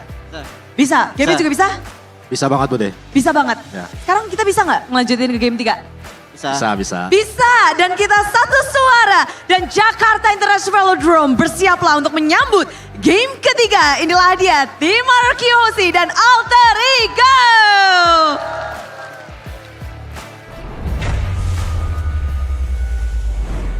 Thank you, Bude Clara, for that quick update regarding, Clockun and Gebe. Where are they?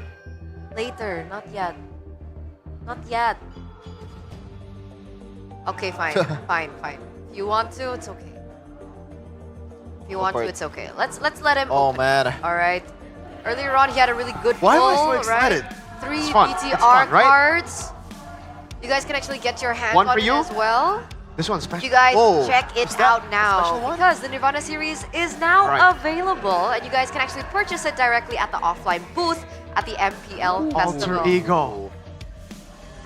What did you get? Alter Ego again! Hijume? What about you? Alter Ego. No way. That's cap. What is that? It's Octa. Oh, look at that. Is that a rare one? I don't know. Wait, let's open Gani's can one. be. Look! There's a lot of looks. And the last one. That's NFL. It's Ryota. Wow. Man, I'm getting so many looks. Oh, wait, I'm let's keeping check. all the looks. We have three looks. Oh, okay. This is the tier B. Oh man, we've been unlucky. What about this? What is this? I think this is the common one. Oh man, it At is. least I think so, It's yeah. tier C. Oh dude, we've been very unlucky. C for cool. Man, guys, we have not gotten a single good one. We haven't got the premium tier one. We got one outstanding one, Yep. I guess. That's a tier A. But where is the tier premium? I want super or premium. I want some autograph, man. You know I what you can't do? even get my autographs because they're not even here anymore. They're out. Ooh. My goats. I can't even get his autograph anymore. There's the cards that already has a built-in autograph though. But wait, really? Yeah. You know what they should do? They should do a cutout of the jersey that they've worn before and put it here. That's how they do it in sports cards. Oh. Wow. And it's more historic, right? Imagine game worn finals, MPL season 14. How much does that sell? I don't know flex, but I got Kelra's upper bracket finals win in M6 jerseys. Oh, you should donate that. No. Nah. For the you wouldn't do cost. it. No. For the love of the game. No. Keeping it for myself. Wow. Thank you, Maybe Kelra. he'll do it for a huge amount of money though. How much we talking? Right? See? Yeah. If you guys wanna, do business, contact me. You can find me everywhere. Contact me if you want to do business, Kelra Warren, upper bracket finals, M6 shirt. That's jersey. It's pretty crazy. There you go. There you go. Oh! What you gonna get? What you gonna get? Let's go. Let's see it. Hey, One. Hey, Ron Shaky! I'm gonna take the normal one, I think. From the bench to the card. Yeah, from the bench to the card.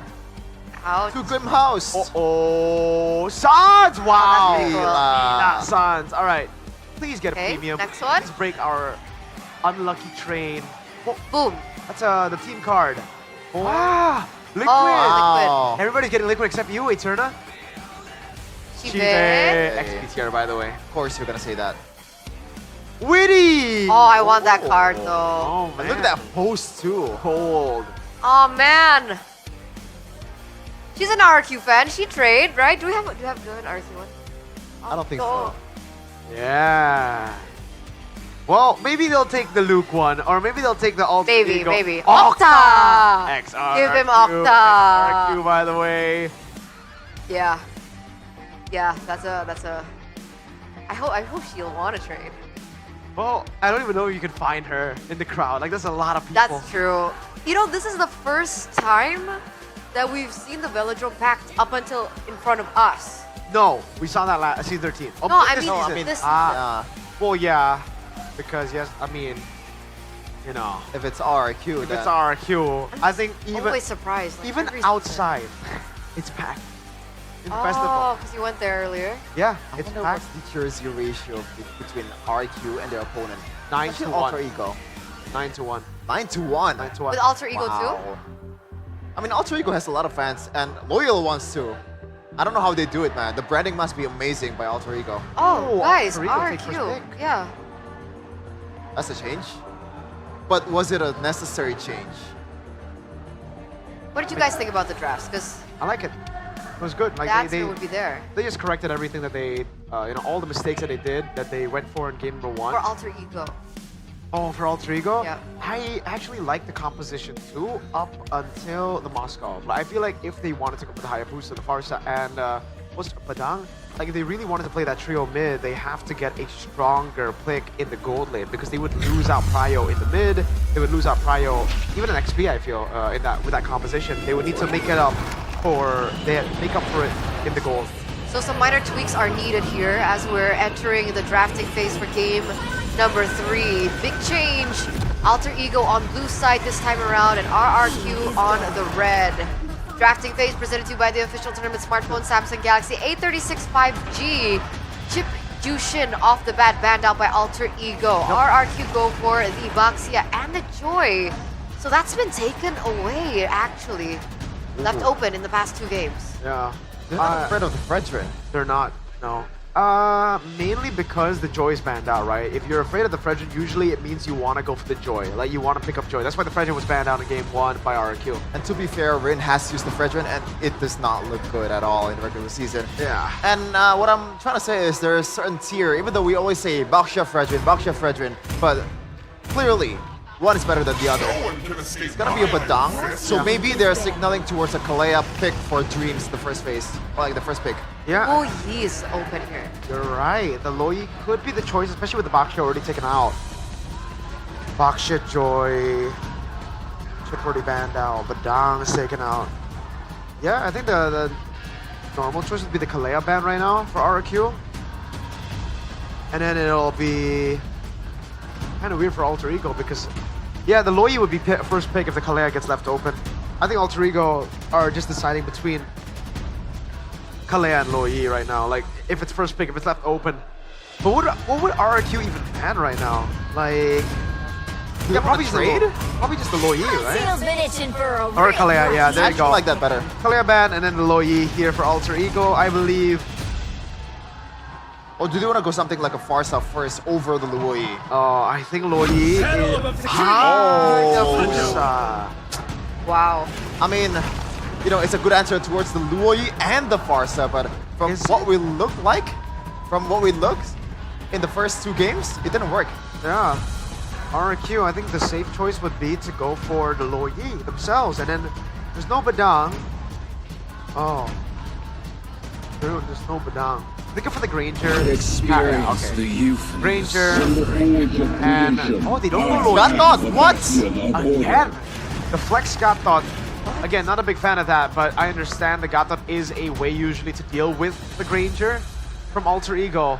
I think it should still be the Farsa again, right? Like, there's nothing that's stopping it. This is like the composition that they did well up against in game 1. A Granger and a Gatot started the draft. It outranges the Granger too. I think that's a big thing that they need to consider. But they go for a Nino pick first. Obvious. Yeah. Should be Farsa. Play with that trio mid up top in the XP as well. Right? And then for RRQ, they probably are going to... that's a good Phobius pick to deny the Ling. Yeah, I was expecting the Ling as well, maybe to go up against the Hayabusa for RRQ and last pick of red. And the Phobius finds a lot of value when he is up against the Ling, especially in the early game. With the Baxia ban, they actually go for the Kimmy. RRQ, even more reason to go for the Ling now, right? You get a lot of value up against the Haya and the Kimmy.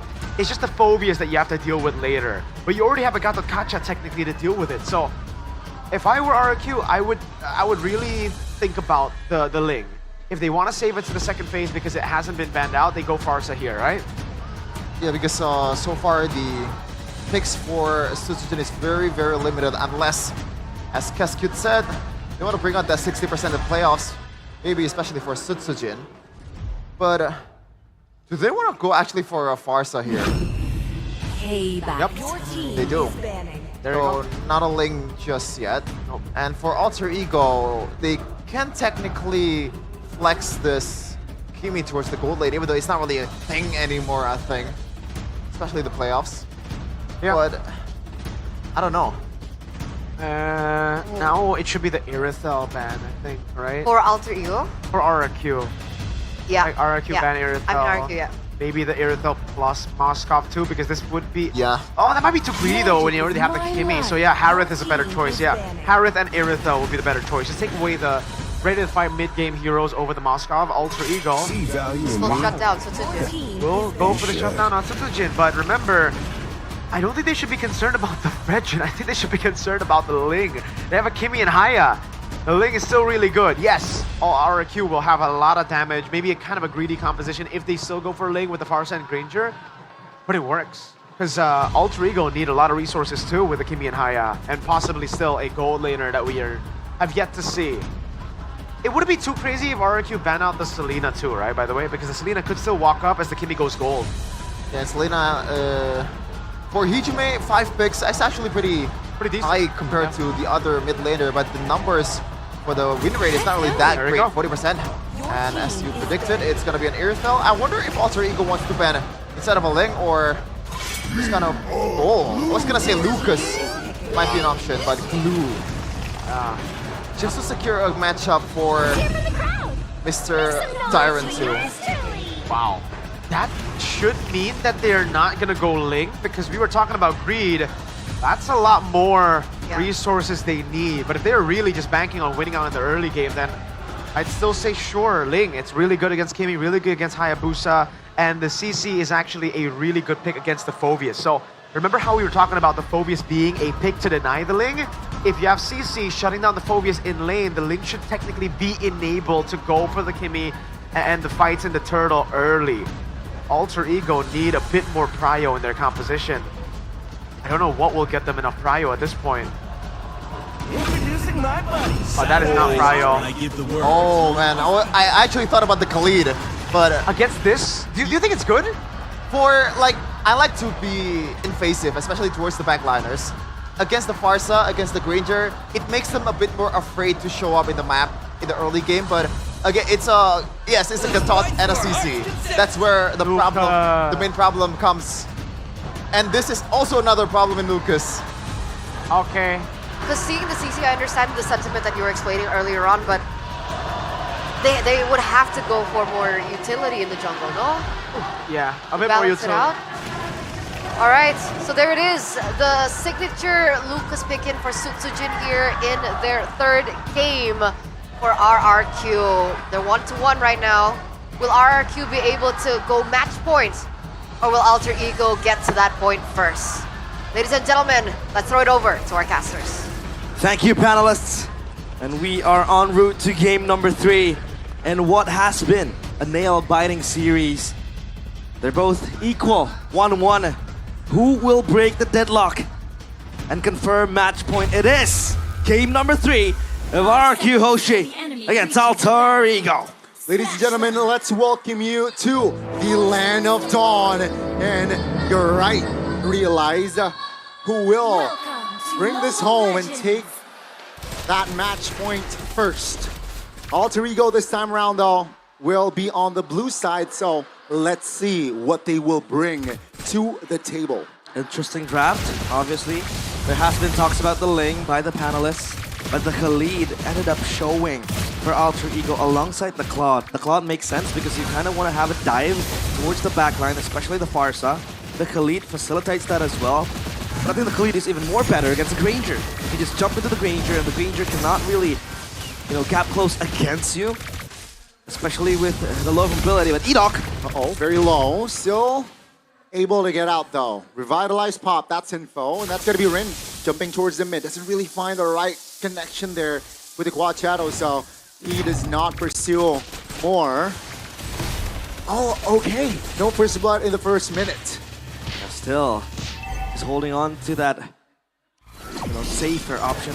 The Claude against the Granger. Oh no! Oh no! Perfectly timed flicker though. Toy has to recall. Sutsujin now, level 3 still, is able to force Hijime to pop his flicker. That's gonna be the recovery though. Reinforcements. Dreams claims a first blood. No level 4 for the Lucas for Sutsujin. So no Sacred Beast form. No Jinchuruki or QB, but Dyren will be okay. If we're talking about the lane, Dyren against Nino, that's a flicker from Arfi. A bit far, but back to the emblems we go. Brave Smite for both XP laners for more sustainability. Obviously they want to fight it out because on paper, the Phoveus kind of struggles against the CC. Because the CC has so much mobility and the damage as well. Just burst, chip down the Phobius. But as of now, Total secured by Rin. They want to go for a brawl again. That's going to be the Raging Sandstorm. Revitalized pods, ladies and gentlemen. It goes down. Green's very low. It's going to be a roamer for now as Nino will be next. That's a 2-for-1. But Alter Ego, for the first time in the series, they got the first turtle in the game. Yeah, RRQ retaliate. Rins! Feather strike, bursting Hijume down. Lethal Ignition doing work, baby. The snipe from above catches Hijume lacking. And now it's RRQ containing that pressure again. Alter Ego are on the move. They want to look for that pickoff. They want to look for the skirmishes because the Khalid is super strong early on. Again, Sheffin mentioned with the Khalid, you can kind of jump into the backline. You would like to be in the backline, especially against a Farsa. The Granger as well kind of is heavily immobilized once you have the Raging Sandstorm onto him. Sure, he has the Rondo, but it's kind of a short dash, and now Dyron is going to be able to run back. Traction Pulse off. Hunters 1, 3v1. That's not a good number for Dyron. Punished. And RRQ, no compensation so far. That's a good kill because you really want to give that winning lane to Nino, but again, the CC makes things hard. Blind Feather Airstrike blazing duet. Just to clear the wave. Nothing too crazy just yet here as RFE needs that item, those items to be a factor. And yeah, it seems like tempo gone down. Gold still very, very low on the gap. Yeah, Bloodwing's first purchase for Rins because he knows he needs to be much more defensive. He needs to be able to distance himself, and that extra shielding will help on, I think, initiations early on against the Khalid. But Dyron again, Vengeance popped. AOG will connect on towards 1. Oh my goodness, the Raging Sandstorm will not connect because of the immunity. Nino goes down this time alongside Dreams. RRQ, they have adjusted from the earlier setup and now they move on towards the turtle. Again, fist by fist. This time they take the neutral objective. Edok even invading deep into Rene's territory. But as of now, he's content with leaving that B. They get the turtle as well. So RRQ stabilize everything. They even are able to swing the gold lead on towards themselves. Audience prediction so far, yet again favoring the Kingdom with 78%. Traction Pulse flickered away. So Rins has no spell. Edok might be too deep. Oh my goodness, Feather Airstrike. Rin jumps in towards the back. 3 members is there to cover. Just a mage, right? And that's going to be Rin taken down. Miscalculation, perhaps. It's hard for the Hayabusa to get that burst early on because Setsujin, he's a fighter, yes, but he's relatively tanky against the Hayabusa, right? And then you have Edok as the Gatot Kacha. Rin still lacking an item as well, only the Hunter Strike completed. And it's Setsujin rushing that War Axe after the Hunter Strike. Toy has the Sky Piercer ready, so expect more presence from the Granger to participate in the team fights. He's able to do just that and maximize that stack from the Sky Piercer. Arfi up top, he's still not a force to be reckoned with, right? He's still just there chilling because no items can make this Claude good enough in the early game. He needs 2 or 3 items to then go online. But we can see that a threat is there for RRQ. Definitely. 2,000 gold lead already established, which, that's 2 minutes ago? It was just a couple of hundred. And yeah, RRQ entering the mid game seems like they are the more stable team. Let's see Alter Ego doing something here. AOG defensive lead. Very well there. Get out of that threat. Another plus point of the Gatot Kacha, right? You can kind of commit into a skirmish. You can kind of throw away your body, but you have the AOG to safely land back to a safer spot, to a better place. For RRQ now, it's all about just waiting for the timers to pop. I mean, Rin's 3 kills, already pretty heavy in terms of the damage. Now it's just up to them enabling Toy. But RRQ, they want to play with the turtle. Nino is close by. Hijume might get caught. Uh-oh, gotta be careful. Hijume flickers out. Setsujin finds a fireball to take him down. That's gonna be Dreams isolated and taken down. Setsujin claims the double. Alter Ego fights with 3 as the turtle, the last one, is still up. That's the Biju Dama right there. A tail beast bomb from Naruto. And now RRQ. They want to siege on the turret. Oh! 3-man knockup, will it be enough? RP, no damage whatsoever, and he will be bursted down. AOG landing on towards no one as Alter Ego. They have defended their mid, but they lost RP in the process. He went for that blazing duet, but again, like we discussed, no damage whatsoever. E-Doc is gonna be fine. Still tanky enough, but hey, Dreams! Oh no. Flicker's out of danger. Rin actually stole the turtle, but he will be traded back. E-Doc gets taken out, so that's a roam for a jungler, but RRQ, they have secured their own turtle. RRQ with a marginal lead. 3.6k, even 3.7k now. They will try to secure topside push, and now it's RFE. Only looking to farm up. I think Alter Ego are trying to force the fight way too much. RP isn't even online yet. They can only play with the Kimi plus the Hayabusa. But then again, the Hayabusa doesn't seem to have that damage needed to burst down. Oh, Dreams. Sandstorm defensively, but Shadow Kill.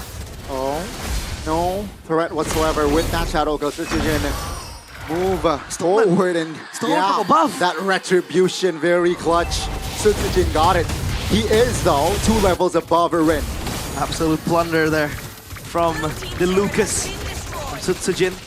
And so far, item check. 3 items for Toy. And RFE only has the Golden Staff plus the DHS. So defensive items yet, but now... Out of position. Rin again. 3 times already punished. And yeah, that will build the tempo for the Kings of Kings to perhaps secure game 3. Rin has been totally shut down in this game. We haven't really seen the Hayabusa able to exert pressure. It feels like RRQ are just playing it carefree. And Amino might be next on the blacklist. Nasty damage already coming from Toy. Turret, bottom side, inner, will fall. Oh my goodness! What? That's the solo from Rins! Rins, oh Rins! Just waiting for that bush, on that bush, and RP, no chance that he survives that. It's hard. I know for a fact RP really wanted to shove that wave up top, but you're weak at this point, and the far side 6-0, traction pulse onto E-Doc, AOG defensively again. So they wouldn't really go for E-Doc because E-Doc can just run back. Nino now stuck in no man's land. Oh, different story. E-Doc has the AOG, but Nino does not. And RRQ, they will be able to punish that. As 10 minutes in, so far it's a stomp. I'm trying to probe onto possible winning conditions for Alter Ego. I think it was always the dive, the pushback that they have, you know, just jumping onto the faces of RRQ. But it feels like as of now, it's all tamed down. The Hayabusa ain't doing damage. I mean, the Claude recently was able to achieve that Trinity. But RRQ has grown stronger by the minute. It's hard to penetrate them. They're impervious at this point. And Rins is just a menace with this Farsa. So what do they do now? Do they look for a momentum? Maybe a misplay from RRQ and then turn things around? But as of now, I think RRQ are playing this flawlessly. Yeah, it's near to perfection.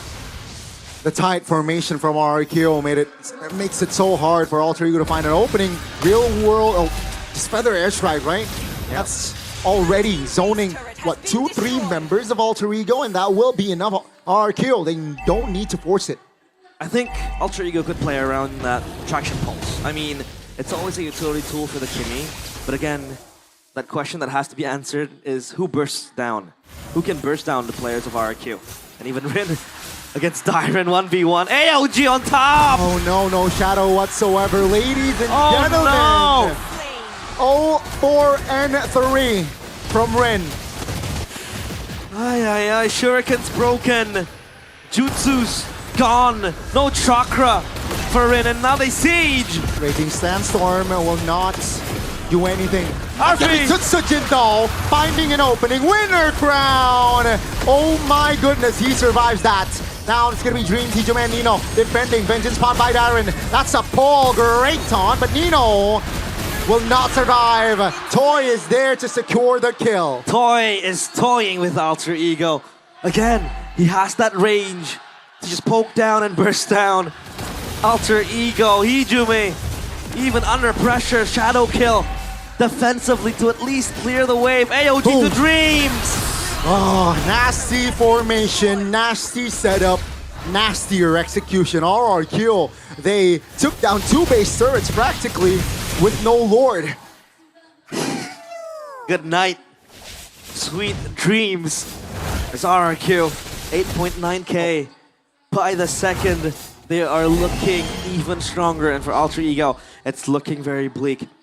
It's kind of sad they were able to present a very, very competitive game number 1, but now, when it comes to where it matters the most, Alter Ego, they can't really deliver. And now Rins with a truncheon purchase previously adds some splash damage. Now look at that poke coming in from RRQ. Sutsujin stuck, he could be dead. Huge knock up there from the Lord, but Sisujin recovers. That's gonna be Dyron popping the vengeance. Oh my goodness, Arfi taken down again! And ladies and gentlemen, Rin finally finds a kill, but immediately traded back, and Nino will be isolated. 4 members down and out. That's gonna be RRQ pushing for the base. It's just Hijume staring down at the army of the kingdom. He lives to tell the terrors of the kings of kings, and they will secure match point. 22 kills to 5 kills. Ladies and gentlemen, that was a slaughter. The kingdom, they will take the lead in this best of 5. And Alter Ego, wow, they need a complete reset after that game. Gimme was a non-factor against a Farsa, and Rins show that, yeah, this is how you play a Farsa against the Kimmy. Well, I think what Alter Ego were trying to achieve from the get-go, it just didn't come to fruition. It didn't really happen. And you know, they are under pressure now. Match point for RRQ. 1 more win to secure a Royal Derby in the upper bracket finals and a step closer to MSC. But again, things can turn. We know what Alter Ego can do. Yesterday, I mean, it's a reverse sweep. What is a 1-game margin, right? Still a possibility over there, but this was the last fight. Sutsujin was just jumping in. Nobody was able to stop the Lucas, not even the Khalid. The Khalid melted down in the hands of Naruto and Kurama. Obviously, panelists, help us. What went wrong for Alter Ego? So Eterna, Chef, and Mirko, take it away.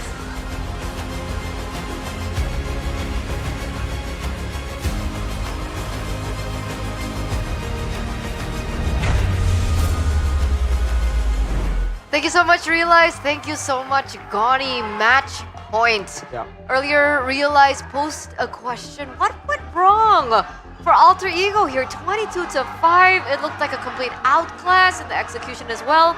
Did it start from the drafts, or was it just purely execution? It started in the draft. Yeah. Everything went wrong, I feel.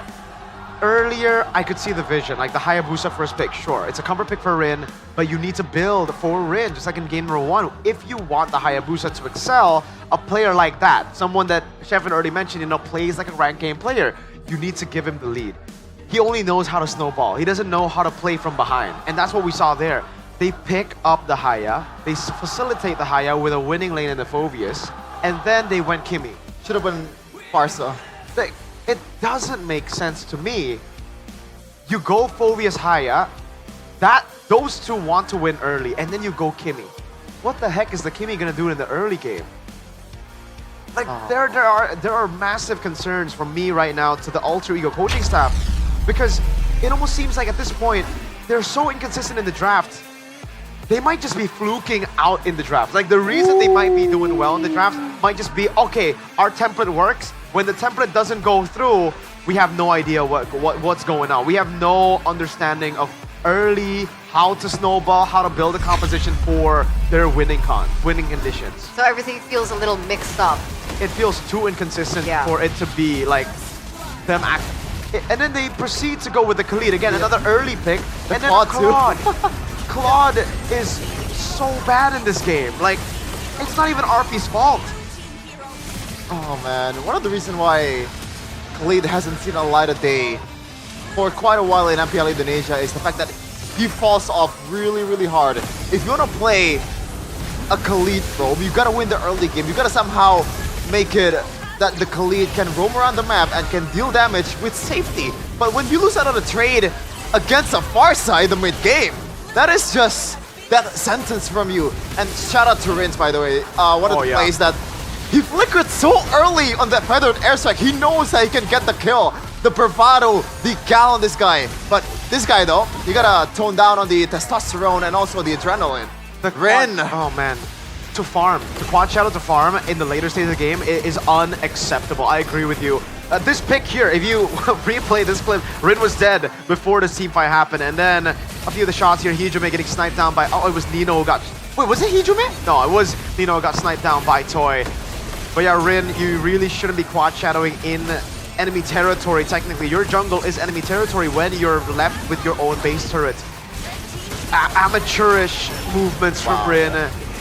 And again, it's the rank playstyle, right? When you're ahead, you do wonders. When you're behind, it's just very difficult. You get desperate plays. You keep on amazing Kingdom atmosphere, by the way. This was a big concern for me for Alter Ego because of the two rookies. How would they handle the crowd, the atmosphere of this scale?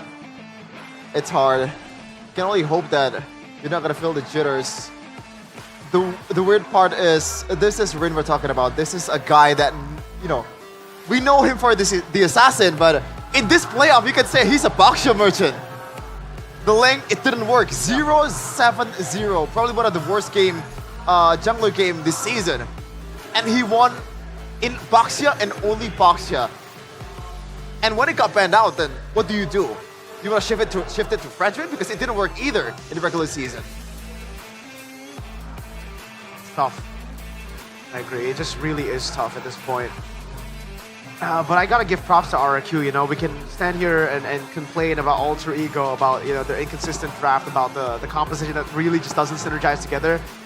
But we can also just say that RRQ completely outdrafted them. The bans again to the second phase as well to force RP to go for Claude, right? It was, I believe, Irithel and Harith. The picks that I believe should have been shown a bit earlier from Alter Ego.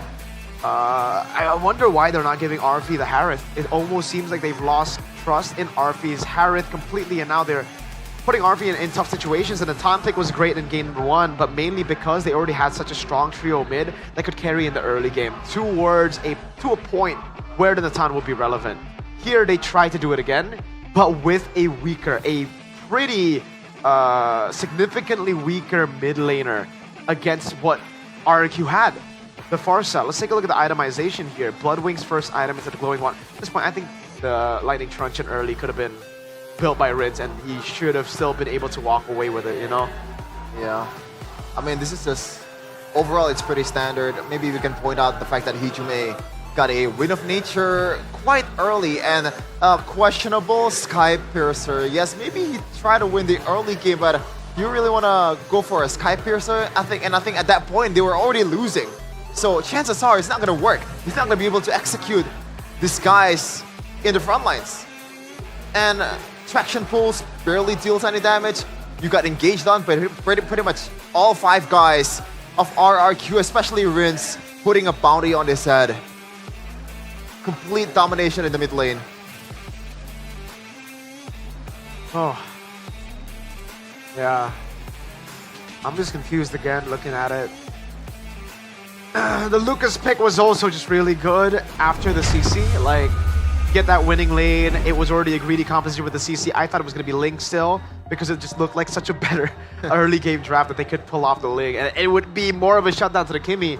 But hey, if you need a bit more utility, the Lucas fits in perfectly. And it is a hero that we have seen Sutsujin play to with a very good performance in the regular season. Yeah, for the Lucas, it was always Albert and Sutsujin. Right, so we finally get to see that once again. So that was pretty cool. But man, as you guys were talking, as you know, the casters were also casting the Kingdom and their energy, I still can't get over it. I want to get a little, sneak peek as to how things are going with Alyssa over there to see a little bit more of what's going on in the situation right now. Hai, kembali lagi bersama Alisa melaporkan langsung dari MPL Festival di Jakarta International Velodrome. Hari ini Alisa melihat suasananya begitu ramai dan kayaknya para super fans langsung pada nempel-nempelin wish mereka di wish wall ini. Kayak kita bakal culik kali ya salah satu dari super fans di sini untuk kita ajak ngobrol kali ya. Boleh kali ya, nih ada yang di belakang Alisa. Permisi, halo. Boleh kesini, aku culik bentar nih. Namanya siapa nih kakak? Rofik. Kak Taufik, kamu super fans dari apa nih? Anarki dong, masa Kelihatan ya, udah kingdom abis nih ya. Gimana nih, kamu di MPL Festival udah dari tadi pagi, tadi siang apa gimana? Dari tadi siang. Dari tadi siang ya. Nah, dari tadi siang kamu udah di sini melihat suasananya seperti apa nih? Sumpah, ini meriah banget, ramai banget dan sumpah bikin excited banget sih. Bikin excited banget ya. Tapi kamu sendiri siapa sih memprediksi yang bakal dua tim menjadi perwakilan Indonesia di MSC? RRQ sama Onyx sih. RRQ sama Onyx, wah RRQ obviously kamu Kingdom. Kalau Onyx kenapa nih? Karena mereka dari tiap season itu improve terus dan konsisten sih. Improve dan konsisten ya. Apalagi hari ini juga Onyx berhasil menang ya atas match tadi ya. Dan kamu sendiri mau nulis wish apa nih? Wishnya RRQ go to MSC.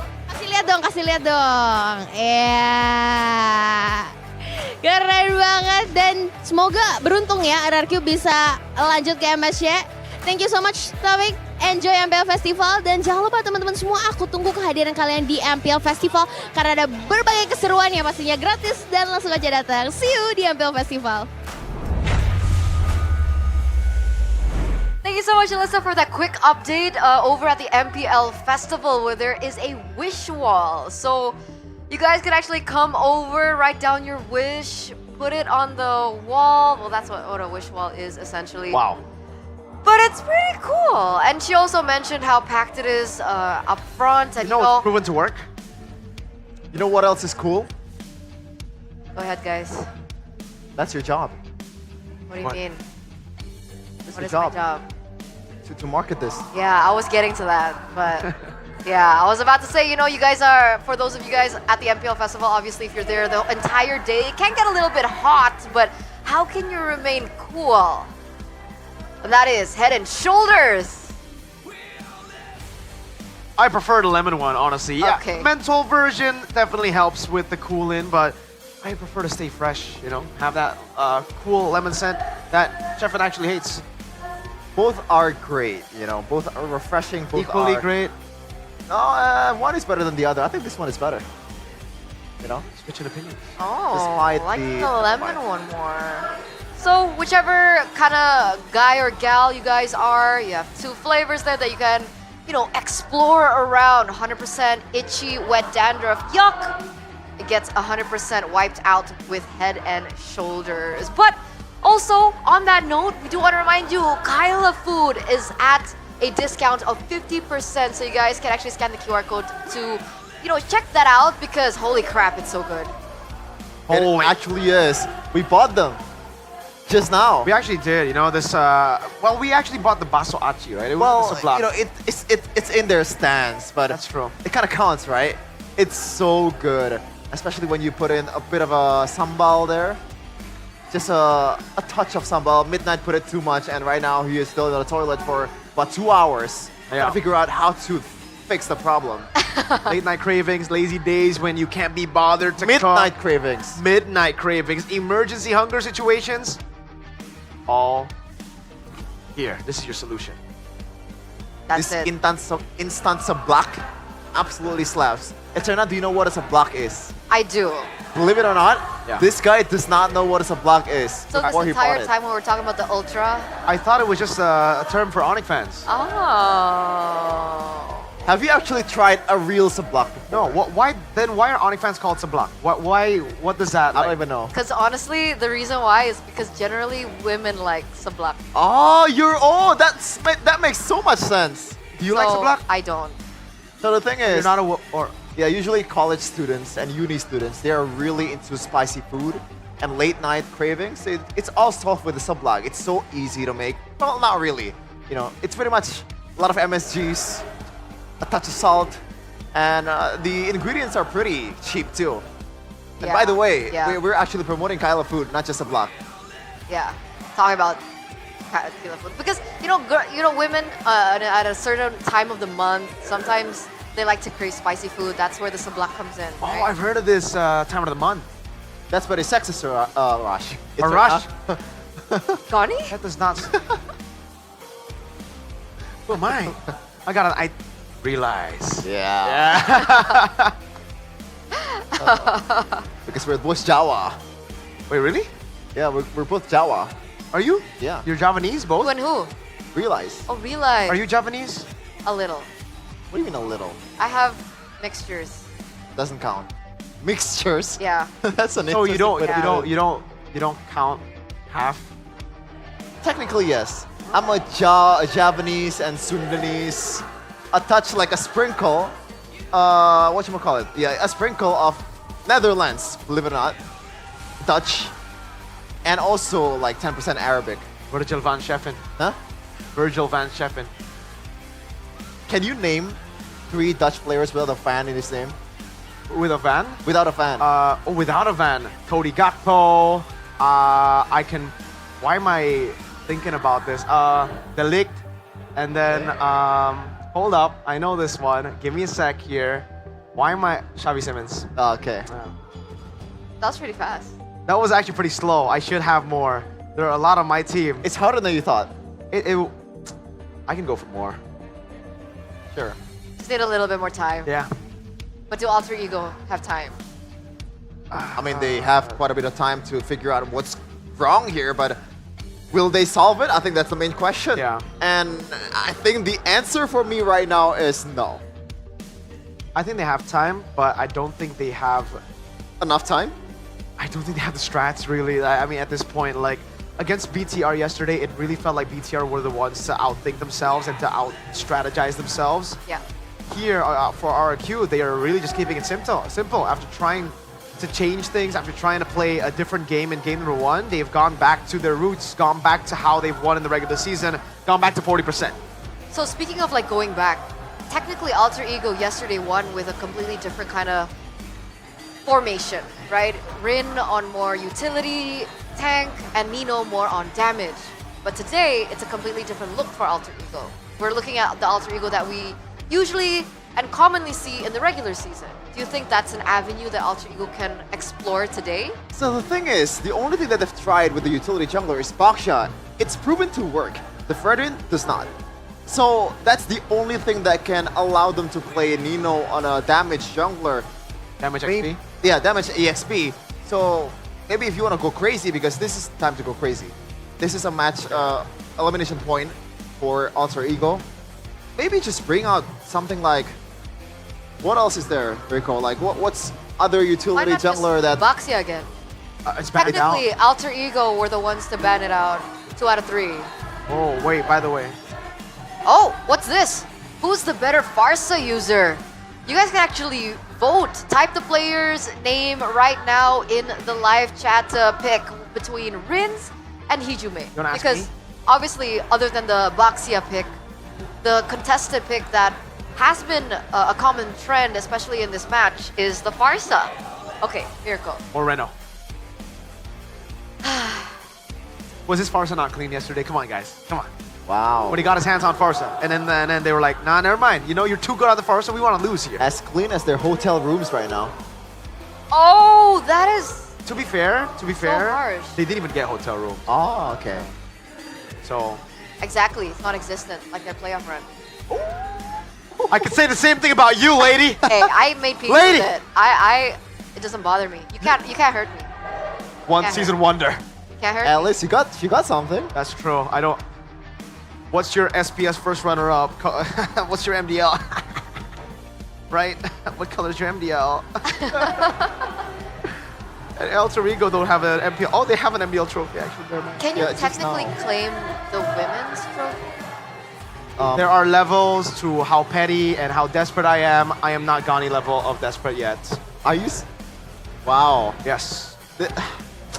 I want to say something, but I don't want to. I know you guys don't got the cojones to do it, so. I bet you guys are talking about first pick, second pick, right?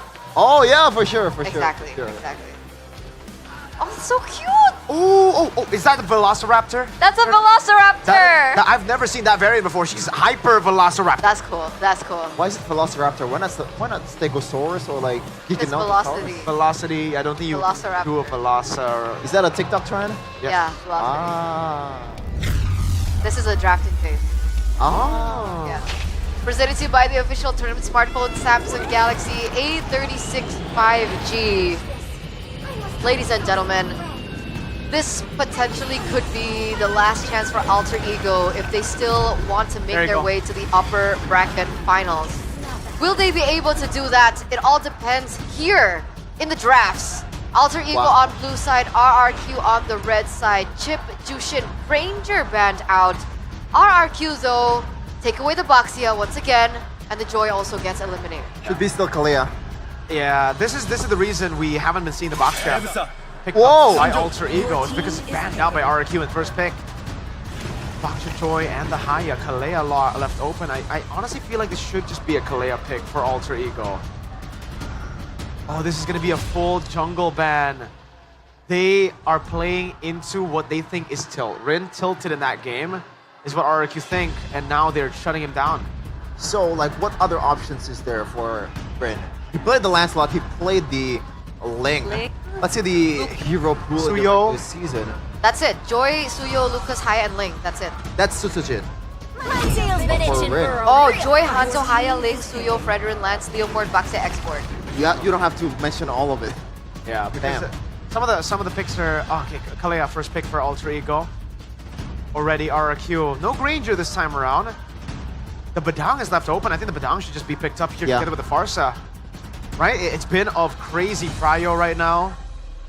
I don't see any other pick.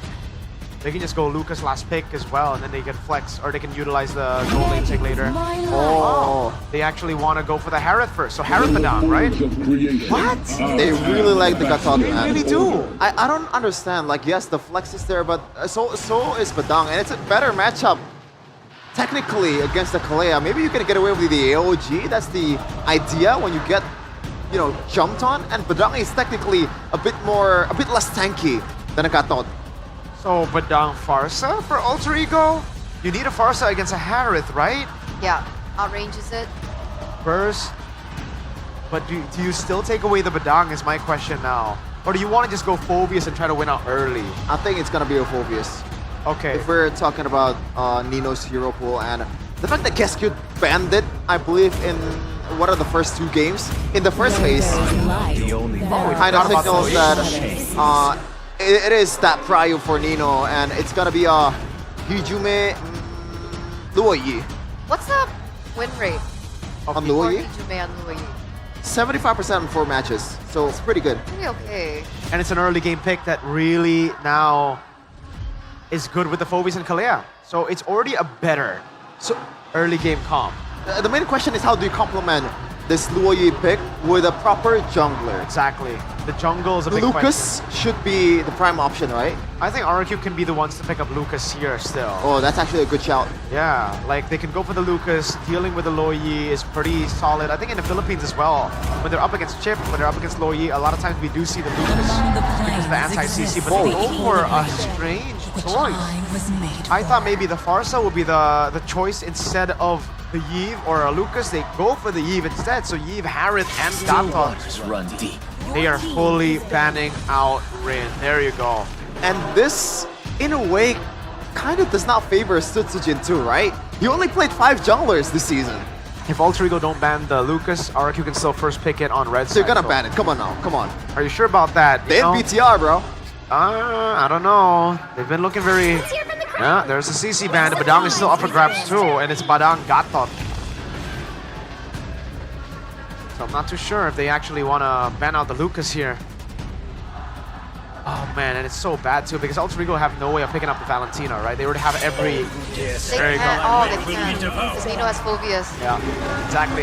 Phobius, Halea, Loyi, every Valentina possible. Flex is taken away. Alter Ego, if they ban Badang here, the Lucas is wide open for the taking.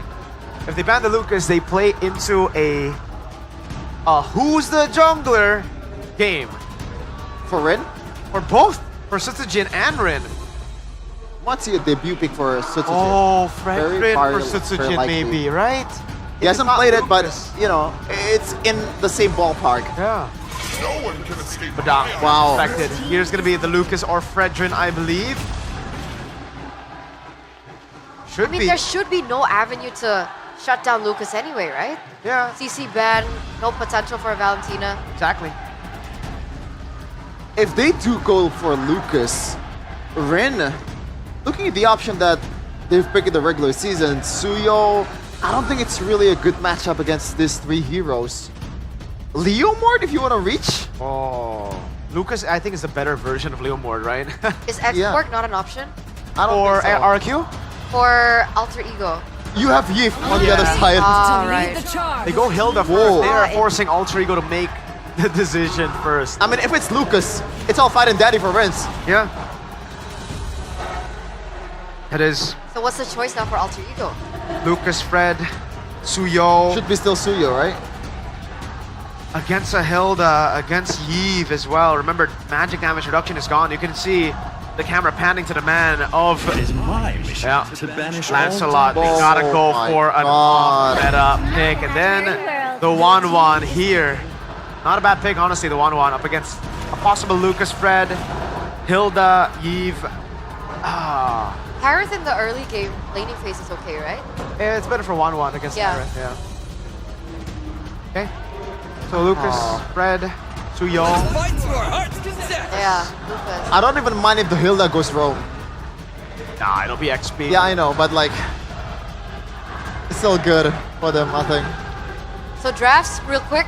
It's a kind of a Hail Mary, and it's not a comfort pick. I think I got RQ winning this 3-1. Even before the draft, I got the RQ. Now, this elevates it even more. That was very quick. We're getting a little bit of a ability of late stage, early, mid stage. It looks like things are in favor of RRQ. We're gonna throw it over to the casters. Once again, match point for RRQ, the Kings of Kings. Is this the end of everything? Is this the end of Alter Ego in the upper brackets? We can still have the chance of the lower bracket, but RRQ, they're cementing their dominance. And this just might be it. Can Alter Ego force a game number 4? Or will RRQ go for the coup de grace? It is game number 3 of Alter Ego against RRQ Hoshi. Potentially again the last game of the series, ladies and gentlemen. Will we see Alter Ego force a game 5, or perhaps, like Realize said here, will it end here? Confirming RRQ and Onyx meeting up in the final upper brackets. Let's enjoy and witness all together. Excuse me, it's a game 4. My bad. My maths ain't the best, but you have to take a look at the draft before this, right? 5 jungle bans directed towards Rin. I think RRQ, like how the panel mentioned, knows that Rin is currently on full tilt mode. He wasn't being able to be given the chance to play the game. He was 0-3, 0-4 early on with the Hayabusa. He wasn't really giving the damage needed and was, I think, overzealous to a sense. And now he has to play the Lancelot, which I think still is one of his strongest picks, but he might just be gone. Oh my goodness, great read. And that's just a punish, a pure punish by Edok. Alongside Dyron, no Lancelot. Wow. They've been bullying him since the get-go, since the start of the series. I feel bad for him, and now he's forced into a tough spot against the Lucas, against the Hilda, tanky members, the Gatot Kacha as well. And now it's Dreams with the Kalea moving forward, but Edok, again, the safety net is there with the AOG, which, by the way, he hasn't been able to acquire, but come level 4, he could be much more proactive, much more aggressive. And by the way, I picked up an interesting tip from R7, obviously RRQ legend. He said that one of the ways he can deal with tank junglers, or tank meta right now, is to play the Lancelot, but semi-tank. So you go for the Endless Battle, and then you can go for the Sky Guardian Helmet. A lot of ways, but now it's a turtle fight. Now that's going to be the taunt. Now it's going to be the QB form Sutsujin securing the turtle. And Nino, Dreams now caught. That's going to be Nino isolated, ladies and gentlemen. Again, almost a perfect start for RRQ. AOG lands on towards Rin, and that does it. Cherry on top for that early game. Rin is just a peasant in the eyes of the kings, in the eyes of the kingdom. 0 and 2, minute 2. Come to minute 3, but oh my god, they're not giving Rin any space to farm, to fight, to get kills, to get online and snowball. With the Lancelot, you need to farm as much. You can join the fights later on when you're 2 items in. But as of now, RRQ, they have a target on Rin's head. Definitely. 3 minutes in, 2,500 gold lead. That is significant. And you might see a solo by Rins. Hijume, no flicker, that's info. And Rins is just there to punish. It's getting messy. This is spiraling out of control. RRQ with the dream start. 3 minutes, 6 kills. And this is looking bleak for Alter Ego. And it's still the start of the game, so what do they do now? Backing on the 1-1, I feel like it's an option, but look at E-Dog, is from the back! Cheeky positioning. RRQ committing 4 bodies in the top lane. Diversion caught. Spotted. Dreams and Hijume, after that diversion play, they instantly move back, so that's not a good sign. RRQ, they are reading Alter Ego like a children's book. Like a bedtime story. And you need to note that Hijume has access to Loyi, so obviously global pressure is there. But they need to get a collapse on RRQ. I mean, you can send the Lancelot maybe up top to get the split push going. But I think they picked up the Hilda to specifically just bully Rin out of his demise. Look at this! Almost a solo by Dairin. Hijume and Nino is ready to reinforce and perhaps look for counterplay, but Dairin is too tanky while Sutsujin is on the turtle. 6-0 still a flawless data on RRQ, and they add more on that neutral objective take. Yeah, even Toy there. Chancing on Arfi, but E-Dog goes in. Arfi has to go back. Tsunami Slam! On towards E-Dog, revitalized, committed. That's gonna be the first kill on the board for Alter Ego. Let's see what will they do more. Sutsujin pops to unleash the beast! And that will be enough to take 2 members down. With the fireball, he gets the double. RRQ, they will continue more on the pressure. Biju Dama, Arfi! Gonna be fine, I think, because Dreams is on the neighborhood. But look at the pressure that RRQ is able to exert. That's a broken top tier turret, minute number 5. I know you have a Loyi, but what do you do when a Hilda comes running at you, just roaming around the map? Firstly, it was to shut down Rin. He's 1 and 3 now. But second, it's to collide alongside E-Dog to put even more pressure towards the top side to shut down Arfi. Dreams might look for a Tsunami Slam, but the Purify saves Rins. Yeah, great timing on that Purify, and yeah, Rin's still untouched. Alter Ego looking for an opening, right? Looking for a tray, but seems like RRQ so disciplined. Dreams forced to use the flicker, and in the mid lane, Hijume caught. Mid turret falls, Alter Ego in shambles. Alter Ego are disintegrating 1 by 1. RRQ, it feels like everything they do it correctly. Every move they make is a valuable move. And Alter Ego are pushed back. I mean, look at Dairin just chilling in the jungle. He's recalling for dear life. They know they are ahead. Yeah, 5,000 gold lead, and in 6 minutes, that's not too bad. Realize. It's way too good for RRQ. Dairin, this is not your neighborhood. Don't make it yours. And now the turtle in the hands of RRQ. Obviously, Alter Ego, they don't really have a way into the pit. I mean, you can bank on a Rin, you know, Thorn Rose and Phantom Execution. That's it. And as of now, They have no means to really be able to enter that neutral objective contest. They'll even only relinquish it, and now it's up to the Lord to do the heavy lifting. Divine Glaive acquired by Rins. Tsunami Slam might be looked by Dreams. On towards T-Dog though, not the priority, and that's gonna be the counter play by RRQ. AOG lands on towards Nino.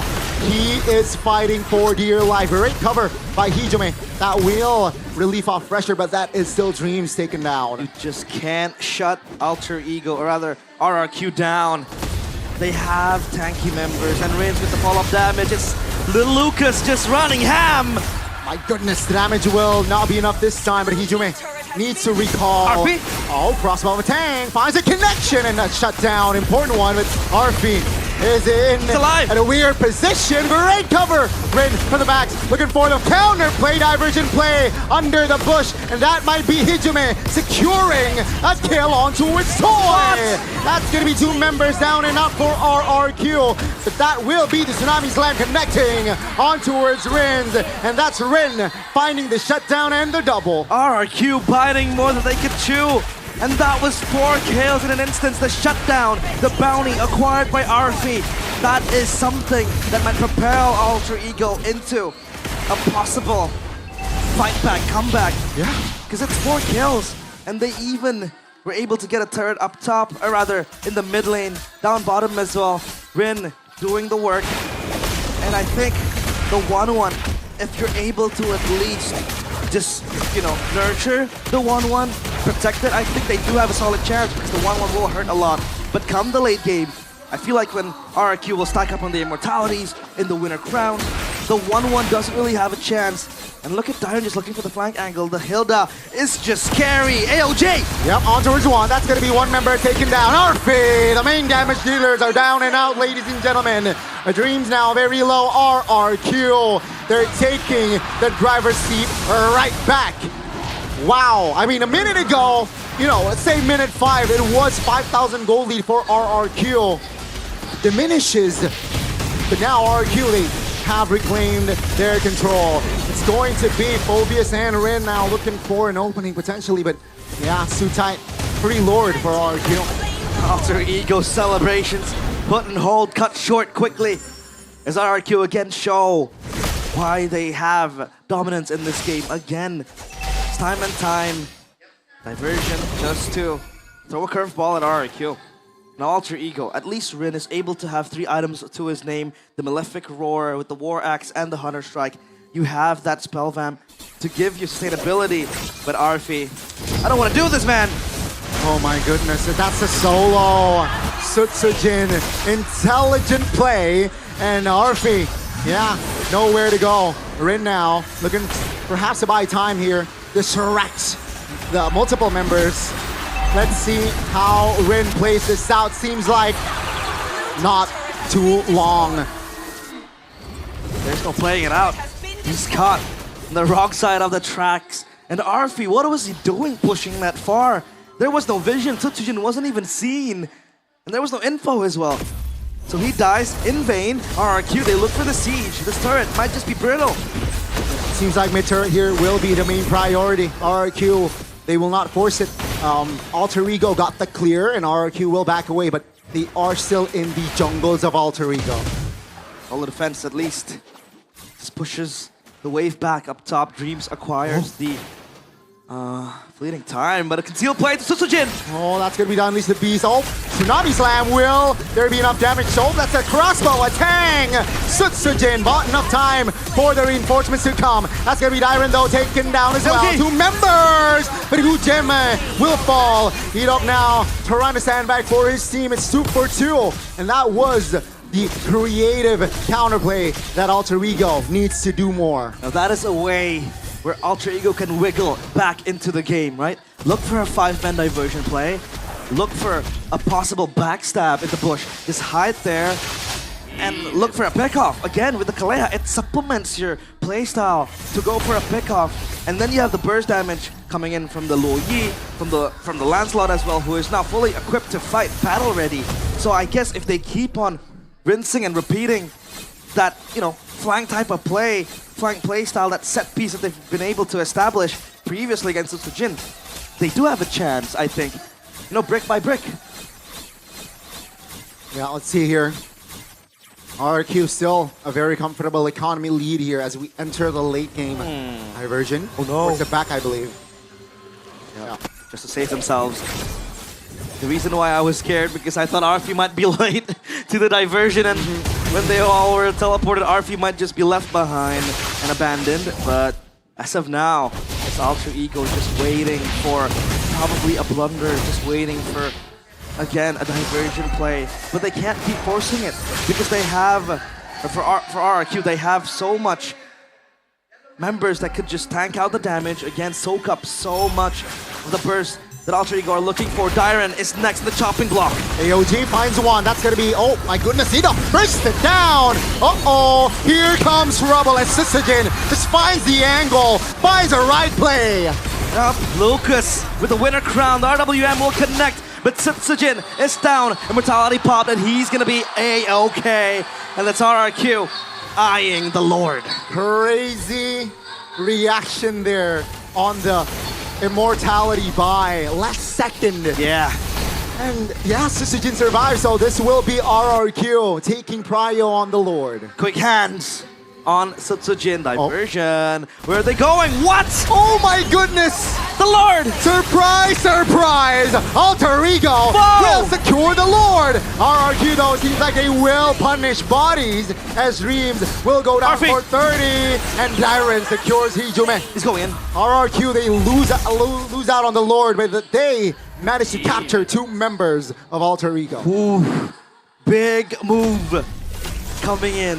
Bold from Hijume to go for the diversion play. They know that the fight was kind of split in two, and no one was attending to the Lord. And there they came with the diversion, looking to end it even without Rin's retribution. That was the Lo Yi, that was Hijume all alone. Now the Lord coming into the bottom side. Arthur is here, Nino as well. They need the backup. The Lo Yi is up, diversion will come sooner. Uh-oh, gotta be careful here. Lord taking care of RRQ. They are moving as a unit. Luoi just to join the team using that diversion, and yeah, practically their baser is still untouched, so great defense from RRQ. Queen's Wings for Sutsujin because he knows that this 1-1 is growing stronger by the minute. The 1-1 already has 5 items. I think that was a Malefic gun that he purchased previously. Adds more range, adds more kiting potential for the 1-1. But you need to note that Arfi, again and again, the criticism towards him is his positioning sometimes is very, very questionable. So at least if he's able to go through the first phase of that crash, of that team fight, and then look for that weakness point and the crossbow of Tang, I think he does have a chance. But RRQ again stacking up on the defense items, the immortality, the winner crowns. So Alter Ego maybe look for another crash play, because they're able to usher the wave up top. They get this turret for free. Vince is here, might respond, but Alter Ego, they know they play it safe, they play it smart. Move back. But Dyron might be on the chase? Nah, he's not gonna pursue Alter Ego. Well, ladies and gentlemen, Alter Ego for the first, 5 minutes? It was just RRQ hammering down! Sutsujin out of position, great diversion play, and Alter Ego, they have the prio.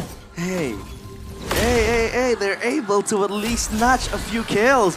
And that was an important one towards Sutsujin. The Lucas, the carry that is able to just enable RRQ to reach the backline. It's able to just dive into the back, Purify pop, AOG counter engage. Let's see RP moving back.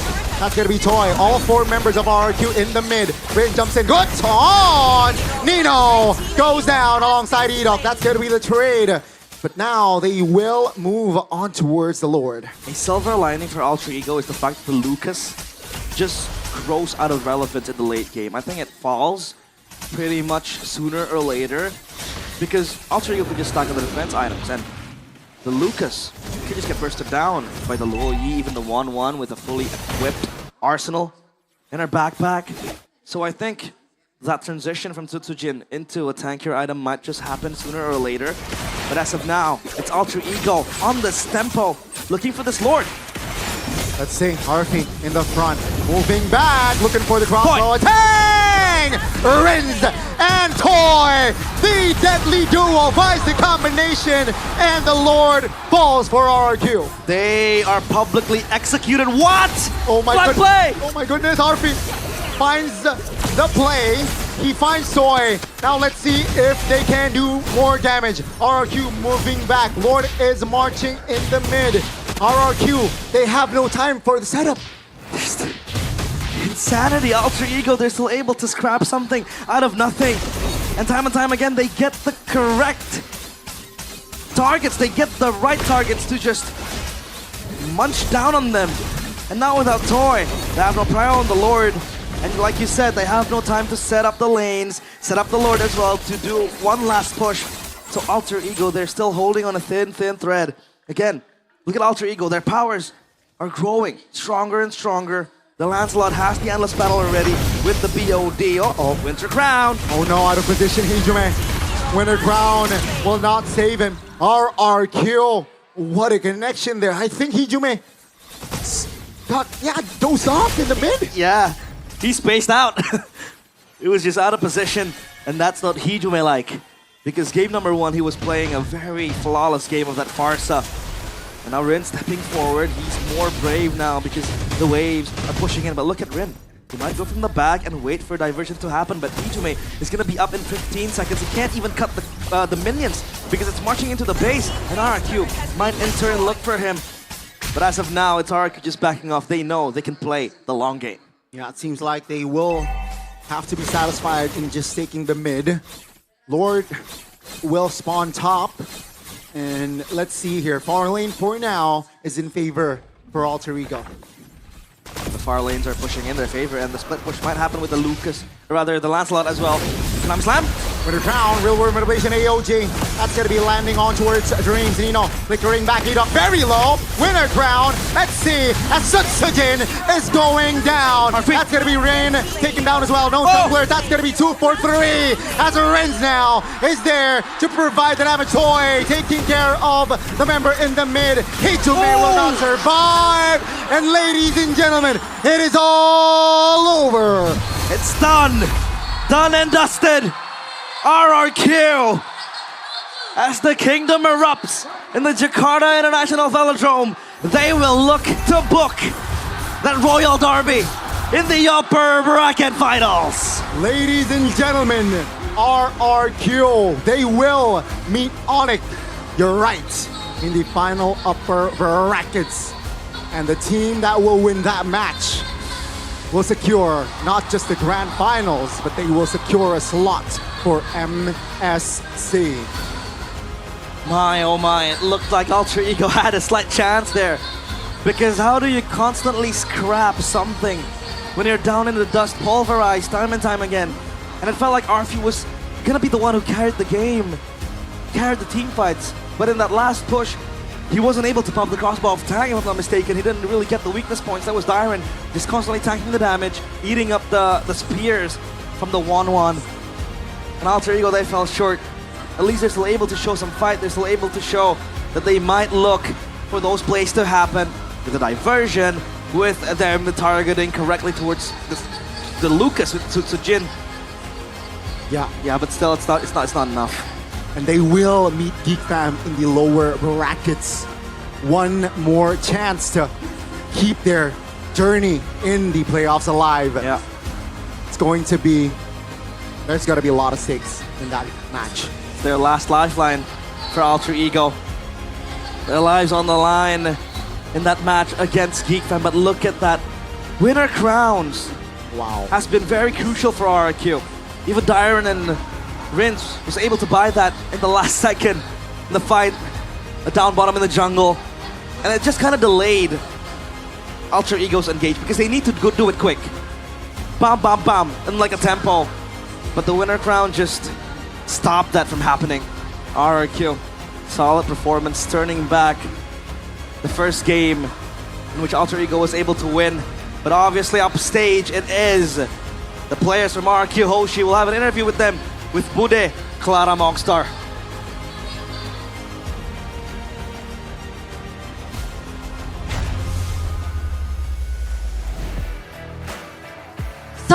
Kingdom mengiringi kemenangan dari tim RRQOC. Match pembukaan kalian di babak playoff dan kalian berhasil memenangkan match ini dengan game yang begitu mendebarkan.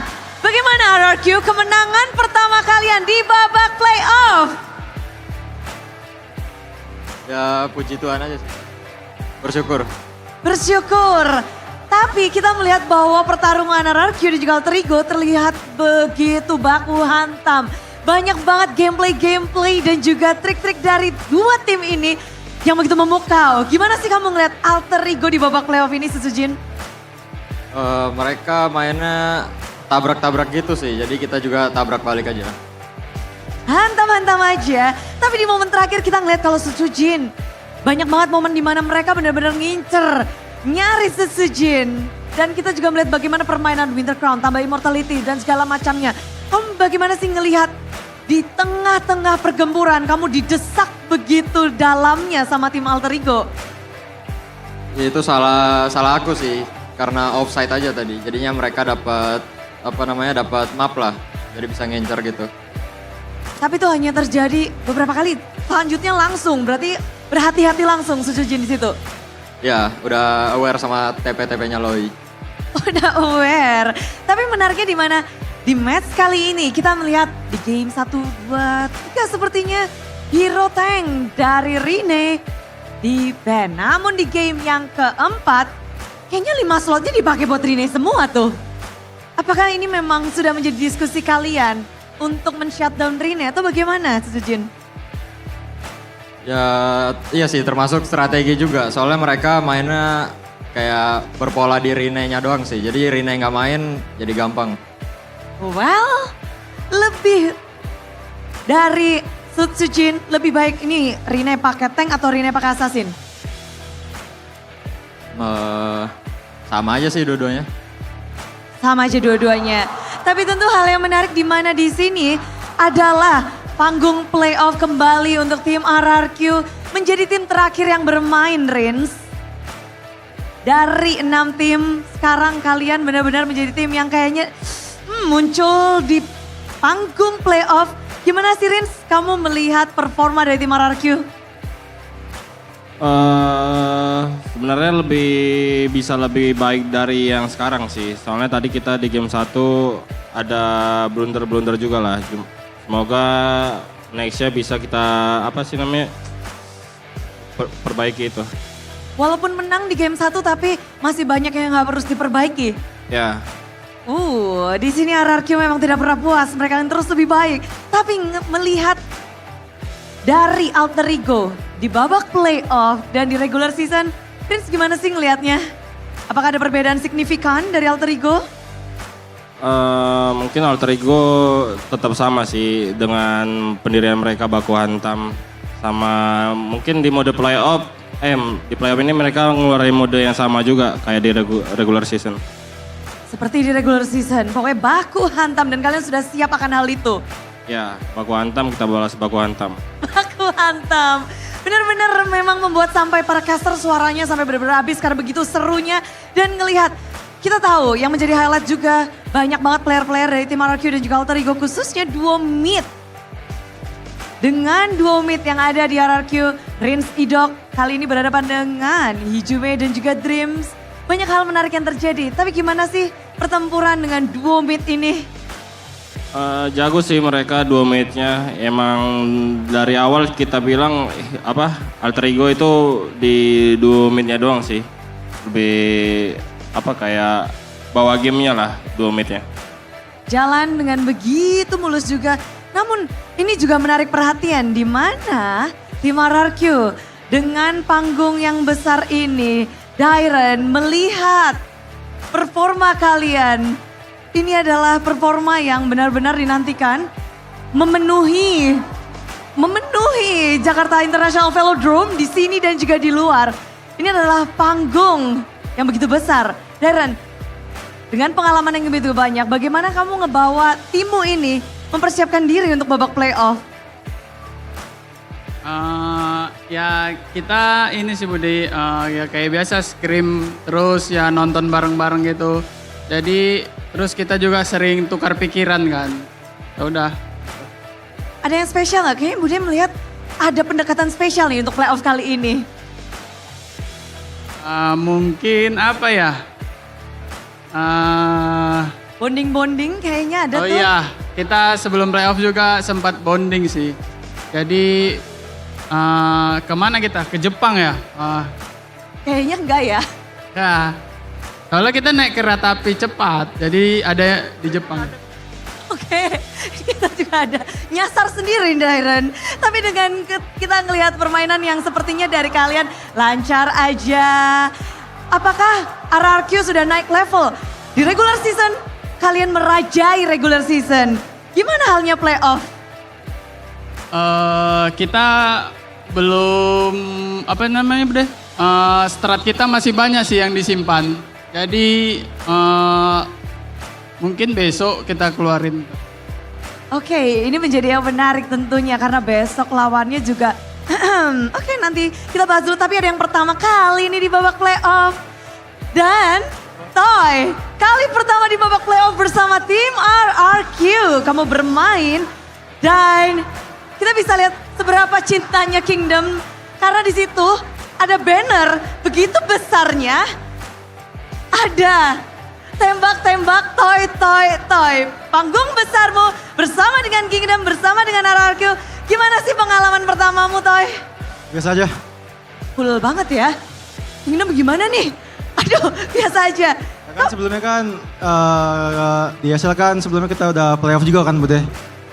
Jadi di playoff MPL ini biasa aja. Oke, tetap cool, tetap stay.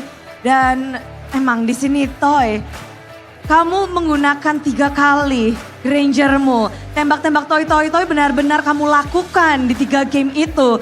Tapi Toy, melihat Grangermu dilepas, apa responmu? Pakai terus sih Bude sampai di ban. Gas saja terus. Ingin menembak-nembak semuanya. Ya. Oke, kalau fokusnya Toy sendiri gimana sih untuk menghadapi alter ego? Apakah kamu berfokus untuk pokoknya RV-nya jangan sampai gerak nih? Atau gimana Toy? Persiapan kayak nggak ada sih Bude, kayak biasa aja. Kalau Toy itu biasa aja itu kunci jawaban ya. Ini tapi apa? Ada yang sesuatu yang luar biasa nggak yang Toy mungkin rasakan ketika menghadapi alter ego atau berada di panggung ini? Mungkin sebelumnya kita habis suntik ya Bude. Maka jadi lebih semangat lah. Bentar, habis apa? Habis suntik. Vitamin. Gak tau. Vitamin. Iya vitamin. Oke, biar sehat terus ya. Kita doakan ya terus-terusan sehat. Oke, dan Ido. Ya.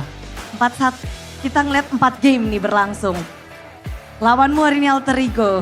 Nyangka gak sih sebenarnya alter ego yang akan kamu lawan hari ini? Nyangka.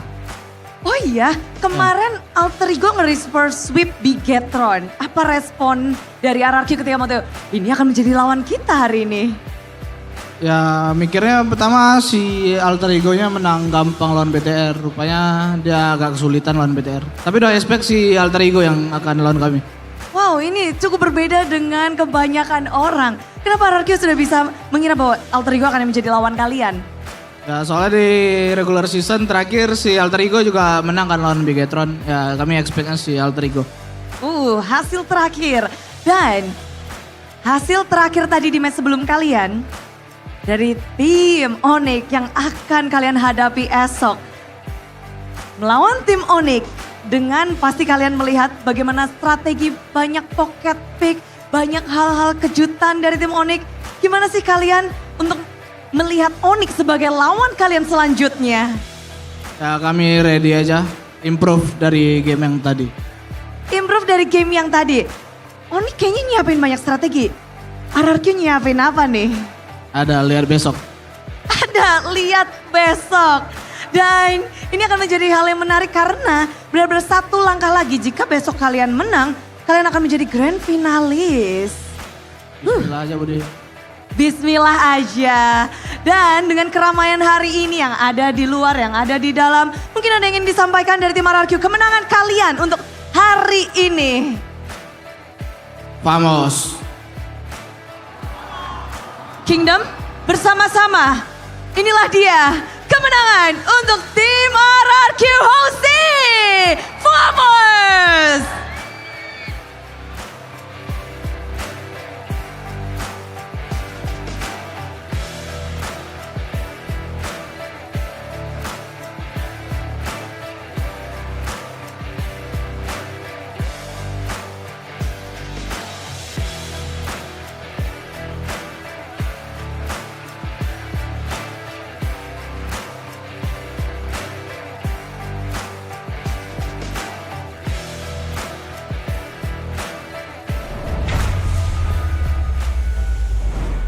A valiant effort from Alter Ego, but unfortunately, it looks like RRQ, the Kings of Kings, will continue to become the obstacle that Alter Ego will have to face.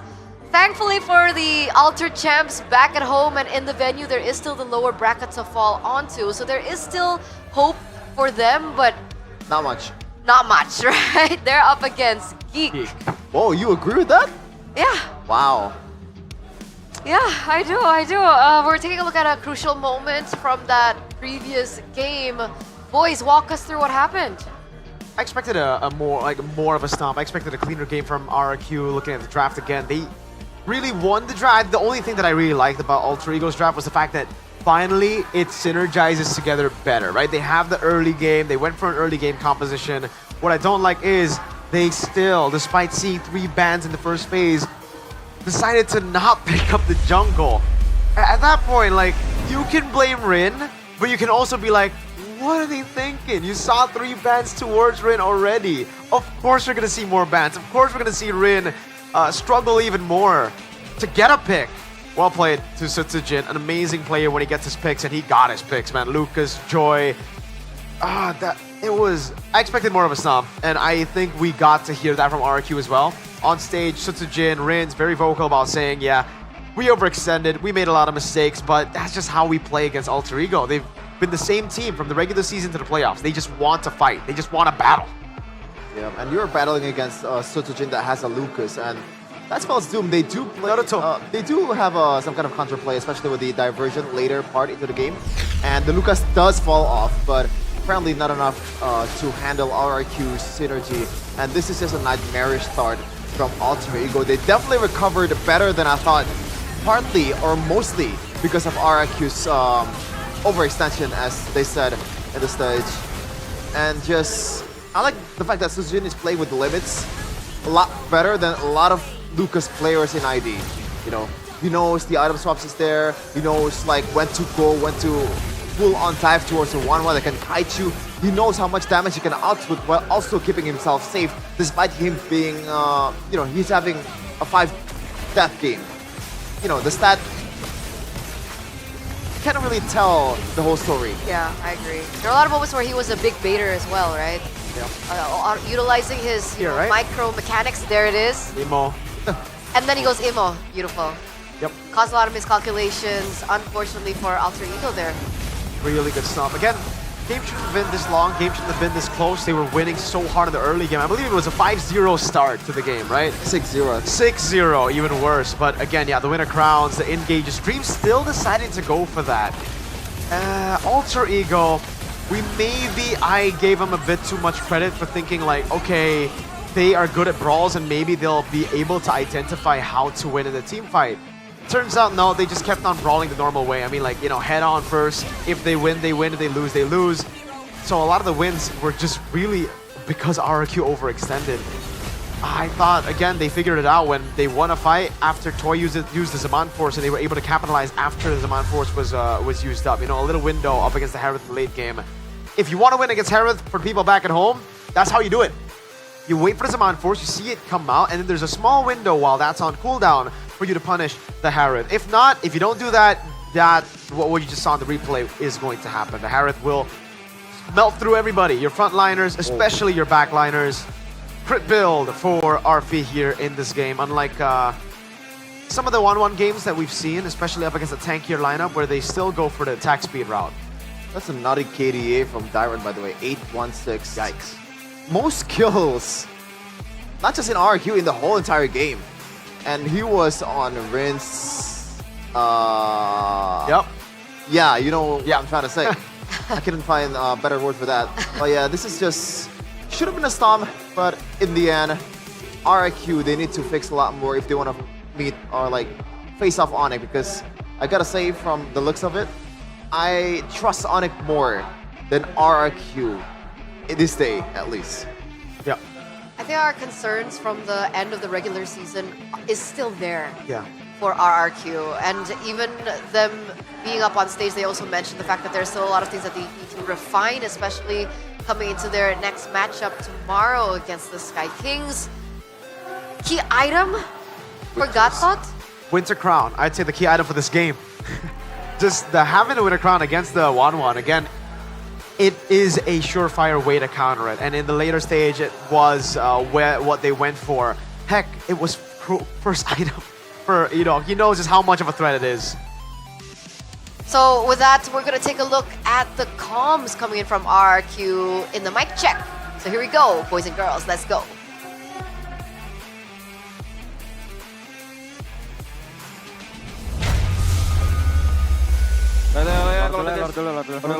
Tutupin. Ayo bisa ini still. Kalian di sini. Orang aja di sini, Pak. Gue ikat. Bojakin orang dulu. Gue ikat dorong nih. Aman gua. Lah gua udah. Mati gua udah nih. Mati!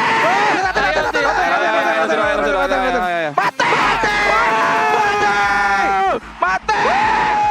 Pisahin atas guys, stipar. Pokin depan tuh. Lancenya bisa gue pegang ya. Ya. Konsol.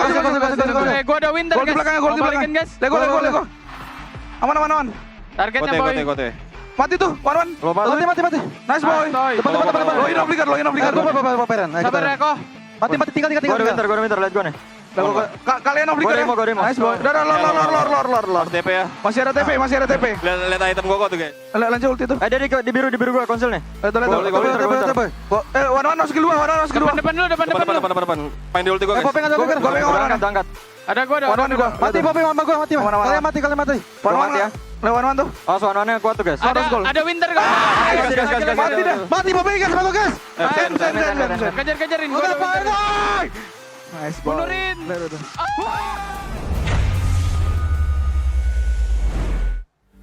Huh? That is not RQ, right? That's Bigatron or something. I didn't expect that. Thankfully they didn't overreact.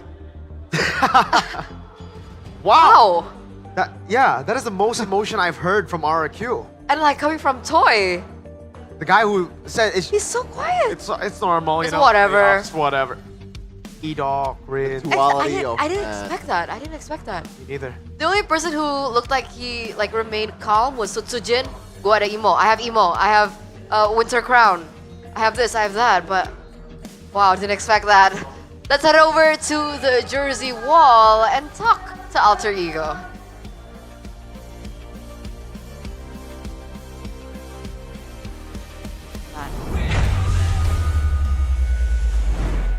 Kali ini Bude bersama dengan Sever. Kemarin kita happy-happy ya ketemu di sini ya. Iya. Hari ini beda pastinya karena bagaimanapun perjuangan Alter Ego namun hasil sedang tidak memihak. Iya. 4 game berlangsung. Apa sebabnya nih kekalahan Alter Ego di match ini? Kayaknya ke bawah hype sih. Mungkin karena tahu ini hype banget di stadiumnya, tahu ramai banget. Kayaknya anak-anak pada ke bawah hype sih. Makanya gak sejernih biasanya. Iya karena Budi juga dengar kayaknya gameplay atau permainan Alter Ego agak sedikit kececeran dan apakah memang benar-benar di sini kalian terkryptonite? RRQ adalah kryptonite kalian? Enggak sih, emang musuh kita ya diri kita sendiri sih. Diri kalian sendiri? Ya. Tapi ada hal yang menarik, apakah dari coaching staff dari Alter Ego kewalahan ketika hero-hero dari Rine di-ban semua? Kita udah expect sih, terutama dari pertengahan UX1 pasti orang-orang udah banyak yang ban hero-nya Rine. Jadi kita udah preparation untuk hero yang lebih lah dari Rine. Ya what can you do, maksudnya emang namanya bintangnya di tim ya pasti diincar lah.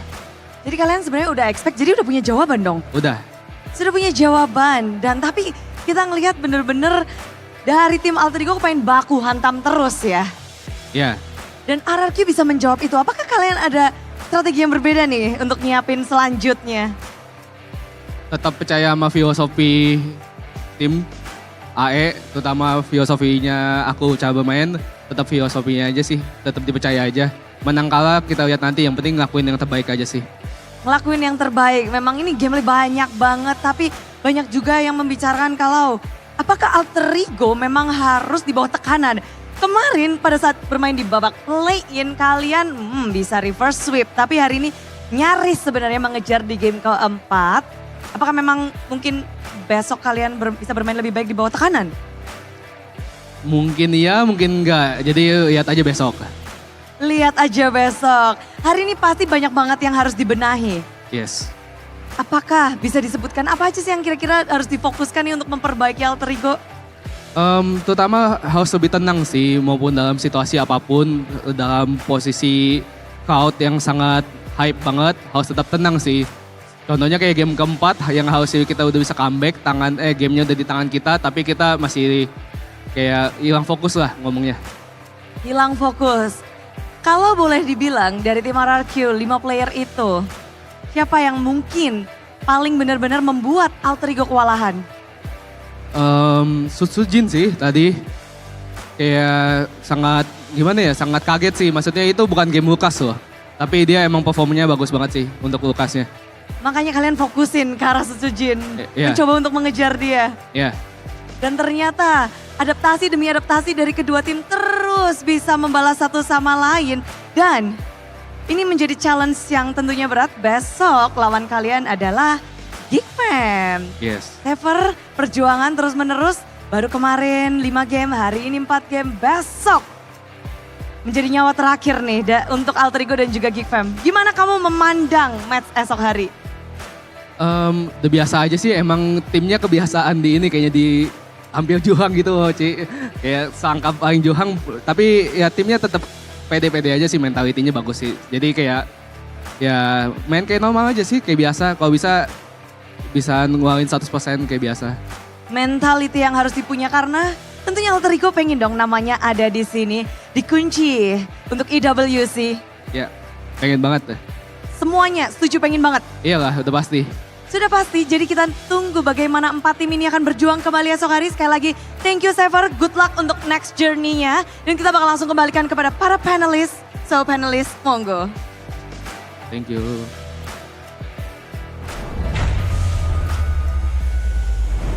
Thank you, Bude, for that little check-in with Zephyr there. I think a lot of things could be extracted from that interview. Yeah. It was what you actually were talking about, right? It wasn't the mentality. The kids were completely fine. They are very confident coming up into the playoffs, but the big problem is the hype factor. And Zephyr mentioned, particularly in game number 4, he felt like the kids were not focused because of the crowd and the atmosphere, I think is what he was referring to. Yeah. That's definitely something that, a hurdle for Alter Ego now that they have that experience. Hopefully they'll be able to perform better under the pressure of going up against the Kingdom, right? Because you gotta do it. You gotta be able to handle it one day, especially if you want to make it to MSC x EWC, because tomorrow you're gonna go up against Geek. Now, with or without the crowd, that's a tough matchup. Yeah, I had to pause a little bit there because, man, that's the last life. And taking a look at the performance from Geek as well and Onyx, sure, we're looking at the upper brackets here 3-1, but those games were so close. So do you guys, we'll talk about it tomorrow. But Why? Nah, I wanna leave it for the You want to viewers. save it, Save it. Save the analysis, save Yeah. who's gonna win, predictions as well. Exactly. I think he's gonna win. Enjoy it when you can, which is tomorrow, because that's tomorrow's schedule. Ladies and gentlemen, elimination match in match number 1, best of 5, and then the upper bracket finals. Wow. Royal Derby, first slot to the grand finals and first slot to MSC, Shefin. Well, it's nice to see that we're gonna see Geekfam qualify for MSC for the first time. Yeah. So, Royal Derby, Onyx versus RRQ. I think a lot of people predicted this initially right after the regular season ended. Yeah. We saw how good Onyx were. We saw obviously how consistent RRQ were. It was just the big concern of RRQ. How good are they? Like, were they hiding their strat towards the end of the regular season, or were they really dipping? We heard earlier that apparently they have still been hiding their strats. I think it was Toy or Rins. One of them said, we're still hiding strats, we'll show it off tomorrow. I understand. I think they knew that they were on the easier side of the bracket, you know. Geek and Onyx have to battle it out. They just have to deal with either BTR or Alter Ego. Fair is fair. I expected that too. Makes sense. It does make sense. But before we, say goodbye, obviously, because we gotta say goodbye. We're marking the end of the day. Yeah, unfortunately. I just want to remind you guys. What time is it right now? Oh, I don't have It's like a watch. It's late. 4:43. It's not 4:40. It is somewhere in the world. It is somewhere in the world. I think it's late. I think it's around 9 to 10. Yeah, it is actually 9:30. Almost 10. But I There wanted you to use a go. Samsung phone. That's fair. That's fair. But these are the crucial times. We're gonna get home by like 11, and we're gonna be hungry. Why? Like last Sheffield night. wants like at least 5 more games. He's so ready, right? But even then, we still need to eat, right? And between these games, it's been so quick, and it looks like they only need 3 minutes. Wait, are you talking about? 3 minutes of preparation time. It's so quick. No way. Are you talking about? That product that we were eating just earlier? That's Merchon? It's Merchon. So you guys don't want to Merchon? miss out. You can That's how we scan the say it. QR code from below there as well. Man, I'm hungry just talking about it. What even is it? Ah, perfect. What even is Merchon Merah Putih? You missed it. You missed it. Yeah. You missed it. Go. It's over. Here. It's Tap over. back. Tap back real quick. It's over. It's over. Yeah. I'm glad you got your peanuts, your sucro peanuts. I'm glad you got your Samsung Galaxy Oh, this A365G is mine? because you now must get ready. Strap on your seat belts because MSC 2025 and MWI 2025 at EWC are coming your way from the 10th of July to the 2nd of August. It's one game, two champions. MSC and MWI unite for the biggest MLBB prize pool of all time, baby. It's technically the same from last year. Still the biggest of all time, though. And they can get tournament pass. If you guys want to buy your tickets now, it is available. They're officially on sale. Get your pass for the knockout stage and the grand finals at webook.com. Now. Now. Do it now. Watch By the the way- world's best clash in Riyadh. The format is, from the looks of it, it's pretty insane. GSL It's format. confusing for a good reason. Yeah. I love the video, by the way. Props, man. It was so cool. You like the acting? Yeah. I gotta say- LaFell's character was amazing. Gideon was good as well. Like Brig as well in it. Renmar. Oh, so good. Sorry, bro. Like, what about the other caster? The video. Yeah, I just Black hair. said you looked good. Oh. Like, it was a good video. You guys were really good. But you mentioned everybody except your boy. your acting was okay, but it I fails. liked his acting. It fails compared to the other casters. No, because his persona is like the cool guy persona, like the cool kind Is he of though? guy. Is he though? That was the direction. No, but that was the persona. I got it. Ah, okay. It's very typical of those like adventure movies. They always have that guy. Yeah, they always have that guy. It's so cool. I loved it. You have to read this one because this is, you actually did the voiceover for this, right? The MWI one. No limits, no rules. But yes, don't forget MWI is free. So see you in Riyadh, guys. Wait, is this yours gonna be in Riyadh? What? Zetya? What is it coming out? I can't It's read gonna those be coming numbers. out very, very soon. Oh, wait, no way. January, February, March, April, May, 18? June. June. 18th of June.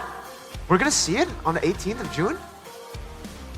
4th of So July. it should be available to use for MSC, right? 2 weeks? I think so. Wu Zetian coming your way. China's gonna have a good time with that, right? They've had Wu Zetian for such a long time, so they technically have an upper edge when it comes to playing Wu Zetian. Wait, some teams have traveled to China and played Wu Zetian. Onyx, PH. Oh, that's also an advantage. Could be. They know the limits, perhaps. I believe Prince did play it, and I think he liked it too. To be fair, it's kind of broken. I haven't seen it. What does it do?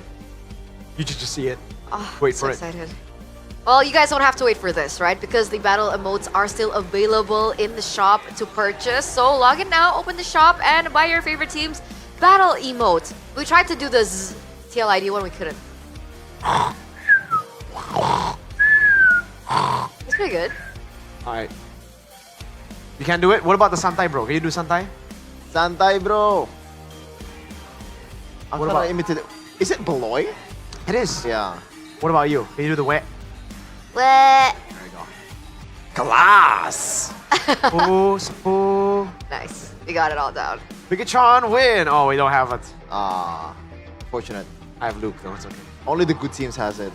If you guys want Luke Evo's too, okay, what? you guys need to get a ticket to the playoffs because that's where it's selling right now. And the tickets are still available once again on the official MPL ID website. My goat.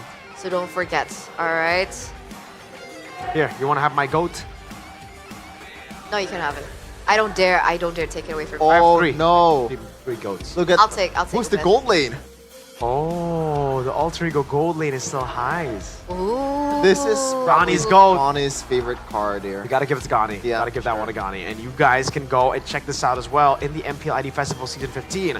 Not only can you meet and greet your favorite players, you can go and join the watch party. You saw that earlier. That crazy crowd outside of the Velodrome, that was the watch party. There's also a super fans parade. There's like, I think, performances from the brand ambassadors. Udil performed earlier. Yeah, your favorite, Chevin. Udil Geek. Oh, I misheard what you said. What did you think I said? I thought you said Udil performed earlier. Oh, no. Yeah. Unfortunately, I don't know where he is right now. Yeah, me neither. Hope he's doing fine. But the festival has so many cool things as well, right? There's like merch. I really want to go tomorrow because I'm off. So I really want to try the Franco Hook thing. I'm pretty sure it's not called the Franco Hook thing. I think it's the They have a Hook name for challenge. Hook challenge. Okay, sure. And Yeah. what else do you want to try? Is that it? Honestly, yeah. Because I'd go to the merch booth, but I already got myself a tail ID jacket. Sorry, Trex. You don't want BTR merch? I thought they closed the booth as soon as they left. Or maybe you'll want to perform on the stage. With What would- Udal! What would you do, actually? Your bestie. I dance with Udal. Wow. Yeah. That's my dream. That'll be groundbreaking. That's my goal since I was a kid. Earth shattering.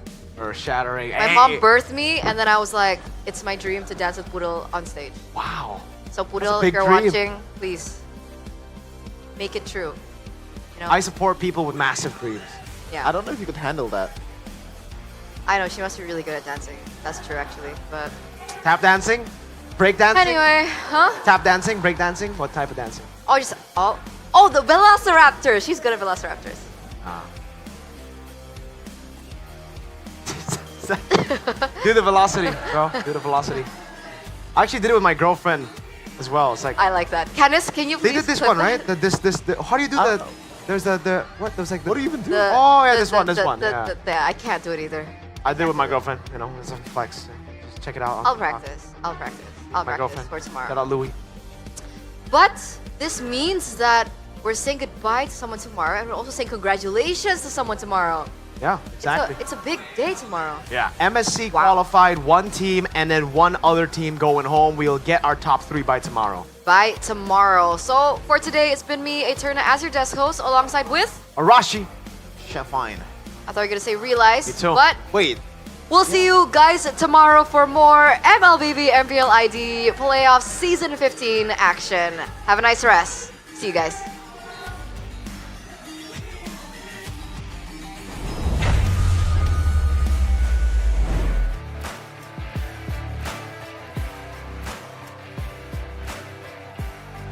Hari yang kedua telah usai. 4 tim masih terus berjuang dan hari ini mereka memberikan banyak kejutan. Pastinya kita melihat ada tim yang gugur, ada pula yang menang dan berhasil mengamankan tiket mereka ke final upper bracket.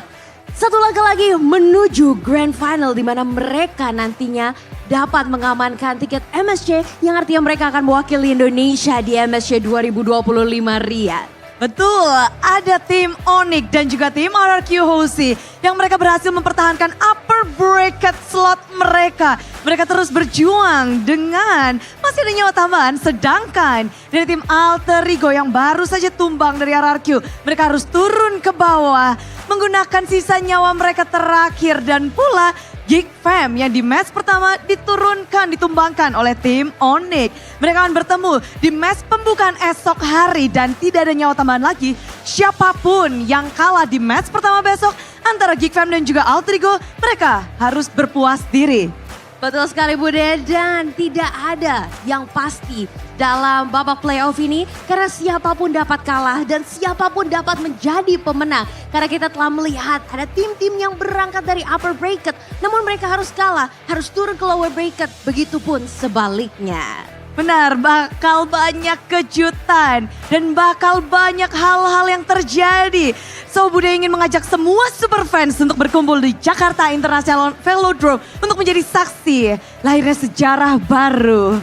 Dan tentu saja hari ini begitu istimewa karena dukungan semua yang telah hadir di acara ini, yang ada di rumah juga, dan khususnya kepada para sponsor dan partner. Karena MPL Indonesia Season 15 powered by Munton, supported by PBSI, presented by official turnamen smartphone Samsung Galaxy, official e-wallet GoPay, official sponsor Head and Shoulder, dan official coffee partner Good Day. And of course our partner in esports ada Telkomsel, Dunia Games, dan IndiHome. Our advertiser ada Kacang Sukro, Hawkband, dan juga our suppliers ada RSP Helmet, UBS Gold, Gila Food, Royal Guard, Mercon Merah Putih, Imaginary, dan pastinya our venue Jakarta International Velodrome.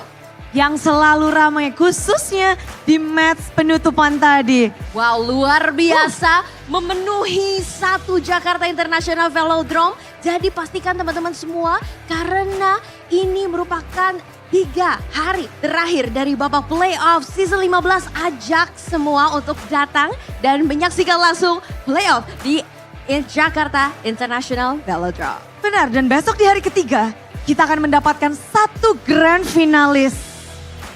Dari satu grand finalis itu adalah perwakilan dari Indonesia untuk ajang IWC. So, hari ini kita harus berpisah.